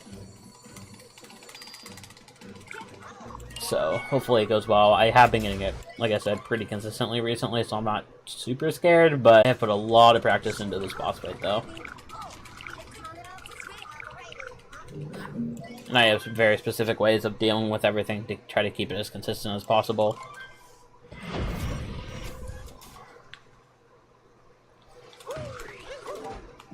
There's the spike bar I mentioned.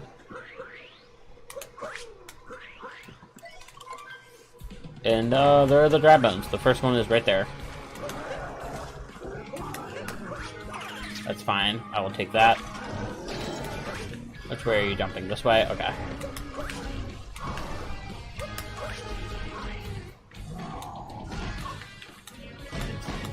Five. 10. I think I'm taking a hit here. Yeah. If I take damage at a very specific frame after I knock Bowser away there, I can crash the game, and that would also lose me like 2 minutes. So I'm trying not to do that at the same time. I don't need full health for this fight though, it's fine.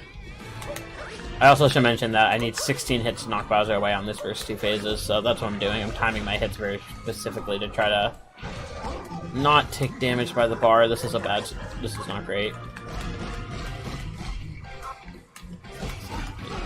9, 10. Maybe I should still be alive. Okay. I have a chance of getting this first try, so I just have to play this last phase really well. Hold on, I gotta focus up because I don't want to die here. I will get one more HP here, though.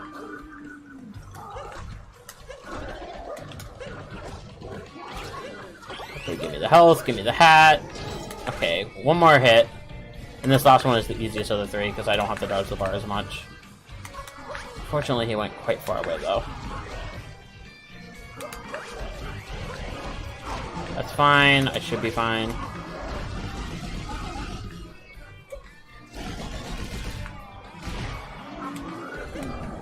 There we go, first try. I will take that.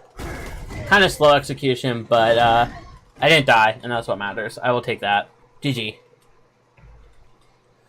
It seems like I have that fight pretty down pat, for the most part. It's not easy, but it's with the right setups, and if you know what you're doing, you can definitely make it consistent with enough practice. There is a lot of hours that go into that, though.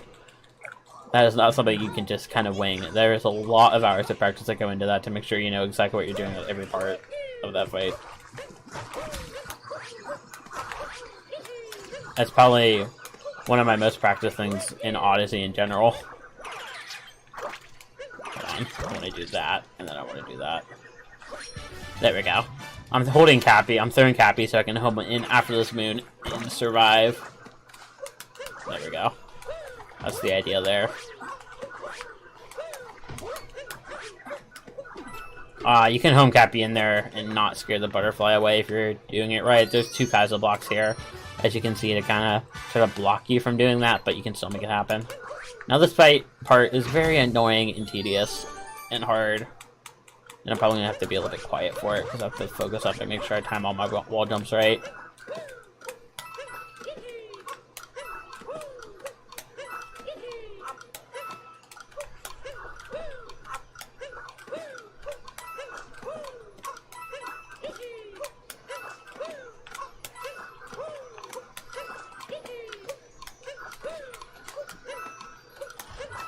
Perfect, okay. First try. This part was giving me a little bit of trouble offline before the stream, but it worked out there. And now we pay to win. We buy a moon here.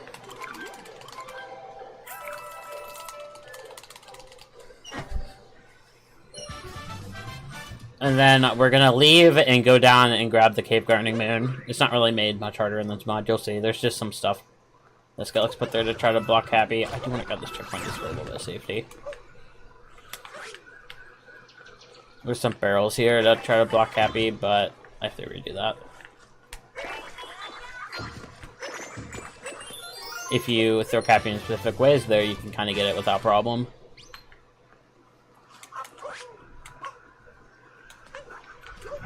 And now this next one is just a ground pound moon right here on this moving platform. And then I'm gonna yeet Mario off the cliff here. And no! Crap. I was hoping I'd just get the platform would push me into the moon. As you can see, the biggest change here I forgot to mention is that there are poison waves everywhere throughout the kingdom. And I'm just gonna die here again, unfortunately, I think. Yeah, that's fine. I'll just put me back up at the top. Yeah, there's giant poison waves everywhere that you have to dodge. If you're high up, like I am, you don't really have to dodge them. But once you get lower in the kingdom, that's when you have to start dodging them. And it makes parts like this next part really awkward and hard. This next one is cycle-based, and I'm gonna have to wait out this cycle. I also have to scare Klepto there so he doesn't steal my hat like he would in a casual playthrough.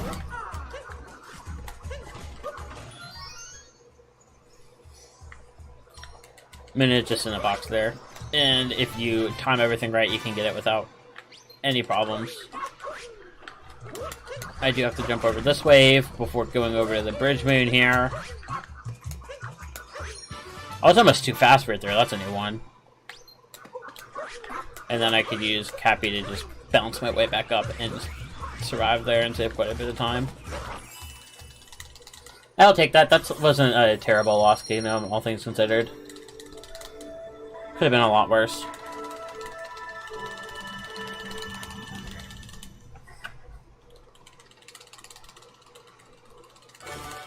That's actually really close to gold.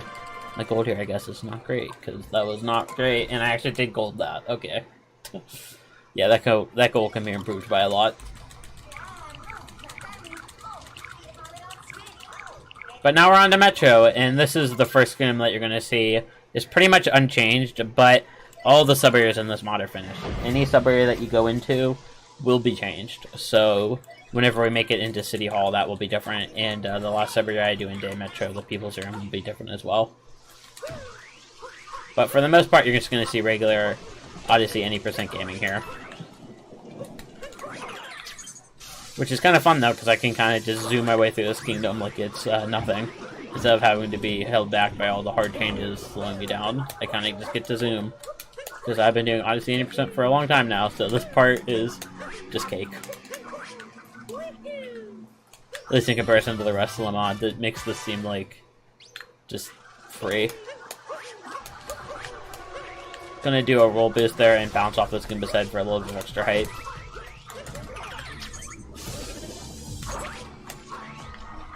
And into the tower we go. Like I said, this part's definitely different, but I don't think it's much harder than the base game. I think it's cooler than the base game, though. I like the movement in this mod better than in the base game.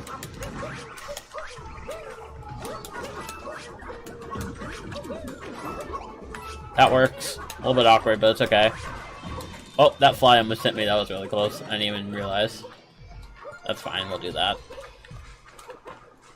And now I have to do some awkward jumps because Skelix put little barricades in my way here, and this is like 2.5D, so it's really awkward. And now I have to do a triple jump off this platform, because typically the chest is right there at the bottom, but Skelix moved it, of course, up here. I have to do triple jump into some wall jumps there. I thought me getting bopped in the head there was going to push me too low to get that second wall jump, I'll be honest. And apparently the room's just gone. The room just deloaded with that camera angle. And then, just like that, we're out of here.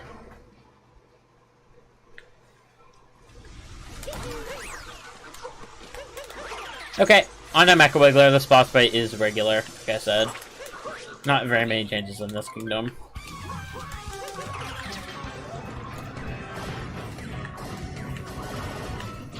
My goal is to kill this boss in 2 phases, though, just like in the regular game, and the hitboxes are very good, as you can tell.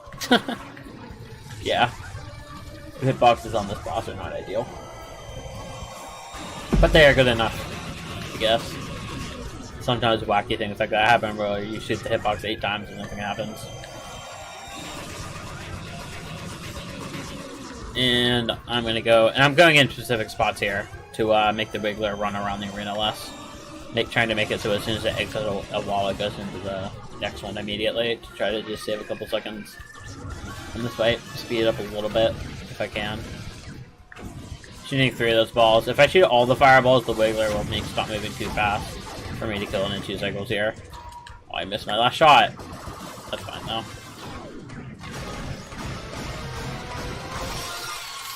That was a pretty clean night metro, all things considered. I will definitely take that.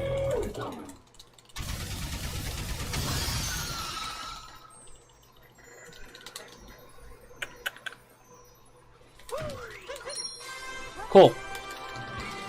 On to Day Metro, and like I said, this is another kingdom that's unchanged from the base game. So you're just going to see me zooming through it until the final sub area where I have to play it a little bit safe. Because the timer challenge is just a little bit tighter than... Or I guess a lot tighter than the base game, but yeah, you'll see once we get there.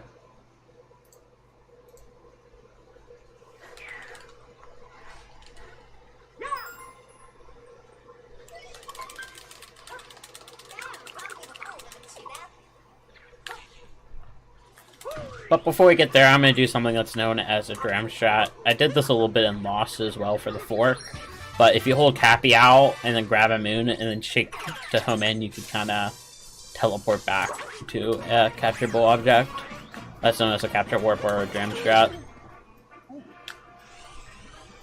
And I just like using the scooter for this moon because I think it's quick. It's more consistent. There is a quicker way of doing it using the scooter to clip into the cage, but I'm not really good at it. It's kind of awkward. So I just opt for that. Oh, that didn't spawn the moon? Okay. Hold on, do that. And there we go, another one of those damn traps. And now we get to the best moon in the game, the bench run. That's not a real Odyssey speedrun if you don't talk to this guy at some point.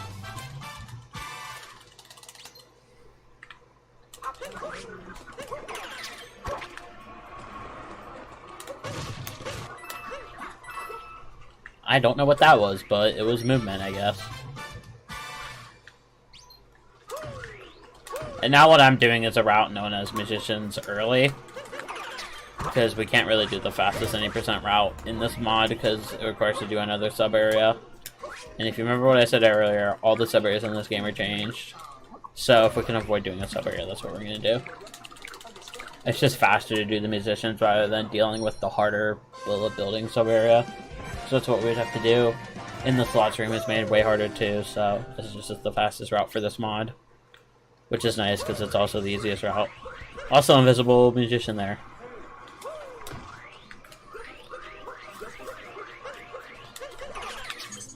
Now we're gonna ride this wire over here, grab this, hit in the Scrap Moon and the Magician.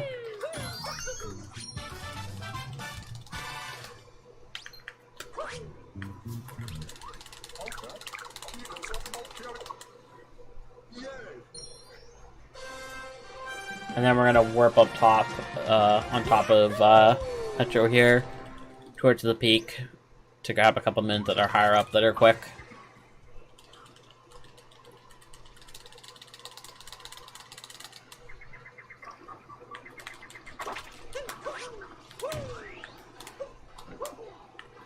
going to be using a little bit of vectoring there to open up this trash can. Make my way over and open up this trash can.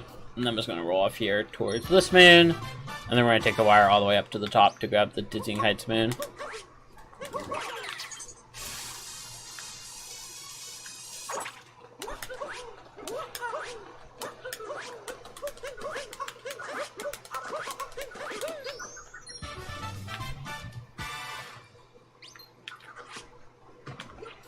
Oh, I tried to get a roll boost there, but I didn't get it. Not a big deal. And then I am going to grab this coin stack around back just for marathon safety because I had to leak the coins for consistency reasons that I'll mention later. Just now I have to buy something with coins later in the run that could make my life a lot easier.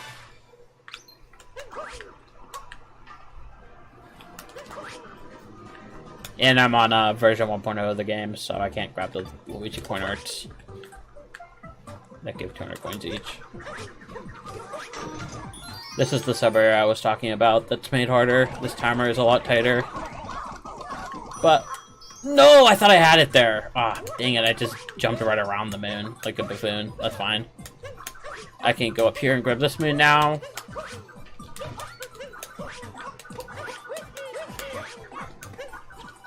Oh, this was a mistake. Luckily, I can just do this, though, and grab it. There we go. And then we're going to have to do this timer challenge one more time, unfortunately.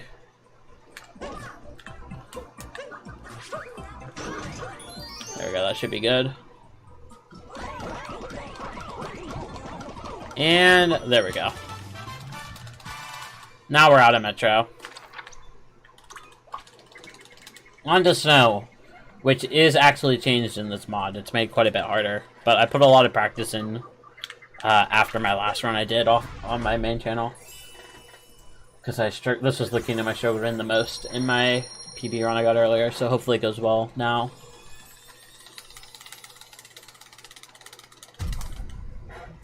You're gonna notice that as soon as we get there, all the water that's usually there, all the ice water, is changed to lava. Kind of like Sand Kingdom. So we can't really touch much of the ground. But that is okay, we're just gonna get there and immediately enter into Shiveria. Because the ground there is not lava.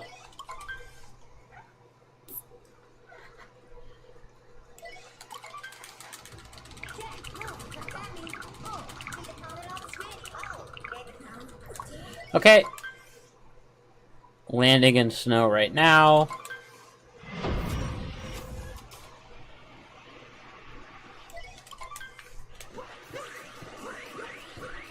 And I'm just going to jump all across here to dodge all the lava. And there is a blowy joey up here I can capture, just like that. And enter this pipe. The entrance to Shiveria did get moved. It's moved up there with that pipe rather than in the middle.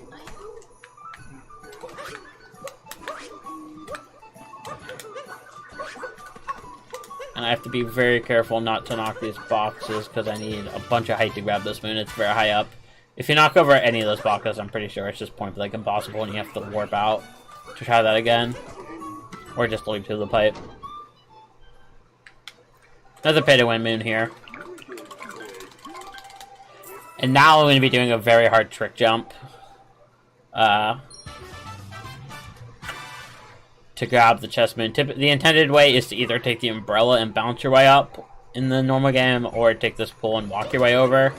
But Skelix put ice in the way over by this pole, over by the intended way, and the umbrella that you used to bounce up there is gone. So I'm going to do a trick jump here. Hopefully get it first try. Okay, maybe not. I'll try that again. It's very precise mid-air movement I have to do to make this work. I just learned this setup like an hour ago. Okay, I didn't get I wouldn't have gotten my cat bounce there.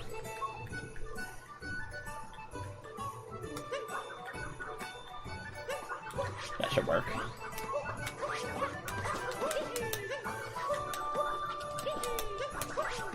There we go. I will take that. That's pretty fast. There's a very precise mid-air movement you have to do that to make that work. You have to do a triple throw after the cap bounce to get the homing cap throw really fast, and then you have to wall jump and then do another really fast homing cap throw to get enough height to wall jump and then kind of just land up there. This sub-area is changed by, instead of capturing the Goombas, you have to capture this Jizo and bring them over and drop them on this P-switch over here. Similar to the Jizo sub-area in Bowser's Kingdom in the regular game. To open up this wall over here. Now there is a way to clip into this wall without doing all that. It's known as ICC, but it's very difficult and only really done at world record level in regular any percent, so I don't know it. Oh, too much speed. And we're going to be going into all 4 of the sub-areas here and grabbing 2 moons in the first 2 and then 1 in the last 2.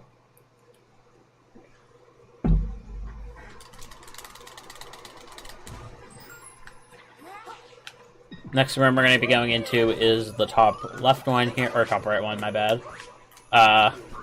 This is the shards room, but it is covered with freezing water, so we have to move fast here to not take a lot of damage. And I'm trying to stay on the tip of the water. Actually, I've done that a little bit better, that's fine. To try to not take a lot of damage.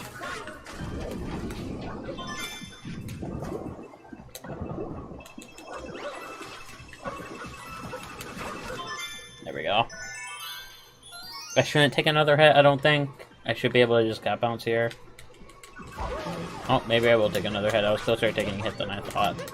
I shouldn't die, though. Don't worry about that. Okay, this guy's not able to see me. These, Bite Frost, is what they're called, are a lot shorter than in the regular game. There we go. And there's flies in my way there. And then for whatever reason, this chest is in a bit of water. It doesn't make it any harder. It's a really weird change. Nobody's ever known why, but there you go. The chest in water.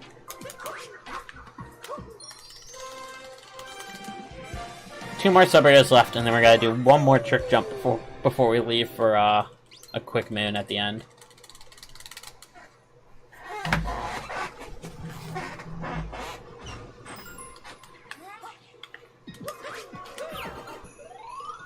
This next room is the poison sub-area. Just right down this hallway. Ah, dang it, I was hoping I wouldn't bonk. It's so easy to bonk in these hallways. The slopes can change the direction of Mario's dive quite easily. And the moon is not up top on that archway like in the base game. Please, give me a cat bounce. Okay, thank God. It is right here. On this tiny ledge, because why wouldn't it be? I was very close to dying there, by the way. And the story moon you would usually get is for killing all these spinies, but the Blue Joey isn't there, so you'd have to kill them with Cappy, and that is really slow, so we're not going to do that. And then the last room we're going to go into is the Rango room here, but we are not going to fight Rango, because again, that's slow. So we're just going to climb the mountain. The change here is that, similar to the wooded tower that I did, it's another rising lava sub-area, so your movement has to be very fast and very precise. Oh. And this room is very awkward to do fast, but I kind of got it really nicely there.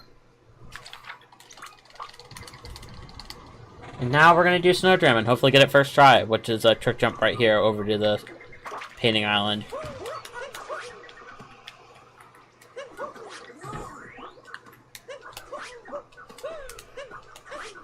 Dang it, I thought I timed everything right there midair. That's fine, we can just try it again.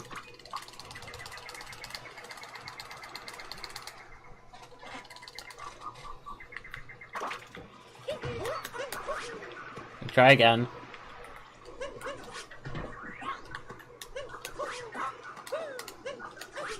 There we go, I'll take second try. Very precise midair movement there to vector and make your way all the way over to the painting island. I will take that. That's like a minute gold. Could have been a little bit more. This kingdom can still be improved for me, but that was a pretty solid gold. Yeah, that trick is definitely in the original game.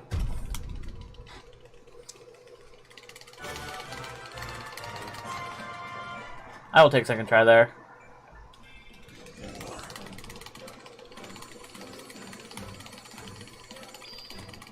And now Seaside. This kingdom isn't really changed much from the original game. it's actually made a little bit faster in this mod from the original game, and you'll see why once we get there.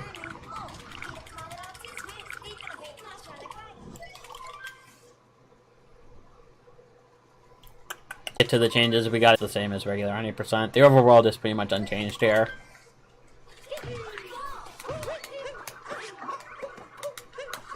So very specific movement to get enough height to make it all the way up here, just like that.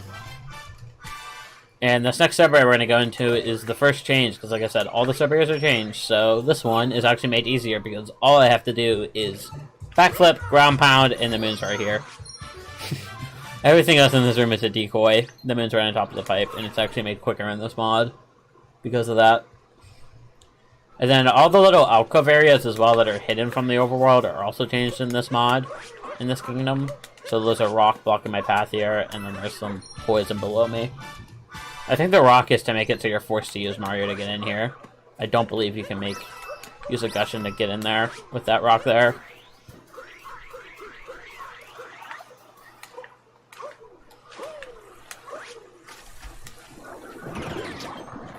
And now we're just going to be doing a bunch of swimming. We're going to be swimming over this chest and grabbing it. That's the next moon.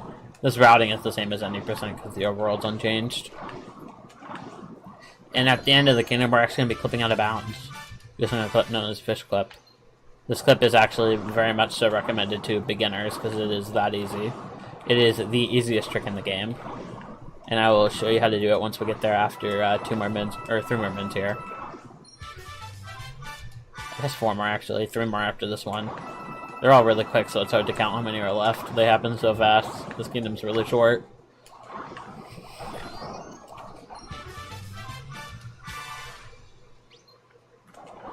Over to Dory here. And then over to these 3 bumps. And... whoops, I missed this one, my bad. I just shook late. That's fine.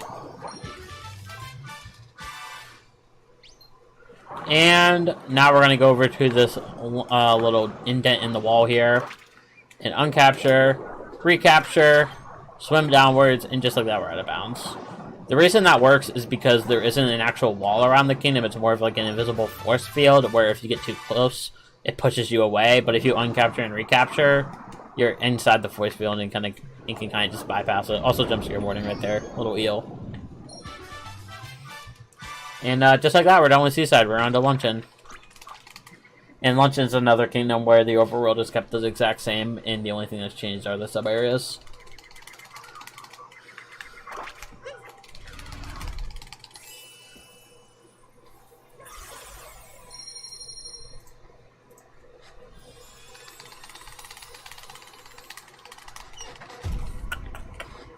But that's actually good, because it makes the mod more consistent. Although I do hope that the mod eventually does get finished.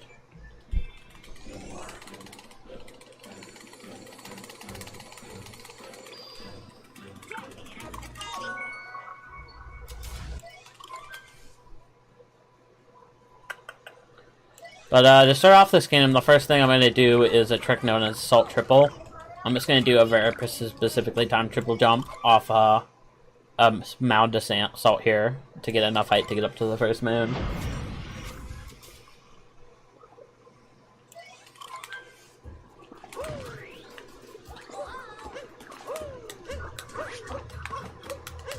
Just like that.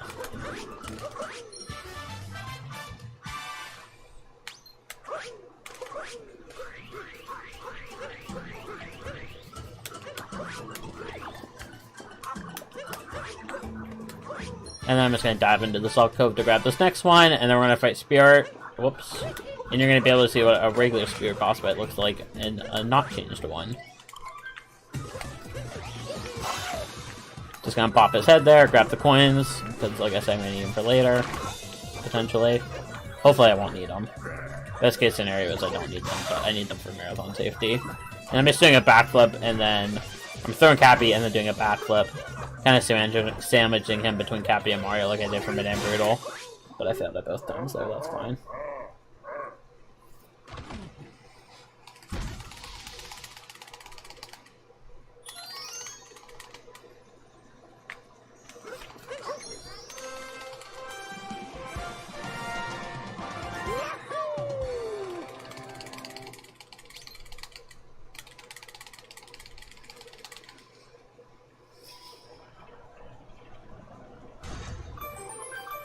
And then this next sub area, again, changed. But it's not made much harder. All I have to do is do a damage boost. I just have to jump around this corner, do a damage boost, and then grab them in. I don't think you can make that dive. And if you could, you would have to wait for the platform to rise. And at that point, it's just faster to take the damage boost.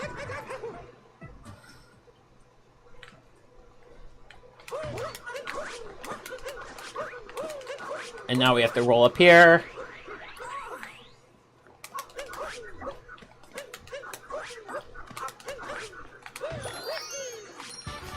Grab this moon up top.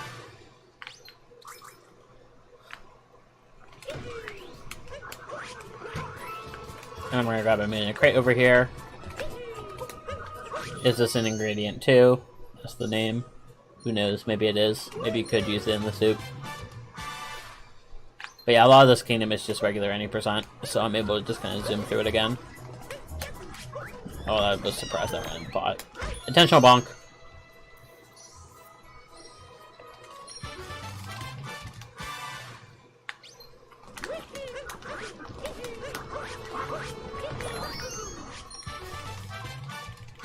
And then I might do a little bit of camera manipulation here to keep this Potaboo off screen until I want him to be, which is right now, so I can capture him right after grabbing this moon. Actually, may have spawned him on screen early there.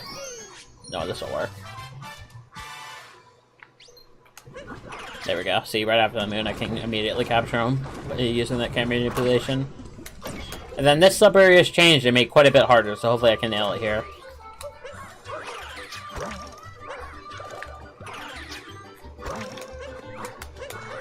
Oh, I thought I had that. Frick. Okay, well, I was on PB pace, for anyone curious. It just died there, though. That did just kill it right there. Oh, well.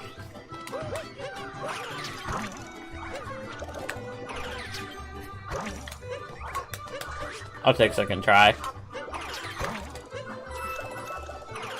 Like I said, the sub area is made quite a bit harder. That flick off that fork there is very difficult, to say the least. And then, oh, I just launched myself right into that guy. Okay, not really much I could have done there. And then the fork's up. The secret moon is up here.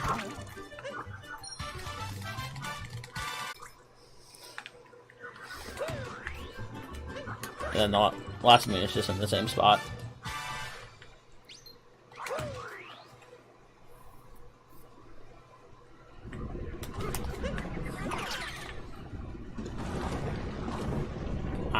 There's a movement you could do to get up there a little bit faster, but I could just do this as well and take the long way. It's kind of tough. I'm not really great at that movement.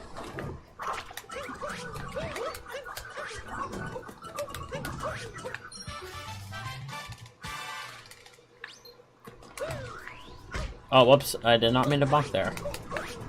And then I'm keeping the Pamber off screen for a little bit so he's in position for me to just jump and spin through. And then back up there again to capture him. And then there's a spawning my way there, so I have to kill him.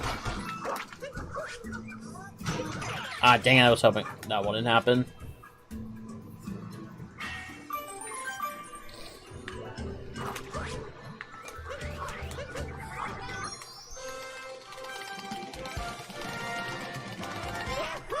And just like that, we have, I think, what is it, 5 more moons here? 2 of them are just quick, and then one's a storm moon. Then the end of this kingdom isn't too bad.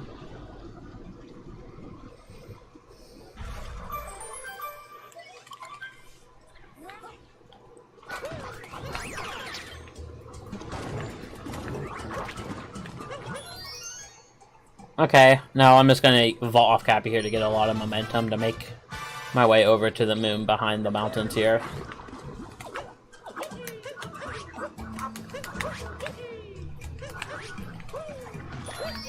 Right there, and then I'm just gonna make my way up to the meat, and then we're gonna be done.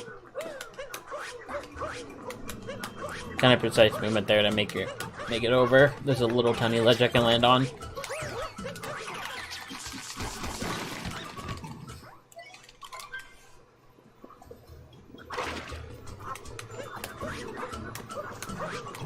There we go. Okay. All I gotta do is wait for a couple cutscenes now, and then we're gonna be on to Ruined, which is an auto-scroller kingdom, unfortunately. There was really no way to speed it up other than damage boosting to get on top of the dragon early. So we're gonna have to wait through that auto-scroller. It is changed in this mod, believe it or not, but it is not made much harder. The only changes in Ruined are that it is icy and there are mummies.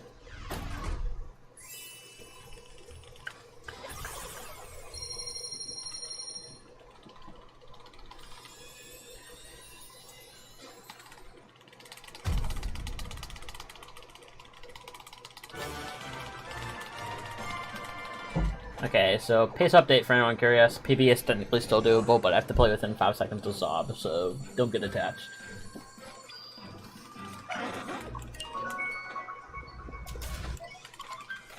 Jay, What? I'm streaming. what do you need for tomorrow? Just whatever. Just clean whatever's in my closet.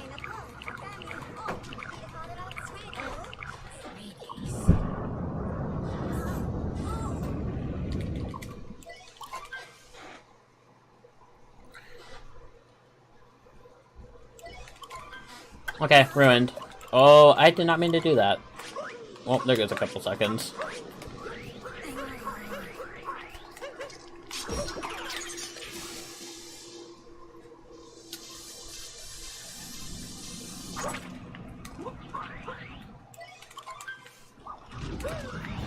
Okay, gotta spawn these hearts to, so I can damage boost during this dragon fight, like I mentioned earlier.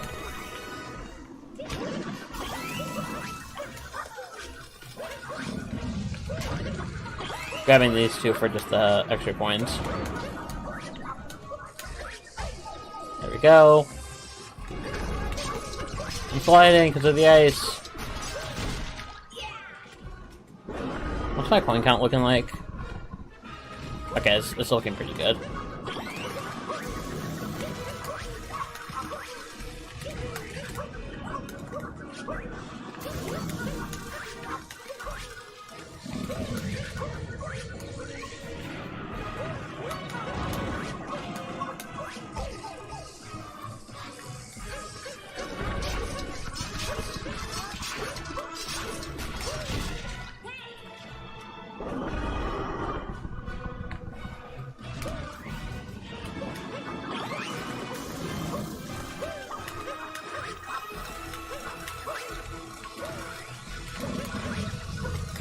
Okay, gotta get on top of the dragon one more time right here. Somebody have done it before, like I said, auto-scroller of a fight.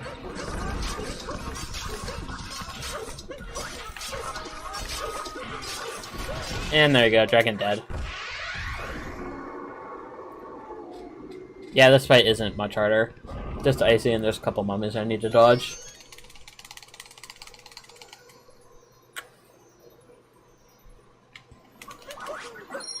So by the looks of my coin count, I should have 4 attempts at the Mecha Brutal. Because to fight the Mecha Brutal, I do have to buy the life apart every time for safety. Because the extra health makes the fight a lot more consistent. And if I run out of coins, I can get another backup life at heart, but it is a lot slower and would add like 30 seconds per attempt. If I die at any point during the Mecha Brutal, it's like a minute of time loss. But I should have about 14 minutes of leeway going in for this fight. Maybe like a minute to a minute and a half of time loss per death.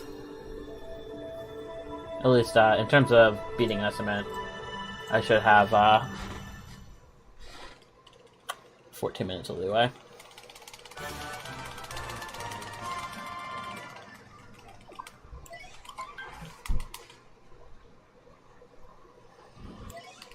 But in terms of the overworld for Bowser's, it is completely unchanged. There is no major changes to the overworld. The only change is Mecha Brutal, and it is made significantly harder. So let's just hope it goes well. This is the second part of the run that I was talking about earlier that can very easily bottleneck me and make me lose lots of minutes if I do not get it in the first try.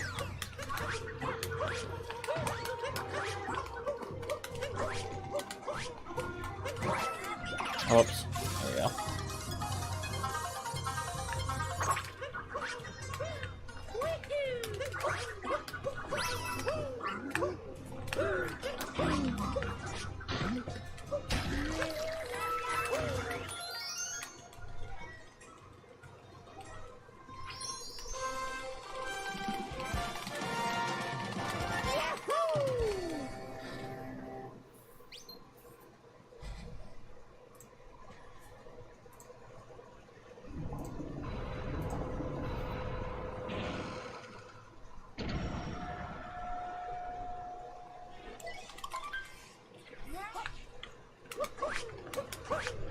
Okay, on to the shards portion of the kingdom.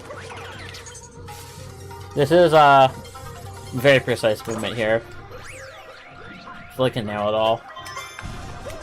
I'm gonna go for a dive back strategy here.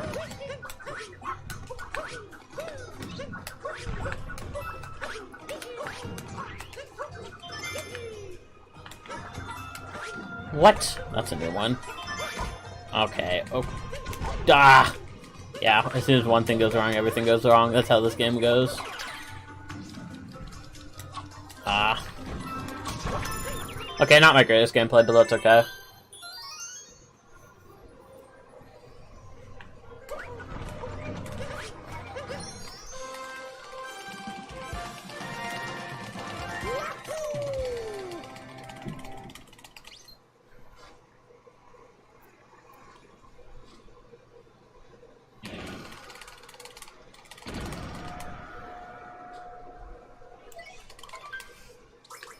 And then we do have to grab 2 extra mins for Bowser's Kingdom before we leave, so the first one's gonna be right here. Right behind the wall here. On this roof. And then I did say we have to get the life apart here from Mecha Brutal. Just for consistency reasons, so I'm gonna do that. Oh my god, just talk to the shopkeeper.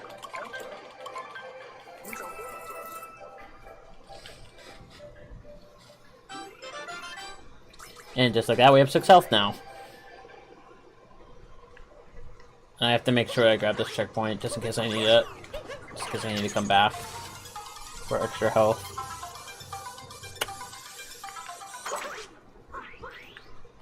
Topper first because it's the right choice.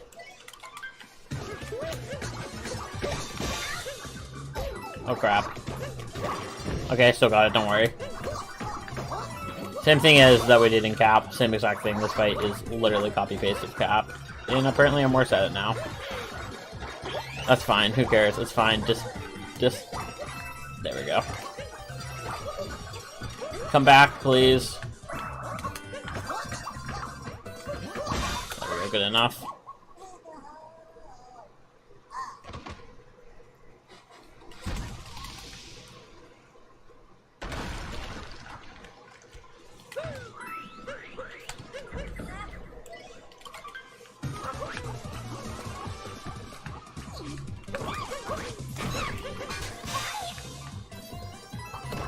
And Harriet is the same as well.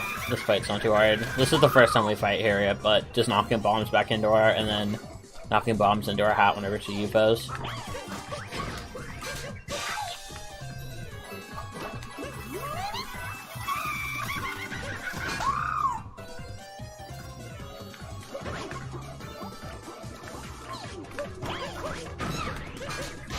Okay, just like that, dead.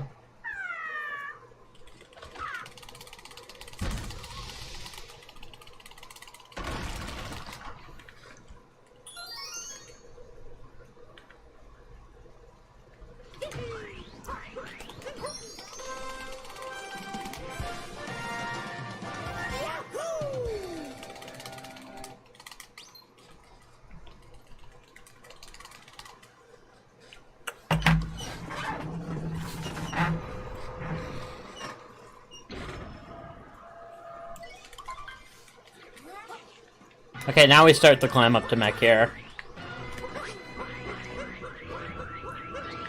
Gonna do a fancy little triple jump here to get around the back and get the second moon we need to leave, which is this Crates moon here. And then we're gonna do a blind jump here over to the Pokia climb section. Because the camera's not gonna pan for me, unfortunately.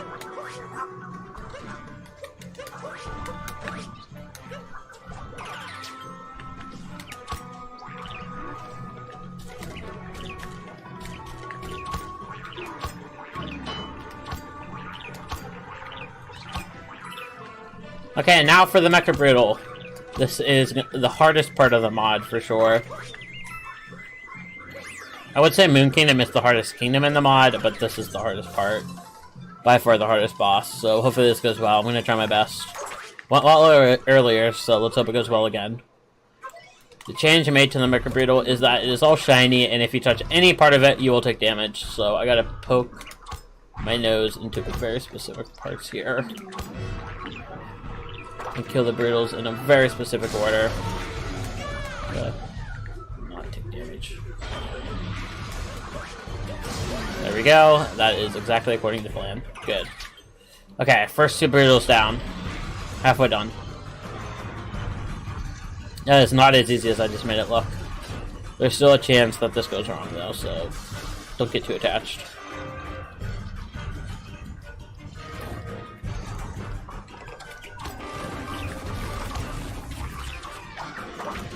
Oh, good backup, holy crap, okay.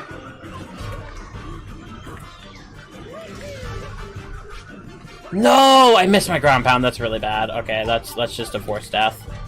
Okay, well, that's not first try. I have to die. There is pretty much no way of backing this up, because if you try to back it up, the Mechabrutal will just break. So that's a death, unfortunately.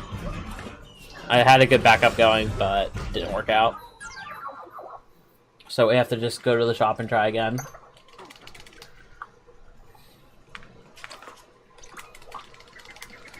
And this is why this mod is very difficult, because if you make any mistake during this boss, it is pretty much over. I had a slightly bad poke angle there, and I managed to back it up, but I was thrown off with the timing for the spear hit and missed my Q. I ground pounded a little bit too late, so I missed the bubble entirely.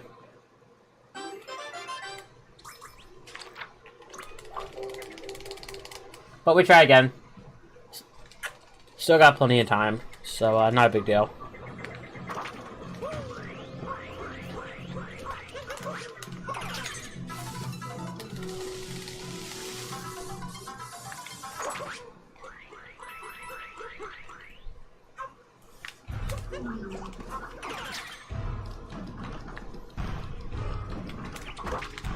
Oh, see, if I touch the Mechabrutal at all, I take damage, and in that instance I lose my bird.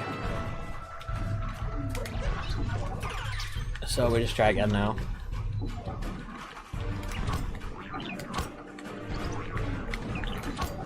That face of the Mechabrutal can damage me.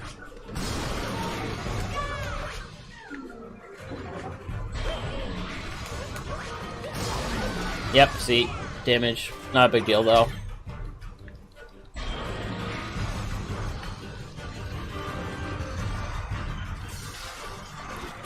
Okay, hopefully it goes well this time.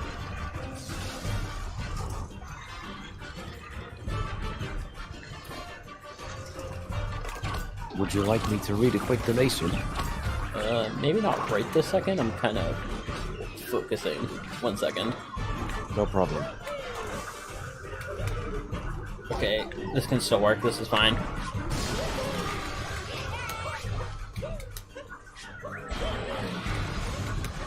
Okay. Should be in the glare. There you go. Okay, you can read your donation now. Yes, thank you, thank you. I'm gonna try my very best with this cold to read this.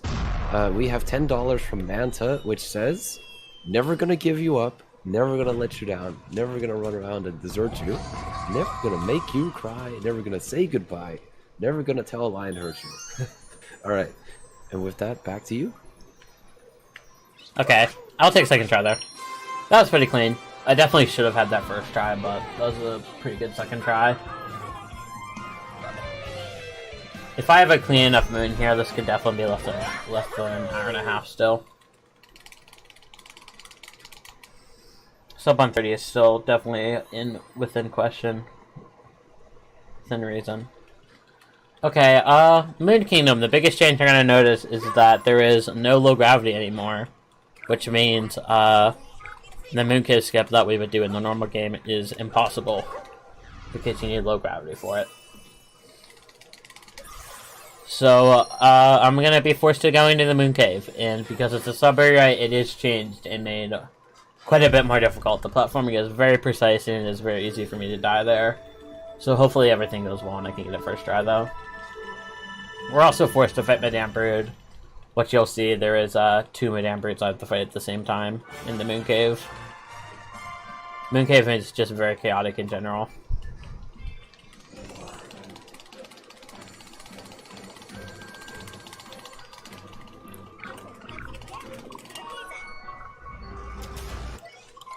But like I said, just a couple cutscenes. This mod actually is one less cutscene entering Moon here for some reason. One of the cutscenes just gets trunicated, I guess.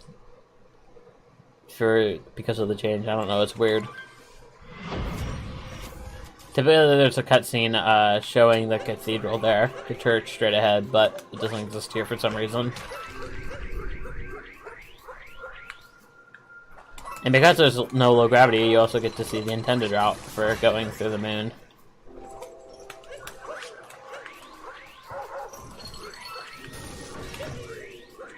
At least leading up to the moon cave. Typically we would use low gravity to do slightly faster movement, but can't do that here. Okay, moon cave time. Hopefully this goes well. Like I said, this is the hardest kingdom for sure, but Mecha Burrito was the hardest boss fight, and I shouldn't need that checkpoint for any reason, so I'm just gonna skip it.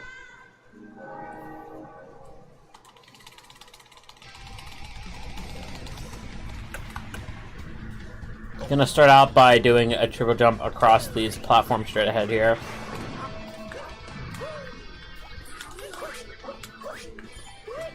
And then just long jumping and then rolling off here.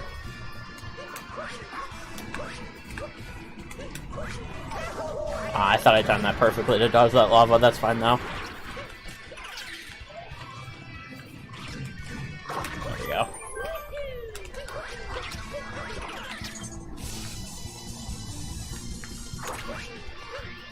And then just platforming around these spam bros here, pretending they don't exist.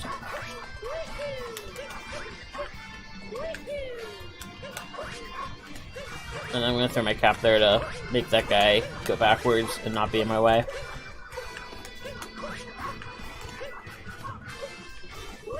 There we go. You can see why this platforming is so tight. That's fine. I want this heart just for safety, because I want to try to get my life apart if I can. And then the bonsai bill here got replaced by a mini bullet bill.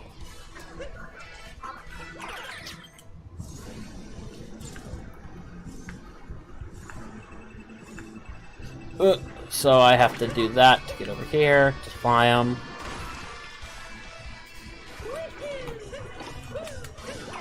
And then capture this bonsai bill, and fly them over here to skip a majority of the moon cave here. And we have to do some precise wall jumps to make our way up here. And I'm gonna grab this power moon. I don't need it to leave or anything, but it will refill my health, so I'm gonna opt to grab it here because I want the extra health HP for the boss fight. Ideally, I want to try to keep my life apart past this Madame Brutal boss fight if I can.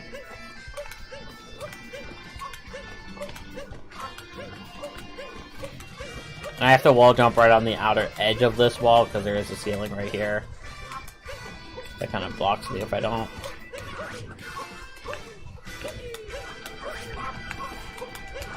And then you have to do a pretty precise triple jump to get enough height to make it up that pillar. And like I said, 2 Madame Brutes here.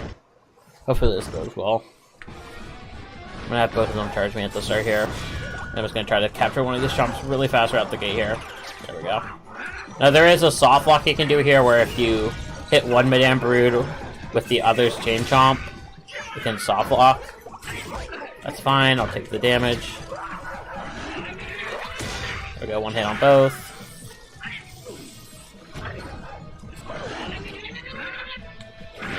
This. Oh, I didn't mean to take that hit. Just capture one, please. Thank you. Oh. I should be able to fling this one just like that. And then this one I could just capture really quick and fling as well. Okay, they each have 1 hit left.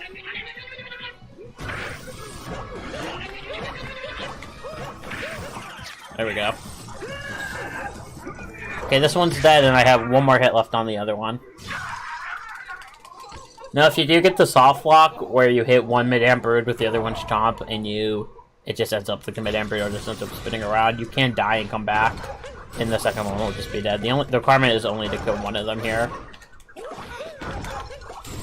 Nah, I was really trying to keep that life apart there. It's really hard. That's fine now. Capture, please. Thank you. And this should be fine. Yeah, you're good. Okay, on to the Bowser fight now.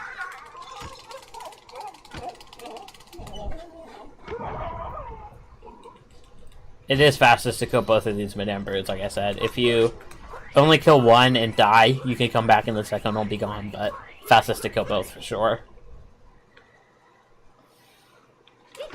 That's a pretty clean fight for a Madame Brood there. I thought I needed the checkpoint, but I don't. I have full HP.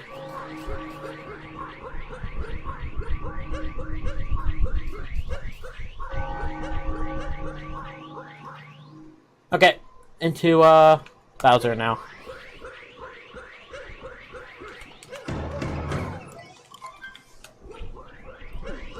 You're gonna see the only change made to this fight to make it harder is just the arena looks different. This is significantly easier than the Cloud fight. There is a lava I have to dodge, but... Oh, whoops. I did dodge it there, huh? I did a bad job. I timed my home in there pretty poorly. I want this health if I can get it. Okay, 3, and then I could... There we go.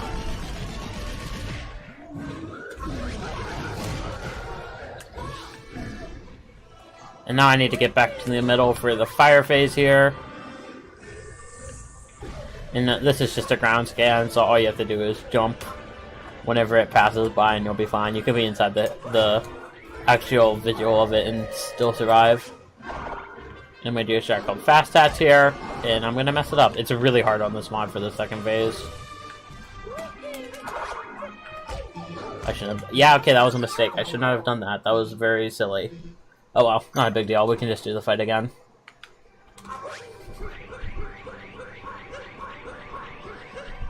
I think it's my first time I've ever died to this boss in this mod. But it happens.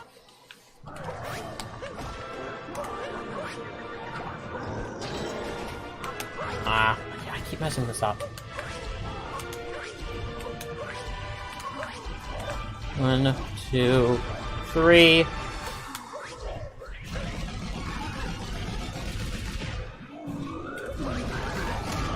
There we go.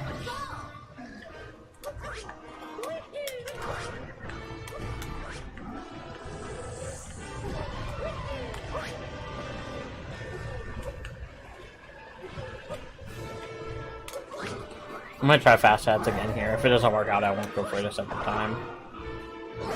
Oh, okay.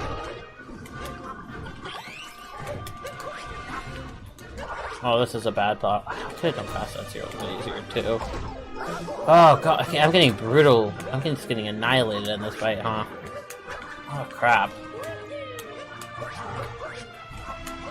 I've never had this fight go this poorly, so I'm kind of struggling to back it up a little bit. This'll work. Ah, fricky. I'm dead again. Frick! Okay, I'm getting walled by this fight quite hard, actually. I said this was easier than the Cloud one, and I've died to this one twice and didn't die to the Cloud one at all. I've never struggled this hard with this boss fight. This is the first. We should still be below estimate, though. I just need to focus up here.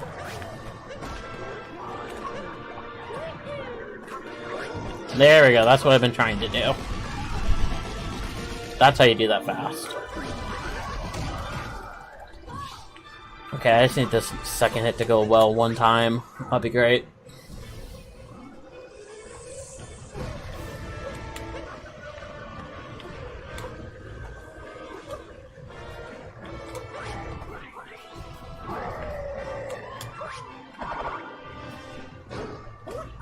There we go. That's how you do the fast tap for the second phase. Not the easiest thing in the world. You don't have a lot of room to work with there, clearly. But you can make it happen. And I'm trying not to take damage to the hat there either for the second phase, because my timing would just be messed up. I have to do that phase damageless, pretty much. So the space you get to work with there is not very much. There's some mounds where it does work out a little bit better, where you have more room, but that one you don't have very much. And then this third phase is free, because I can take a hit to dodge all the hats. So it's a lot easier. Or not! Okay, please don't die. I timed... please don't die again. I just think this fight is harder when I actually have to go out of my way to grab the hat this way. Okay, we'll do that. I should be fine here. I should not die again. He jumps back, that's right. Oh, he has the fire rocks. Oh my god, no! I jinxed it! Oh my god. I'm modding. I'm falling apart. I'm falling apart.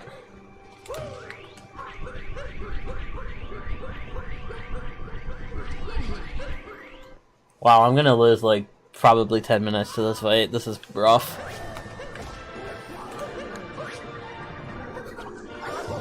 That's fine.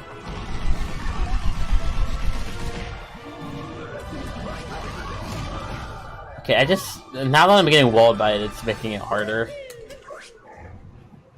I'm getting nervous for no reason. I just need to focus up.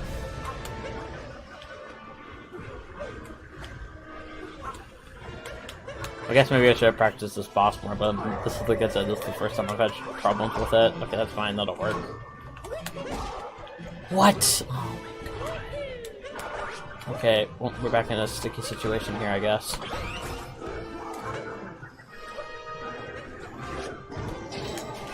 I can't even die about it in time.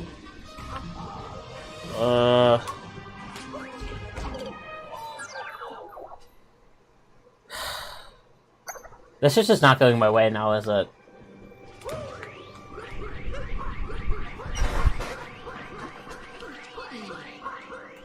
Man, okay.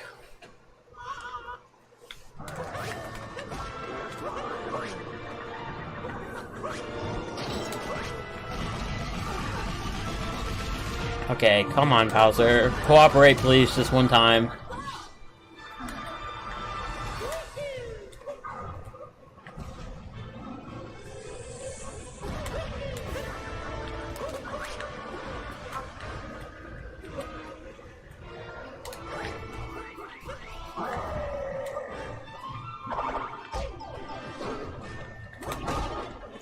What's gonna happen?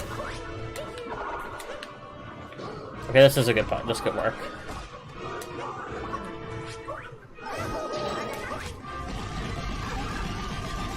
Okay, this should be okay. I shouldn't die this time, hopefully. Let's hope. I'm kind of getting fed up with doing this fight over and over. Oh, that's unfortunate. I was hoping that would not happen. That's gonna make my life harder, and I might die again now.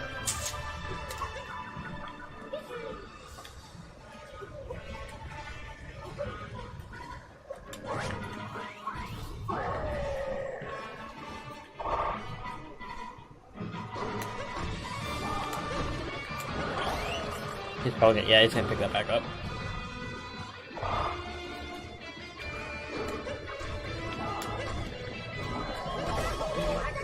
Oh, that was a mistake. Oh, that'll work. Okay.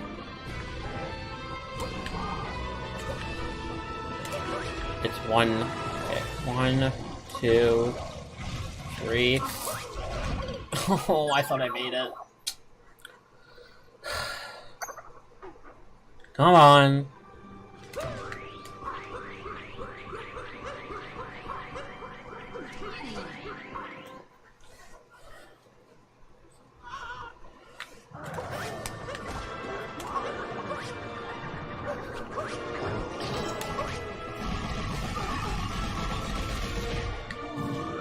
I'm getting quite good at this first phase, at least, with doing it over and over and over again. Laying that first phase down now. I don't know why this is going so poorly. I've never had this issue before. I've been running this mod for quite a while, and I've never had this issue. It's been a couple months now, me running this mod, and I've never had this issue. There we go, got the fast hat. Okay, I have 3 health entering this last phase. This should be the one. There's no way I take 3 hits in this last phase. I'm feeling pretty confident now with my HP situation.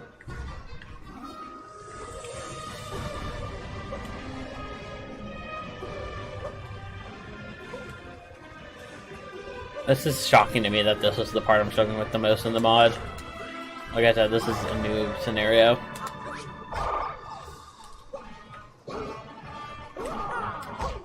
Oh, I timed it wrong again because I took damage too soon. Okay. sticky scenario we were in before.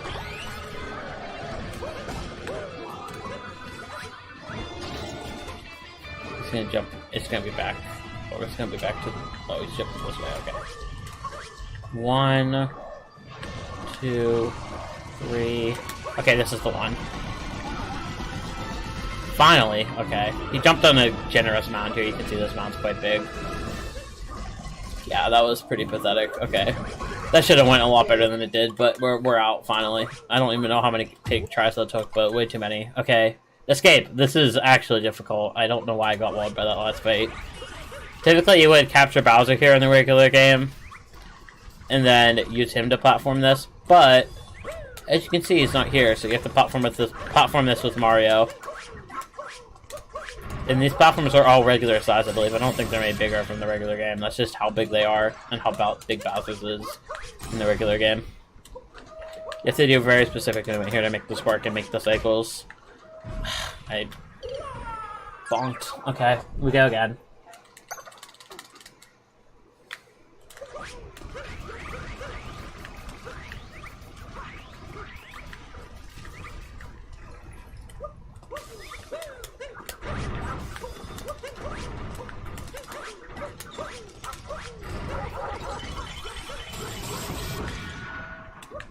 Okay, triple jump.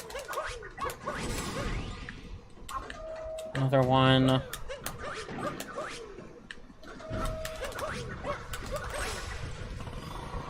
then you gotta ride the scooter just straight ahead here.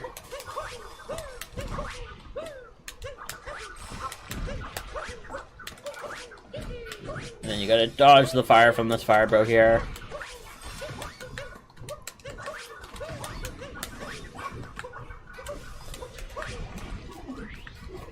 And then there's a Paragumba right here you can capture.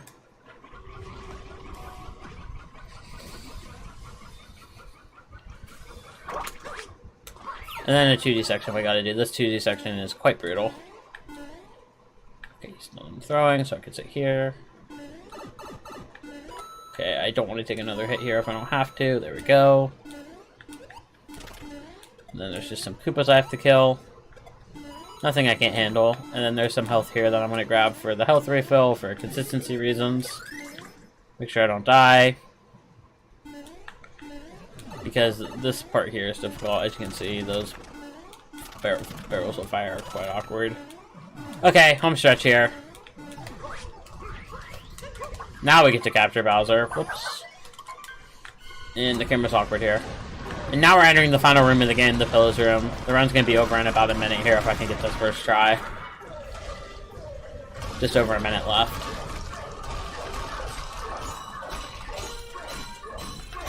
Okay. Final room right here. And this room is made harder as well. You have to do some platforming with Bowser while knocking over the pillars. Okay, and then I have to make this jump. Typically, you want to use fireballs to knock over those pillars fast, but it's really hard in this one to make that work. Your fireballs just get eaten by random stuff midair. Okay. Third pillar over here. This one is definitely the easiest one to hit with fireballs, but that doesn't mean it's easy. See, I only got 2 shots there.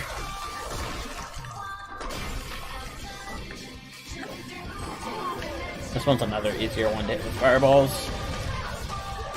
And then there's a precise triple jump I have to make right here. There we go. Okay.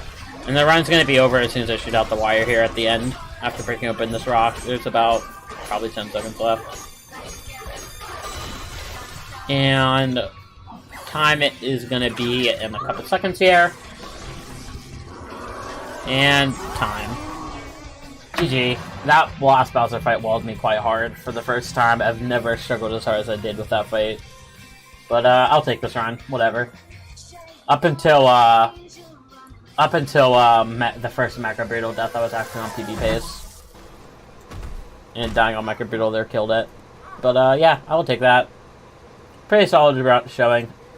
This mod can be quite brutal, as I probably showcased pretty well. A lot of it went well, but Moon was quite brutal today. But that's okay. But yeah, thanks for having me. I had a good time showcasing that. Alright, GG's. Good run. Very challenging. I probably would not be able to do that at all. Anyway, we're gonna head into a quick intermission, and when we're back, we'll have Seb running Ender Lily's Crisis of the Nights randomizer. So stay tuned, and we'll be right back.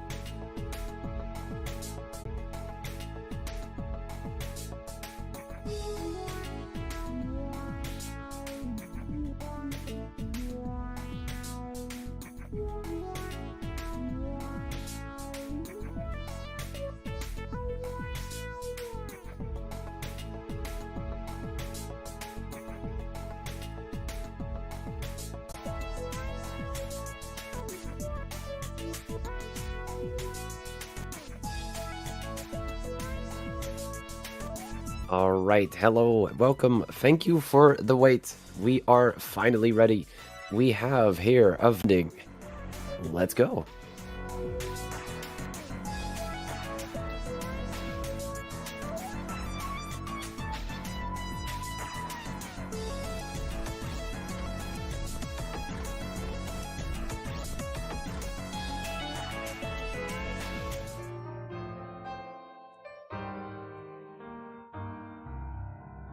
Oh, hello, everyone. Hello, hello. I see familiar faces already in chat. Okay, hello. So my name is Seb. Here with me, I have the amazing Arumia. Hi, hi.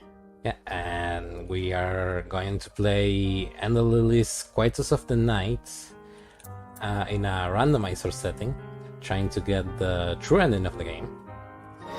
So if you haven't seen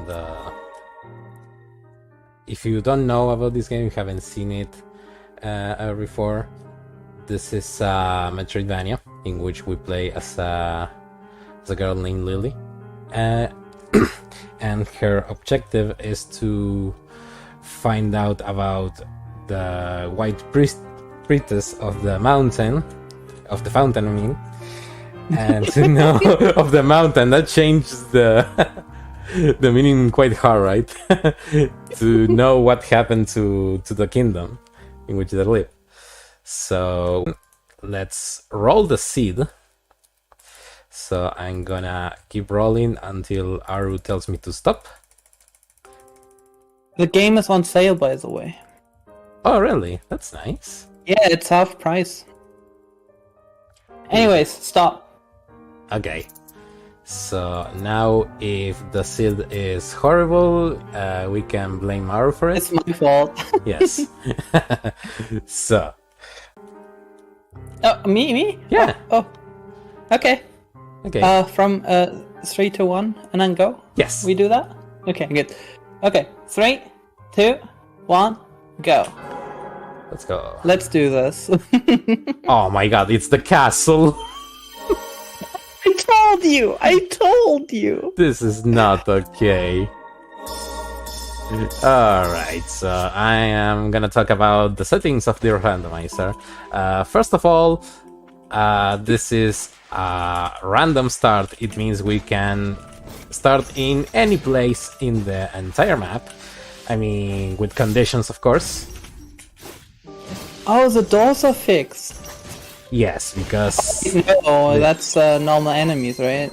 Yeah. This is not enemies shuffle, so this can take a while. Oh. So, little backstory. When I was talking to Zap earlier, I was like, what if we have castle start? And what if you have to fight the boss of the castle? So we'll see if that actually happens. That would be pretty funny. I wish it doesn't. Because you evil love. This is tragic. Fighting with Gerard. The slowest being weapon in the entire game. And Elder. Can't believe it. Yeah, which is also slow. Okay. But going back to the settings, so we start anywhere on the map. We start with a random spirit, which for our convenience is gonna be set to unlimited uses in case of a sub-spirit.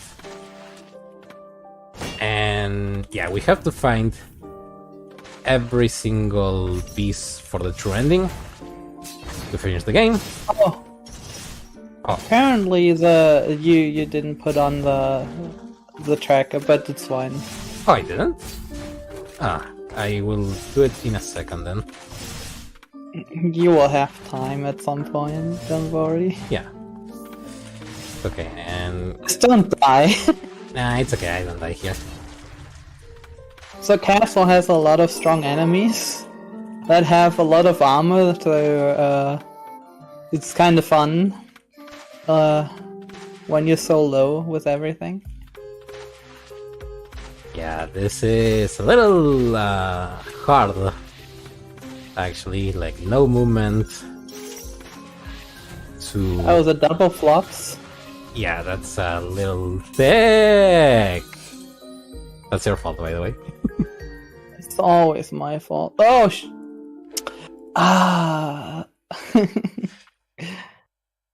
It happens. Well, at least that's not too bad. Oh, you're putting on the thingy? Yeah, I'm gonna put the thingy like while we go on the elevator. Makes sense. That is not the correct one. That is the correct one. Okay, we go. Okay, so going back to where we died. Castle has a lot of progress that, or maybe a lot of checks that we can do without anything else. But yeah, there's a lot of enemies that will trigger us. A lot of AoEs and even aimed shots, so... Yeah. When you're in here that low, you have to be really careful. Yeah, actually, I am already going back. Oh, silver. Let's go. That's, so you can do multiple attacks in the air with silver, and that also lets you do, multiple, like, multiple stages, I'd say. Like, you jump, do silver attack, you jump again if you have double jump. You can do that with the dodge too, and some other stuff, so it's very useful. And also, every silver attack pushes you up a little bit. So, it's not just good to just stay in the air, it's also good to, you know, get higher with, as Zap just showed. For the record, this is one of 3 possible jumps you have. It's the one I hate the most, actually. Because I think Silva is a little bad in terms of jumping. But she's an amazing weapon, which we are probably gonna use for the rest of the game. Mm-hmm. Also, you may notice me skipping things now, and it's because the seed we're playing is called meta seed. What does that mean?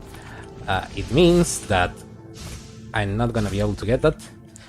It means that whatever we get as progress means that it unlocks the next progress. So, for example, I got Silva.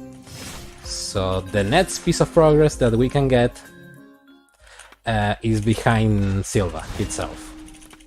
So what that means is, if you can't reach something, now you can reach it. So you would go to, you know, do the new thing you can do, because anything else is probably not as useful. There are things we need to pick up in the end that we might have to come back to some places. Yeah. But unless we, like, if we get progress, we continue to the next part that we can reach. So if we get the ability to swim, obviously we'll go to a place that has water where we can swim, where we can pick up something underwater, or can reach something through the water. If we get the hook, there is some place high up or anything that has a hook point. So we'll go to that. So later on, for this ending, we need all tablets. Which means if we don't get them right now, we'll come back later. If we get them now, we will also leave instantly. Because it makes no sense to stay. So if we get the tablet and the progress in the area, we will leave. Because there's no reason to come back to it. Exactly. That's the 2 things. The tablet and the progress. Oh, by the way, now we have Silva as a weapon, which is infinitely better than Gerard. Yeah, Silva can... Since it has multiple attack phases, like it hits... Well, it's 3 times if you charge it? I think it's 3 times. It will hit through armor even, because it will hit behind the enemy. Yeah. Bless that defense ignoring. Making everything easier. Also, I jump. can't wait for Julius. Stop it. I'm not stopping, I'm calling it. That's really bad. Oh. Yeah, but by the way, you'll notice several tracks of the game playing at the same time. That's because the music is also randomized. For your I love the music in this game, so I told Zap to randomize it, even if it really not nice. Yeah, Zap has problems with it. It memes too much. Yeah, it messes my groove.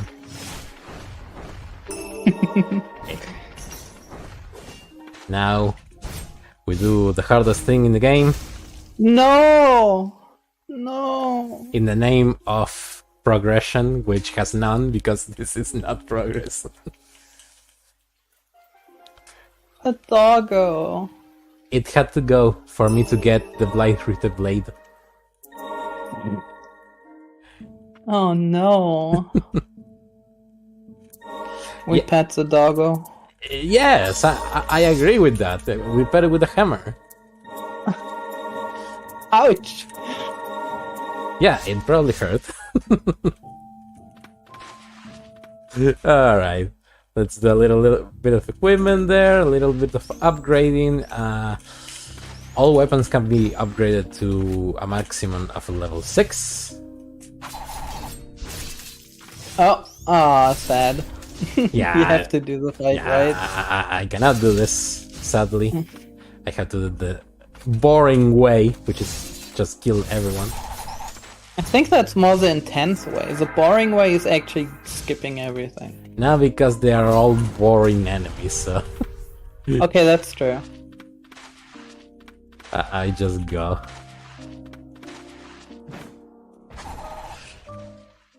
And yeah, going back to upgrading, you'll see 3 types of currency, which are Furious Blight, Stagnant Blight, and Ancient Souls.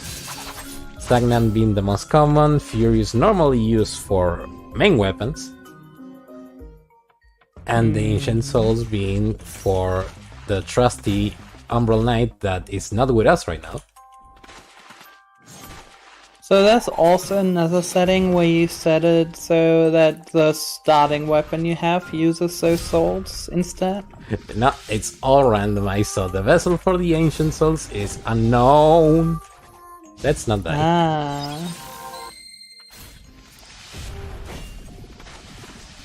Okay, this is what I mean with Gasol is not very friendly.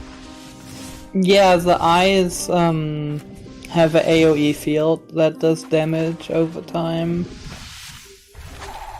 It's like a charge up, and when it's done, it's done, and then you know. Sinner. What? Oh, you can actually parry those eyes if you have the parry ring. You can parry each instance of attack, which is pretty funny.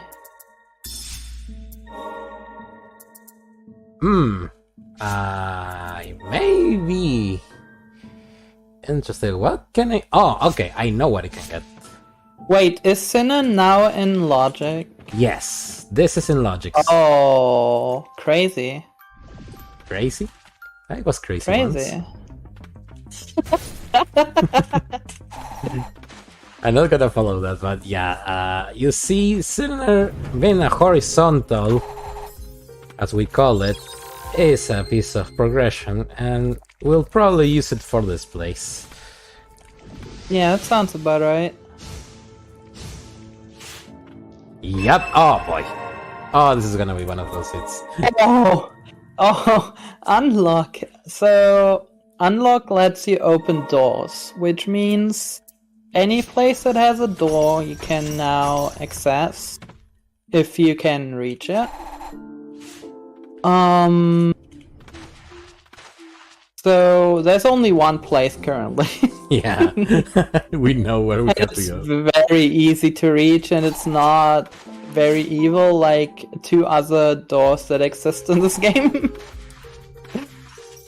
Yeah, you may think this is good RNG, and you may be right, but it also may lead to some tragedies down the road. If we would get there are a few things you don't want to get. Yeah, so you see, doors means that the worst parts of the game are gonna be in logic later, so... But if we get Hook now, that would mean the worst part early. Oh no! Aru, I need to Got him! And now the tablet is behind Julius. Oh boy, oh boy, oh boy. So now that we got our trusty hook, we can. Oh yeah, the place is in here, right? This specific room, right here in the middle. And you hook the one below. Yeah, I don't know what the hell is up with that. Amulet. No. Go back. There we go.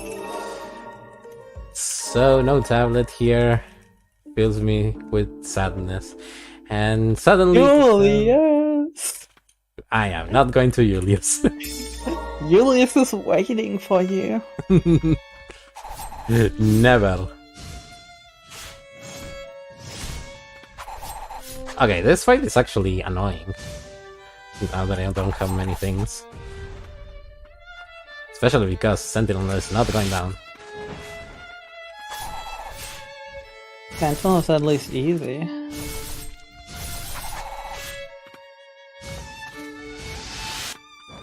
Die. Okay. Around the world, we have these mini bosses that, when killed, would normally give you their spirits. In this case, we only get a little relic that we are never gonna use because it's bad. But okay, we get progression, and now we have 2 whole areas open to us for a lot of purposes. And this is where the fun part of the randomizer comes. Decisions. Where the hell do we go? Oh yeah, you could go into the catacombs since you have Sinner. Oh yeah, I will go there because I don't like spies right now. Yeah, spies without some more tools is really not fun. I do want to have a claw for spires, which would be ideal. Yeah. Nice. We. Okay. So, Catacombs next. Catacombs is actually a really good place to look for things because a lot of Catacombs is available to you without pretty much any... Yeah, it's very easy. Yeah. Like, having a jump pretty much unlocks everything already. Especially when you do it on reverse like we're doing now. You are not supposed to enter Catacombs through here. In the normal game.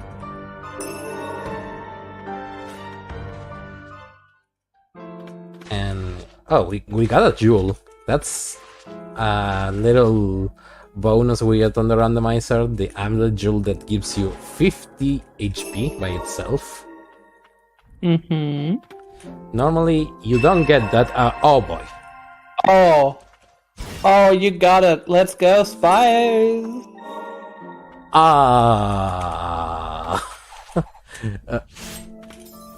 This is like what, 15 minutes and we have this already? Yep. So I'm gonna do something. I'm gonna check a little bit of items here for weapons and stuff. Speaking of weapons and speaking of Julius, I guess.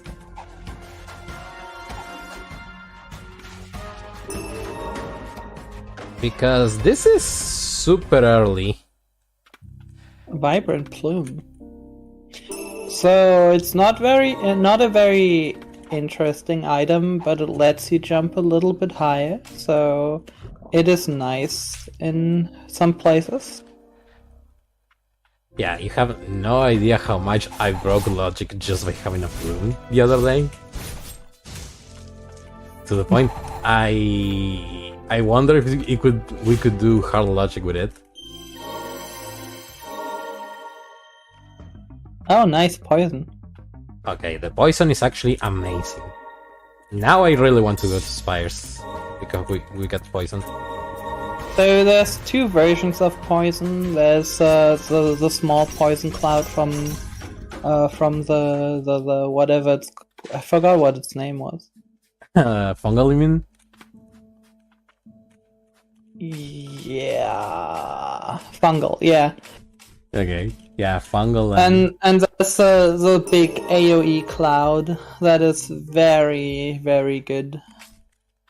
I think it does a little bit less damage, but it's very good. They actually deal the same. Like, same. Really? Yeah, same exact damage, with the difference that fungal has shorter range but more charges. Oh, that's it. Well, not like it matters in the end. Yeah, imagine using poison.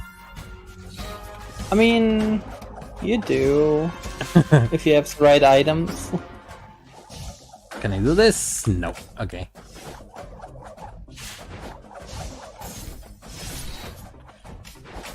Okay, You could have probably done that. Yeah, I missed because I'm a scrub. Yeah, there you go, a little demonstration of Spellworm. And I'm not gonna lie, like, walking with Silva is not ideal.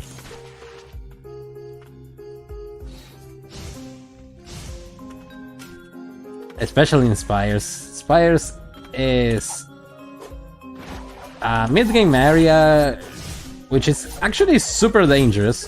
In speedruns, this area has been one of my main problems, in which a lot of my runs died very mercilessly.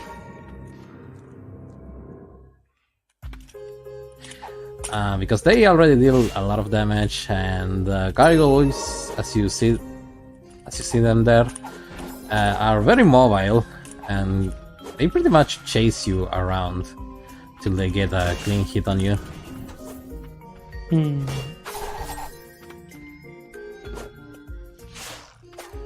But there you go, we can go through. Mostly fine. Also, Sinner being really useful in the invincibility frames we get from it.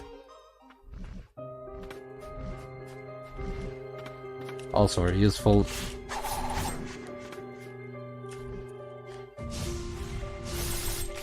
And now taking care with the dragons. Okay. So, we have no tablets yet. You kinda need those to finish the game. But a lot of progress. Especially Claw plus Hook is really, really good to move around. So it lets you get most things. We get a wish there, so now we can heal more.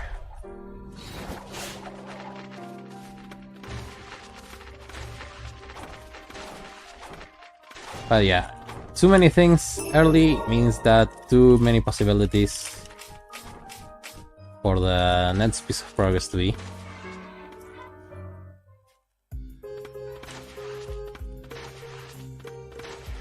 So should probably not do this yet, but oh boy. Oh. Oops. Yeah, that's sad. You didn't see that? What didn't I see? I don't know what you're talking about. Exactly. We'll do that again. It's still 3 items there. So we should probably go back.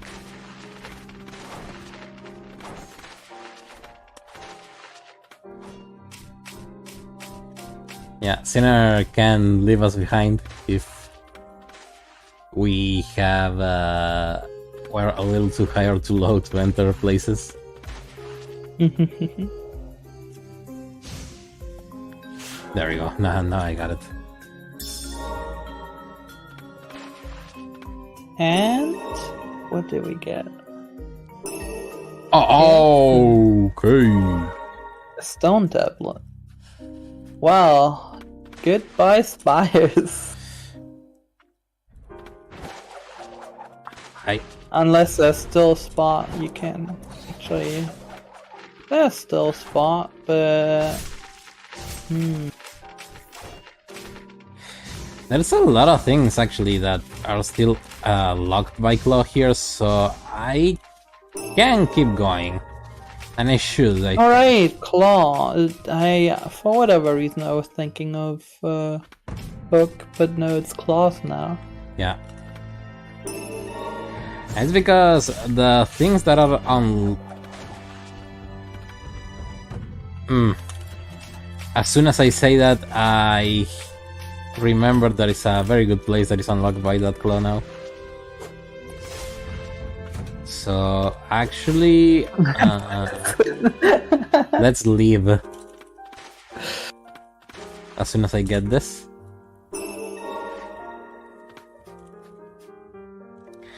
Okay, let me check.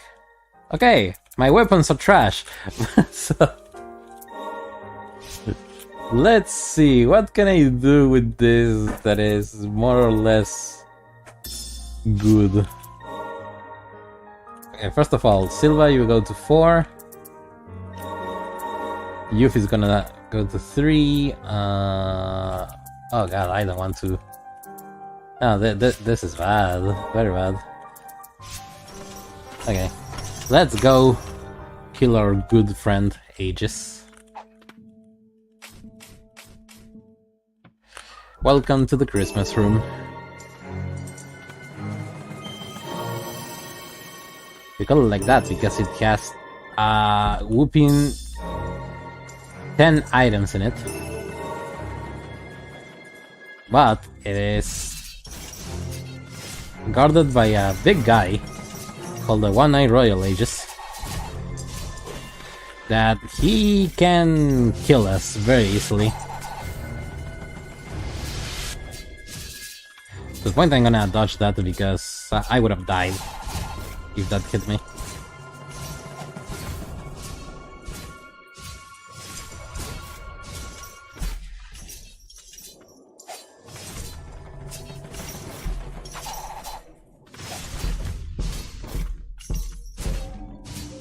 Oh boy. Yeah, you can see the damage there. It's quite big. And it also doesn't really knock me back, so if I'm not careful, he will double hit me and I'm dead. Oh yeah, this fight is very intense. Yeah, especially low too.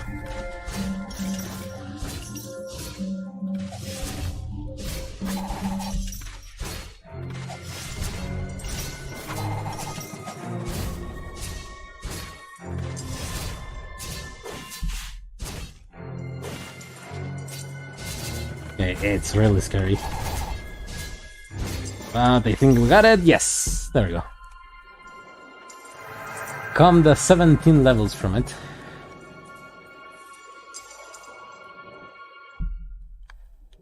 You may be wondering why I leveled up so much. It's because Aegis and a couple other mini-bosses are locked in a base chapter. What is a chapter? It's pretty much the difficulty of the game. Whenever you kill a main boss, you go up in chapter. So the game starts at chapter 1, which is the one we are playing right now. Also, I can live here because we found a tablet. And our friend Aegis is locked in a base chapter 8. So, very big. And because of that, he gives a lot of experience. It means he's a very good place to go if you want to level up quickly. So, what does level do? It gives you damage. Straight up. Yeah. It doesn't give you HP. Yeah, you but get... it gives you damage. Yeah, you get HP from those amulet fragments, gems, and the jewel to a total of 450 HP.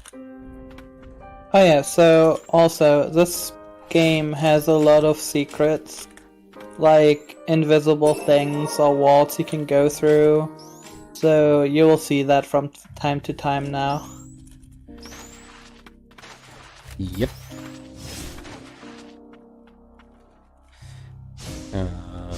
Okay, so this is actually unlocked by Claw 2 now, so... barely made it. And it was just text. So, woe is me. Paper! Amazing paper. That is unlocked now that I think about it. Okay, we go to 2 more checks here.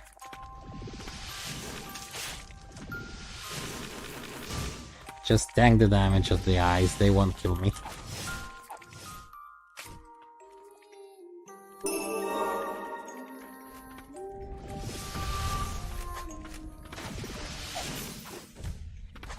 We are on a swim timer right now. The moment we get swim, the world is pretty much open entirely. And then it's when we have to do village on reverse. But reverse village is at least easy. Yeah, but it's not really enjoyable. It's nice to see though. It's really nice to see.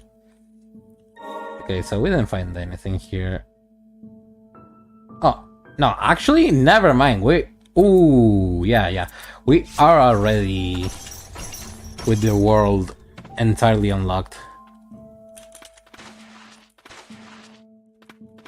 Because I forgot, we started on Castle. Ooh, Castle's like the middle point. You can get everywhere from Castle if you have the right items. Yeah. But this means you have to fight Garrod. Yeah. Yeah, it's okay, I guess. Chapter 2 is not hard. That's true. But it does mean that we had to do reverse village on Silva. Yeah, but the reverse village is easy at least. Even more so with Silva. And Claw. Yeah, no, Claw is the thing that will let us do it. It's just that it's kind of tedious. Okay, hello Gerard. We have your weapon already, so you must die.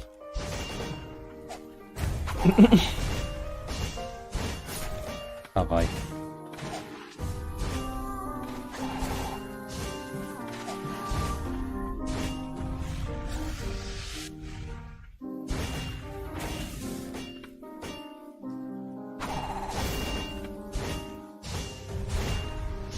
Okay, because we're level 19 at chapter 1, poor Jerry takes kind of a lot of damage.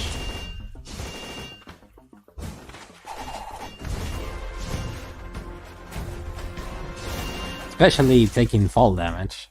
Fall damage is very big in this game because it deals a percentage of the target's maximum HP based on how much they fall. And on people like Gerard and Eileen and other bosses, yeah, they kinda suffer a lot from it.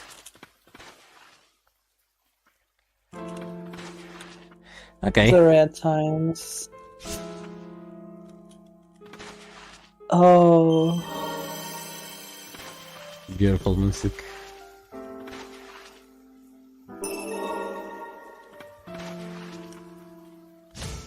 I forgot the name of Hook, dude.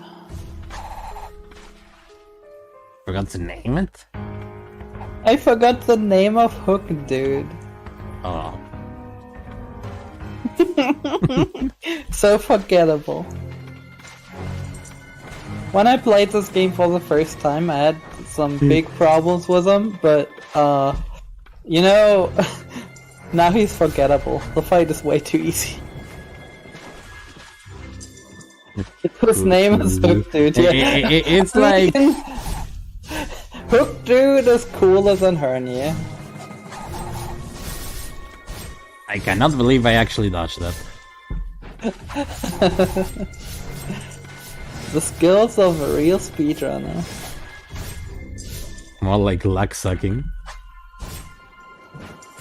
Take that.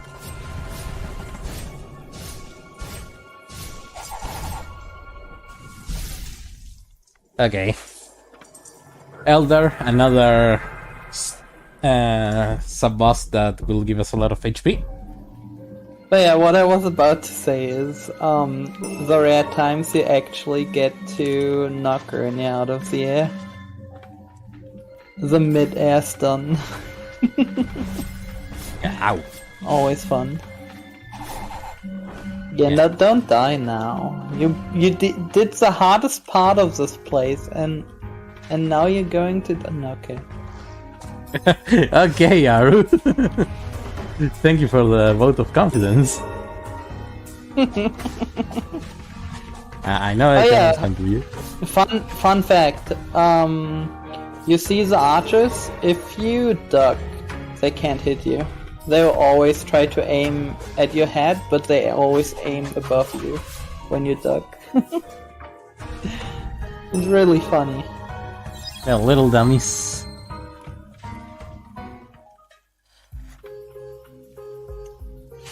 Alright. Now Just become a duck. Look, we found Honyor's diary, so you don't forget his name. I will forget his name in 2 seconds. Oh no. Are the birds bullying you again? Yeah, birds just they kinda enjoy doing it. Like going yes.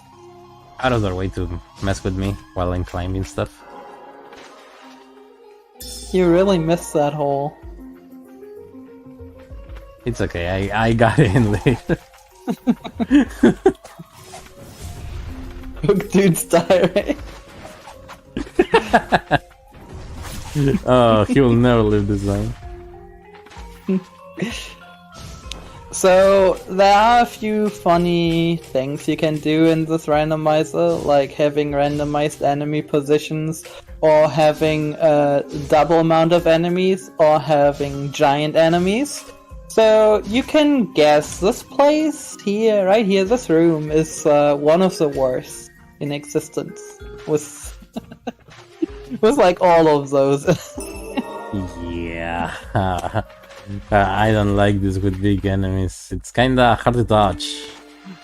Big and dupes and randomize. It's very good. Yeah, I'm just gonna say some options of this randomizer should have never been created. they were probably a mistake. I say the opposite. Why don't you die to the birds? I won't die to that bird. But you will die to the other, huh?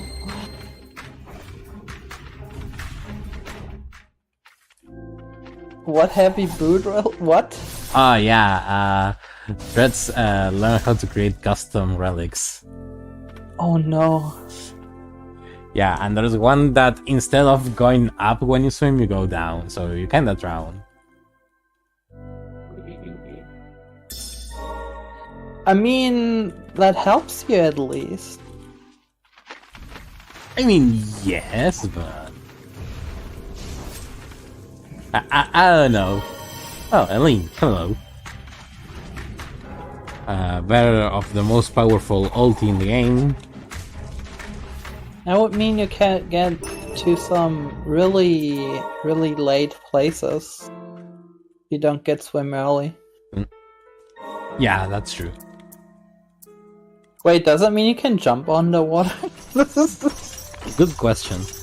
Like the other day, playing Dorando, I devised a most evil way of not floating up in the when you're swimming, when you don't have swim, to reach an item, and that kinda led to everything being wrong now.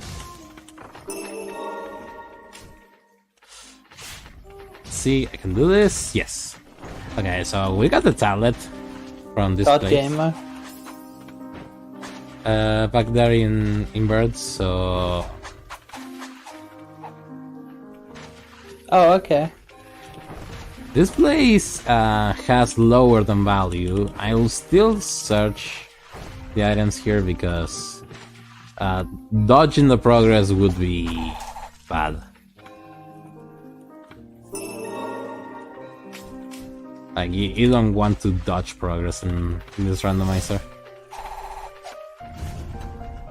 Like, for getting a jump, or versus not getting a jump, not getting the dash, is... Oh, the doggos. Bad. Yeah, you have to forgive me, doggos, because there's a lot of doggos around here.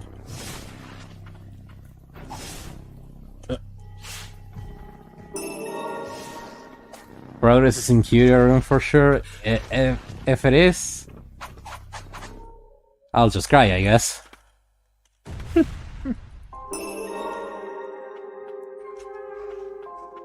I mean, you still have the forest. Yes. Yeah, we should be fine. Like, we won't have to do anything really crazy. And you also still have catacombs.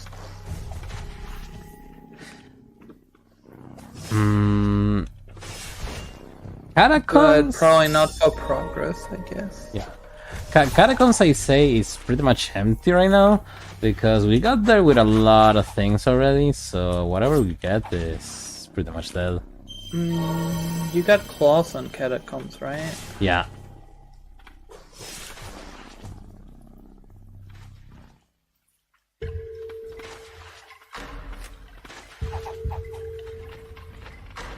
This is the greatest deck ever created, by the way. You know, tracks should open up reverse Ernie. Actually, yeah, he should. No, like, no joke. Reverse. Reverse. Reverse Honir would be very interesting to play out.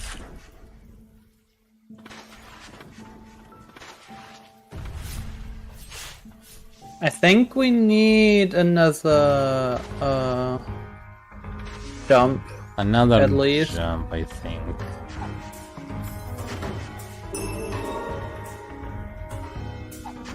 Considered done. Oh god, what have we done?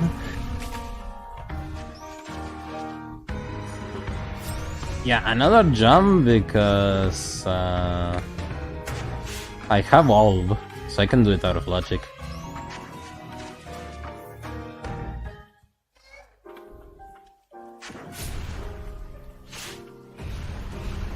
Okay, we're in the forest. Very early game zone. Most enemies in this place are stationary, so they are mostly easy to dodge. Depends. The witches that fly around, whatever you want to call them. Yeah, I did say mostly. The birds, the witches, mostly. The underwater enemies that you know, mostly.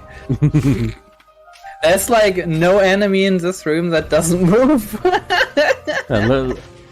Yeah, look at that guy. He walked just to prove me wrong, because I was gonna say they don't normally walk.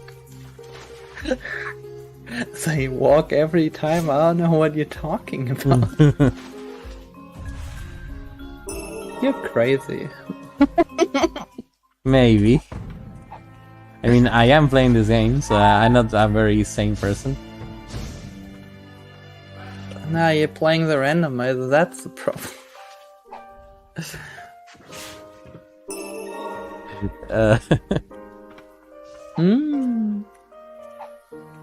Wait, you could probably do reverse. On this? Yeah. Not with only Silva. I tried before. But you have Sinner. Yeah, no, but it's more of I cannot reach the top here. Oh, I see. Okay, Melville. Oh, yeah, right. Well, that's easy. Melville get destroyed.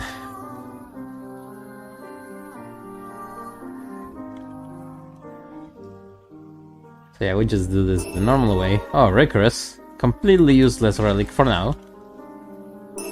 Until you get cool ability. Oh, true, that's too high, right? There's no hook. Yeah. Okay, there we go. Oh yeah, so there are also abilities that let you open some doors early or just through walls. There's some ultimates and some, like, the poison, some AoEs that are just too big. Our friend Fellworm is one of those, which is why I was so excited when I got him. Because he lets me break those pearls without having to go all the way around. Which is very good, especially for Spires. Because Spires is a place that has you go around a lot. But having Fellworm or Geraldwood Old, for example, makes that makes the trip way easier. Oops. The oops. Getting stuck into walls. What if you have to fight Elaine? No. I know Treads is here, but no. Oh, you know, there's one spot here that you can reach. Yeah. Only the door. Yeah, the door might have something. Wait, I forgot an item on the previous run?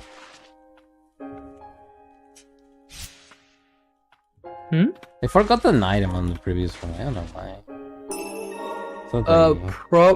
Probably...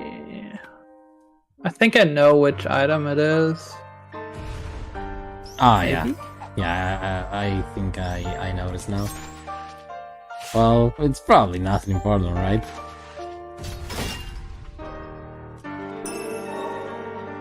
It's probably not. It's one of the easy ones. Okay, Silva there. Not going all the way to the top. You technically don't need claws for this, so... I mean, I wouldn't expect anything besides the tablet. I mean, this was unlocked by Claw though, because when we unlocked Claw, we unlocked all of. Yeah, right. You unlocked everything. That's true. I keep forgetting that sometimes because of, random spawn. Yeah. Oh, tablet. Well, you did call it. I called it. So. Oh boy. This is starting to get interesting. Where is our next piece of progress? We are lacking a lot of things, actually. To finish the game.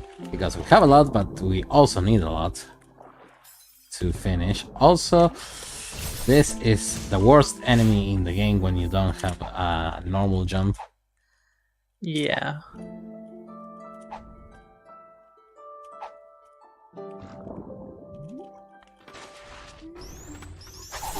Let's go, door! Let's go!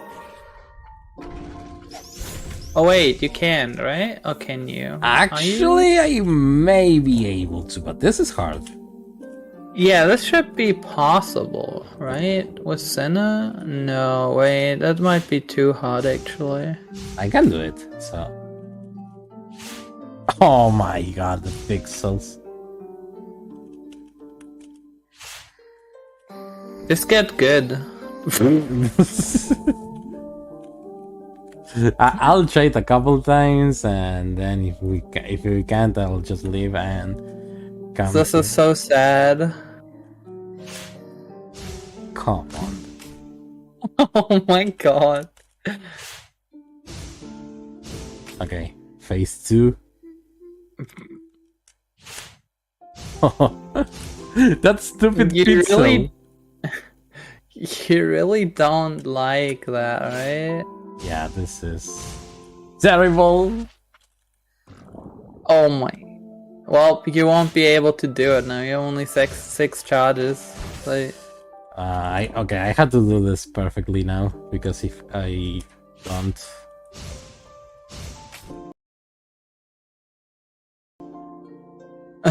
Stop playing. It's time to actually game. There you go, I got it. You doubted me, and for that you will be punished. What? I did not. I said it's time to game. Oh boy. That was terrible. And I'm gonna get just blind, right? Just blind. Oh, this is sad. This was so sad. That was really depressing, actually. The most depressing room in the whole game. Yeah, 2 blights and an useless ring that I cannot really use because we don't have ultimates. It's time for a lane now. You still have the beginning. Oh boy.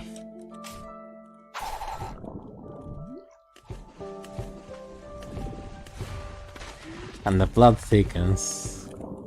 I better get double jump after this. What if you get charge?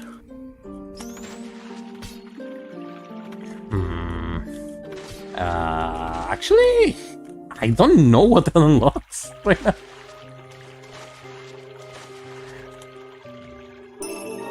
More blight.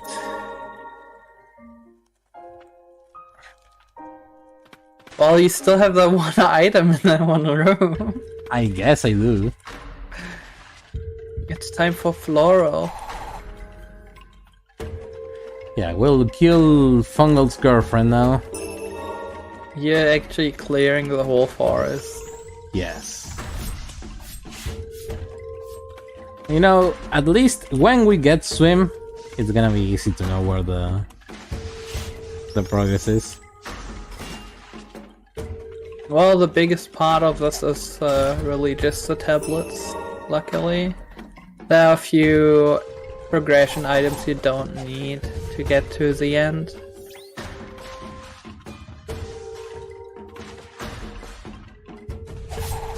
So we will see what we'll actually have to get in the end. Okay, so for reference, for people first watching this game, we take walls, an ability that lets you break platforms, and the ability to swim.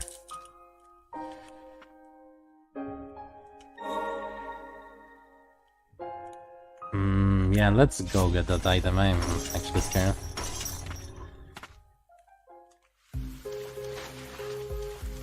But the house says that I visited 2 whole areas and the claws still have the progress in spires.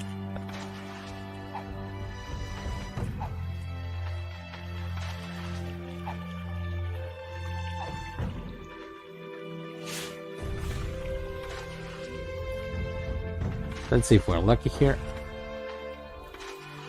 Yeah, this is what I forgot. And it's light. Amazing. Ah, the good old light. Okay, let's go to the beginning of the game.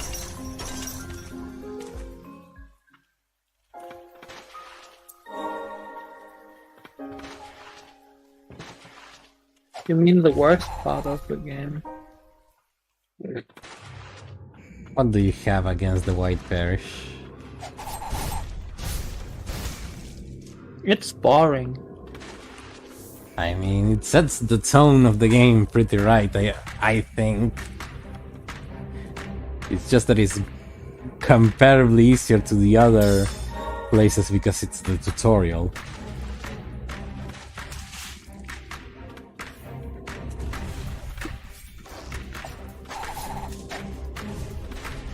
Also, we have the bad room, so it's not all bad.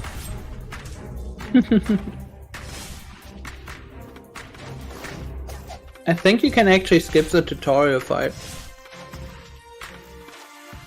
You mean keep secret? If you have the if you have the items, you can skip over it. Yes. I don't, but it would be very cool to show. You can also skip it like Honir and all with it. Yeah, and the dog.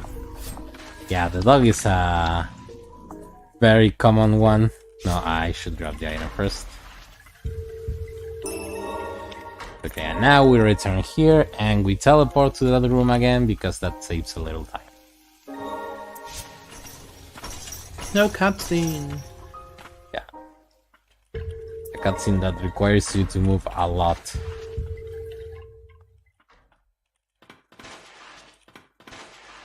Okay, there's a secret waiting for us. You say hi, bye, and then hi. Hi.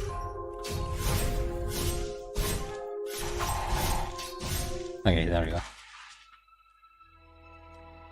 Sigrid being one of the bosses that has second phase.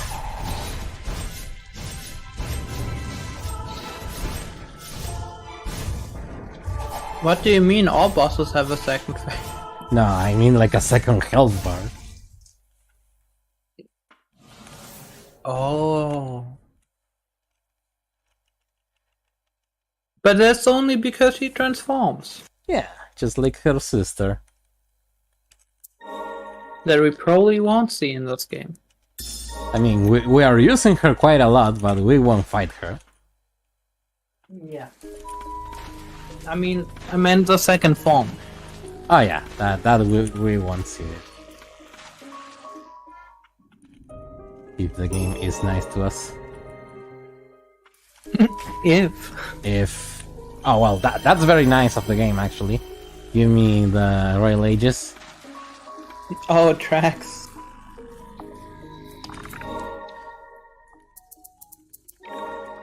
Okay, we can unequip now the. Well, Trax says we will see it. Hush. Please.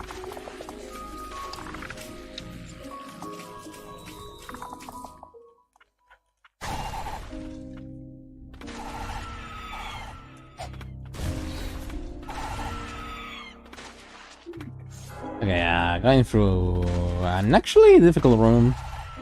This is one of those rooms that are locked in a higher chapter. Yeah, this is like one of the highest chapters, and the enemies here do a lot of damage.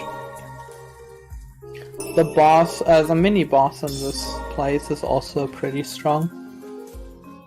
But at least easy to evade.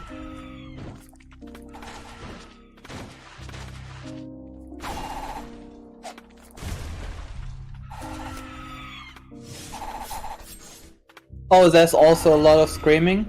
And if you've played Elden Ring, you might know the scream. Yeah, I got to the conclusion that it's like a stock sound. Yeah, it's a stock sound probably that gets used by probably many more games, I guess. Oh yeah, I've seen it like in 3 games now. This was actually the first time in Ender Lilies for me.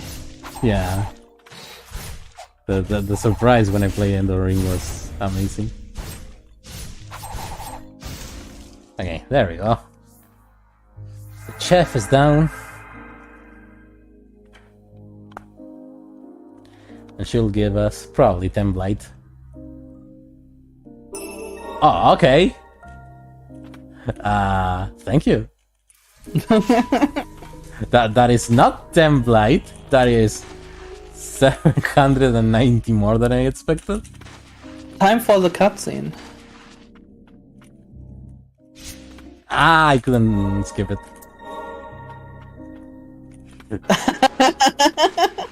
I messed up. It's so funny.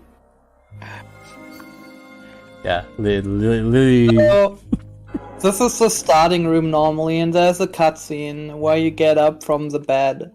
But since we're coming from the right side, it actually puts us to the right of it, where the cutscene starts. It's really funny. Yeah, you have Lily's living on the stairs, which is pretty bad for your back. Don't do it. I call it a bed, but I don't even know what it is. A pod. Pod.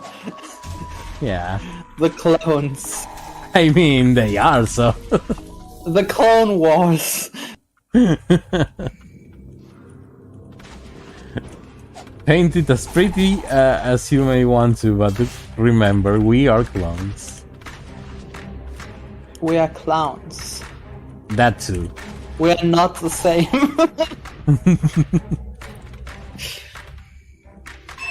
Oh my god, there it is. Ah, which bubble? Let's go. We can swim now. Which means the stockade is open. Oh, the worst place. Actually, stockade isn't that bad. I think Spires is worse. It depends on what you have. I mean, we started in stockade once, and I think I didn't have a too bad time. Yeah, like, oh no, if you start the stockade, that's really good actually. Oh my god, that is amazing. Well, catacombs and stockade. Oh boy, this seed may be faster than I expected.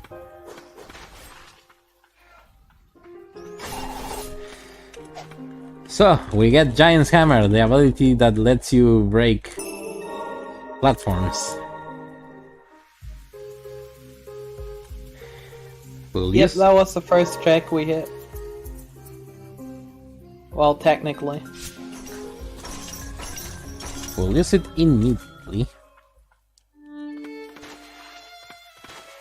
Yeah, first check after swim. That's really good because we already found the tablet for the forest too.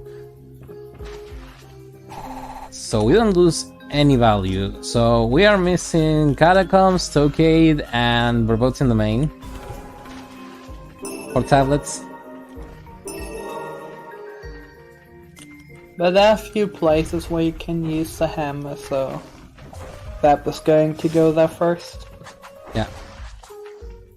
Oh, I can also do this. I can open the front of catacombs. Yeah. Yeah. Still no double jump, by the way. No movement seed.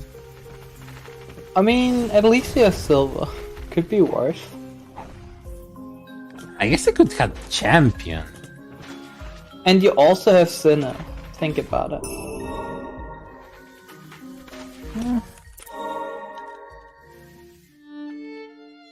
I don't know. Yeah, Sinner is good, but this is the one seed where I would prefer to have dodge. Like, everyone in the Discord knows that I completely despise Guardian Wings with a passion, because I believe it ruins the movement you normally have with the flop like this. Something I good. don't do the flop, so I don't care. But because we had Silva like right from the start, this is the one seed I would prefer it.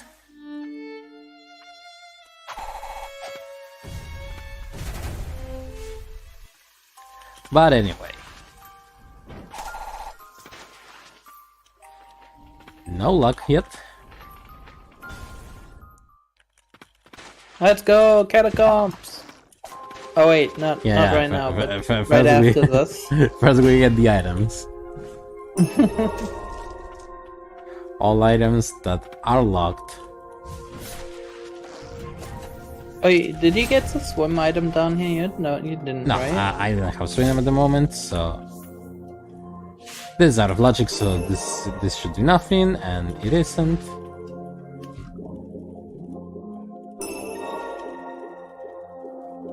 It just sometimes it's better to take all the stuff that's easy to access. Yeah. Even if it's no longer really needed to go after, but you never know what you get. Sometimes, like, there's this ability, I forgot what its name is, but it gives you the ult charge, which lets you use ultimates from your main abilities. Yeah, the game. And that's very strong and makes a lot of things way, way easier and faster. Yeah, the game is another thing when you have ultis. Like, it is completely different. Ultis are very, very broken. Also, you want, if possible, you want as much health as possible, because if you get unlucky, you might have to do a hell run. Yeah. But we don't talk about hell. We don't talk about hell. Exactly, we don't. Hell is bad. It's hell is worse when you have to when you're doing a room rando. Oh yeah. When you have to do hell like multiple times to get to the next room.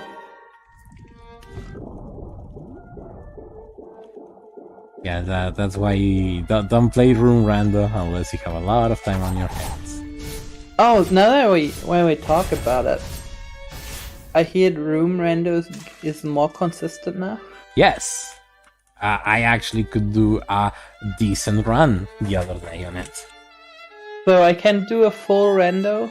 Yes. A complete full rando in room rando? Oh. Oh, my 10-hour stream is coming up then, I guess. Yeah, it's like that one I completed it in under 4 hours. What is the AP version? The archipelago version.